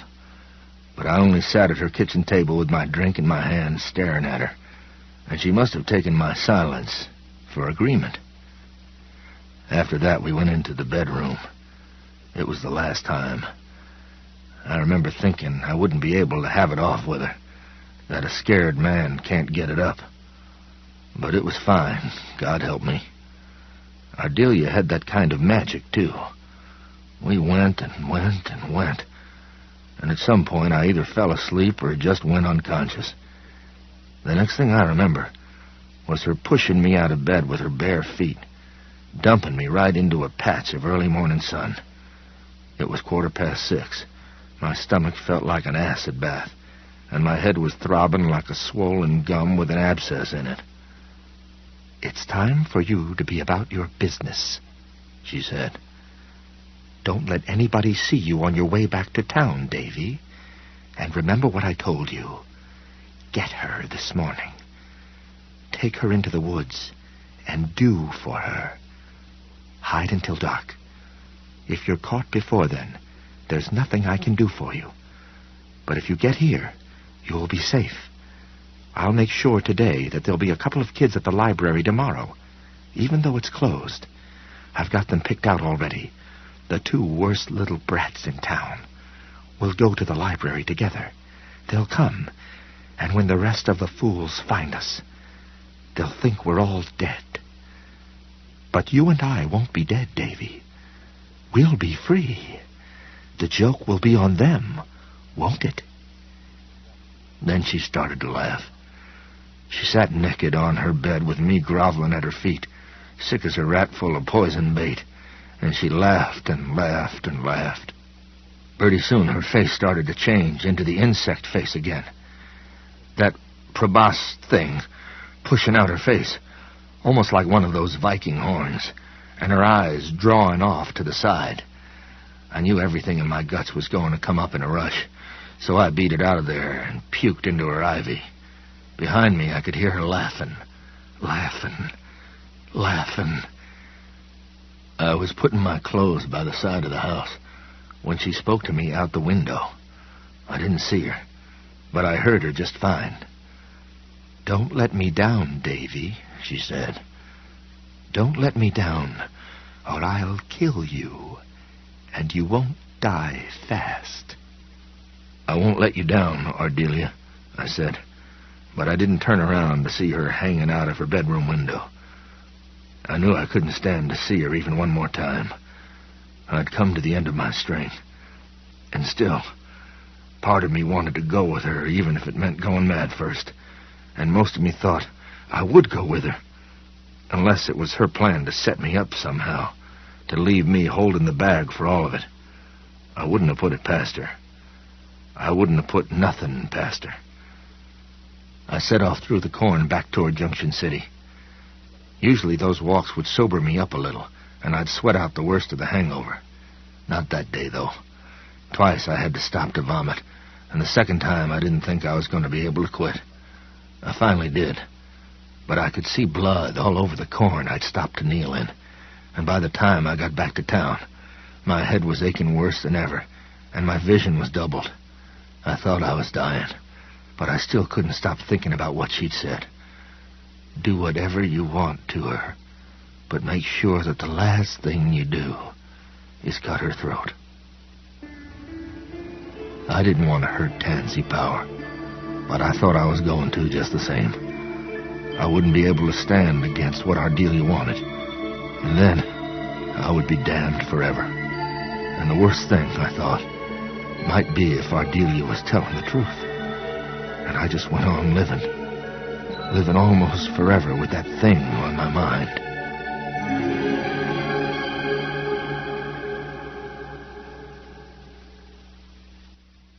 In those days, there was 2 freight depots at the station, and a loading dock that wasn't much used on the north side of the second one. I crawled under there and fell asleep for a couple of hours. When I woke up, I felt a little better. I knew there wasn't any way I could stop her or myself, so I set out for John Power's house to find that little girl and snatch her away. I walked right through downtown, not looking at anyone, and all I kept thinking over and over was, I can make it quick for her. I can do that at least. I'll snap her neck in a wink, and she'll never know a thing." Dave produced his bandana again and wiped his forehead with a hand which was shaking badly. "I got as far as the 5 and dime. It's gone now, but in those days it was the last business on O'Kane Street before you got into the residential district again. I had less than 4 blocks to go, and I thought that when I got to the powerhouse, I'd see Tansy in the yard. She'd be alone, and the woods weren't far. Only I looked into the 5 and dime show window, and what I saw stopped me cold. It was a pile of dead children, all staring eyes, tangled arms, and busted legs. I let out a little scream and clapped my hands against my mouth. I closed my eyes tight. When I looked again, I saw it was a bunch of dolls old Mrs. Seeger was getting ready to make into a display. She saw me and flapped one of them at me. "Get away, you old drunk." But I didn't. I kept looking in at those dolls. I tried to tell myself dolls were all they were. Anyone could see that. But when I closed my eyes tight and then opened them again, they were dead bodies again. Mrs. Seeger was setting up a bunch of little corpses in the window of the 5 and dime and didn't even know it.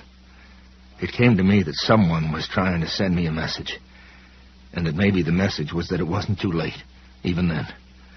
Maybe I couldn't stop Ardelia, but maybe I could. And if I couldn't, maybe I could keep from being dragged into the pit after her. That was the first time I really prayed, Sarah. I prayed for strength. I didn't want to kill Tansy Power, but it was more than that. I wanted to save them all if I could. I started back toward the Texaco station a block down. It was where the Piggly Wiggly is now. On the way, I stopped and picked a few pebbles out of the gutter. There was a phone booth by the side of the station, and it's still there today, now that I think of it. I got there and then realized I didn't have a cent. As a last resort, I felt in the coin return. There was a dime in there. Ever since that morning when somebody tells me they don't believe there's a God, I think of how I felt when I poked my fingers into that coin return slot and found that 10-cent piece. I thought about calling Mrs. Power, then decided it'd be better to call the sheriff's office. Someone would pass the message on to John Power, and if he was as suspicious as Ardelia seemed to think, he might take the proper steps. I closed the door of the booth and looked up the number. This was back in the days when you could sometimes still find a telephone book in a telephone booth, if you were lucky. And then before I dialed it, I stuck the pebbles I'd picked up in my mouth. John Power himself answered the phone, and I think now that's why Patsy Harrigan and Tom Gibson died, why John Power himself died, and why Ardelia wasn't stopped then and there. I expected the dispatcher, you see. It was Hannah Verrill in those days, and I'd tell her what I had to say, and she'd pass it on to the deputy. Instead, I heard this hard, don't fuck with me voice say, "Sheriff's office, Deputy Power speaking. How can I help you?" I almost swallowed the mouthful of pebbles I had, and for a minute, I couldn't say anything. He goes, "Damn kids," and I knew he was getting ready to hang up. "Wait," I says. The pebbles made it sound like I was talking through a mouthful of cotton. "Don't hang up, Deputy." "Who is this?" he asked. "Never mind," I says back. "Get your daughter out of town, if you value her. And whatever you do, don't let her near the library. It's serious. She's in danger." And then I hung up. Just like that. If Hannah had answered, I think I would have told more. I would have spoken names. Tansy's, Tom's, Patsy's, and Ardelia's too, but he scared me. I felt if I stayed on that line, he'd be able to look right through it and see me on the other end, standing in that booth and stinking like a bag of used-up peaches. I spat the pebbles out into my palm and got out of the booth in a hurry. Her power over me was broken. Making the call had done that much anyway, but I was in a panic. Did you ever see a bird that's flown into a garage and goes swooping around, bashing itself against the walls? It's so crazy to get out. That's what I was like. All of a sudden, I wasn't worrying about Patsy Harrigan or Tom Gibson or even Tansy Power. I felt like Ardelia was the one who was looking at me, that Ardelia knew what I'd done, and she'd be after me. I wanted to hide. Hell, I needed to hide. I started walking down Main Street, and by the time I got to the end, I was almost running. By then, Ardelia had gotten all mixed up in my mind with the library policeman and the dark man, the one who was driving the steamroller and the car with Simple Simon in it. I expected to see all three of them turn onto Main Street in the dark man's old Buick looking for me. I got out to the railway depot and crawled under the loading platform again. I huddled up in there, shivering and shaking, even crying a little, waiting for her to show up and do for me. I kept thinking I'd look up and I'd see her face poking under the platform's concrete skirt, her eyes all red and glaring, her mouth turning into that horn thing. I crawled all the way to the back, and I found half a jug of wine under a pile of dead leaves and old spider webs. I'd stashed it back there God knows when, and forgot all about it. I drank the wine in about 3 long swallows. Then I started to crawl back to the front of that space under the platform, but halfway there I passed out. When I woke up again, I thought at first that no time at all had gone by, because the light and the shadows were just about the same. Only my headache was gone, and my belly was roaring for food. You'd slept the clock around, hadn't you? Naomi guessed. No, almost twice around. I'd made my call to the sheriff's office around 10 o'clock on Monday morning, when I came to under the loading platform with that empty jug of wine still in my hand. It was just past 7 on Wednesday morning. Only it wasn't sleep, not really. You have to remember that I hadn't been on an all-day drunk or even a week-long toot. I'd been roaring drunk for the best part of 2 years, and that wasn't all. There was Ardelia, and the library, and the kids, and story hour. It was 2 years on a merry-go-round in hell. I think the part of my mind that still wanted to live and be sane decided the only thing to do was to pull the plug for a while and shut down. And when I woke up, it was all over. They hadn't found the bodies of Patsy Harrigan and Tom Gibson yet, but it was over just the same. And I knew it even before I poked my head out from under the loading platform. There was an empty place in me, like an empty socket in your gum after a tooth falls out. Only that empty place was in my mind, and I understood. She was gone. Ardelia was gone. I crawled out from under and almost fainted again from hunger. I saw Brian Kelly, who used to be freight master back in those days. He was counting sacks of something on the other loading platform and making marks on a clipboard.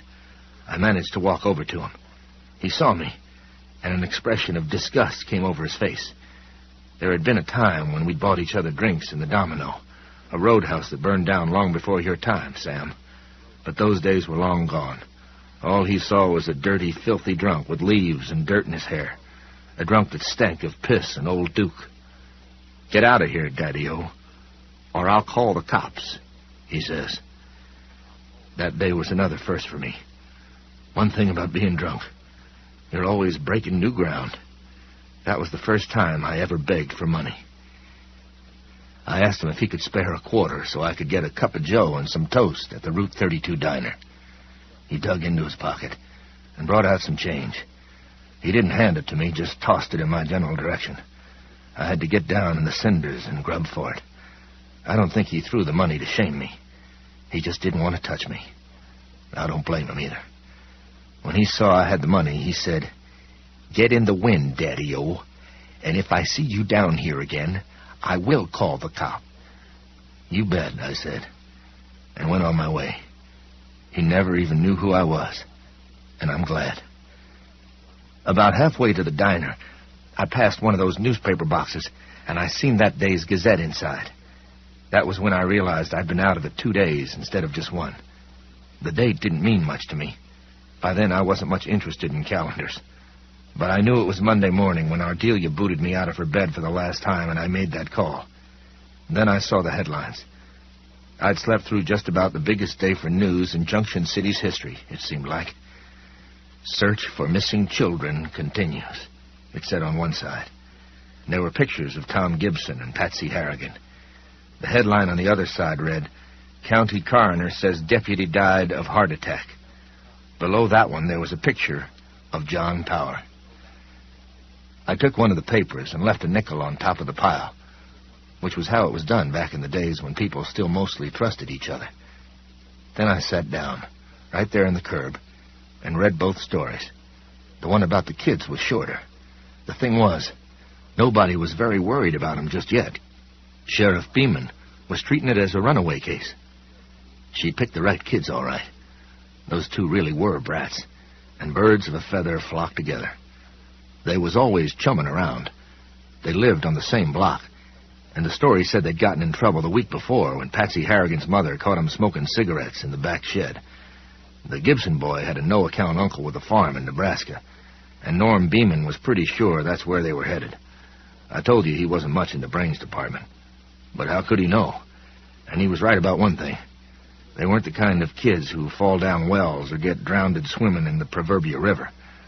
But I knew where they were, and I knew Ardelia had beaten the clock again. I knew they'd find all three of them together, and later on that day, they did. I'd saved Tansy Power, and I'd saved myself, but I couldn't find much consolation in that. The story about Deputy Power was longer. It was the second one because Power had been found late Monday afternoon. His death had been reported in Tuesday's paper, but not the cause. He'd been found slumped behind the wheel of his cruiser about a mile west of the Orday farm.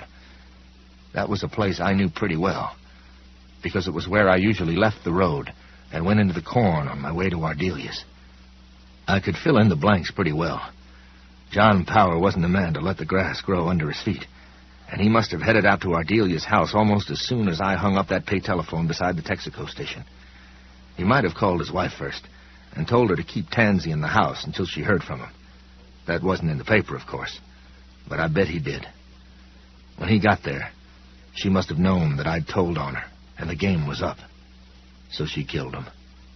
She hugged him to death, the way she did Mr. Lavin. He had a lot of hard bark on him, just like I told her.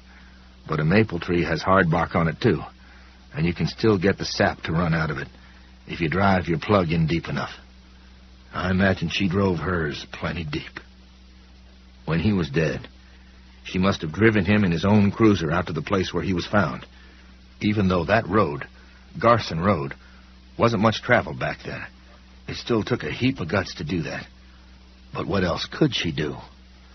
Call the sheriff's office and tell him John Power had a heart attack while he was talking to her? That would have started up a lot more questions at the very time when she didn't want nobody thinking of her at all. And you know, even Norm Beeman would have been curious about why John Power had been in such a tearing hurry to talk to the city librarian. So she drove him out Garson Road, almost to the Orday farm, parked his cruiser in the ditch, and then she went back to her own house the same way I always went, through the corn. Dave looked from Sam to Naomi, and then back to Sam again. I'll bet I know what she did next, too. I'll bet she started looking for me. I don't mean she jumped in her car and started driving around Junction City poking her head into all my usual holes. She didn't have to. Time and again over those years, she would show up where I was when she wanted me. Or she would send one of the kids with a folded-over note. It didn't matter if I was sitting in a pile of boxes behind the barber shop, or fishing out a Grayling stream, or if I was just drunk behind the freight depot. She knew where I was to be found. That was one of her talents. Not that last time, though. The time she wanted to find me most of all. And I think I know why.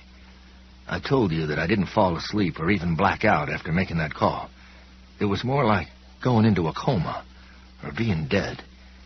And when she turned whatever eyes she had in her mind outward, looking for me, you couldn't see me. I don't know how many times that day and that night her eye might have passed right over where I lay. And I don't want to know. I only know if she'd found me, it wouldn't have been any kid with a folded-over note that showed up. It would have been her. And I can't even imagine what she would have done to me for interfering with her plans the way I did. She probably would have found me anyway, if she'd had more time, but she didn't.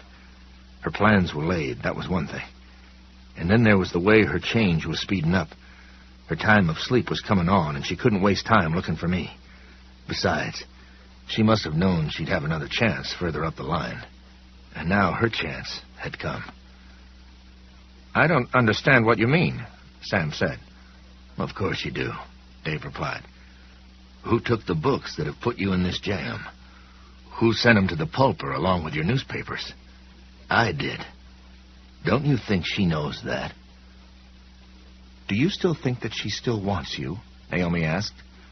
Yes, but not the way she did. Now she only wants to kill me. His head turned, and his bright, sorrowful eyes gazed into Sam's. You're the one she wants now. Sam laughed uneasily. I'm sure she was a firecracker 30 years ago, he said. But the lady has aged. She's really not my type. I guess you don't understand after all, Dave said. She doesn't want to fuck you, Sam. She wants to be you.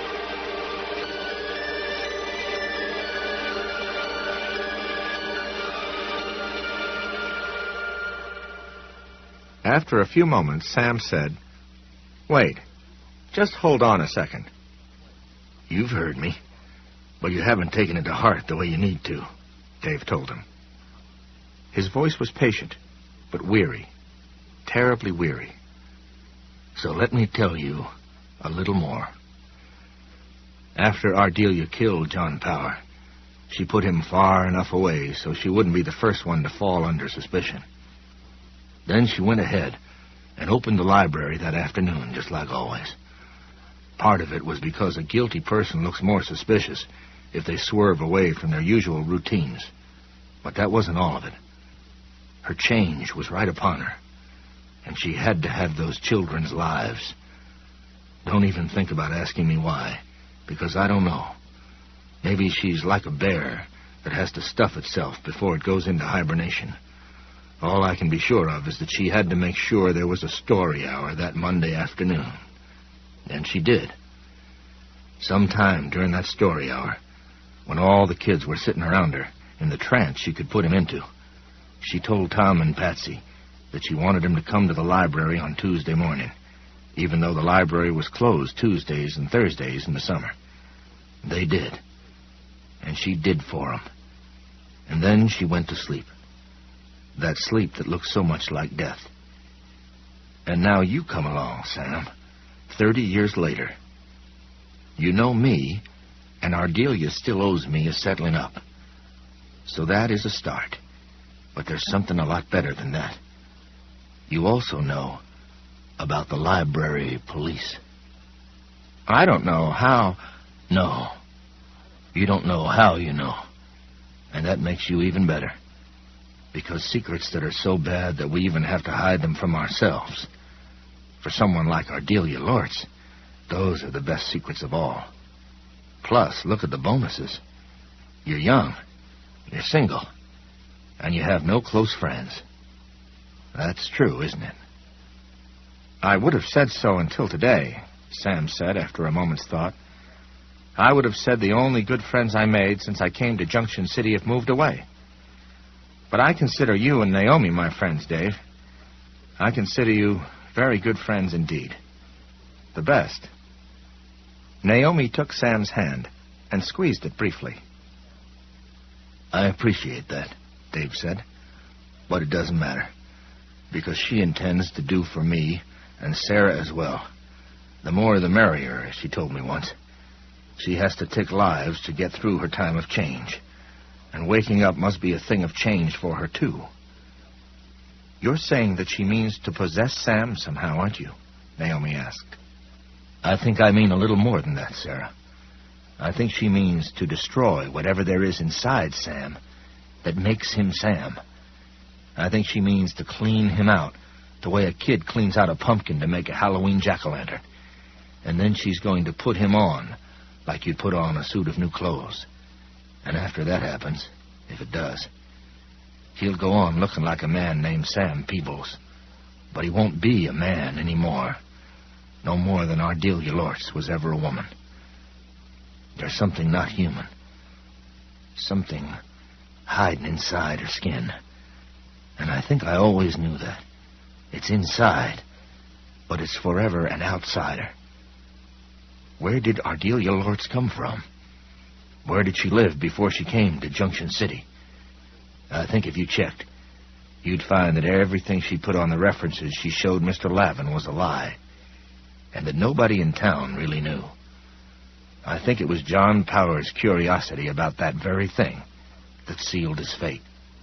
But I think there was a real Ardelia Lortz at one time, in Pass Christian, Mississippi, or Harrisburg, Pennsylvania, or Portland, Maine, and the It took over and put her on. Now she wants to do it again. If we let that happen, I think that later this year, in some other town, in San Francisco, California, or Butte, Montana, or Kingston, Rhode Island, a man named Sam Peebles will show up. Most people will like him. Children in particular will like him, although they may be afraid of him, too. In some way they don't understand and can't talk about. And, of course, he will be a librarian.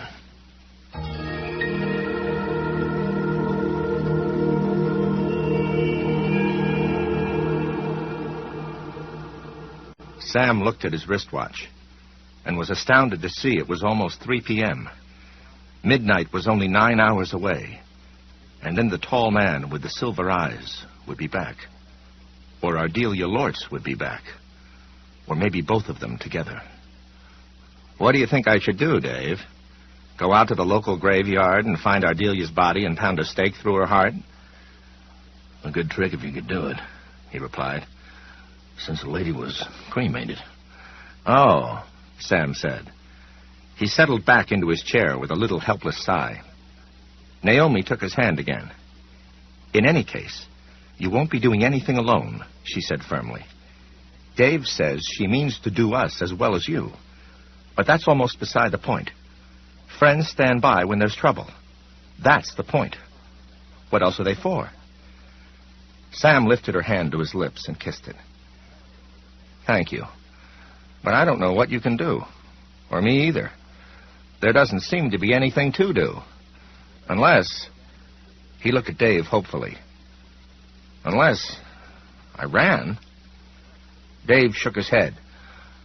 She, or it, sees. I told you that.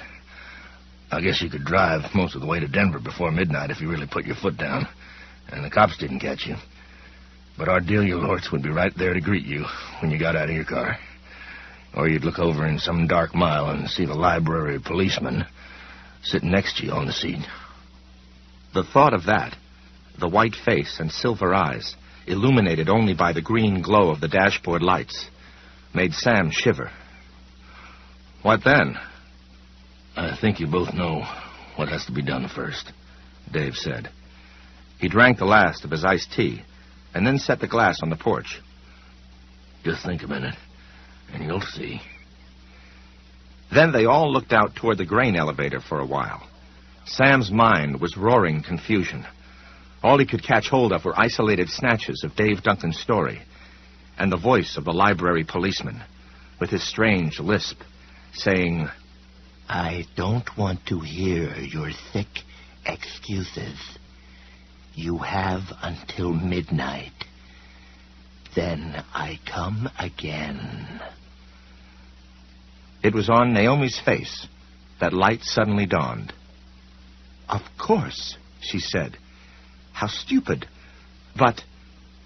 She asked Dave a question, and Sam's own eyes widened in understanding.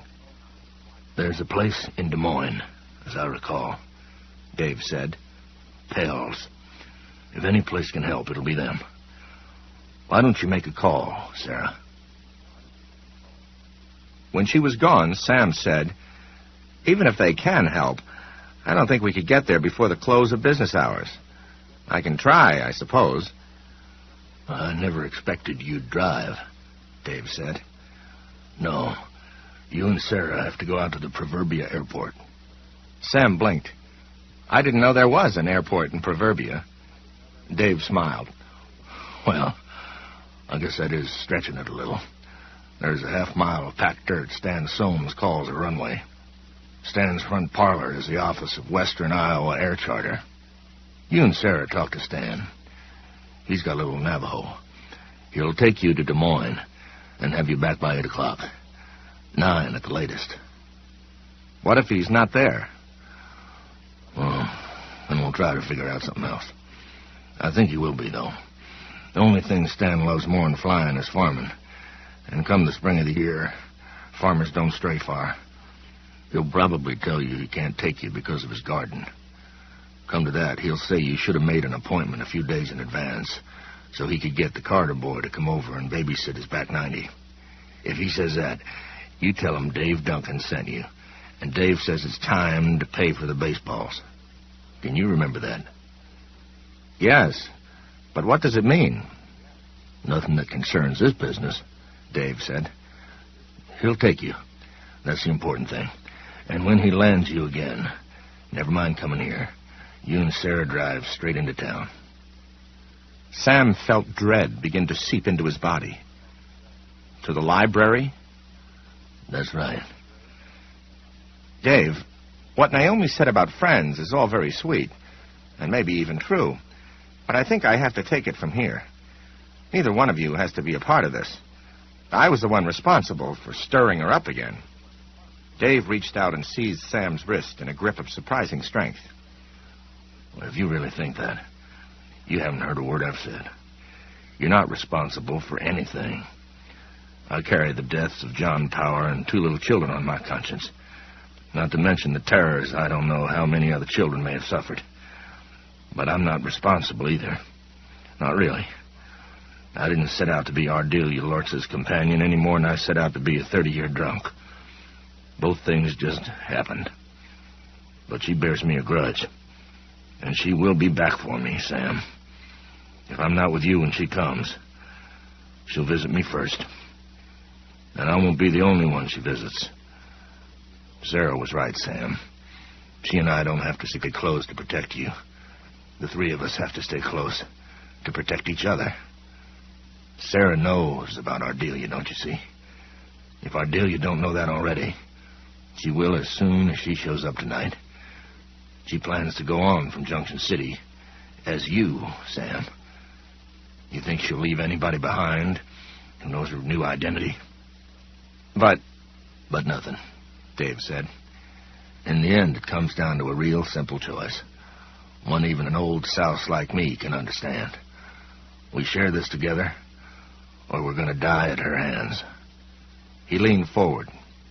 If you want to save Sarah from Ardelia, Sam, forget about being a hero and start remembering who your library policeman was.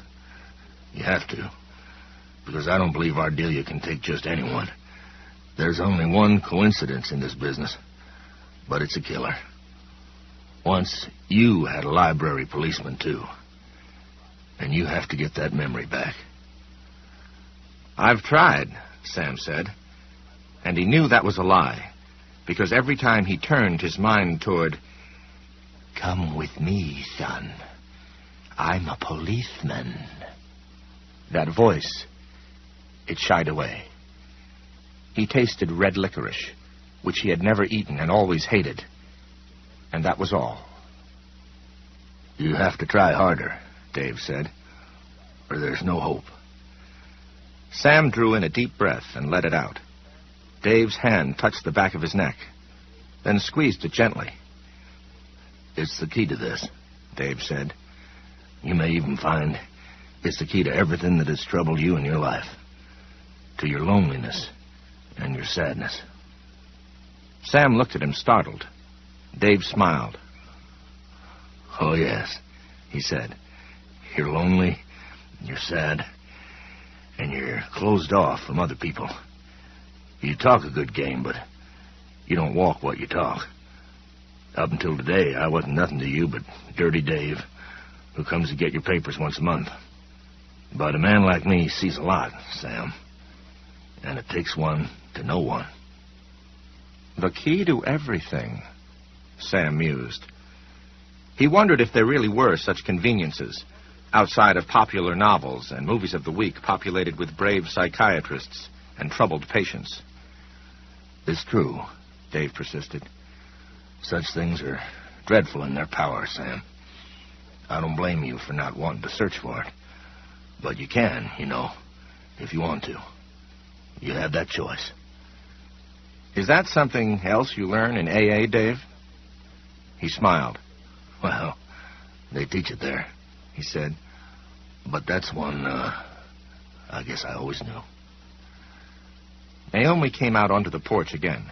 She was smiling, and her eyes were sparkling. Ain't she some gorgeous? Dave asked quietly. Yes, Sam said. She sure is. He was clearly aware of two things. That he was falling in love, and that Dave Duncan knew it. The man took so long checking that I got worried, she said. But we're in luck. Good, Dave said. You two are going out to see Stan Soames, then. Does the library still close at 8 during the school year, Sarah? Yes, I'm pretty sure it does. Well, I'll be paying a visit there around 5 o'clock, then. I'll meet you in back, where the loading platform is, between 8 and 9. Nearer 8 would be better, and safer. For Christ's sake, try not to be late. How will we get in? Sam asked. Well, I'll take care of that, don't worry. You just get going. Maybe we ought to call this guy Soames from here, Sam said. Make sure he's available. Dave shook his head. Won't do no good. Stan's wife left him for another man 4 years ago. Claimed he was married to his work, which always makes a good excuse for a woman who's got a yen to make a change. There aren't any kids. You'll be out in this field. Go on now. Daylight's wasting.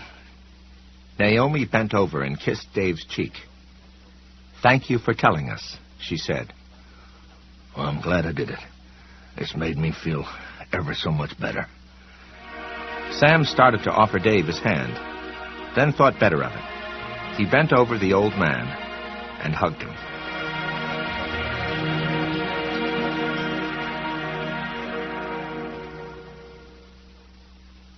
Stan Soames was a tall, raw-boned man with angry eyes burning out of a gentle face. A man who already had his summer sunburn, although calendar spring had not yet run its first month. Sam and Naomi found him in the field behind his house, just as Dave had told them they would. 70 yards north of Soames' idling, mud-splashed rototiller, Sam could see what looked like a dirt road. But since there was a small airplane with a tarpaulin thrown over it at one end, and a windsock fluttering from a rusty pole at the other, he assumed it was the Proverbia Airport's single runway. Can't do it, Soames said. I got 50 acres to turn this week and nobody but me to do it. You should have called a couple, 3 days ahead. It's an emergency, Naomi said. Really, Mr. Soames. He sighed and spread his arms, as if to encompass his entire farm. You want to know what an emergency is? He asked. What the government's doing to farms like this and people like me. That's a dad-ratted emergency. Now, look, there's a fellow over in Cedar Rapids who might... We don't have time to go to Cedar Rapids, Sam said. Dave told us you'd probably say... Dave? Stan Soames turned to him with more interest than he had heretofore shown. Dave who? Duncan. He told me to say it's time to pay for the baseballs. Soames' brows drew down. His hands rolled themselves up into fists. And for just a moment, Sam thought the man was going to slug him. Then, abruptly, he laughed and shook his head. After all these years, Dave Duncan pops out of the woodwork with his IOU rolled up in his hand. God damn. He began walking toward the rototiller. He turned his head to them as he did, yelling to make himself heard over the machine's enthusiastic blatting. Walk on over to the airplane while I put this goddamn thing away. Mind the boggy patch just on the edge of the runway, or it'll suck your damn shoes off. Soames threw the rototiller into gear. It was hard to tell with all the noise, but Sam thought he was still laughing.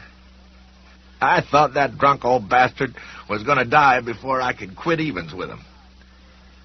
He roared past them toward his barn, leaving Sam and Naomi looking at each other. What was that all about? Naomi asked. I don't know. Dave wouldn't tell me. He offered her his arm. Madam, will you walk with me? She took it. Thank you, sir.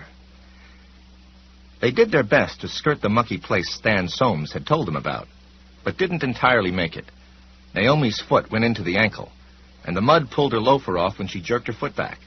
Sam bent down, got it, and then swept Naomi into his arms. "Sam, no," she cried, startled into laughter. "You'll break your back." "No," he said. "You're light." She was, and his head suddenly felt light, too. He carried her up the graded slope of the runway to the airplane and set her on her feet. Naomi's eyes looked up into his with calmness and a sort of luminous clarity. Without thinking, he bent and kissed her. After a moment, she put her arms around his neck and kissed him back. When he looked at her again, he was slightly out of breath. Naomi was smiling. "You can call me Sarah any time you want to," she said. Sam laughed and kissed her again. Riding in the Navajo behind Stan Soames was like riding piggyback on a pogo stick. They bounced and jounced on uneasy tides of spring air, and Sam thought once or twice that they might cheat Ardelia in a way not even that strange creature could have foreseen, by spreading themselves all over an Iowa cornfield. Stan Soames didn't seem to be worried, however. He bawled out such hoary old ballads as Sweet Sue and The Sidewalks of New York at the top of his voice as the Navajo lurched toward Des Moines. Naomi was transfixed, peering out of her window at the roads and fields and houses below, with her hands cupped to the sides of her face to cut the glare. At last, Sam tapped her on the shoulder. "You act like you've never flown before," he yelled over the mosquito drone of the engine. She turned briefly toward him and grinned like an enraptured schoolgirl. "I haven't," she said, and returned at once to the view. "I'll be damned," Sam said, and then tightened his seatbelt as the plane took another of its gigantic bucking leaps. It was 4:20 when the Navajo skittered down from the sky and landed at County Airport in Des Moines. Soames taxied to the Civil Air Terminal, killed the engine, then opened the door. Sam was a little amused at the twinge of jealousy he felt as Soames put his hands on Naomi's waist to help her down. "Thank you," she gasped. Her cheeks were now deeply flushed, and her eyes were dancing. "That was wonderful." Soames smiled, and suddenly he looked 40 instead of 60. "I've always liked it myself," he said, "and it beats spending an afternoon abusing my kidneys on that rototiller. I have to admit that." He looked from Naomi to Sam. "Can you tell me what this big emergency is? I'll help if I can. I owe Dave a little more in a puddle jump from Proverbia to Des Moines and back again." "We need to go into town," Sam said, "to a place called Pell's Bookshop. They're holding a couple of books for us." Stan Soames looked at them, eyes wide. "Come again?" "Pell's. I know Pell's," he said. "New books out front, old books in the back. Biggest selection in the Midwest, the ads say. What I'm trying to get straight is this. You took me away from my garden and got me to fly you all the way across the state to get a couple of books?" "They're very important books, Mr. Soames," Naomi said. She touched one of his rough farmer's hands. "Right now, they're just about the most important things in my life. Or Sam's." "Dave's, too," Sam said. "If you told me what was going on," Soames asked, "would I be apt to understand it?" "No," Sam said. "No," Naomi agreed, and smiled a little. Soames blew a deep sigh out of his wide nostrils and stuffed his hands into the pockets of his pants. "Well, I guess it don't matter that much anyway. I've owed Dave this one for 10 years, and there have been times when it's weighed on my mind pretty heavy." He brightened. "And I got to give a pretty young lady her first airplane ride. The only thing prettier than a girl after her first plane ride is a girl after her first—" He stopped abruptly and scuffed at the tar with his shoes. Naomi looked discreetly off toward the horizon. Just then a fuel truck drove up. Soames walked over quickly and fell into deep conversation with the driver. Sam said, "You had quite an effect on our fearless pilot." "Maybe I did at that," she said. "I feel wonderful, Sam. Isn't that crazy?" He stroked an errant lock of her hair back into place behind her ear. "It's been a crazy day. The craziest day I can ever remember. But the inside voice spoke then. It drifted up from that deep place where great objects were still in motion, and told him that wasn't quite true. There was one other that had been just as crazy, more crazy. The day of the Black Arrow and the red licorice. That strange, stifled panic rose in him again, and he closed his ears to that voice. If you want to save Sarah from Ardelia, Sam, forget about being a hero and start remembering who your library policeman was. I don't. I can't. I mustn't. You have to get that memory back. I mustn't. It's not allowed. You have to try harder, or there's no hope. I really have to go home now, Sam Peebles muttered. Naomi, who had strolled away to look at the Navajo's wing flaps, heard him and came back. Did you say something? Nothing. It doesn't matter. You look very pale.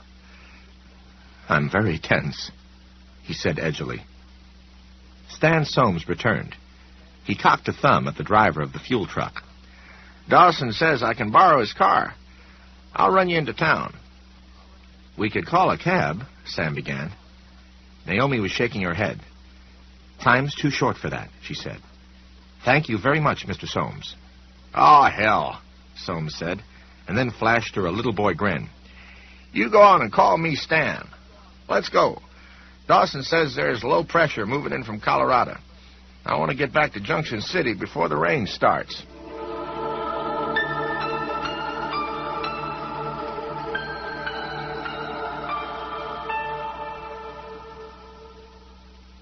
Pell's was a big barn-like structure on the edge of the Des Moines business district, the very antithesis of the mall-bred chain bookstore. Naomi asked for Mike. She was directed to the customer service desk, a kiosk which stood like a customs booth between the section which sold new books and the larger one which sold old books.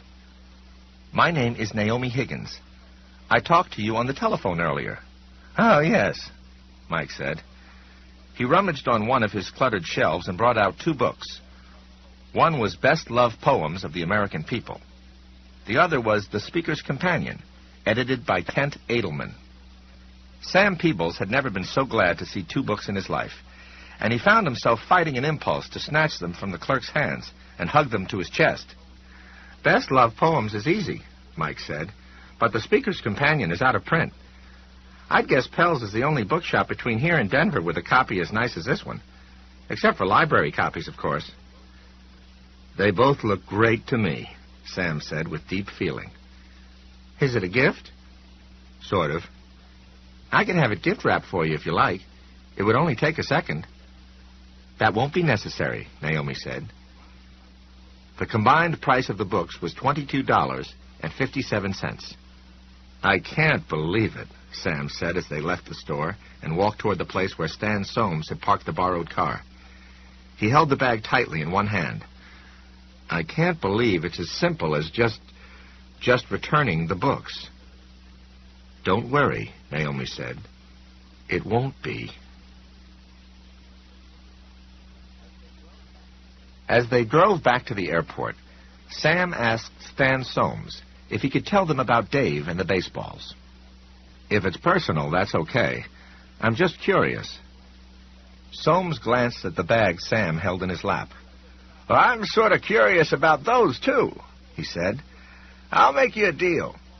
The thing with the baseballs happened 10 years ago. I'll tell you about that if you tell me about the books 10 years from now. Deal, Naomi said from the back seat, and then added what Sam himself had been thinking. If we're all still around, of course. Soames laughed. Yeah, I suppose there's always that possibility, isn't there? Sam nodded. Lousy things sometimes happen. They sure do. One of them happened to my only boy in 1980. The doctors called it leukemia, but it's really just what you said. One of those lousy things that sometimes happens. Oh, I'm so sorry, Naomi said. Thanks. Every now and then I start to think I'm over it, and then it gets on my blind side and hits me again. I guess some things take a long time to shake out, and some things don't ever shake out. Some things don't ever shake out. Come with me, son. I'm a policeman. I really have to go home now. Is my fine paid? Sam touched the corner of his mouth with a trembling hand. Well, hell, I'd known Dave a long time before it ever happened, Stan Soames said. They passed a sign which read Airport 3 miles. We grew up together, went to school together, sowed a mess of wild oats together. The only thing was, I reaped my crop and quit. Dave just went on sowing. Soames shook his head. Drunk or sober, he was one of the sweetest fellows I ever met. But it got so he was drunk more than he was sober, and we kind of fell out of touch. It seems like the worst time for him was in the late 50s. During those years, he was drunk all the time. After that, he started going to AA, and he seemed to get a little better. But he'd always fall off the wagon with a crash. I got married in '68, and I wanted to ask him to be my best man, but I didn't dare. As it happened, he turned up sober that time, but you couldn't trust him to turn up sober. I know what you mean, Naomi said quietly. Stan Soames laughed. Well, I sort of doubt that. A little sweetie like you wouldn't know what miseries a dedicated booze hound can get himself into. But take it from me. If I'd asked Dave to stand up for me at the wedding, Laura, that's my ex, would have shit bricks. But Dave did come, and I saw him a little more frequently after our boy Joe was born in 1970. Dave seemed to have a special feeling for all kids during those years when he was trying to pull himself out of the bottle. The thing Joey loved most was baseball. He was nuts for it. He collected sticker books, chewing gum cards. He even pestered me to get a satellite dish so we could watch all the Royals games. The Royals were his favorites, and the Cubs, too, on WGN from Chicago. By the time he was 8, he knew the averages of all the Royals starting players, and the won-loss records of damn near every pitcher in the American League. Dave and I took him to games 3 or 4 times. It was a lot like taking a kid on a guided tour of heaven. Dave took him alone twice when I had to work. Laura had a cow about that. Said he'd show up drunk as a skunk, with the boy left behind wandering the streets of K.C. or sitting in a police station somewhere, waiting for someone to come and get him. But nothing like that ever happened. So far as I know, Dave never took a drink when he was around Joey. When Joe got the leukemia, the worst part for him was the doctors telling him he wouldn't be able to go to any games that year, at least until June, and maybe not at all. He was more depressed about that than he was about having cancer. When Dave came to see him, Joe cried about it. Dave hugged him and said, "If you can't go to the game, Joey, that's okay. I'll bring the Royals to you." And Joe stared up at him and says, "You mean in person, Uncle Dave?" That's what he called him, Uncle Dave. "I can't do that," Dave said, "but I can do something almost as good." Soames drove up to the Civil Air Terminal gate and blew his horn. The gate rumbled back on its track, and he drove out to where the Navajo was parked. He turned off the engine and just sat behind the wheel for a moment, looking down at his hands. "I always knew Dave was a talented bastard," he said finally. "What I didn't know is how he did what he did so damn fast. All I can figure is that he must have worked days and nights both, because he was done in 10 days, and those suckers were good. He knew he had to go fast, though. The doctors had told me and Laura the truth, you see, and I'd told Dave. Joe didn't have much chance of pulling through. They'd caught on to what was wrong with him too late. It was roaring in his blood like a grass fire. About 10 days after Dave made that promise, he comes into my son's hospital room with a paper shopping bag in each arm. "What you got there, Uncle Dave?" Joe asks, sitting up in bed. He had been pretty low all that day, mostly because he was losing his hair, I think. In those days, if a kid didn't have hair most of the way down his back, he was considered to be pretty low class. But when Dave came in, he brightened right up. "The Royals, of course," Dave says back. "Didn't I tell you?" Then he put those 2 shopping bags down on the bed and spilled them out. And you never ever in your whole life saw such an expression on a little boy's face. It lit up like a Christmas tree. And shit, I don't know. Stan Soames' voice had been growing steadily thicker. Now he leaned forward against the steering wheel of Dawson's Buick so hard that the horn honked. He pulled a large bandana from his back pocket, wiped his eyes with it, then blew his nose. Naomi had also leaned forward. She pressed one of her hands against Soames' cheek. "If this is too hard for you, Mr. Soames." "No," he said, and smiled a little. Sam watched as the tear Stan Soames had missed ran its sparkling, unnoticed course down his cheek in the late afternoon sun. "It's just that it brings him back so, how he was. That hurts, miss. But it feels good, too. Those 2 feelings are all wrapped up together." "I understand," she said. "When Dave tipped over those bags, what spilled out was baseballs. Over 24 of them.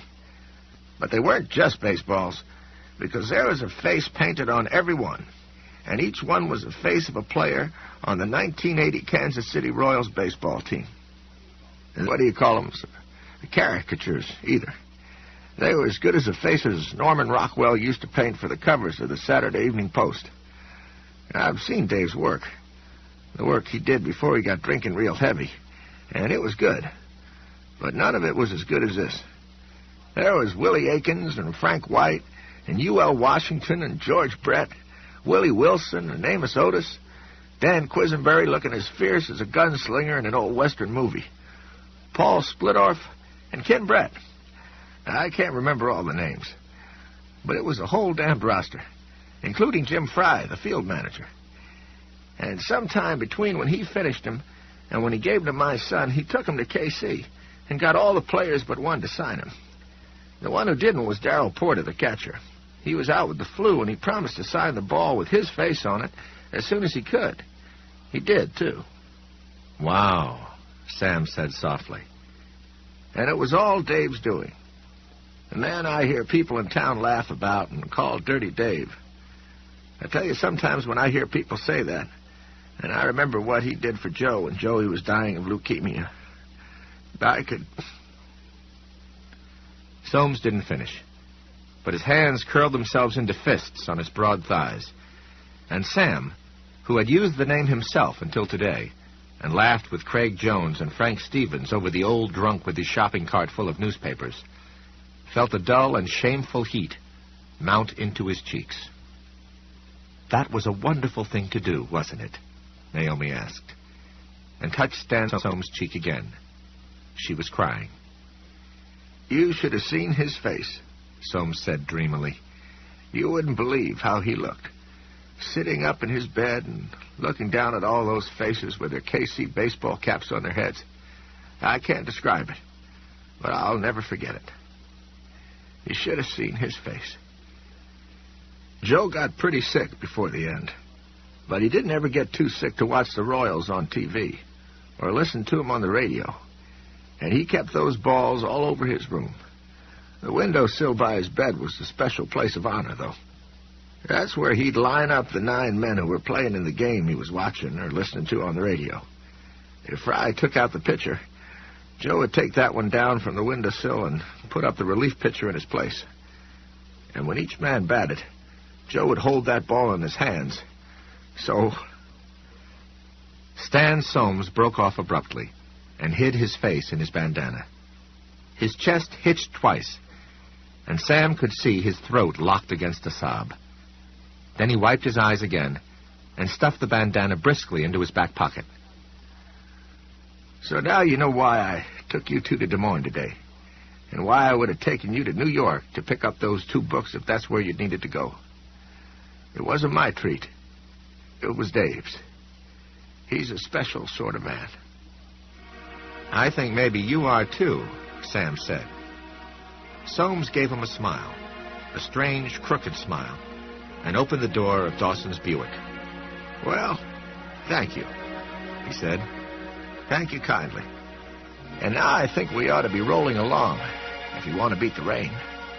Don't forget your books, Miss Higgins." "I won't," Naomi said as she got out with the top of the bag wrapped tightly in one hand. "Believe me, I won't."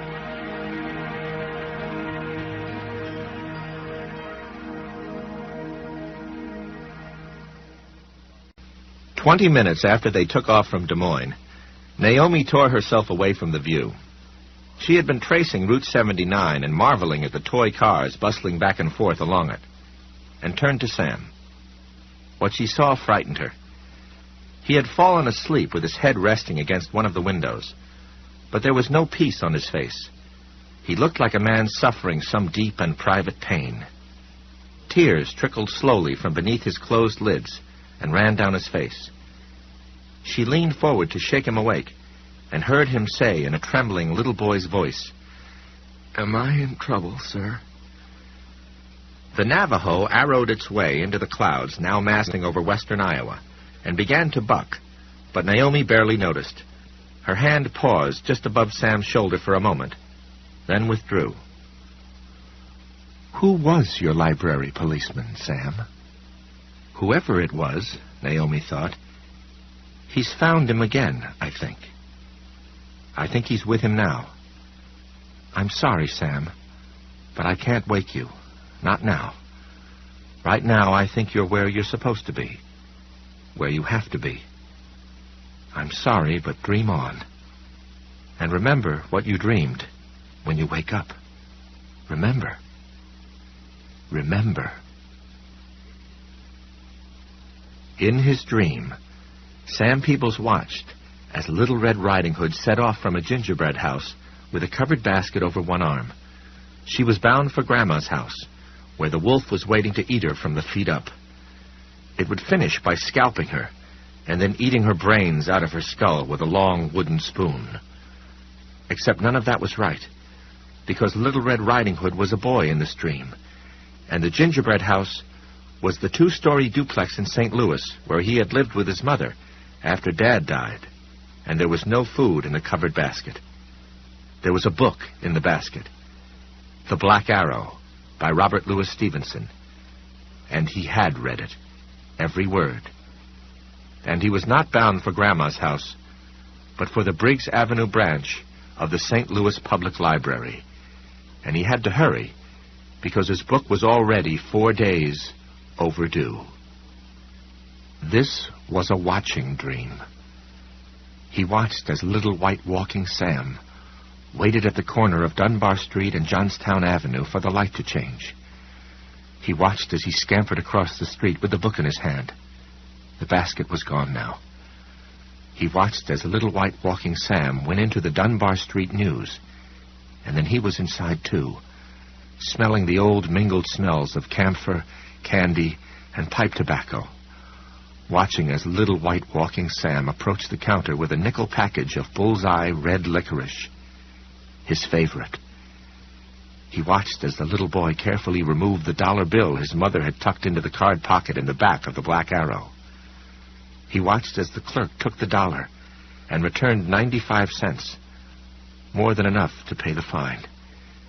He watched as Little White Walking Sam left the store and paused on the street outside long enough to put the change in his pocket and tear open the package of licorice with his teeth.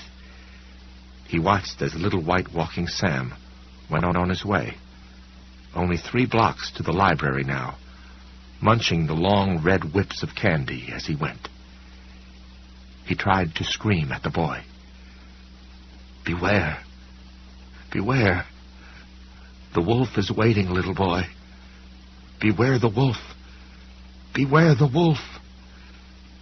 But the boy walked on, eating his red licorice. Now he was on Briggs Avenue, and the library, a great pile of red brick, loomed ahead. At this point, Sam, big, white, plain-riding Sam, tried to pull himself out of the dream. He sensed that Naomi and Stan Soames and the world of real things were just outside this hellish egg of a nightmare in which he found himself. He could hear the drone of the Navajo's engine behind the sounds of the dream, the traffic on Briggs Avenue, the brisk bring, bring of some kid's bike bell, the birds squabbling in the rich leaves of the midsummer elms. He closed his dreaming eyes and yearned toward that world outside the shell, the world of real things. And more, he sensed he could reach it, that he could hammer through the shell. No, Dave said. No, Sam, don't do that. You mustn't do that. If you want to save Sarah from Ardelia, forget about breaking out of this dream. There's only one coincidence in this business, but it's a killer. Once you had a library policeman, too. And you have to get that memory back. I don't want to see. I don't want to know. Once was bad enough. Nothing as bad as what's waiting for you, Sam. Nothing. He opened his eyes. Not his outer eyes, but the inside ones. The dreaming eyes. Now little white walking Sam is on the concrete path which approaches the east side of the public library. The concrete path which leads to the children's wing. He moves in a kind of portentous slow motion. Each step the soft swish of a pendulum in the glass throat of a grandfather clock. And everything is clear. The tiny sparks of mica and quartz gleaming in the concrete walk. The cheerful roses which border the concrete walk. The thick drift of green bushes along the side of the building. The climbing ivy on the red brick wall. The strange and somehow frightening Latin motto, Fuimus non sumus, carved in a brief semicircle over the green doors with their thick panes of wire-reinforced glass. And the library policeman, standing by the steps, is clear too. He is not pale. He is flushed. There are pimples on his forehead, red and flaring. He is not tall, but of medium height, with extremely broad shoulders. He's wearing not a trench coat, but an overcoat. And that's very odd, because this is a summer day, a hot St. Louis summer day. His eyes might be silver. Little white walking Sam cannot see what color they are, because the library policeman is wearing little round black glasses. Blind man's glasses. He's not a library policeman. He's the wolf. Beware. He's the wolf. The library wolf. But little white walking Sam doesn't hear. Little white walking Sam isn't afraid. It is, after all, bright daylight, and the city is full of strange and sometimes amusing people. He has lived all his life in St. Louis, and he's not afraid of it. That is about to change. He approaches the man, and as he draws closer, he notices the scar. A tiny white thread which starts high on the left cheek, dips beneath the left eye, and peters out on the bridge of the nose. Hello there, son. The man in the round black glasses says. Hello, says little white walking Sam. Do you mind telling me something about the book you have before you go inside? The man asks. His voice is soft and polite, not a bit threatening. A faint lisp clips lightly along the top of his speech, turning some of his S sounds into diphthongs. I work for the library, you see. It's called The Black Arrow, little white walking Sam says politely, and it's by Mr. Robert Louis Stevenson. He's dead. He died of tuberculosis. It was very good. There were some great battles. The boy waits for the man in the little round black glasses to step aside and let him go in. But the man in the little round black glasses does not stand aside. The man only bends down to look at him more closely. Grandpa, what little round black eyes you have. One other question, the man says. Is your book overdue? Now Little White Walking Sam is more afraid. Yes, but only a little. Only 4 days. It was very long, you see, and I have Little League and day camp and... Come with me, son. I'm a policeman. The man in the black glasses and the overcoat extends a hand. For a moment, Sam almost runs. But he is a kid. This man is an adult. This man works for the library. This man is a policeman. Suddenly, this man, this scary man with his scar and his round black glasses, is all authority. One cannot run from authority. It is everywhere. Sam timidly approaches the man. He begins to lift his hand, the one holding the package of red licorice, which is now almost empty, and then tries to pull it back at the last second. He is too late. The man seizes it. The package of bullseye licorice falls to the walk. Little White Walking Sam will never eat red licorice again. The man pulls Sam toward him, reels him in the way a fisherman would reel in a trout. The hand clamped over Sam's is very strong. It hurts. Sam begins to cry. The sun is still out. The grass is still green. But suddenly the whole world seems distant. No more than a cruel mirage in which he was, for a little while, allowed to believe. He can smell sen-sen on the man's breath. Am I in trouble, sir? He asks, hoping with every fiber of his being that the man will say no. Yes, the man says. Yes, you are. In a lot of trouble. And if you want to get out of trouble, son, you have to do exactly as I say. Do you understand? Sam cannot reply. He has never been so afraid. He can only look up at the man with wide, streaming eyes. The man shakes him. Do you understand or not? Yes, Sam gasps. He feels an almost irresistible heaviness in his bladder. Let me tell you exactly who I am, the man says, breathing little puffs of sen-sen into Sam's face.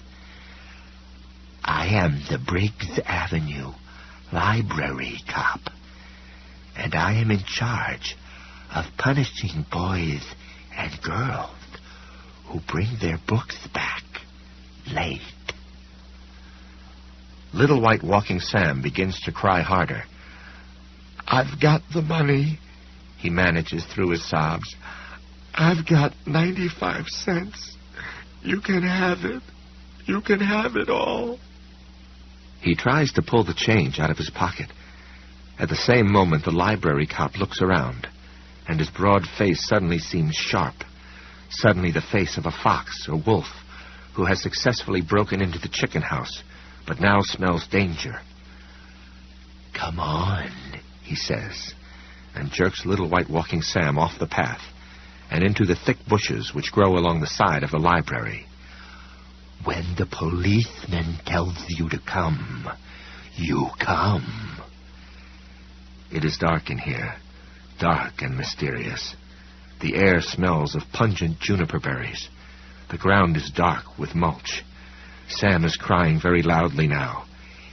Shut up, the library policeman grunts and gives Sam a hard shake.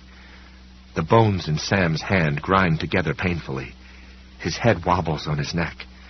They have reached a little clearing in the jungle of bushes now, a cove where the junipers have been smashed flat and the ferns broken off. And Sam understands that this is more than a place the library cop knows. It is a place he has made. Shut up, or the fine will only be the beginning. I'll have to call your mother and tell her what a bad boy you've been. Do you want that? No, Sam weeps. I'll pay for the fine. I'll pay it, mister. But please don't hurt me. The library policeman spins the Little White Walking Sam around. Put your hands up on the wall. Spread your feet. Now. Quick. Still sobbing, but terrified that his mother may find out he has done something bad enough to merit this sort of treatment, Little White Walking Sam does as the library cop tells him. The red bricks are cool in the shade of the bushes which lie against this side of the building in a tangled, untidy heap. He sees a narrow window at ground level. It looks down into the library's boiler room. Bare bulbs shaded with rounds of tin like Chinese coolie hats hang over the giant boiler. The duct pipes throw weird octopus tangles of shadow. He sees a janitor standing at the far wall, his back to the window, reading dials and making notes on a clipboard. The library cop seizes Sam's pants and pulls them down. His underpants come with them. He jerks as the cool air strikes his bum. Steady, the library policeman pants. Don't move. Once you pay the fine, son, it's over, and no one needs to know. Something heavy and hot presses itself against his bottom. Little White Walking Sam jerks again. Steady, the library policeman says. He is panting harder now. Sam feels hot blurts of breath on his left shoulder and smells sensen. He is lost in terror now. But terror isn't all that he feels. There is shame as well. He has been dragged into the shadows, is being forced to submit to this grotesque, unknown punishment, because he has been late returning the black arrow. If he had only known that fines could run this high. The heavy thing jabs into his bottom, thrusting his buttocks apart. A horrible tearing pain laces upward from Little White Walking Sam's vitals. There has never been pain like this. Never in the world. He drops the black arrow and shoves his wrist sideways into his mouth, gagging his own cries. Steady, the library wolf pants. And now his hands descend on Sam's shoulders, and he is rocking back and forth, in and out, back and forth, in and out. Steady, steady, oh, steady. Grasping and rocking, the library cop pounds what feels like a huge hot bar of steel in and out of Sam's bum. Sam stares with wide eyes into the library basement, which is in another universe. An orderly universe where gruesome things like this don't ever happen. He watches the janitor nod, tuck his clipboard under his arm, and walk toward the door at the far end of the room. If the janitor turned his head just a little and raised his eyes slightly, he would see a face peering in the window at him, the pallid, wide-eyed face of a little boy with red licorice on his lips. Part of Sam wants the janitor to do just that, to rescue him the way the woodcutter rescued Little Red Riding Hood. But most of him knows the janitor would only turn away, disgusted, at the sight of another bad little boy submitting to his just punishment at the hands of the Briggs Avenue library cop. Steady, the library wolf whisper screams as the janitor goes out the door and into the rest of his orderly universe without looking around. The wolf thrusts even further forward, and for one agonized second the pain becomes so bad Little White Walking Sam is sure his belly will explode, that whatever it is the library cop has stuck up his bottom will simply come raving out the front of him, pushing his guts ahead of it. The library cop collapses against him in a smear of rancid sweat, panting harshly, and Sam slips to his knees under his weight. As he does, the massive object, no longer quite so massive, pulls out of him. But Sam can feel wetness all over his bottom. He is afraid to put his hands back there. He is afraid that when they come back, he will discover he has become Little Red Bleeding Sam. The library cop suddenly grasps Sam's arm and pulls him around to face him. His face is redder than ever, flushed in puffy, hectic bands, like war paint across his cheeks and forehead. Look at you, the library cop says. His face pulls together in a knot of contempt and disgust. Look at you, with your pants down and your little dingle out. You liked it, didn't you? You liked it. Sam cannot reply. He can only weep. He pulls his underwear and his pants up together as they were pulled down. He can feel mulch inside them, prickling his violated bottom. but he doesn't care. He squirms backward from the library cop until his back is to the library's red brick wall. He can feel tough branches of ivy, like the bones of a large fleshless hand, poking into his back. He doesn't care about this either. All he cares about is the shame and terror and a sense of worthlessness that now abide in him. And of these three, the shame is the greatest. The shame is beyond comprehension. Dirty boy, the library cop spits at him. Dirty little boy. I really have to go home now, Little White Walking Sam says, and the words come out minced into segments by his hoarse sobs. Is my fine paid? The library cop crawls toward Sam on his hands and knees, his little black eyes peering into Sam's face like the blind eyes of a mole, and this is somehow the final grotesquerie. Sam thinks, he is going to punish me again. And at this idea, something in his mind, some overstressed strut or armature, gives way with a soggy snap he can almost hear. He does not cry or protest. He is now past that. He only looks at the library cop with silent apathy. No, the library cop says. I'm letting you go, that's all. I'm taking pity on you. But if you ever tell anyone, ever, I'll come back and do it again. I'll do it until the fine is paid. And don't you ever let me catch you around here again, son. Do you understand? Yes, Sam says. Of course he will come back and do it again if Sam tells. He will be in the closet late at night, under the bed, perched in a tree like some gigantic misshapen crow. When Sam looks up into a troubled sky, he will see the library policeman's twisted, contemptuous face in the clouds. He will be anywhere. He will be everywhere. This thought makes Sam tired, and he closes his eyes against that lunatic mole face, against everything. The library cop grabs him, shakes him again. Yes, what? He hisses. Yes, what, son? Yes, I understand, Sam tells him without opening his eyes.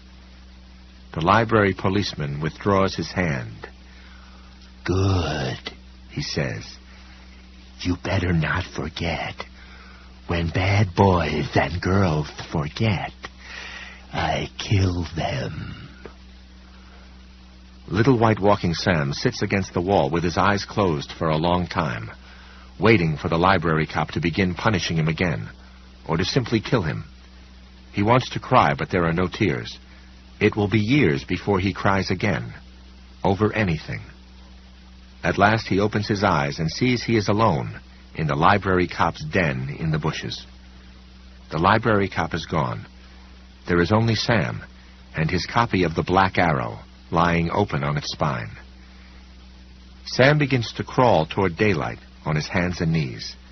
Leaves tickle his sweaty, tear-streaked face. Branches scrape his back and spank against his hurt bottom. He takes the Black Arrow with him, but he will not bring it into the library. He will never go into the library. Any library. Ever again. This is the promise he makes to himself as he crawls away from the place of his punishment. He makes another promise as well.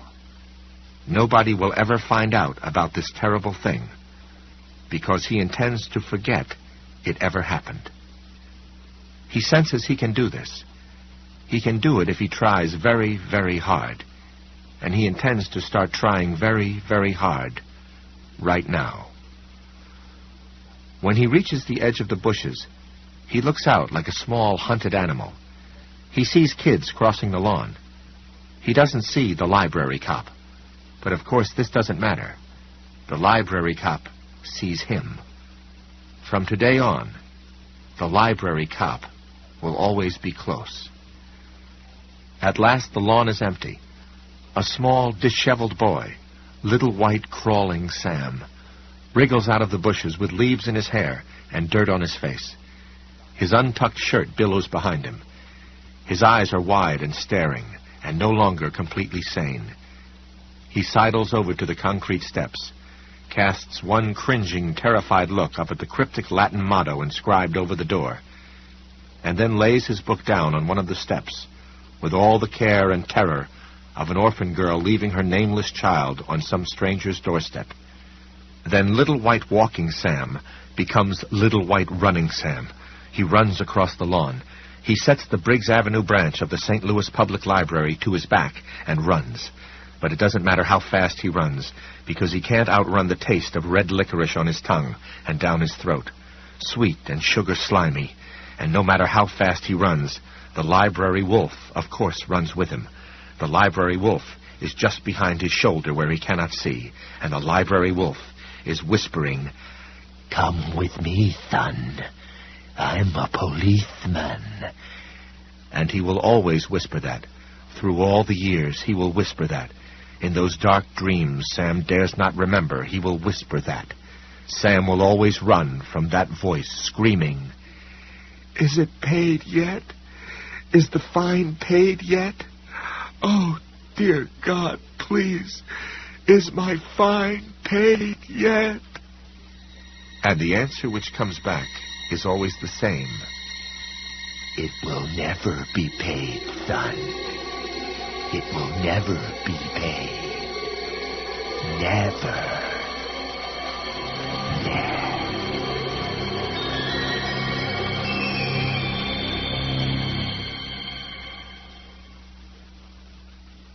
The final approach to the dirt runway, which Stan called the Proverbia Airport, was bumpy and scary. The Navajo came down, feeling its way through the stacks of angry air, and landed with a final jarring thump. When it did, Sam uttered a pinched scream. His eyes flew open. Naomi had been waiting patiently for something like this.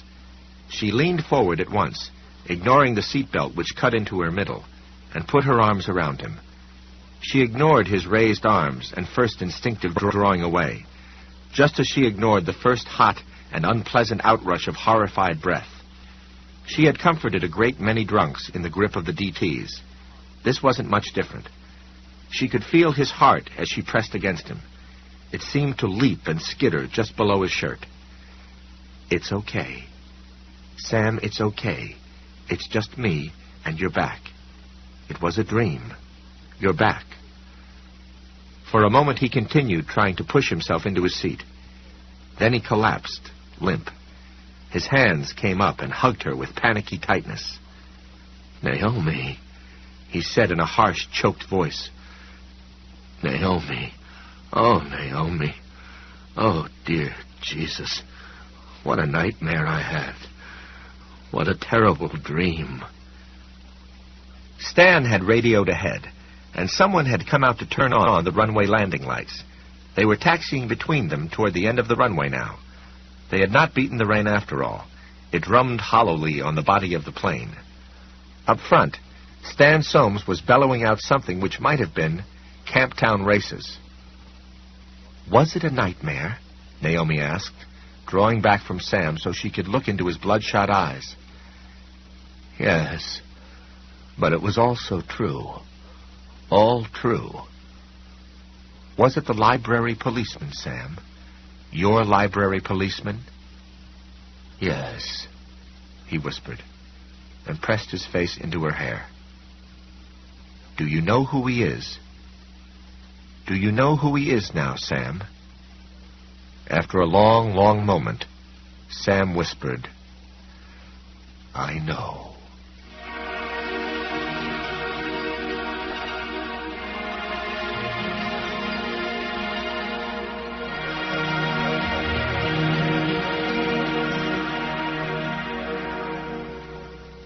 Stan Soames took a look at Sam's face as he and Naomi stepped from the plane, and was instantly contrite. "Sorry it was so rough. I really thought we'd beat the rain. It's just that with a headwind—" "I'll be okay," Sam said.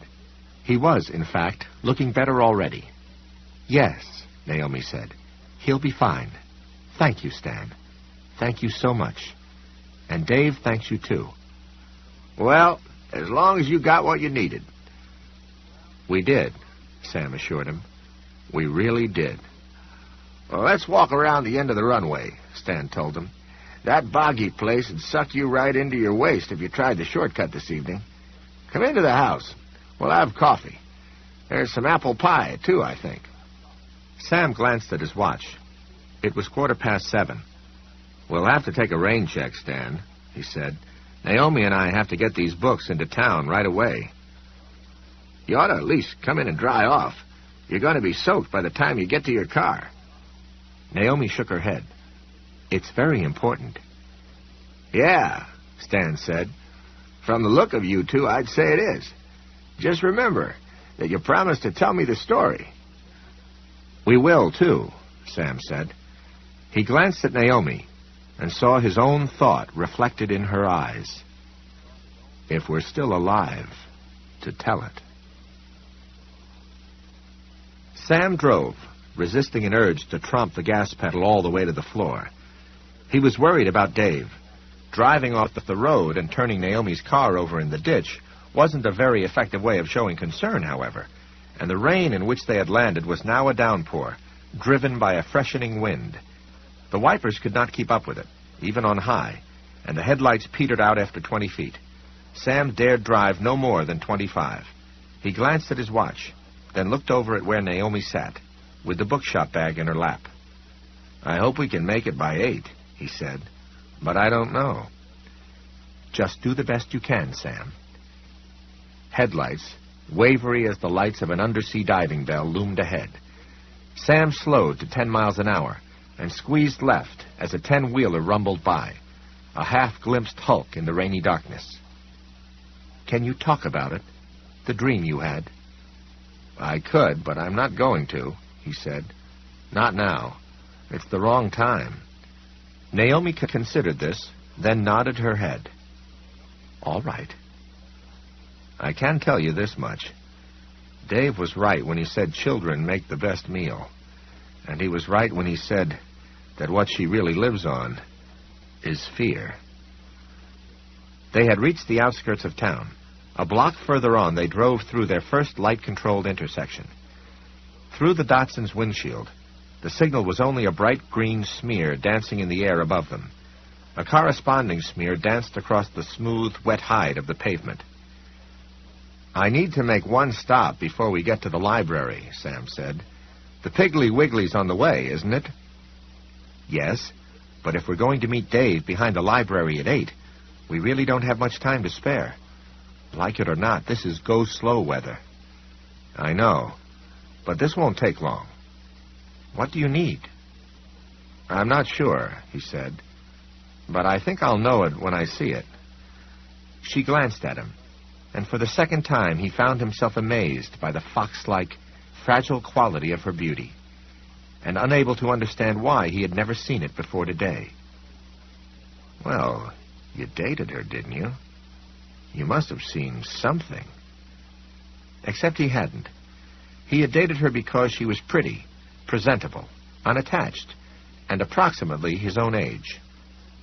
He had dated her because bachelors in cities, which were really just overgrown small towns, were supposed to date. If they were bachelors interested in making a place for themselves in the local business community, that was. If you didn't date, some people, might think you were a policeman. A little bit funny. I was a little funny, he thought. On second thought, I was a lot funny. But whatever I was, I think I'm a little different now. And I am seeing her. There's that. I'm really seeing her. For Naomi's part, she was struck by the strained whiteness of his face and the look of tension around his eyes and mouth. He looked strange, but he no longer looked terrified. Naomi thought, he looks like a man who has been granted the opportunity to return to his worst nightmare with some powerful weapon in his hands. She thought it was a face she might be falling in love with, and this made her deeply uneasy. This stop, it's important, isn't it? I think so, yes. 5 minutes later, he stopped in the parking lot of the Piggly Wiggly store. Sam was out at once and dashing for the door through the rain.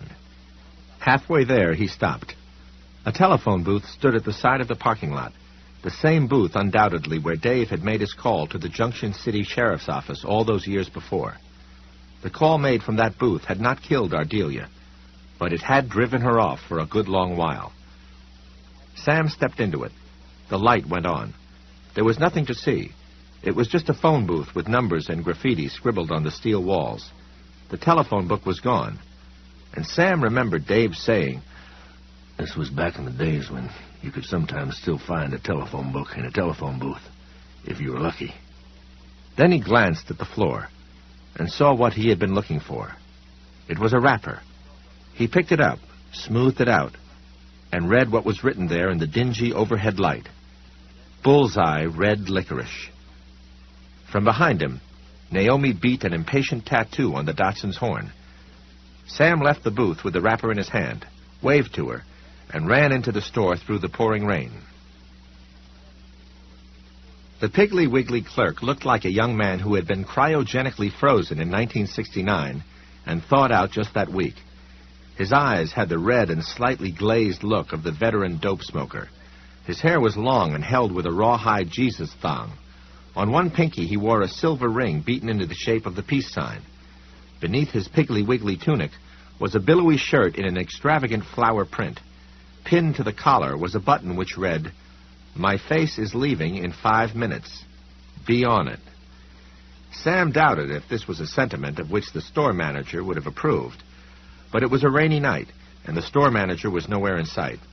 Sam was the only customer in the place, and the clerk watched him with a bemused and uninvolved eye as he went to the candy rack and began to pick up packages of Bullseye Red Licorice. Sam took the entire stock, about 20 packages. "You sure you got enough, dude?" the clerk asked him as Sam approached the counter and laid his trove upon it. "I think there might be another carton or two of the stuff out back in the storeroom. I know how it is when you get a serious case of the munchies." "This should do. Ring it up, would you? I'm in a hurry." "Yeah, it's a hurry-ass world," the clerk said. His fingers tripped over the keys of the NCR register with the dreamy slowness of the habitually stoned. There was a rubber band lying on the counter beside a baseball card display. Sam picked it up. "Could I have this?" "Be my guest, dude. Consider it a gift from me, the Prince of Piggly Wiggly, to you, the Lord of Licorice, on a rainy Monday evening." As Sam slipped the rubber band over his wrist, it hung there like a loose bracelet. A gust of wind, strong enough to rattle the windows, shook the building. The lights overhead flickered. "Whoa, dude," the Prince of Piggly Wiggly said, looking up. "That wasn't in the forecast. Just showers, they said." He looked back down at the register. 1541. Sam handed him a 20 with a small, bitter smile. "This stuff was a hell of a lot cheaper when I was a kid." "Inflation sucks the big one, all right," the clerk agreed. He was slowly returning to that soft spot in the ozone where he had been when Sam came in. "You must really like that stuff, man. Me, I stick to good old Mars bars." "Like it?"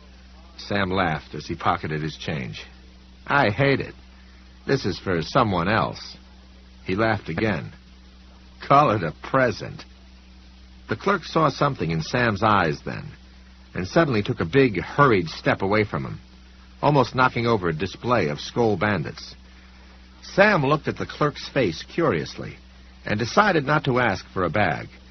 He gathered up the packages, distributed them at random in the pockets of the sport coat he had put on 1,000 years ago, and left the store. Cellophane crackled busily in his pockets with every stride he took. Naomi had slipped behind the wheel, and she drove the rest of the way to the library. As she pulled out of the Piggly Wiggly's lot, Sam took and looked at them ruefully for a moment. All this trouble, he thought. All this trouble over an outdated book of poems and a self-help manual for fledgling public speakers. Except, of course, that wasn't what it was about. It had never been about the books at all. He stripped the rubber band from his wrist and put it around the books. Then he took out his wallet, removed a $5 bill from his dwindling supply of ready cash, and slipped it beneath the elastic. What's that for? The fine. What I owe on these two, and one other from a long time ago. The Black Arrow by Robert Louis Stevenson. This ends it. He put the books on the console between the two bucket seats and took a package of red licorice out of his pocket. He tore it open, and that old sugary smell struck him at once, with the force of a hard slap. From his nose it seemed to go directly into his head, and from his head it plummeted into his stomach, which immediately cramped into a slick, hard fist. For one awful moment, he thought he was going to vomit in his own lap. Apparently some things never changed. Nonetheless, he continued opening packages of red licorice, making a bundle of limber, waxy-textured candy whips. Naomi slowed as the light at the next intersection turned red, then stopped, although Sam could not see another car moving in either direction. Rain and wind lashed at her little car. They were now only 4 blocks from the library. "Sam, what on earth are you doing?"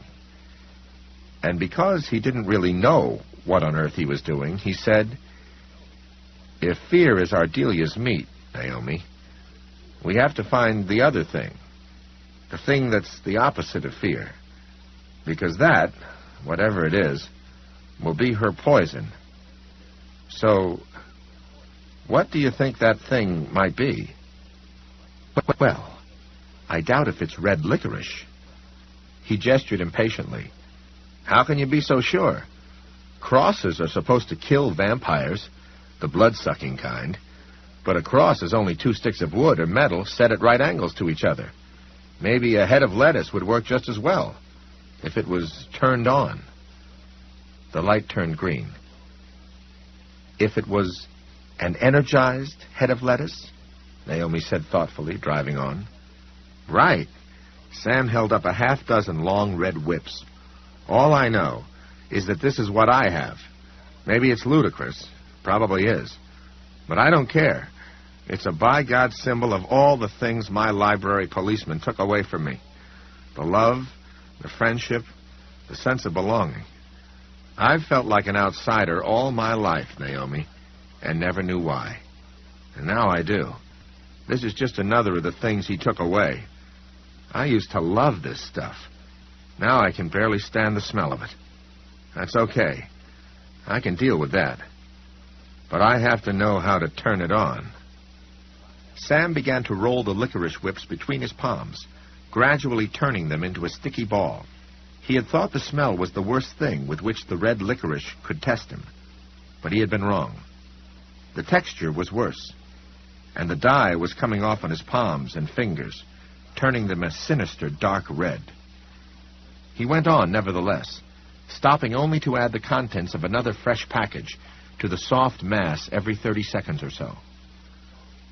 "Maybe I'm looking too hard," he said.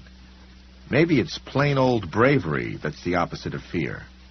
Courage, if you want a fancier word. Is that it? Is that all? Is bravery the difference between Naomi and Sarah?" She looked startled. "Are you asking me if quitting drinking was an act of bravery?" "I don't know what I'm asking," he said, "but I think you're in the right neighborhood, at least.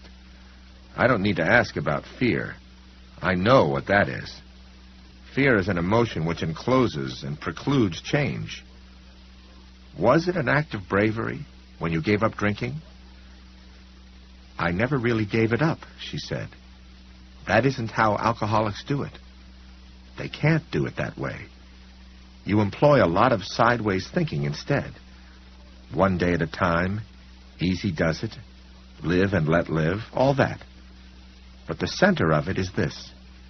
You give up believing you can control your drinking. That idea was a myth you told yourself, and that's what you give up, the myth. You tell me, is that bravery?" "Of course. But it's sure not foxhole bravery." "Foxhole bravery," she said and laughed. "I like that. But you're right. What I do, what we do, to keep away from the first one, is not that kind of bravery. In spite of movies like The Lost Weekend, I think what we do is pretty undramatic.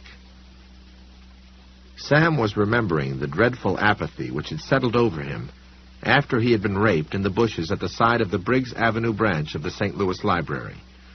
Raped by a man who had called himself a policeman. That had been pretty undramatic, too. Just a dirty trick. That was all it had been.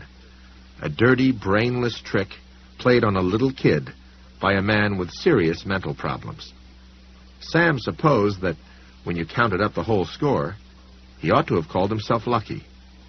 The library cop might have killed him. Ahead of them, the round white globes which marked the Junction City Public Library glimmered in the rain.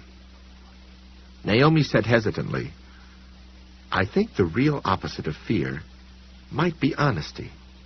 Honesty and belief. How does that sound?" "Honesty and belief," he said quietly, tasting the words. He squeezed the sticky ball of red licorice in his right hand. "Not bad, I guess.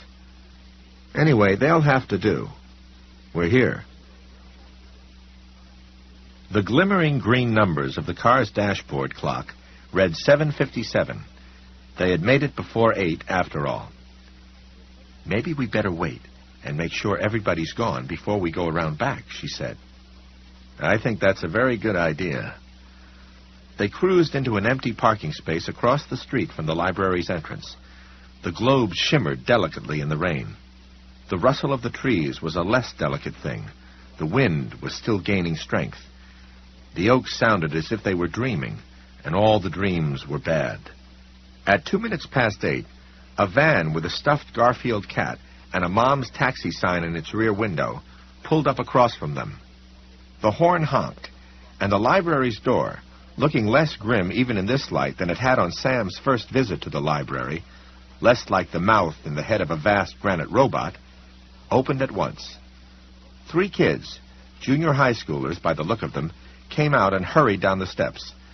As they ran down the walk to Mom's Taxi, 2 of them pulled their jackets up to shield their heads from the rain. The van's side door rumbled open on its track, and the kids piled into it. Sam could hear the faint sound of their laughter and envied the sound. He thought about how good it must be to come out of a library with laughter in your mouth. He had missed that experience, thanks to the man in the round black glasses. Honesty, he thought. Honesty and belief. And then he thought again. The fine is paid. The fine is paid, goddammit. He ripped open the last 2 packages of licorice and began kneading their contents into his sticky, nasty-smelling red ball. He glanced at the rear of Mom's Taxi as he did so. He could see white exhaust drifting up and tattering in the windy air. Suddenly he began to realize what he was up to here. "Once, when I was in high school," he said, "I watched a bunch of kids play a prank on this other kid they didn't like. In those days, watching was what I did best. They took a wad of modeling clay from the art room and stuffed it in the tailpipe of the kid's Pontiac. You know what happened?" She glanced at him doubtfully. "No. What?" "Blew the muffler off in 2 pieces," he said. "One on each side of the car. They flew like shrapnel. The muffler was the weak point, you see. I suppose if the gases had backflowed all the way to the engine, they might have blown the cylinders right out of the block." "Sam, what are you talking about?" "Hope," he said. "I'm talking about hope. I guess the honesty and belief have to come a little later." Mom's Taxi pulled away from the curb, its headlights spearing through the silvery lines of rain. The green numbers on Naomi's dashboard clock read 8:06 when the library's front door opened again. A man and a woman came out. The man, awkwardly buttoning his overcoat with an umbrella tucked under his arm, was unmistakably Richard Price. Sam knew him at once, even though he had only seen a single photo of the man in an old newspaper. The girl was Cynthia Berrigan, the library assistant he had spoken to on Saturday night. Price said something to the girl. Sam thought she laughed.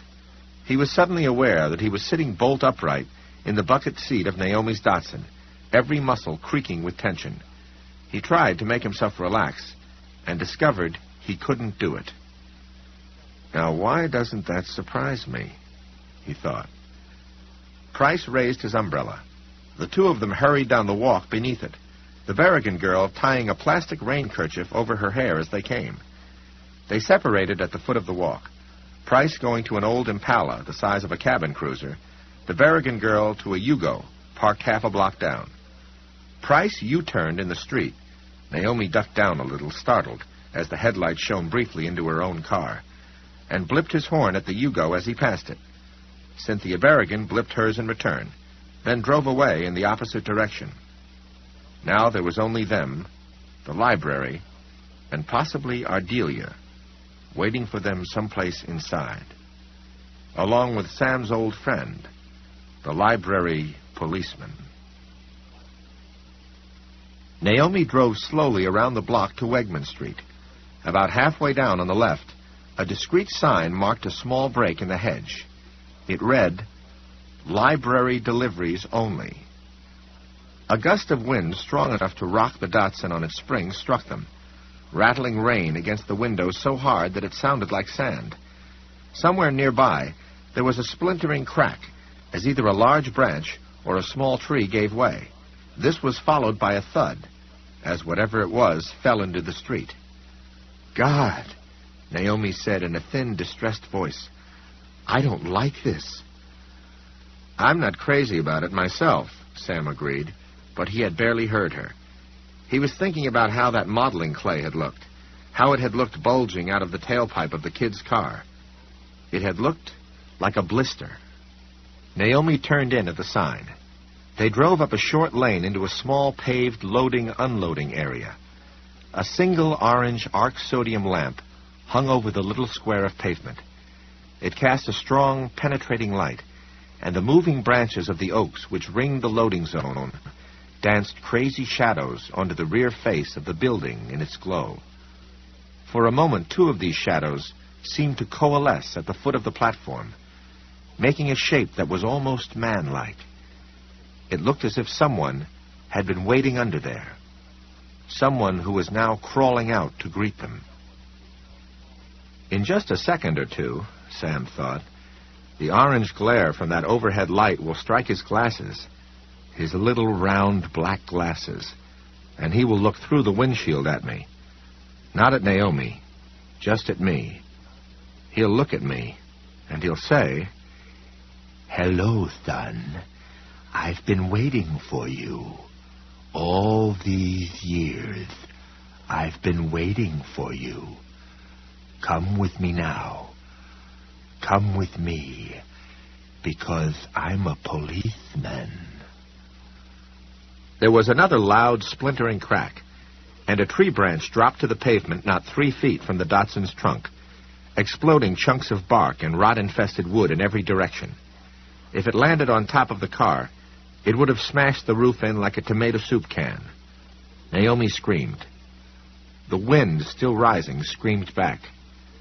Sam was reaching for her, meaning to put a comforting arm around her, when the door at the rear of the loading platform opened part way, and Dave Duncan stepped into the gap. He was holding onto the door to keep the wind from snatching it out of his grasp.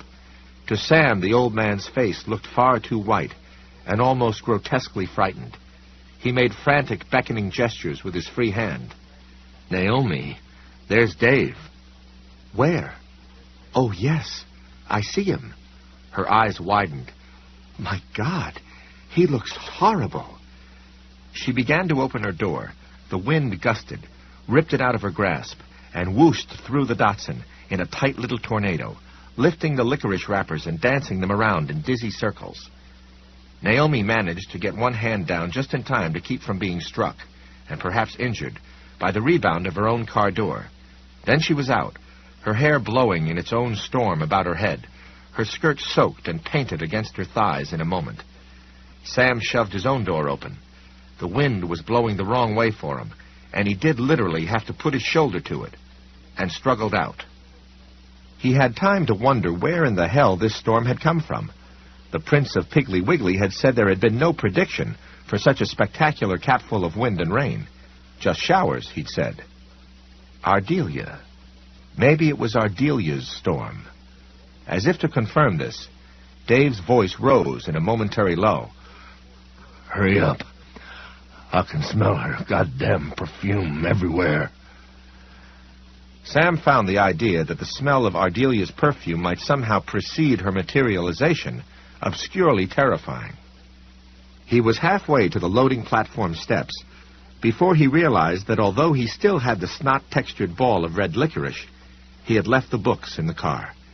He turned back, muscled the door open, and got them. As he did, the quality of the light changed. It went from a bright, penetrating orange to white. Sam saw the change on the skin of his hands, and for a moment his eyes seemed to freeze in their sockets. He backed out of the car in a hurry, the books in his hand, and whirled around. The orange arc sodium security lamp was gone. It had been replaced by an old-fashioned mercury vapor streetlight. The trees dancing and groaning around the loading platform in the wind were thicker now. Stately old elms predominated, easily overtopping the oaks. The shape of the loading platform had changed, and now tangled runners of ivy climbed the rear wall of the library, a wall which had been bare just a moment ago. Welcome to 1960, Sam thought. Welcome to the Ardelia Lortz edition of the Junction City Public Library. Naomi had gained the platform. She was saying something to Dave. Dave replied, then looked back over his shoulder. His body jerked. At the same moment, Naomi screamed. Sam ran for the steps to the platform, the tail of his coat billowing out behind him. As he climbed the steps, he saw a white hand float out of the darkness and settle on Dave's shoulder. It yanked him back into the library. "Grab the door," Sam screamed. "Naomi, grab the door. Don't let it lock." But in this the wind helped them. It blew the door wide open, striking Naomi's shoulder and making her stagger backward. Sam reached it in time to catch it on the rebound. Naomi turned horrified, dark eyes on him. "It was the man who came to your house, Sam. The tall man with the silvery eyes. I saw him. He grabbed Dave." No time to think about it. "Come on." He slipped an arm around Naomi's waist and pulled her forward into the library. Behind them, the wind dropped and the door slammed shut with a thud.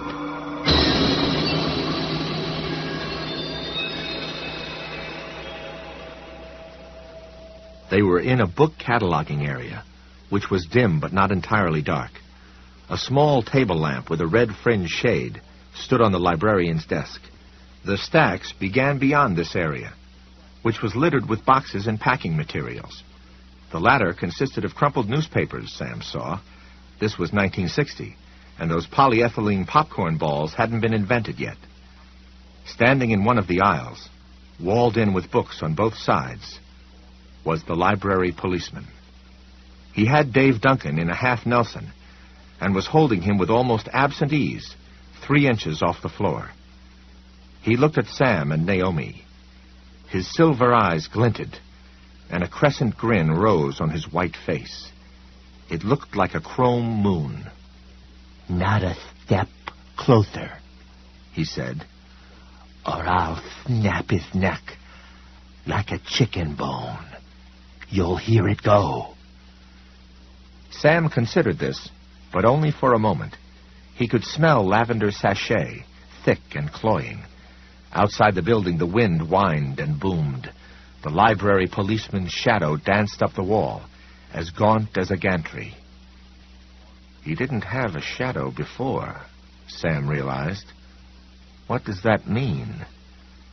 Maybe it meant the library policeman was more real now, more here, because Ardelia and the library policeman and the dark man in the old car were really the same person.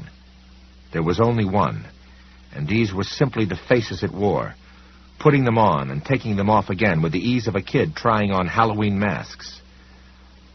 "Am I supposed to think you'll let him live if we stand away from you?" he asked. "Bullshit." He began to walk toward the library policeman. An expression which sat oddly on the tall man's face now appeared. It was surprise. He took a step backward.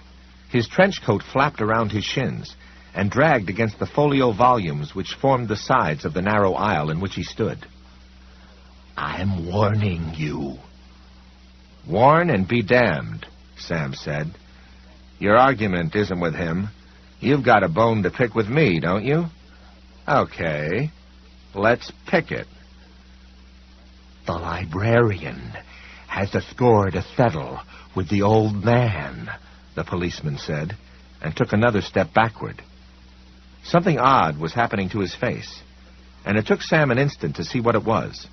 The silver light in the library policeman's eyes was fading. Then let her settle it, Sam said. My score is with you, big boy, and it goes back 30 years. He passed beyond the pool of radiance thrown by the table lamp. All right, then, the library cop snarled. He made a half-turn and threw Dave Duncan down the aisle. Dave flew like a bag of laundry, a single croak of fear and surprise escaping him. He tried to raise one arm as he approached the wall, but it was only a dazed, half-hearted reflex. He collided with the fire extinguisher mounted by the stairs, and Sam heard the dull crunch of a breaking bone. Dave fell, and the heavy red extinguisher fell off the wall on top of him. "Dave!" Naomi shrieked, and darted toward him. "Naomi, no!" But she paid no attention. The library policeman's grin reappeared. He grabbed Naomi by the arm as she tried to go past and curled her to him. His face came down and was for a moment hidden by the chestnut-colored hair at the nape of her neck. He uttered a strange, muffled cough against her flesh, and then began kissing her, or so it appeared. His long white hand dug into her upper arm. Naomi screamed again, and then seemed to slump a little in his grip. Sam had reached the entrance to the stacks now. He seized the first book his hand touched, yanked it off the shelf, cocked his arm back, and threw it. It flew end over end, the boards spreading, the pages riffling, and struck the library policeman on the side of the head. He uttered a cry of rage and surprise, and looked up. Naomi tore free of his grasp, and staggered sideways into one of the high shelves, flagging her arms for balance. The shelf rocked back as she rebounded, and then fell with a gigantic, echoing crash.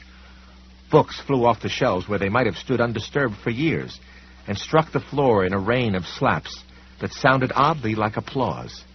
Naomi ignored this. She reached Dave and fell on her knees beside him, crying his name over and over. The library policeman turned in that direction.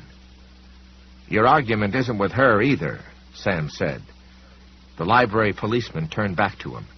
His silver eyes had been replaced with small black glasses that gave his face a blind, mole-like look. "I should have killed you the first time," he said, and began to walk toward Sam. His walk was accompanied by a queer brushing sound. Sam looked down and saw the hem of the library cop's trench coat was now brushing the floor. He was growing shorter. "The fine is paid," Sam said quietly. The library policeman stopped. Sam held up the books with the $5 bill beneath the elastic. "The fine is paid, and the books are returned. It's all over, you bitch, or bastard, or whatever you are." Outside, the wind rose in a long, hollow cry which ran beneath the eaves like glass. The library policeman's tongue crept out and licked his lips. It was very red, very pointed. Blemishes had begun to appear on his cheeks and forehead. There was a greasy lens of sweat on his skin, and the smell of lavender sachet was much stronger. "Wrong," the library policeman cried. "Wrong. Those aren't the books you borrowed. I know. That drunk old cocksucker took the books you borrowed. They were destroyed," Sam finished. He began to walk again, closing in on the library policeman, and the lavender smell grew stronger with every step he took. His heart was racing in his chest. "I know whose idea that was, too. But these are perfectly acceptable replacements. Take them. His voice rose into a stern shout. Take them, damn you. He held the books out, and the library policeman, looking confused and afraid, reached for them. No, not like that, Sam said, raising the books above the white, grasping hand. Like this. He brought the books down in the library policeman's face, brought them down hard. He could not remember ever feeling such sublime satisfaction in his life as that which he felt when best-loved poems of the American people and the speaker's companion struck and broke the library policeman's nose. The round black glasses flew off his face and fell to the floor. Beneath them were black sockets lined with a bed of whitish fluid. Tiny threads floated up from this oozy stuff, and Sam thought about Dave's story. Looked like it was starting to grow its own skin, he had said. The library policeman screamed. You can't, it screamed. You can't hurt me. You're afraid of me. Besides, you liked it. You liked it. You dirty little boy. You liked it. Wrong, Sam said. I fucking hated it. Now take these books. Take them and get out of here, because the fine is paid. He slammed the books into the library policeman's chest, and as the library policeman's hands closed on them, Sam hoiked one knee squarely into the library policeman's crotch. That's for all the other kids, he said. The ones you fucked, and the ones she ate. The creature wailed with pain. His flailing hands dropped the books as he bent to cup his groin. His greasy black hair fell over his face, mercifully hiding those blank, thread-choked sockets. Of course they are blank, Sam had time to think. I never saw the eyes behind the glasses he wore that day, so she couldn't see them either. That doesn't pay your fine, Sam said, but it's a step in the right direction, isn't it? The library policeman's trench coat began to writhe and ripple, as if some unimaginable transformation had begun beneath it. And when it, looked up, Sam saw something which drove him back a step in horror and revulsion. The man who had come half from Dave's poster and half from Sam's own mind had become a misshapen dwarf. The dwarf was becoming something else. A dreadful, hermaphroditic creature. A sexual storm was happening on its face, and beneath the bunching, twitching trench coat. Half the hair was still black. The other half was ash blonde. One socket was still empty. A savage blue eye glittered hate from the other. I want you, the dwarfish creature hissed. I want you, and I'll have you. Try me, Ardelia, Sam said. Let's rock and roll.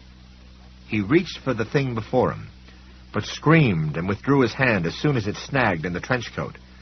It wasn't a coat at all. It was some sort of dreadful loose skin, and it was like trying to grip a mass of freshly used tea bags. It scuttered up the canted side of the fallen bookshelf and thumped into the shadows on the far side. The smell of lavender sachet was suddenly much stronger. A brutal laugh drifted up from the shadows. A woman's laugh. Too late, Sam, she said. It's already too late. The deed is done. Ardelia's back, Sam thought.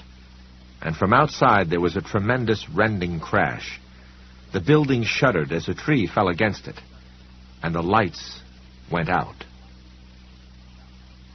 They were in total darkness only for a second, but it seemed much longer.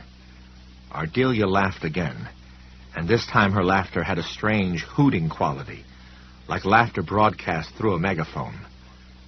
Then a single emergency bulb high up on one wall went on, throwing a pallid sheaf of light across this section of the stacks, and flinging shadows everywhere, like tangles of black yarn. Sam could hear the light's battery buzzing noisily. He made his way to where Naomi still knelt beside Dave, twice almost falling as his feet slid in piles of books which had spilled from the overturned case. Naomi looked up at him. Her face was white and shocked and streaked with tears. "Sam, I think he's dying." He knelt beside Dave.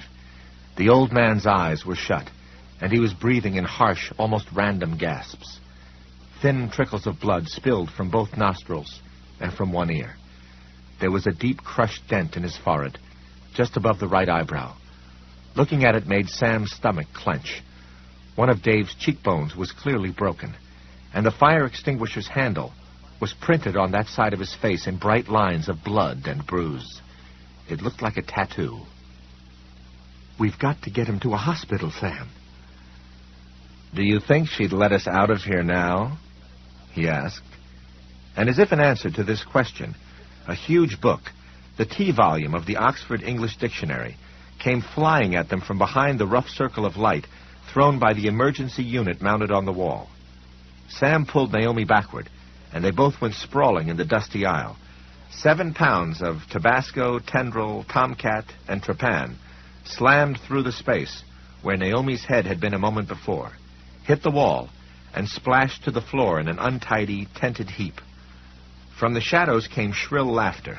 Sam rose to his knees in time to see a hunched shape flit down the aisle beyond the fallen bookcase. It's still changing, Sam thought. Into what, God only knows. It button-hooked to the left and was gone. "Get her, Sam," Naomi said hoarsely. She gripped one of his hands. "Get her. Please, get her." "I'll try," he said. He stepped over Dave's sprawled legs and entered the deeper shadows beyond the overturned bookcase.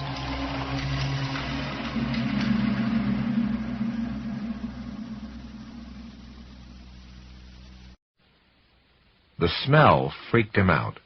The smell of lavender sachet mixed with the dusty aroma of books from all those latter years.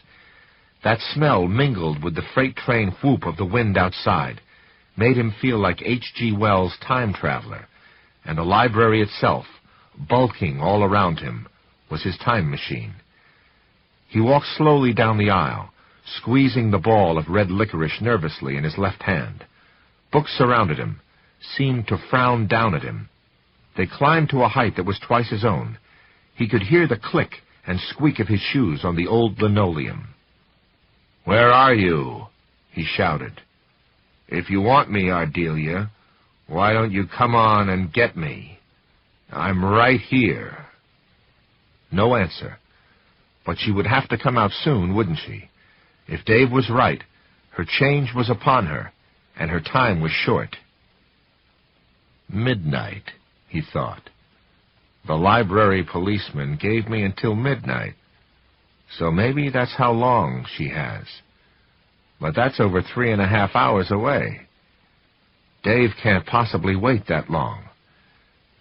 Then another thought, even less pleasant, occurred. Suppose that, while he was mucking around back here in those dark aisles, Ardelia was circling her way back to Naomi and Dave. He came to the end of the aisle, listened, heard nothing, and slipped over into the next. It was empty. He heard a low whispering sound from above him, and looked up just in time to see 6 heavy books sliding out from one of the shelves above his head. He lunged backward with a cry as the books fell, striking his thighs, and heard Ardelia's crazy laughter from the other side of the bookcase. He could imagine her up there, clinging to the shelves like a spider bloated with poison, and his body seemed to act before his brain could think. He slewed around on his heels like a drunken soldier trying to do an about-face, and threw his back against the shelf. The laughter turned to a scream of fear and surprise as the stack tilted under Sam's weight. He heard a meaty thud as the thing hurled itself from its perch. A second later, the stack went over. What happened then was something Sam had not foreseen. The stack he had pushed toppled across the aisle, shedding its books in a waterfall as it went, and struck the next one. The second fell against the third against the fourth, and then they were all falling like dominoes, all the way across this huge, shadowy storage area, crashing and clanging and spilling everything from Mariette's works to the complete Grimm's fairy tales. He heard Ardelia scream again, and then Sam launched himself at the tilted bookcase he had pushed over. He climbed it like a ladder, kicking books out of his way in search of toeholds, yanking himself upward with one hand. He threw himself down on the far side and saw a white, hellishly misshapen creature pulling itself from beneath a jackstraw tumble of atlases and travel volumes. It had blonde hair and blue eyes, but any resemblance to humanity ceased there. Its illusions were gone. The creature was a fat, naked thing, with arms and legs that appeared to end in jointed claws. A sack of flesh hung below its neck like a deflated goiter. Thin white fibers stormed around its body. There was something horridly beetle-like about it, and Sam was suddenly screaming inside, silent, atavistic screams which seemed to radiate out along his bones. This is it. God help me, this is it.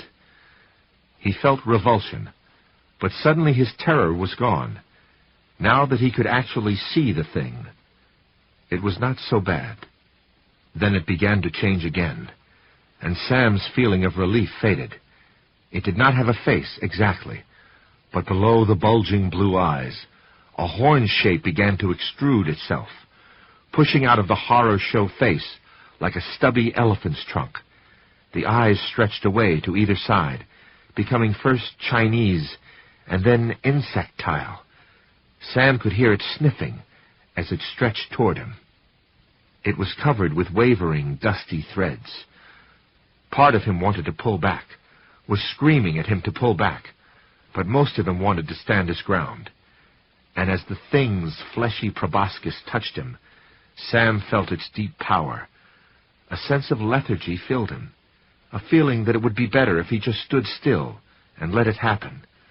The wind had become a distant, dreamy howl.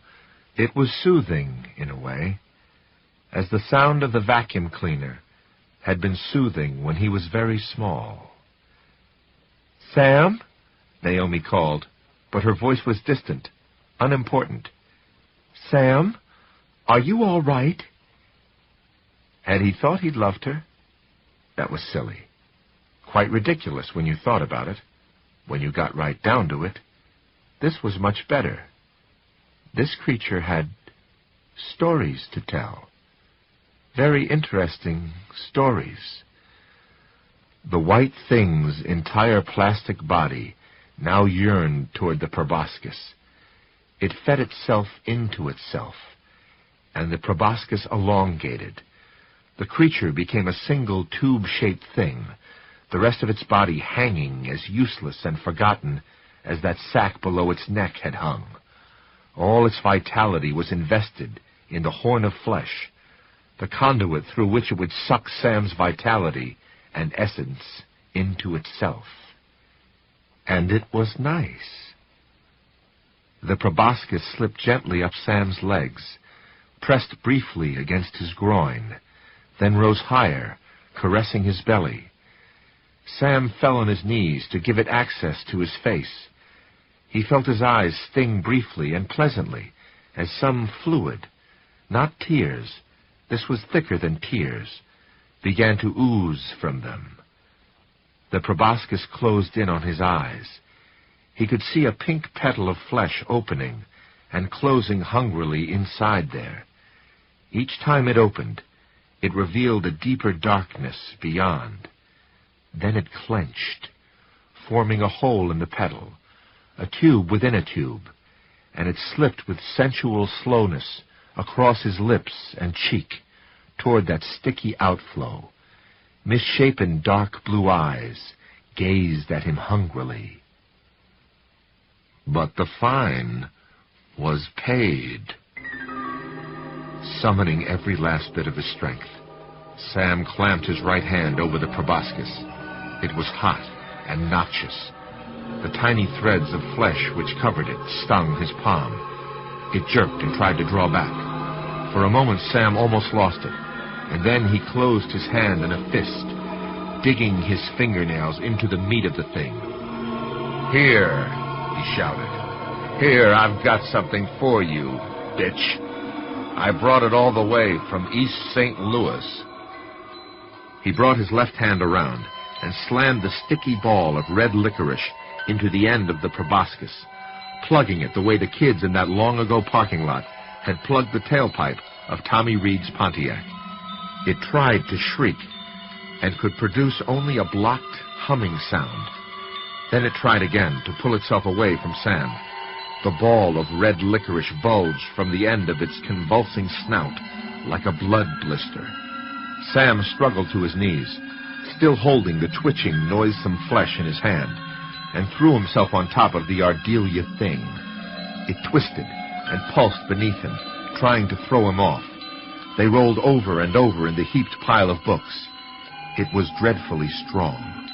Once Sam was eye to eye with it, he was nearly frozen by the hate and panic in that gaze. Then he felt it begin to swell.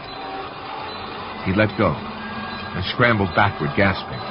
The thing in the book-littered aisle now looked like a grotesque beach ball with a trunk. A beach ball covered with fine hair, which wavered like tendrils of seaweed in a running tide.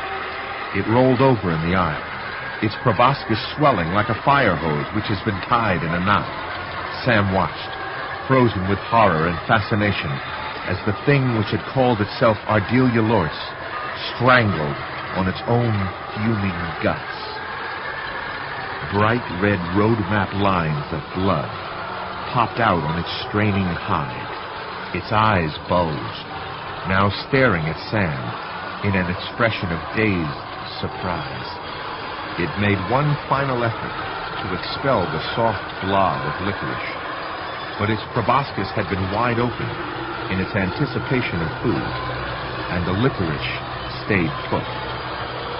Sam saw what was going to happen and threw an arm over his face an instant before it exploded. Chunks of alien flesh flew in every direction. Ropes of thick blood splattered Sam's arms, chest, and legs. He cried out in mingled revulsion and relief. An instant later, the emergency light winked out, plunging them into darkness again.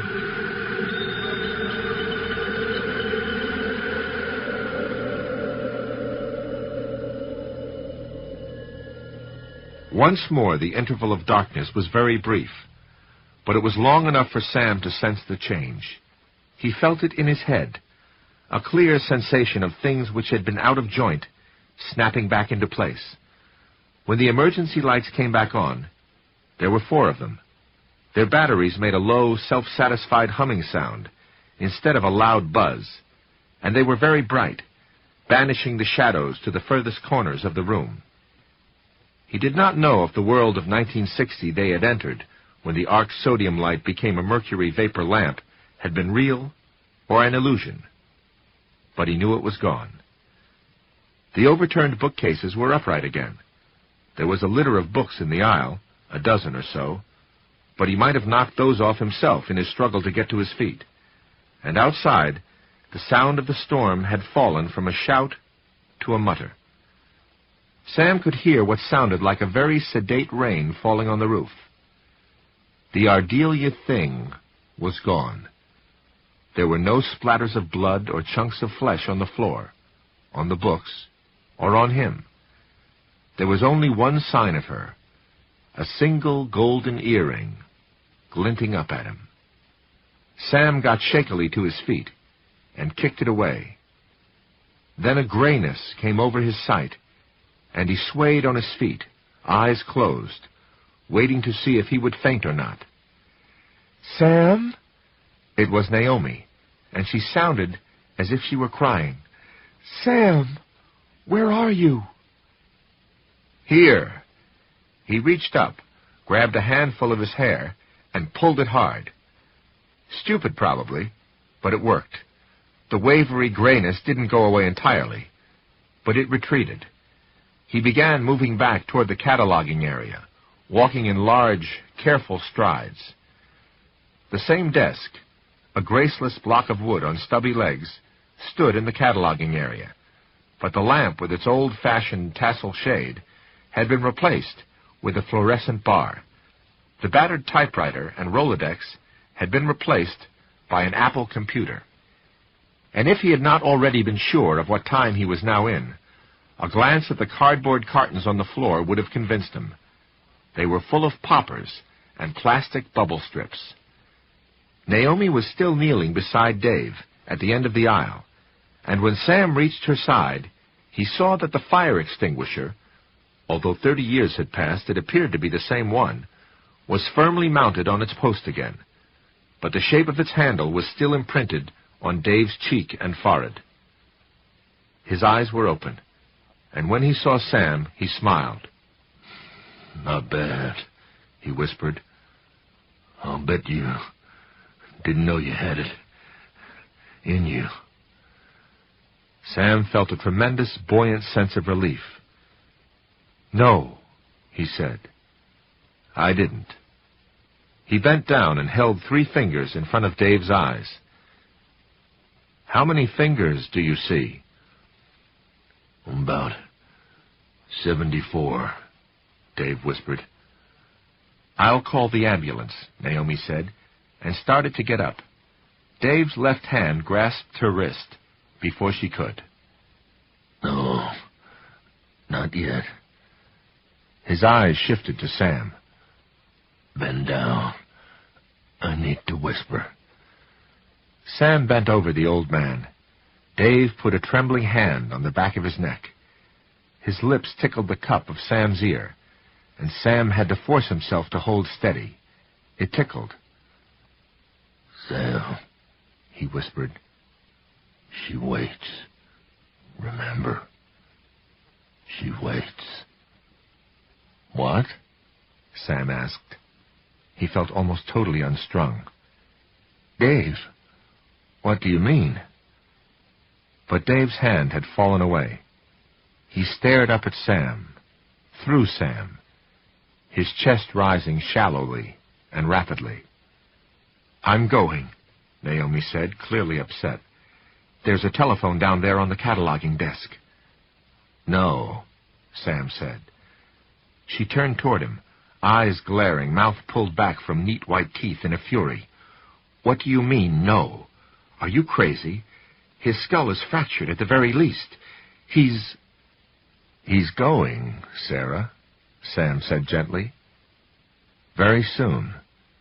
Stay with him. Be his friend." She looked down, and this time she saw what Sam had seen. The pupil of Dave's left eye had drawn down to a pinpoint. The pupil of his right was huge and fixed. "Dave?" she whispered, frightened. "Dave?" But Dave was looking at Sam again. "Remember," he whispered. "She would." His eyes grew still and fixed. His chest rose once more, dropped, and did not rise again. Naomi began to sob. She put his hand against her cheek and closed his eyes. Sam knelt down painfully and put his arm around her waist.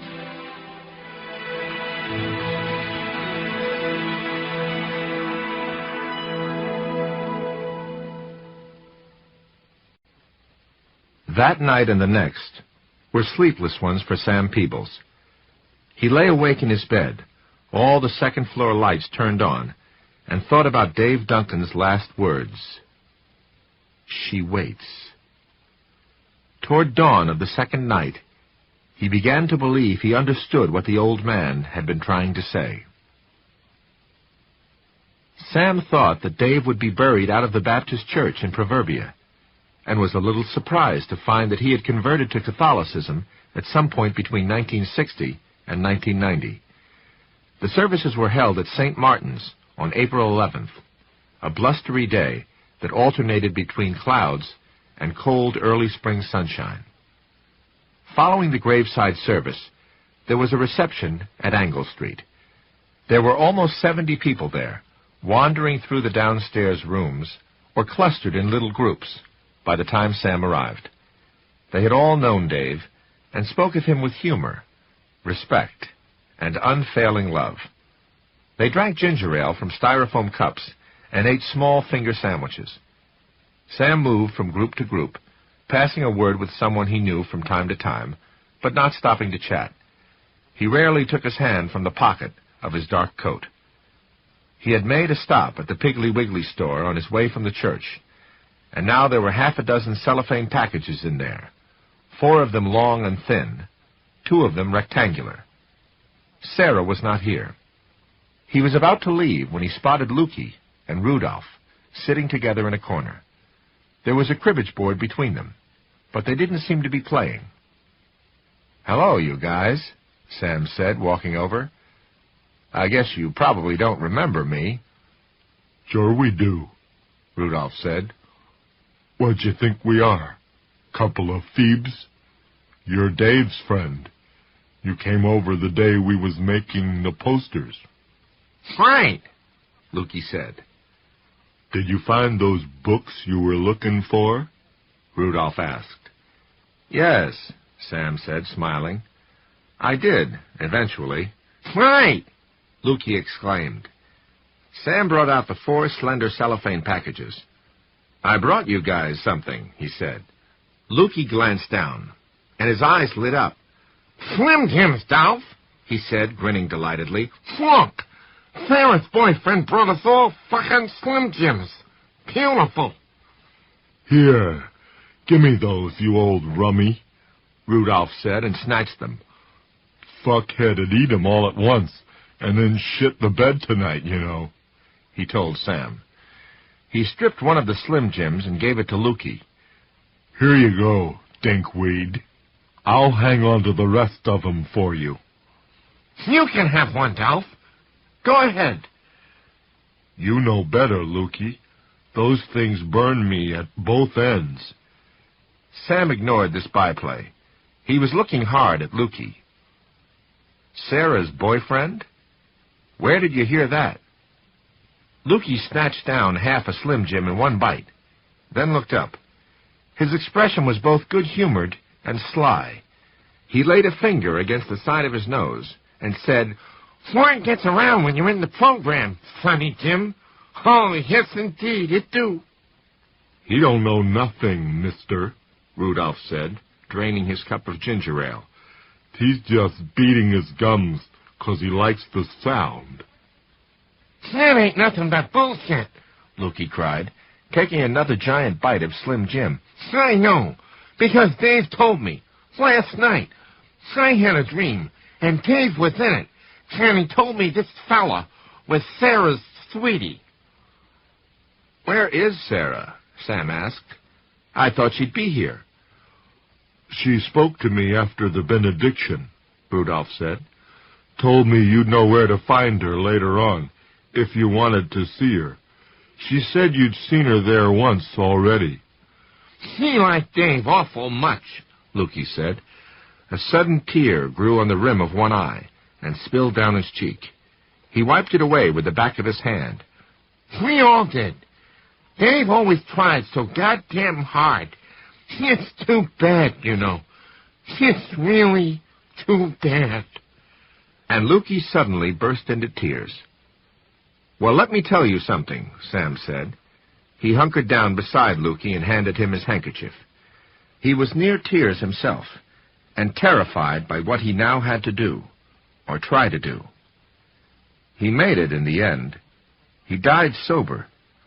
Whatever talk you hear, you hold on to that, because I know it's true. He died sober. "Amen," Rudolph said reverently. "Amen," Lukey agreed. He handed Sam his handkerchief. "Thanks."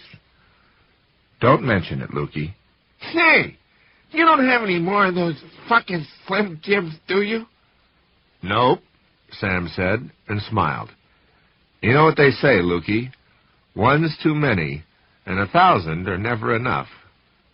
Rudolph laughed. Lukey smiled. then laid the tip of his finger against the side of his nose again. How about a quarter? Wouldn't have a quarter, would you?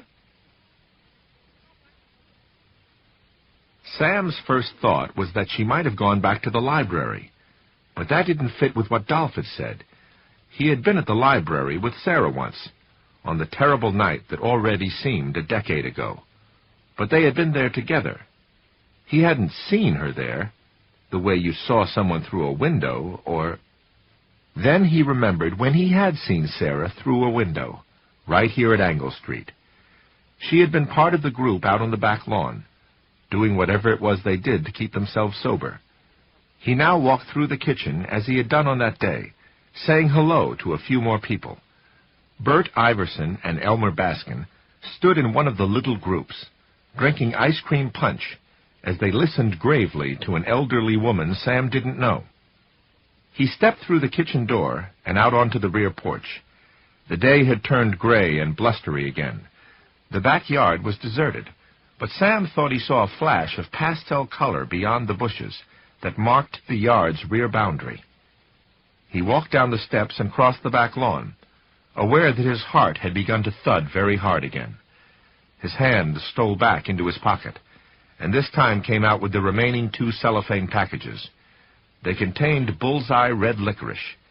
He tore them open and began to knead them into a ball, much smaller than the one he'd made in the Datsun on Monday night. The sweet, sugary smell was just as sickening as ever. In the distance, he could hear a train coming, and it made him think of his dream, the one where Naomi had turned into Ardelia. Too late, Sam. It's already too late.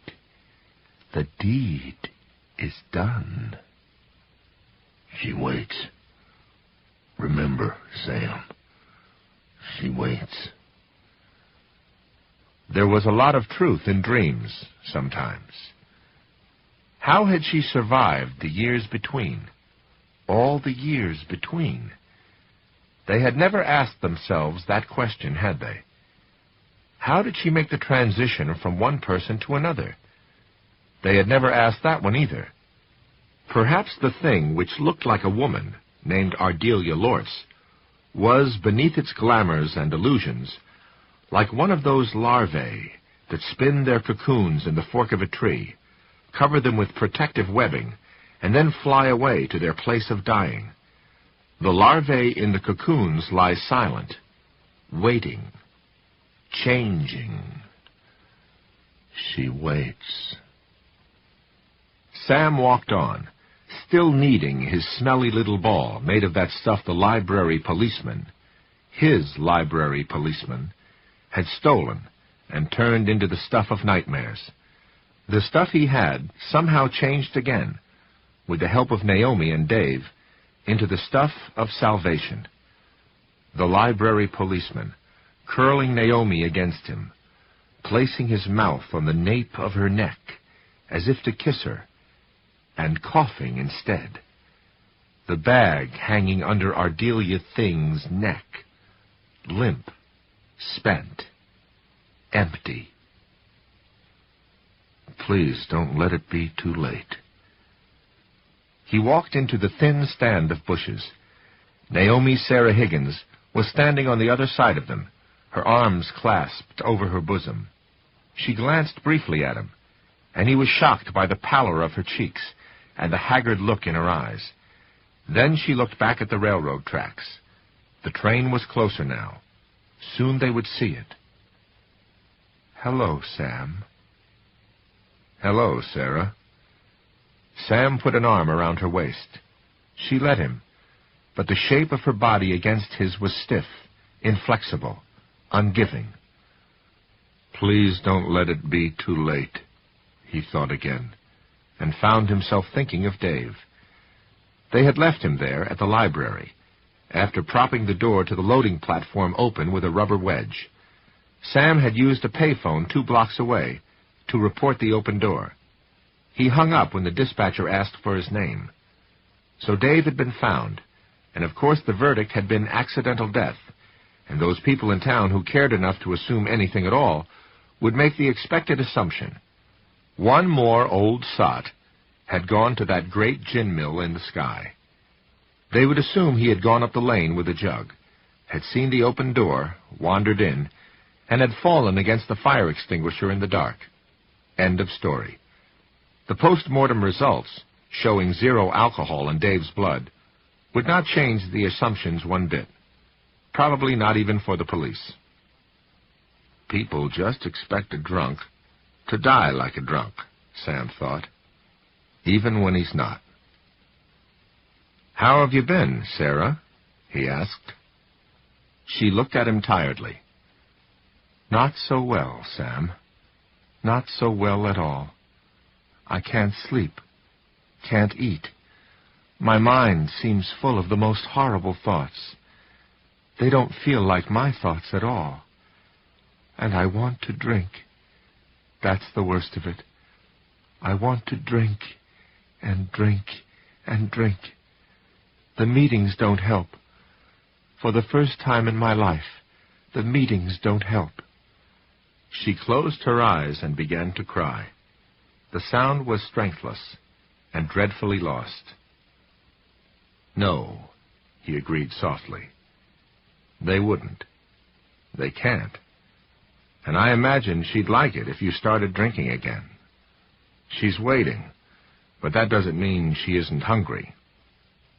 She opened her eyes and looked at him. "What?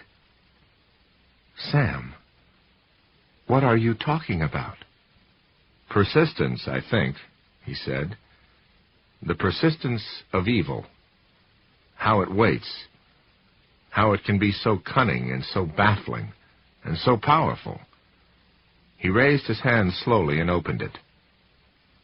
"Do you recognize this, Sarah?" She flinched away from the ball of red licorice which lay on his palm.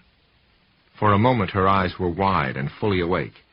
They glinted with hate and fear, and the glints were silver. "Throw that away," she whispered. "Throw that damn thing away." Her hand jerked protectively toward the back of her neck, where her brownish-red hair hung against her shoulders. "I'm talking to you," he said steadily. "Not to her, but to you. I love you, Sarah." She looked at him again, and that look of terrible weariness was back. "Yes," she said, "maybe you do, and maybe you should learn not to. I want you to do something for me, Sarah. I want you to turn your back to me. There's a train coming. I want you to watch that train and not look back at me until I tell you. Can you do that?" Her upper lip lifted. That expression of hate and fear animated her haggard face again. "No. Leave me alone. Go away." "Is that what you want?" he asked. "Is it really? You told Dolph where I could find you, Sarah. Do you really want me to go?" Her eyes closed again. Her mouth drew down in a trembling bow of anguish. When her eyes opened again, they were full of haunted terror and brimming with tears. "Oh, Sam, help me. Something is wrong, and I don't know what it is or what to do." "I know what to do," he told her. "Trust in me, Sarah, and trust in what you said when we were on our way to the library Monday night. Honesty and belief. Those things are the opposite of fear. Honesty and belief." "It's hard, though," she whispered. "Hard to trust. Hard to believe." He looked at her steadily. Naomi's upper lip lifted suddenly, and her lower lip curled out, turning her mouth momentarily into a shape that was almost like a horn. "Fuck yourself," she said. "Go on and fuck yourself, Sam Peebles." He looked at her steadily.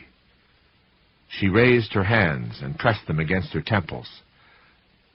"I didn't mean it. I don't know why I said it. My head. Sam, my poor head. It feels like it's splitting in two." The oncoming train whistled as it crossed the Proverbia River and rolled into Junction City. It was the mid-afternoon freight, the one that charged through without stopping on its way to the Omaha stockyards. Sam could see it now. "There's not much time, Sarah. It has to be done now. Turn around and look at the train. Watch it come." "Yes," she said suddenly. "All right. Do what you want to do, Sam. And if you see it isn't going to work, then push me. Push me in front of the train. Then you can tell the others that I jumped, that it was suicide." She looked at him pleadingly, deathly tired eyes staring into his from her exhausted face. "They know I haven't been feeling myself. The people in the program. You can't keep how you feel from them. After a while, that's just not possible. They'll believe you if you say I jumped. And they'd be right, because I don't want to go on like this. But the thing is, Sam, the thing is, I think that before long, I will want to go on." "Be quiet," he said. "We're not going to talk about suicide. Look at the train, Sarah, and remember I love you." She turned toward the train, less than a mile away now and coming fast. Her hands went to the nape of her neck and lifted her hair. Sam bent forward, and what he was looking for was there, crouched high on the clean white flesh of her neck. He knew that her brain stem began less than half an inch below that place, and he felt his stomach twist with revulsion. He bent forward toward the blistery growth. It was covered in a spiderweb skein of crisscrossing white threads, but he could see it beneath, a lump of pinkish jelly that throbbed and pulsed with the beat of her heart. "Leave me alone," Ardelia Lort suddenly screamed from the mouth of the woman Sam had come to love. "Leave me alone, you bastard." But Sarah's hands were steady, holding her hair up, giving him access.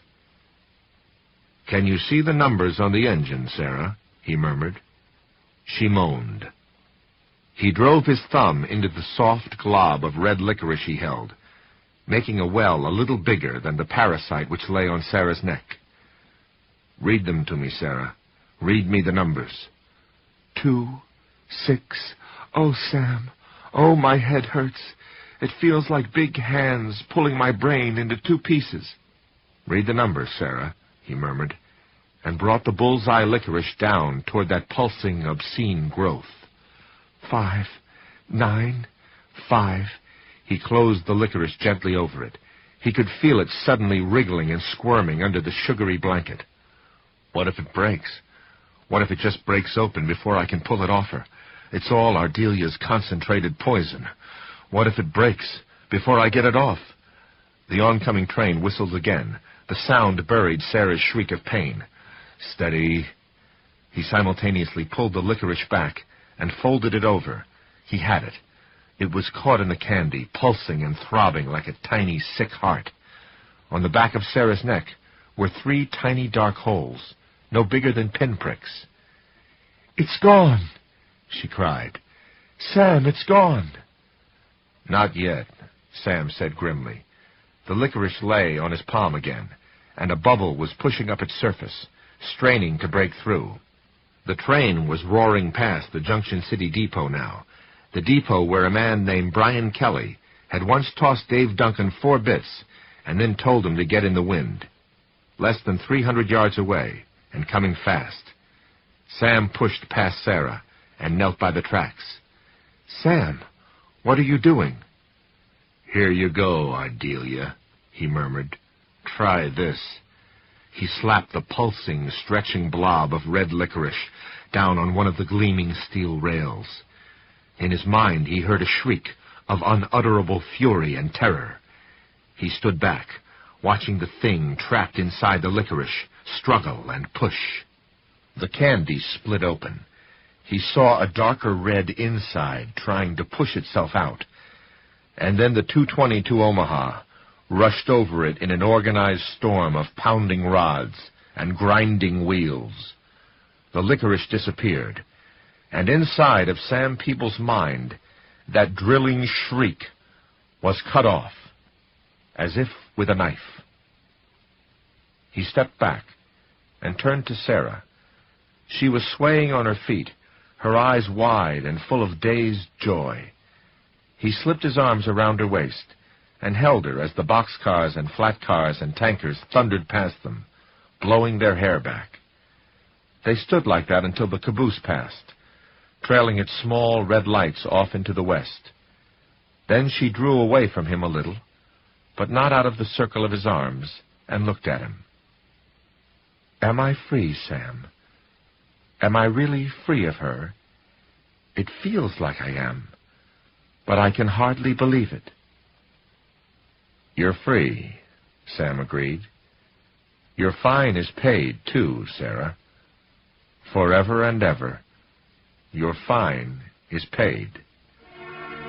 She brought her face to his and began to cover his lips and cheeks and eyes with small kisses. Her own eyes did not close as she did this. She looked at him gravely all the while. He took her hands at last and said, "Why don't we go back inside and finish paying our respects? Your friends will be wondering where you are." "They can be your friends too, Sam, if you want them to be." He nodded. "I do. I want that a lot." "Honesty and belief," she said, and touched his cheek. "Those are the words." He kissed her again, then offered his arm. "Will you walk with me, lady?" She linked her arm through his. "Anywhere you want, sir. Anywhere at all." They walked slowly back across the lawn to Angle Street together, arm in arm.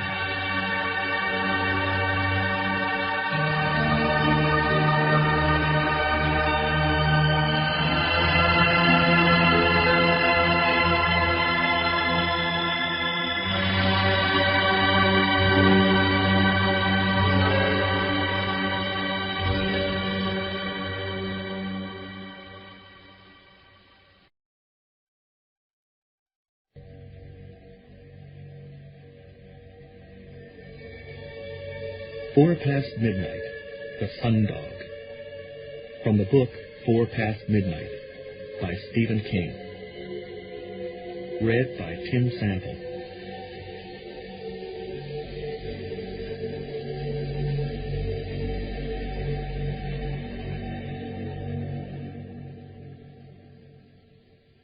September 15th was Kevin's birthday, and he got exactly what he wanted, a son. The Kevin in question was Kevin Delavan. The birthday was his 15th, and the son was a Sun 660, a Polaroid camera, which does everything for the novice photographer except make bologna sandwiches. There were other gifts, of course. His sister Meg gave him a pair of mittens she had knitted herself. There was $10 from his grandmother in Des Moines, and his Aunt Hilda sent, as she always did, a string tie with a horrible clasp. She had sent the first of these when Kevin was 3, which meant he already had 12 unused string ties with horrible clasps in a drawer of his bureau, to which this would be added, lucky 13. He had never worn any of them, but was not allowed to throw them away. Aunt Hilda lived in Portland. She had never come to one of Kevin's or Meg's birthday parties, but she might decide to do just that one of these years. God knew she could. Portland was only 50 miles south of Castle Rock. And suppose she did come, and asked to see Kevin in one of his other ties, or Meg in one of her other scarves for that matter. With some relatives an excuse might do. Aunt Hilda, however, was different. Aunt Hilda presented a certain golden possibility at a point where two essential facts about her crossed. She was rich, and she was old. Someday, Kevin's mom was convinced, she might do something for Kevin and Meg. It was understood that the something would probably come after Aunt Hilda finally kicked it, in the form of a clause in her will. In the meantime, it was thought wise to keep the horrible string ties and the equally horrible scarves. So this 13th string tie, on the clasp of which was a bird Kevin thought was a woodpecker, would join the others, and Kevin would write Aunt Hilda a thank you note, not because his mother would insist on it, and not because he thought or even cared that Aunt Hilda might do something for him and his kid sister someday, but because he was a generally thoughtful boy with good habits and no real vices. He thanked his family for all his gifts. His mother and father had, of course, supplied a number of lesser ones, although the Polaroid was clearly the centerpiece, and they were delighted with his delight. Not forgetting to give Meg a kiss, she giggled and pretended to rub it off, but her own delight was equally clear. And to tell her he was sure the mittens would come in handy on the ski team this winter. But most of his attention was reserved for the Polaroid box and the extra film packs which had come with it. He was a good sport about the birthday cake and the ice cream, although it was clear he was itching to get at the camera and try it out.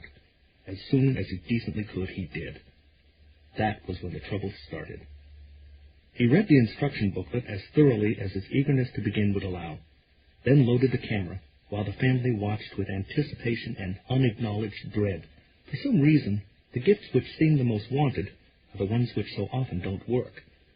There was a little collective sigh, more puff than gust, when the camera obediently spat out the cardboard square on top of the film packet, just as the instruction booklet had promised it would. There were 2 small dots, one red and one green, separated by a zigzag lightning bolt on the housing of the camera. When Kevin loaded the camera, the red light came on. It stayed on for a couple of seconds. The family watched in silent fascination as the Sun 660 sniffed for light. Then the red light went out, and the green light began to blink rapidly.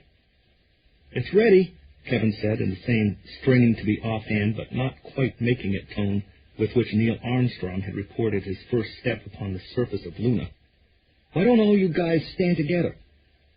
"I hate having my picture taken," Meg cried, covering her face with the theatrical anxiety and pleasure which only sub-teenage girls and really bad actresses can manage. "Come on, Meg," Mr. Delavan said.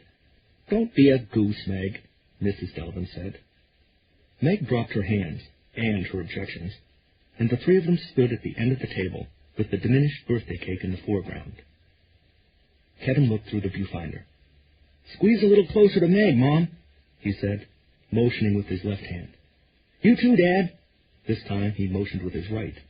"You're squishing me," Meg said to her parents. Kevin put his finger on the button, which would fire the camera, then remembered a briefly glimpsed note in the instructions about how easy it was to cut off your subject's head in a photograph. Off with their heads, he thought, and it should have been funny, but for some reason he felt a little tingle at the base of his spine, gone and forgotten almost before it was noticed. He raised the camera a little. There, they were all in the frame. Good. "Okay," he sang. "Smile, and say, intercourse." "Kevin!" his mother cried out. His father burst out laughing, and Meg screeched, the sort of mad laughter not even bad actresses often essay. Girls between the ages of 10 and 12 owned sole title to that particular laugh. Kevin pushed the button. The flashbulb, powered by the battery in the film pack, washed the room in a moment of righteous white light. "It's mine," Kevin thought, and it should have been the surpassing moment of his 15th birthday. Instead, the thought brought back that odd little tingle. It was more noticeable this time. The camera made a noise, something between a squeal and a whir, a sound just a little beyond description, but familiar enough to most people. Just the same, the sound of a Polaroid camera squirting out what may not be art, but what is often serviceable and almost always provides instant gratification. "Let me see it," Meg cried. "Hold your horses, Muffin," Mr. Delavan said. "They take a little time to develop." Meg was staring at the stiff gray surface of what was not yet a photograph, with the rapt attention of a woman gazing into a crystal ball. The rest of the family gathered around, and there was that same feeling of anxiety which had attended the ceremony of loading the camera, still life of the American family waiting to let out its breath. Kevin felt a terrible tenseness stealing into his muscles, and this time there was no question of ignoring it. He could not explain it, but it was there. He could not seem to take his eyes from that solid gray square within the white frame which would form the borders of the photograph. "I think I see me," Meg cried brightly. Then a moment later, "No, I guess I don't. I think I see—" They watched in utter silence as the gray cleared, as the mists are reputed to do in a Sears crystal, when the vibrations or feelings or whatever they are right, and the picture became visible to them. Mr. Delavan was the first to break the silence. "What is this?" he asked no one in particular. "Some kind of joke?" Kevin had absently put the camera down rather too close to the edge of the table in order to watch the picture develop. Meg saw what the picture was and took a single step away. The expression on her face was neither fright nor awe, but just ordinary surprise. One of her hands came up as she turned toward her father. The rising hand struck the camera and knocked it off the table and onto the floor. Mrs. Delavan had been looking at the emerging picture in a kind of trance, the expression on her face either that of a woman who is deeply puzzled or who is feeling the onset of a migraine headache. The sound of the camera hitting the floor startled her. She uttered a little scream and recoiled. In doing this, she tripped over Meg's foot and lost her balance. Mr. Delavan reached for her, propelling Meg, who was still between them, forward again, quite forcefully. Mr. Delavan not only caught his wife, but did so with some grace. For a moment, they would have made a pretty picture indeed. Mom and Dad, showing they still know how to cut a rug, caught at the end of a spirited tango, she with one hand thrown up and her back deeply bowed, he bent over her in that ambiguous male posture which may be seen when divorced from circumstance as either solicitude or lust. Meg was 11 and less graceful. She went flying back toward the table and smacked into it with her stomach. The hit was hard enough to have injured her, but for the last year and a half she had been taking ballet lessons at the YWCA 3 afternoons a week. She did not dance with much grace, but she enjoyed ballet, and the dancing had fortunately toughened the muscles of her stomach, enough for them to absorb the blow as efficiently as good shock absorbers absorb the pounding a road full of potholes could administer to a car. Still, there was a band of black and blue just above her hips the next day. These bruises took almost 2 weeks to first purple, then yellow, then fade, like a Polaroid picture in reverse. At the moment this Rube Goldberg accident happened, she didn't even feel it. She simply banged into the table and cried out. The table tipped. The birthday cake, which should have been in the foreground of Kevin's first picture with his new camera, slid off the table. Mrs. Delavan didn't even have time to start her, "Meg, are you all right?" before the remaining half of the cake fell on top of the Sun 660 with a juicy splat that sent frosting all over their shoes and the baseboard of the wall. The viewfinder, heavily smeared with Dutch chocolate, peered out like a periscope. That was all. Happy birthday, Kevin.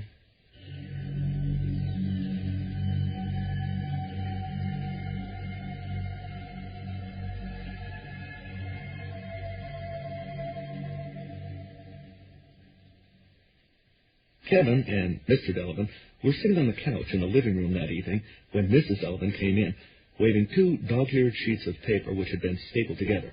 Kevin and Mr. Delavan both had open books in their laps. The best and the brightest, for the father, Shoot Out at Laredo, for the son. But what they were mostly doing was staring at the Sun camera, which sat in disgrace on the coffee table amid a litter of Polaroid pictures. All the pictures appeared to show exactly the same thing.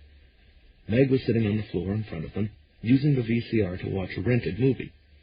Kevin wasn't sure which one it was, but there were a lot of people running around and screaming, so he guessed it was a horror picture. Megan had a passion for them. Both parents considered this a low taste.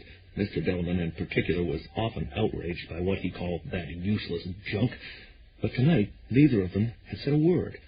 Kevin guessed that they were just grateful she had quit complaining about her bruised stomach and wondering aloud what the exact symptoms of a ruptured spleen might be. "Here they are," Mrs. Delavan said. "I found them at the bottom of my purse the second time through." She handed the papers, a sales slip from J.C. Penney's and a MasterCard receipt, to her husband. "I can never find anything like this the first time. I don't think anyone can. It's like a law of nature." She surveyed her husband and son, hands on her hips. "You two look like someone just killed the family cat." "We don't have a cat," Kevin said. "Well, you know what I mean. It's a shame, of course, but we'll get it sorted out in no time. Penny's will be happy to exchange it." "I'm not so sure of that," John Delavan said. He picked up the camera, looked at it with distaste, almost sneered at it, in fact, then set it down again. "It got chipped when it hit the floor, see?" Mrs. Delavan took only a cursory glance. "Well, if Penny's won't, I'm positive that the Polaroid company will. I mean, the fall obviously didn't cause whatever is wrong with it. The first picture looked just like all these, and Kevin took that one before Meg knocked it off the table." "I didn't mean to," Meg said without turning around. On the screen, a pint-sized figure, a malevolent doll named Chucky, if Kevin had it right, was chasing a small boy. Chucky was dressed in blue overalls and waving a knife. "I know, dear. How's your stomach?" "Hurts," Meg said. "A little ice cream might help. Is there any left over?" "Yes, I think so." Meg gifted her mother with her most winning smile. "Would you get some for me?" "Not at all," Mrs. Delavan said pleasantly. "Get it yourself. And what's that horrible thing you're watching?" "Child's play," Megan said. "There's this doll named Chucky that comes to life. It's neat." Mrs. Delavan wrinkled her nose. "Dolls don't come to life, Meg," her father said. He spoke heavily, as if knowing this was a lost cause. "Chucky did," Meg said. "In movies, anything can happen." She used the remote control to freeze the movie and went to get her ice cream. "Why does she want to watch that crap?" Mr. Delavan asked his wife, almost plaintively. "I don't know, dear." Kevin had picked up the camera in one hand and several of the exposed Polaroids in the other. They had taken almost a dozen in all. "I'm not so sure I want a refund," he said. His father stared at him. "What?" Jesus wept. "Well," Kevin said a little defensively, "I'm just saying that maybe we ought to think about it. I mean, it's not exactly an ordinary defect, is it? I mean, if the pictures came out overexposed or underexposed, or just plain blank, that would be one thing, but how do you get a thing like this? The same picture over and over. I mean, look, and they're outdoors, even though we took every one of these pictures inside." "It's a practical joke," his father said. "It must be. The thing to do is just exchange the damn thing and forget about it." "I don't think it's a practical joke," Kevin said. "First, it's too complicated to be a practical joke. How do you rig a camera to take the same picture over and over? Plus, the psychology is all wrong." "Psychology yet?" Mr. Delavan said, rolling his eyes at his wife. "Yes, psychology," Kevin replied firmly. "When a guy loads your cigarette or hands you a stick of pepper gum, he hangs around to watch the fun, doesn't he? But unless you or Mom have been pulling my leg—" "Your father isn't much of a leg puller, dear," Mrs. Delavan said, stating the obvious gently. Mr. Delavan was looking at Kevin with his lips pressed together. It was the look he always got when he perceived his son drifting toward that area of the ballpark where Kevin seemed most at home, left field, far left field.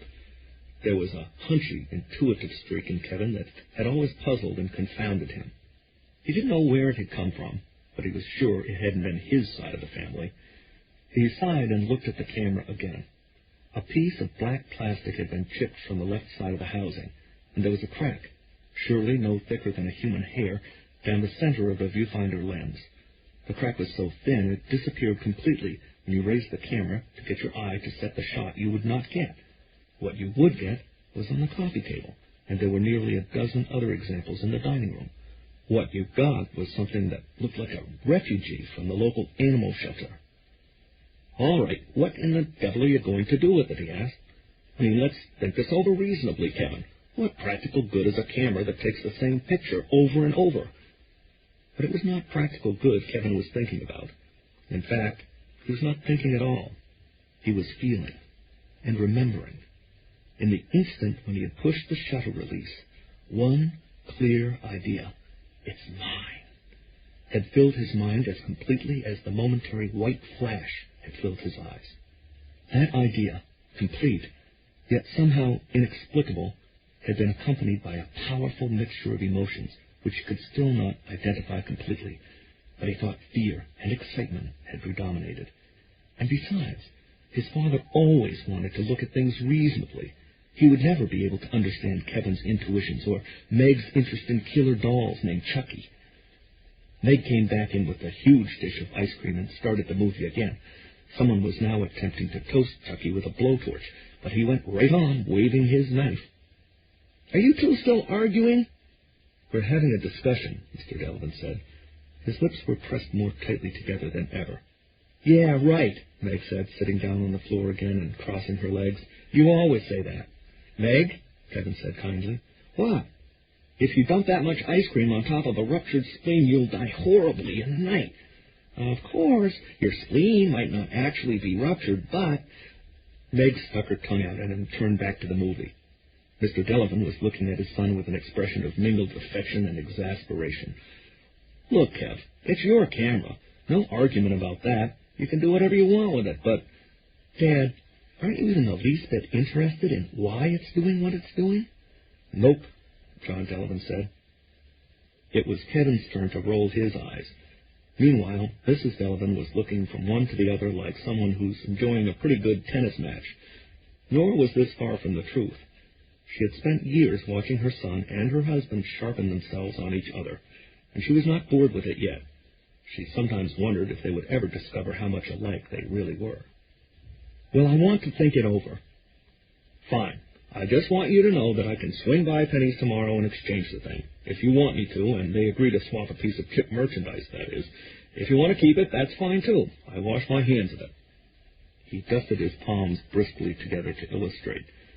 I suppose you don't want my opinion, Meg said. Right, Kevin said. Of course we do, Meg, Mrs. Delavan said. I think it's a supernatural camera, Meg said. She licked ice cream from her spoon. I think it's a manifestation. That's utterly ridiculous, Mr. Delavan said at once. No, it's not, Meg said. It happens to be the only explanation that fits. You just don't think so because you don't believe in stuff like that. If a ghost ever floated up to you, Dad, you wouldn't even see it. What do you think, Kev? For a moment, Kevin couldn't answer. He felt as if another flashbulb had gone off, this one behind his eyes instead of in front of him. Kev! Earth to Kevin! I think you might just have something there, Squirt, he said slowly. Oh, my dear God, John Delavan said, getting up. It's the revenge of Freddie and Jason. My kid thinks his birthday camera's haunted. I'm going to bed. But before I do, I want to say just one more thing. A camera that takes photographs of the same thing over and over again, especially something as ordinary as what's in these pictures, is a boring manifestation of the supernatural. Still, Kevin said.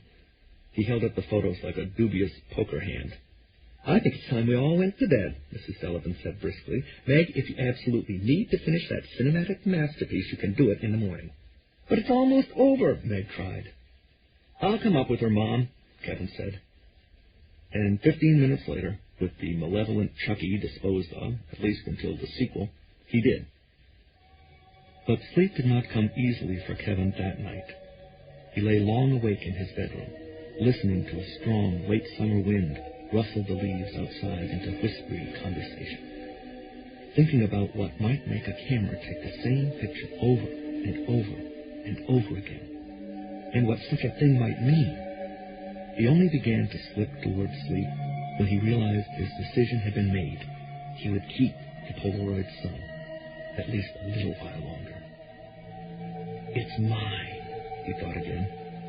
He rolled over on his side, closed his eyes, and was sleeping deeply 40 seconds later.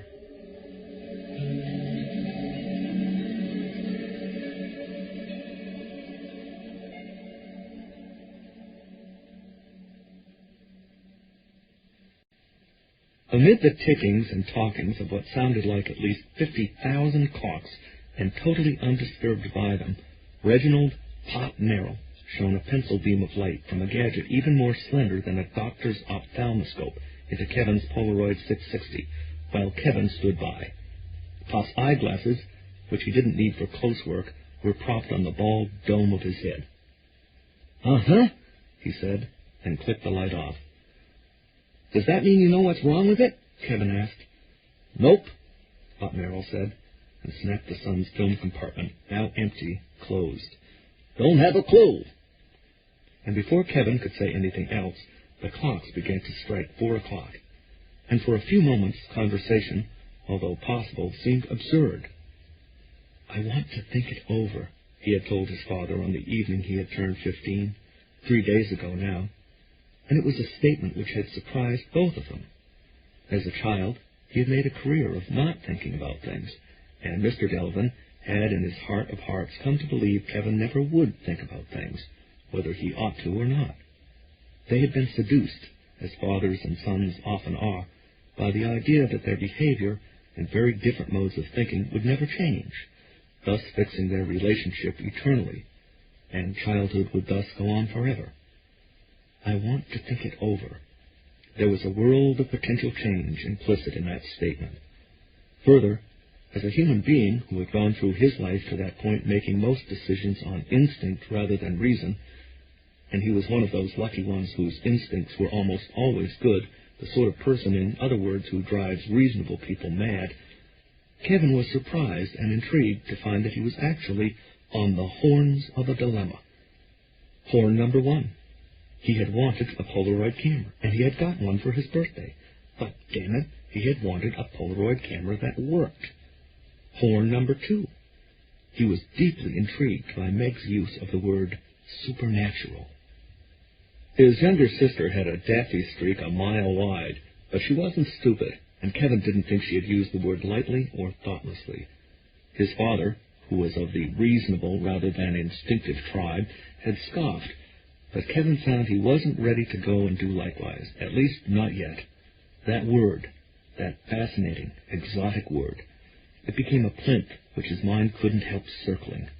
I think it's a manifestation. Kevin was amused and a little chagrined that only Meg had been smart enough or brave enough to actually say what should have occurred to all of them, given the oddity of the pictures the son produced. But in truth, it wasn't really that amazing. They were not a religious family. They went to church on the Christmas day every third year when Aunt Hilda came to spend the holiday with them instead of her other remaining relatives. But except for the occasional wedding or funeral, that was about all. If any of them truly believed in the invisible world, it was Megan, who couldn't get enough of walking corpses, living dolls, and cars that came to life and ran down people they didn't like. Neither of Kevin's parents had much taste for the bizarre. They didn't read their horoscopes in the daily paper.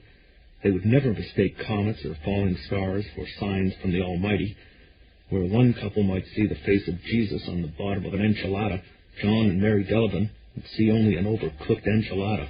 It was not surprising that Kevin, who had never seen the man in the moon because neither mother nor father had bothered to point it out to him, had been likewise unable to see the possibility of a supernatural manifestation in a camera, which took the same picture over and over again, inside or outside, even in the dark of his bedroom closet, until it was suggested to him by his sister, who had once written a fan letter to Jason and gotten an autographed glossy photo of a guy in a blood-stained hockey mask by return mail. Once the possibility had been pointed out, it became difficult to unthink. As Dostoevsky, that smart old Russian, once said to his little brother when the two of them were both smart young Russians, try to spend the next 30 seconds not thinking of a blue-eyed polar bear. It was hard to do. So he had spent 2 days circling that plinth in his mind, trying to read hieroglyphics that weren't even there for pity's sake, and trying to decide which he wanted more, the camera or the possibility of a manifestation. Or, put another way, whether he wanted the sun or the man in the moon. By the end of the second day, even in 15-year-olds who are clearly destined for the reasonable tribe, dilemmas rarely last longer than a week.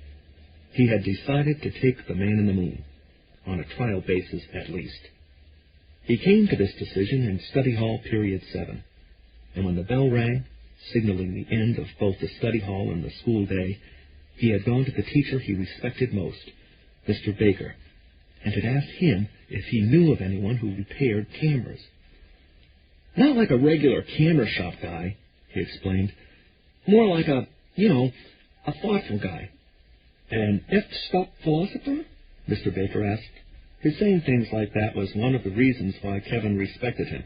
It was just a cool thing to say. A sage of the shutter. An alchemist of the aperture. A guy who's seen a lot, Kevin said cagily. Pop Merrill, Mr. Baker said. Who? He runs the Emporium Galorium. Oh, that place.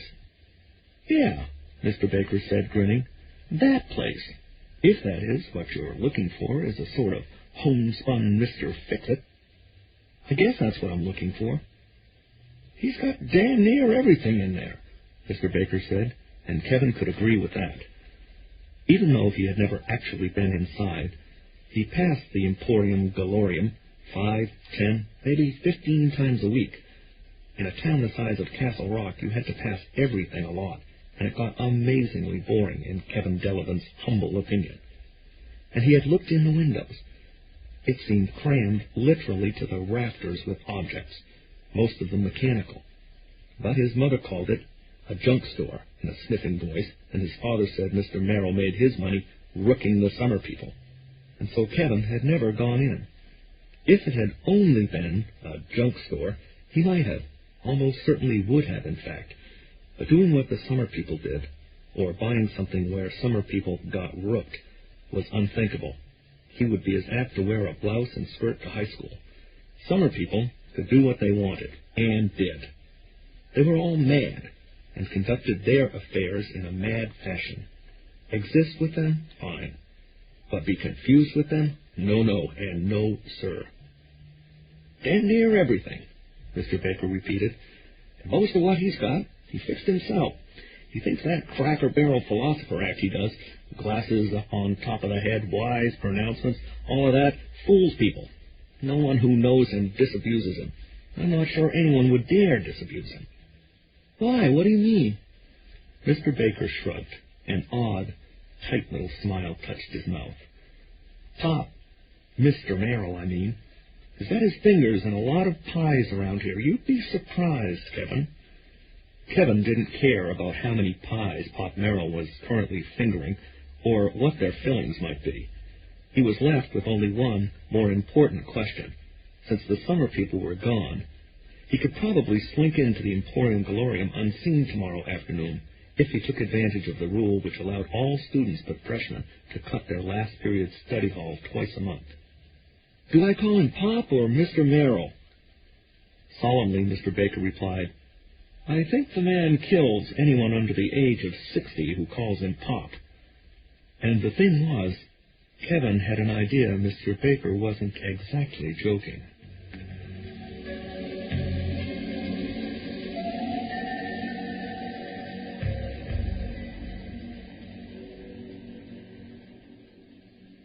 You really don't know, huh? Kevin said when the clocks began to wind down. It had not been like in a movie, where they all start and finish striking at once. These were real clocks, and he guessed that most of them, along with the rest of the appliances in the Emporium Glorium, were not really running at all, but sort of lurching along. They had begun at what his own Seiko quartz watch said was 3:58. They began to pick up speed and volume gradually, like an old truck fetching second gear with a tired groan and jerk. There were maybe 4 seconds when all of them really did seem to be striking, bonging, chiming, clanging, and cuckooing at the same time. But 4 seconds was all the synchronicity they could manage. And winding down was not exactly what they did. What they did was sort of give up, like water finally consenting to gurgle its way down a drain, which is almost but not quite completely plugged. He didn't have any idea why he was so disappointed. Had he really expected anything else? For Pop Merrill, whom Mr. Baker had described as a Cracker Barrel philosopher and homespun Mr. Fix-It, to pull out a spring and say, Here it is. This is the bastard causing that dog to show up every time you push the shutter release. It's a dog spring. Belongs in one of those toy dogs. A kid winds up so it'll hawk in back a little. Some joker on the Polaroid Sun 660 assembly line's always putting them in the damn cameras. Had he expected that? No. But he had expected something. Don't have a friggin' clue, Pop repeated cheerfully.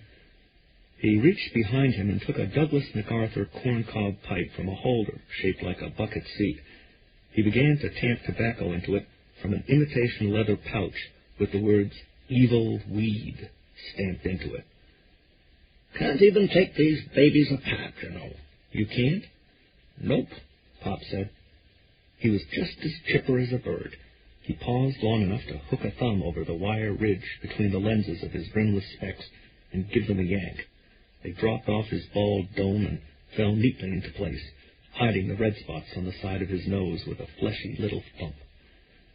You could take apart the old ones, he went on, now producing a diamond blue-tip match from a pocket of his vest. Of course he was wearing a vest, and pressing the thick yellow thumbnail of his right hand on its head. Yes, this was a man who could rook the summer people with one hand tied behind his back, always assuming it wasn't the one he used to first fish out his matches and then light them. Even at 15 years of age, Kevin could see that. Pop Merrill had style. The Polaroid land cameras, I mean. Ever see one of those beauties? No, Kevin said. Pop snapped the match alight on the first try, which, of course, he would always do, and applied it to the corncob, his words sending out little smoke signals, which looked pretty and smelled absolutely foul. Oh, yeah, he said. They look like those old-time cameras people like Matthew Brady used before the turn of the century, or before the Kodak people introduced the Brownie box camera, anyway. What I mean to say is... Kevin was rapidly learning that this was Pop Merrill's favorite phrase. He used it the way some of the kids in school used, you know, as intensifier, modifier, qualifier, and most of all as a convenient thought-gathering pause. They tricked it up some, put on chrome and real leather side panels, but it still looked old-fashioned, like the sort of camera folks used to make daguerreotypes with. When you opened up one of those old Polaroid land cameras, it snapped out an accordion neck, because the lens needed half a foot, maybe even 9 inches, to focus the image. It looked old-fashioned as hell when you put it next to one of the Kodaks in the late 40s and early 50s, and it was like those old daguerreotype cameras in another way. It only took black-and-white photos. Is that so? Kevin asked, interested in spite of himself. Oh, yeah, Pop said, chipper as a chickadee, blue eyes twinkling at Kevin through the smoke from his fuming stoop-out of a pipe and from behind his round, rimless glasses. It was the sort of twinkle which may indicate either good humor or avarice. What I mean to say is that people laughed at those cameras the way they laughed at the Volkswagen Beetles when they first come out. But they bought the Polaroids just like they bought the VWs, because the Beetles got good gas mileage and didn't go bust so often as American cars. And the Polaroids did one thing the Kodaks and even the Nikons and Minoltas and Leicas didn't. Took instant pictures? Pop smiled. Well, not exactly. What I mean to say is, you took your picture, then you yanked on this flap to pull it out. It didn't have no motor, didn't make that squidgy little whining noise like modern Polaroids. So there was a perfect way to describe that sound after all. It was just that you had to find a Pop Merrill to tell it to you. The sound that Polaroid cameras made when they spat out their product was a squidgy little whine. Then you had to time her, Pop said. Time? Oh, yeah, Pop said with great relish, bright as the early bird who has found that fabled worm. What I mean to say is, they didn't have none of this happy automatic crappy back in those days. You yanked, and out come this long strip, which you put on the table or whatever, and timed off 60 seconds on your watch.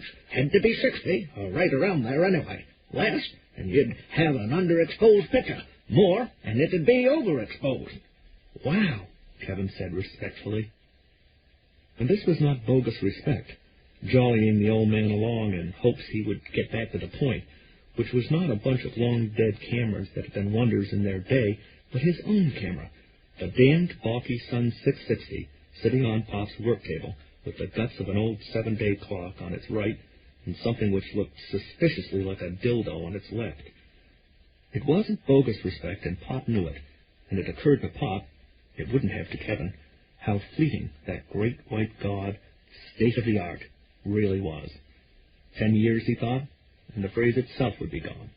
From the boy's fascinated expression, you would have thought he was hearing about something as antique as George Washington's wooden dentures, instead of a camera everyone had thought was the ultimate only 35 years ago. But of course, this boy had still been circling around in the unhatched void 35 years ago, part of a female who hadn't yet even met the male who would provide his other half. What I mean to say is, it was a regular little backroom going on in there between the picture and the backing. Pop resumed, slow at first, but speeding up as his own mostly genuine interest in the subject resurfaced. But the thoughts of who this kid's father was, and what the kid might be worth to him, and the strange thing the kid's camera was up to never completely left his mind. And at the end of the minute, you peeled the picture off the back. Had to be careful when you did it, too, because there was all this goo like jelly on the back, and if your skin was in the least bit sensitive, you could get a pretty good burn. Awesome, Kevin said. His eyes were wide, and now he looked like a kid hearing about the old two-holer outhouses which Pop and all his childhood colleagues, they were almost all colleagues, he had had few childhood friends in Castle Rock, perhaps preparing even then for his life's work of rooking the summer people, and the other children somehow sensing it, like a faint smell of skunk, had taken for granted, doing your business as fast as you could in high summer, because one of the wasps, always circling around down there between the manna and the two holes which were the heaven from which the manna fell, might at any time take a notion to plant its stinger in one of your tender little boy cheeks, and also doing it as fast as you could in deep winter, because your tender little boy cheeks were apt to freeze solid if you didn't. Well, Pop thought, so much for the camera of the future. 35 years, and to this kid it's interesting in the same way a backyard shithouse is interesting. The negative was on the back, Pop said, and your positive, well, it was black and white, but it was fine black and white. It was just as crisp and clear as you'd ever want, even today. And you had this little pink thing, out as long as the school eraser, as I remember. It squeegeed out some kind of chemical, smelled like ether, and you had to rub it over the picture as fast as you could, or that picture would roll right up, with the tube in the middle of the roll of bung fodder. Kevin burst out laughing, tickled by these pleasant antiquities. Pop quit long enough to get his pipe going again. When he had, he resumed. A camera like that, nobody but the Polaroid people really knew what it was doing. I mean to say, those people were close, but it was mechanical. You could take it apart. He looked at Kevin's son with some distaste. And lots of times, when one went bust, that was as much as you needed. Fella'd come in with one of those and say it wouldn't work, moaning about how he'd have to send it back to the Polaroid people to get it fixed, and that'd probably take months, and would I take a look? Well, I'd say, probably nothing I can do. What I mean to say is nobody really knows about these cameras but the Polaroid people and the goddamn close. But I'll take a look. All the time knowing it was probably just a loose screw inside that shutter housing, or maybe a fouled spring, or hell, maybe Junior slathered some peanut butter in the film compartment. One of his bright bird eyes dropped in a wink so quick and so marvelously sly that Kevin thought, if you hadn't known he was talking about summer people, you would have thought it was your paranoid imagination, or, more likely, missed it entirely. What I mean to say is you had your perfect situation, Pop said. If you could fix it, you were a goddamn wonder worker. Why, I put $8.50 in my pocket for taking a couple of little pieces of potato chip out from between the trigger and the shutter spring, my son, and the woman who brought that camera in kissed me on the lips, right on the lips. Kevin observed Pop's eye drop momentarily closed again behind the semi-transparent mat of blue smoke. And of course, if it was something you couldn't fix, they didn't hold it against you, because, what I mean to say, they never really expected you to be able to do nothing in the first place. It was only a last resort before they put her in a box and stuffed newspaper around her to keep her from being broke even worse in the mail and shipped her off to Schenectady. But this camera... He spoke in the ritualistic tone of distaste all philosophers of the Cracker Barrel, whether in Athens of the Golden Age or in a small-town junk shop during this current one of brass, adopt to express their view of entropy without having to come right out and state it. Wasn't put together, son. What I mean to say is it was poured. I could maybe pop the lens, and will if you want me to, and I did look in the film compartment, although I knew I wouldn't see a goddamn thing wrong, that I recognized at least, and I didn't. But beyond that, I can't go. I could take a hammer and wind it right to her. Could break it, what I mean to say, but fix it? He spread his hands in pipe smoke. No, sir.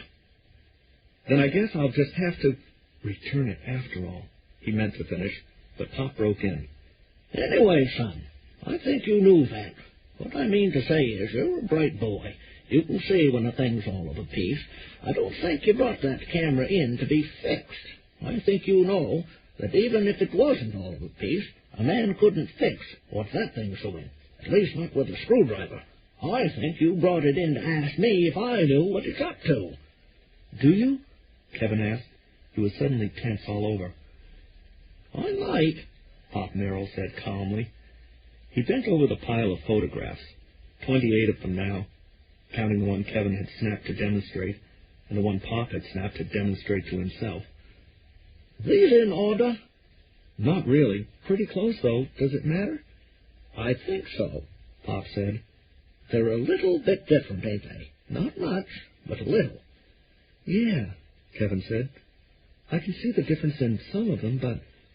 Do you know which one is the first? I could probably figure it out for myself, but time is money, son. That's easy, Kevin said, and picked one out of the untidy little pile. See the frosting? He pointed at a small brown spot on the picture's white edging. Yeah? Pop didn't spare the dab of frosting more than a glance. He looked closely at the photograph, and after a moment he opened the drawer of his work table. Tools were littered untidily about inside. To one side, in its own space, was an object wrapped in jeweler's velvet. Pop took this out, folded the cloth back, and removed a large magnifying glass with a switch in its base. He bent over the Polaroid and pushed the switch. A bright circle of light fell on the picture's surface. That's neat, Kevin said. Hey up, Pop said again. Kevin could tell that for Pop he was no longer there. Pop was studying the picture closely. If one had not known the odd circumstances of its taking, the picture would hardly have seemed to warrant such close scrutiny. Like most photographs, which are taken with a decent camera, good film, and by a photographer at least intelligent enough to keep his finger from blocking the lens, it was clear, understandable, and like so many Polaroids, oddly undramatic. It was a picture in which you could identify and name each object, but its content was as flat as its surface. It was not well composed, but composition wasn't what was wrong with it. That undramatic flatness could hardly be called wrong at all, any more than a real day in a real life could be called wrong because nothing worthy of even a made-for-television movie happened during its course. As in so many Polaroids, the things in the picture were only there, like an empty chair on a porch, or an unoccupied child's swing in a backyard, or a passengerless car sitting at an unremarkable curb without even a flat tire to make it interesting or unique. What was wrong with the picture was the feeling that it was wrong. Kevin had remembered the sense of unease he had felt while composing his subjects for the picture he meant to take, and the ripple of goose-flesh up his back, when, with the glare of the flashbulb still lighting the room, he had thought, "It's mine."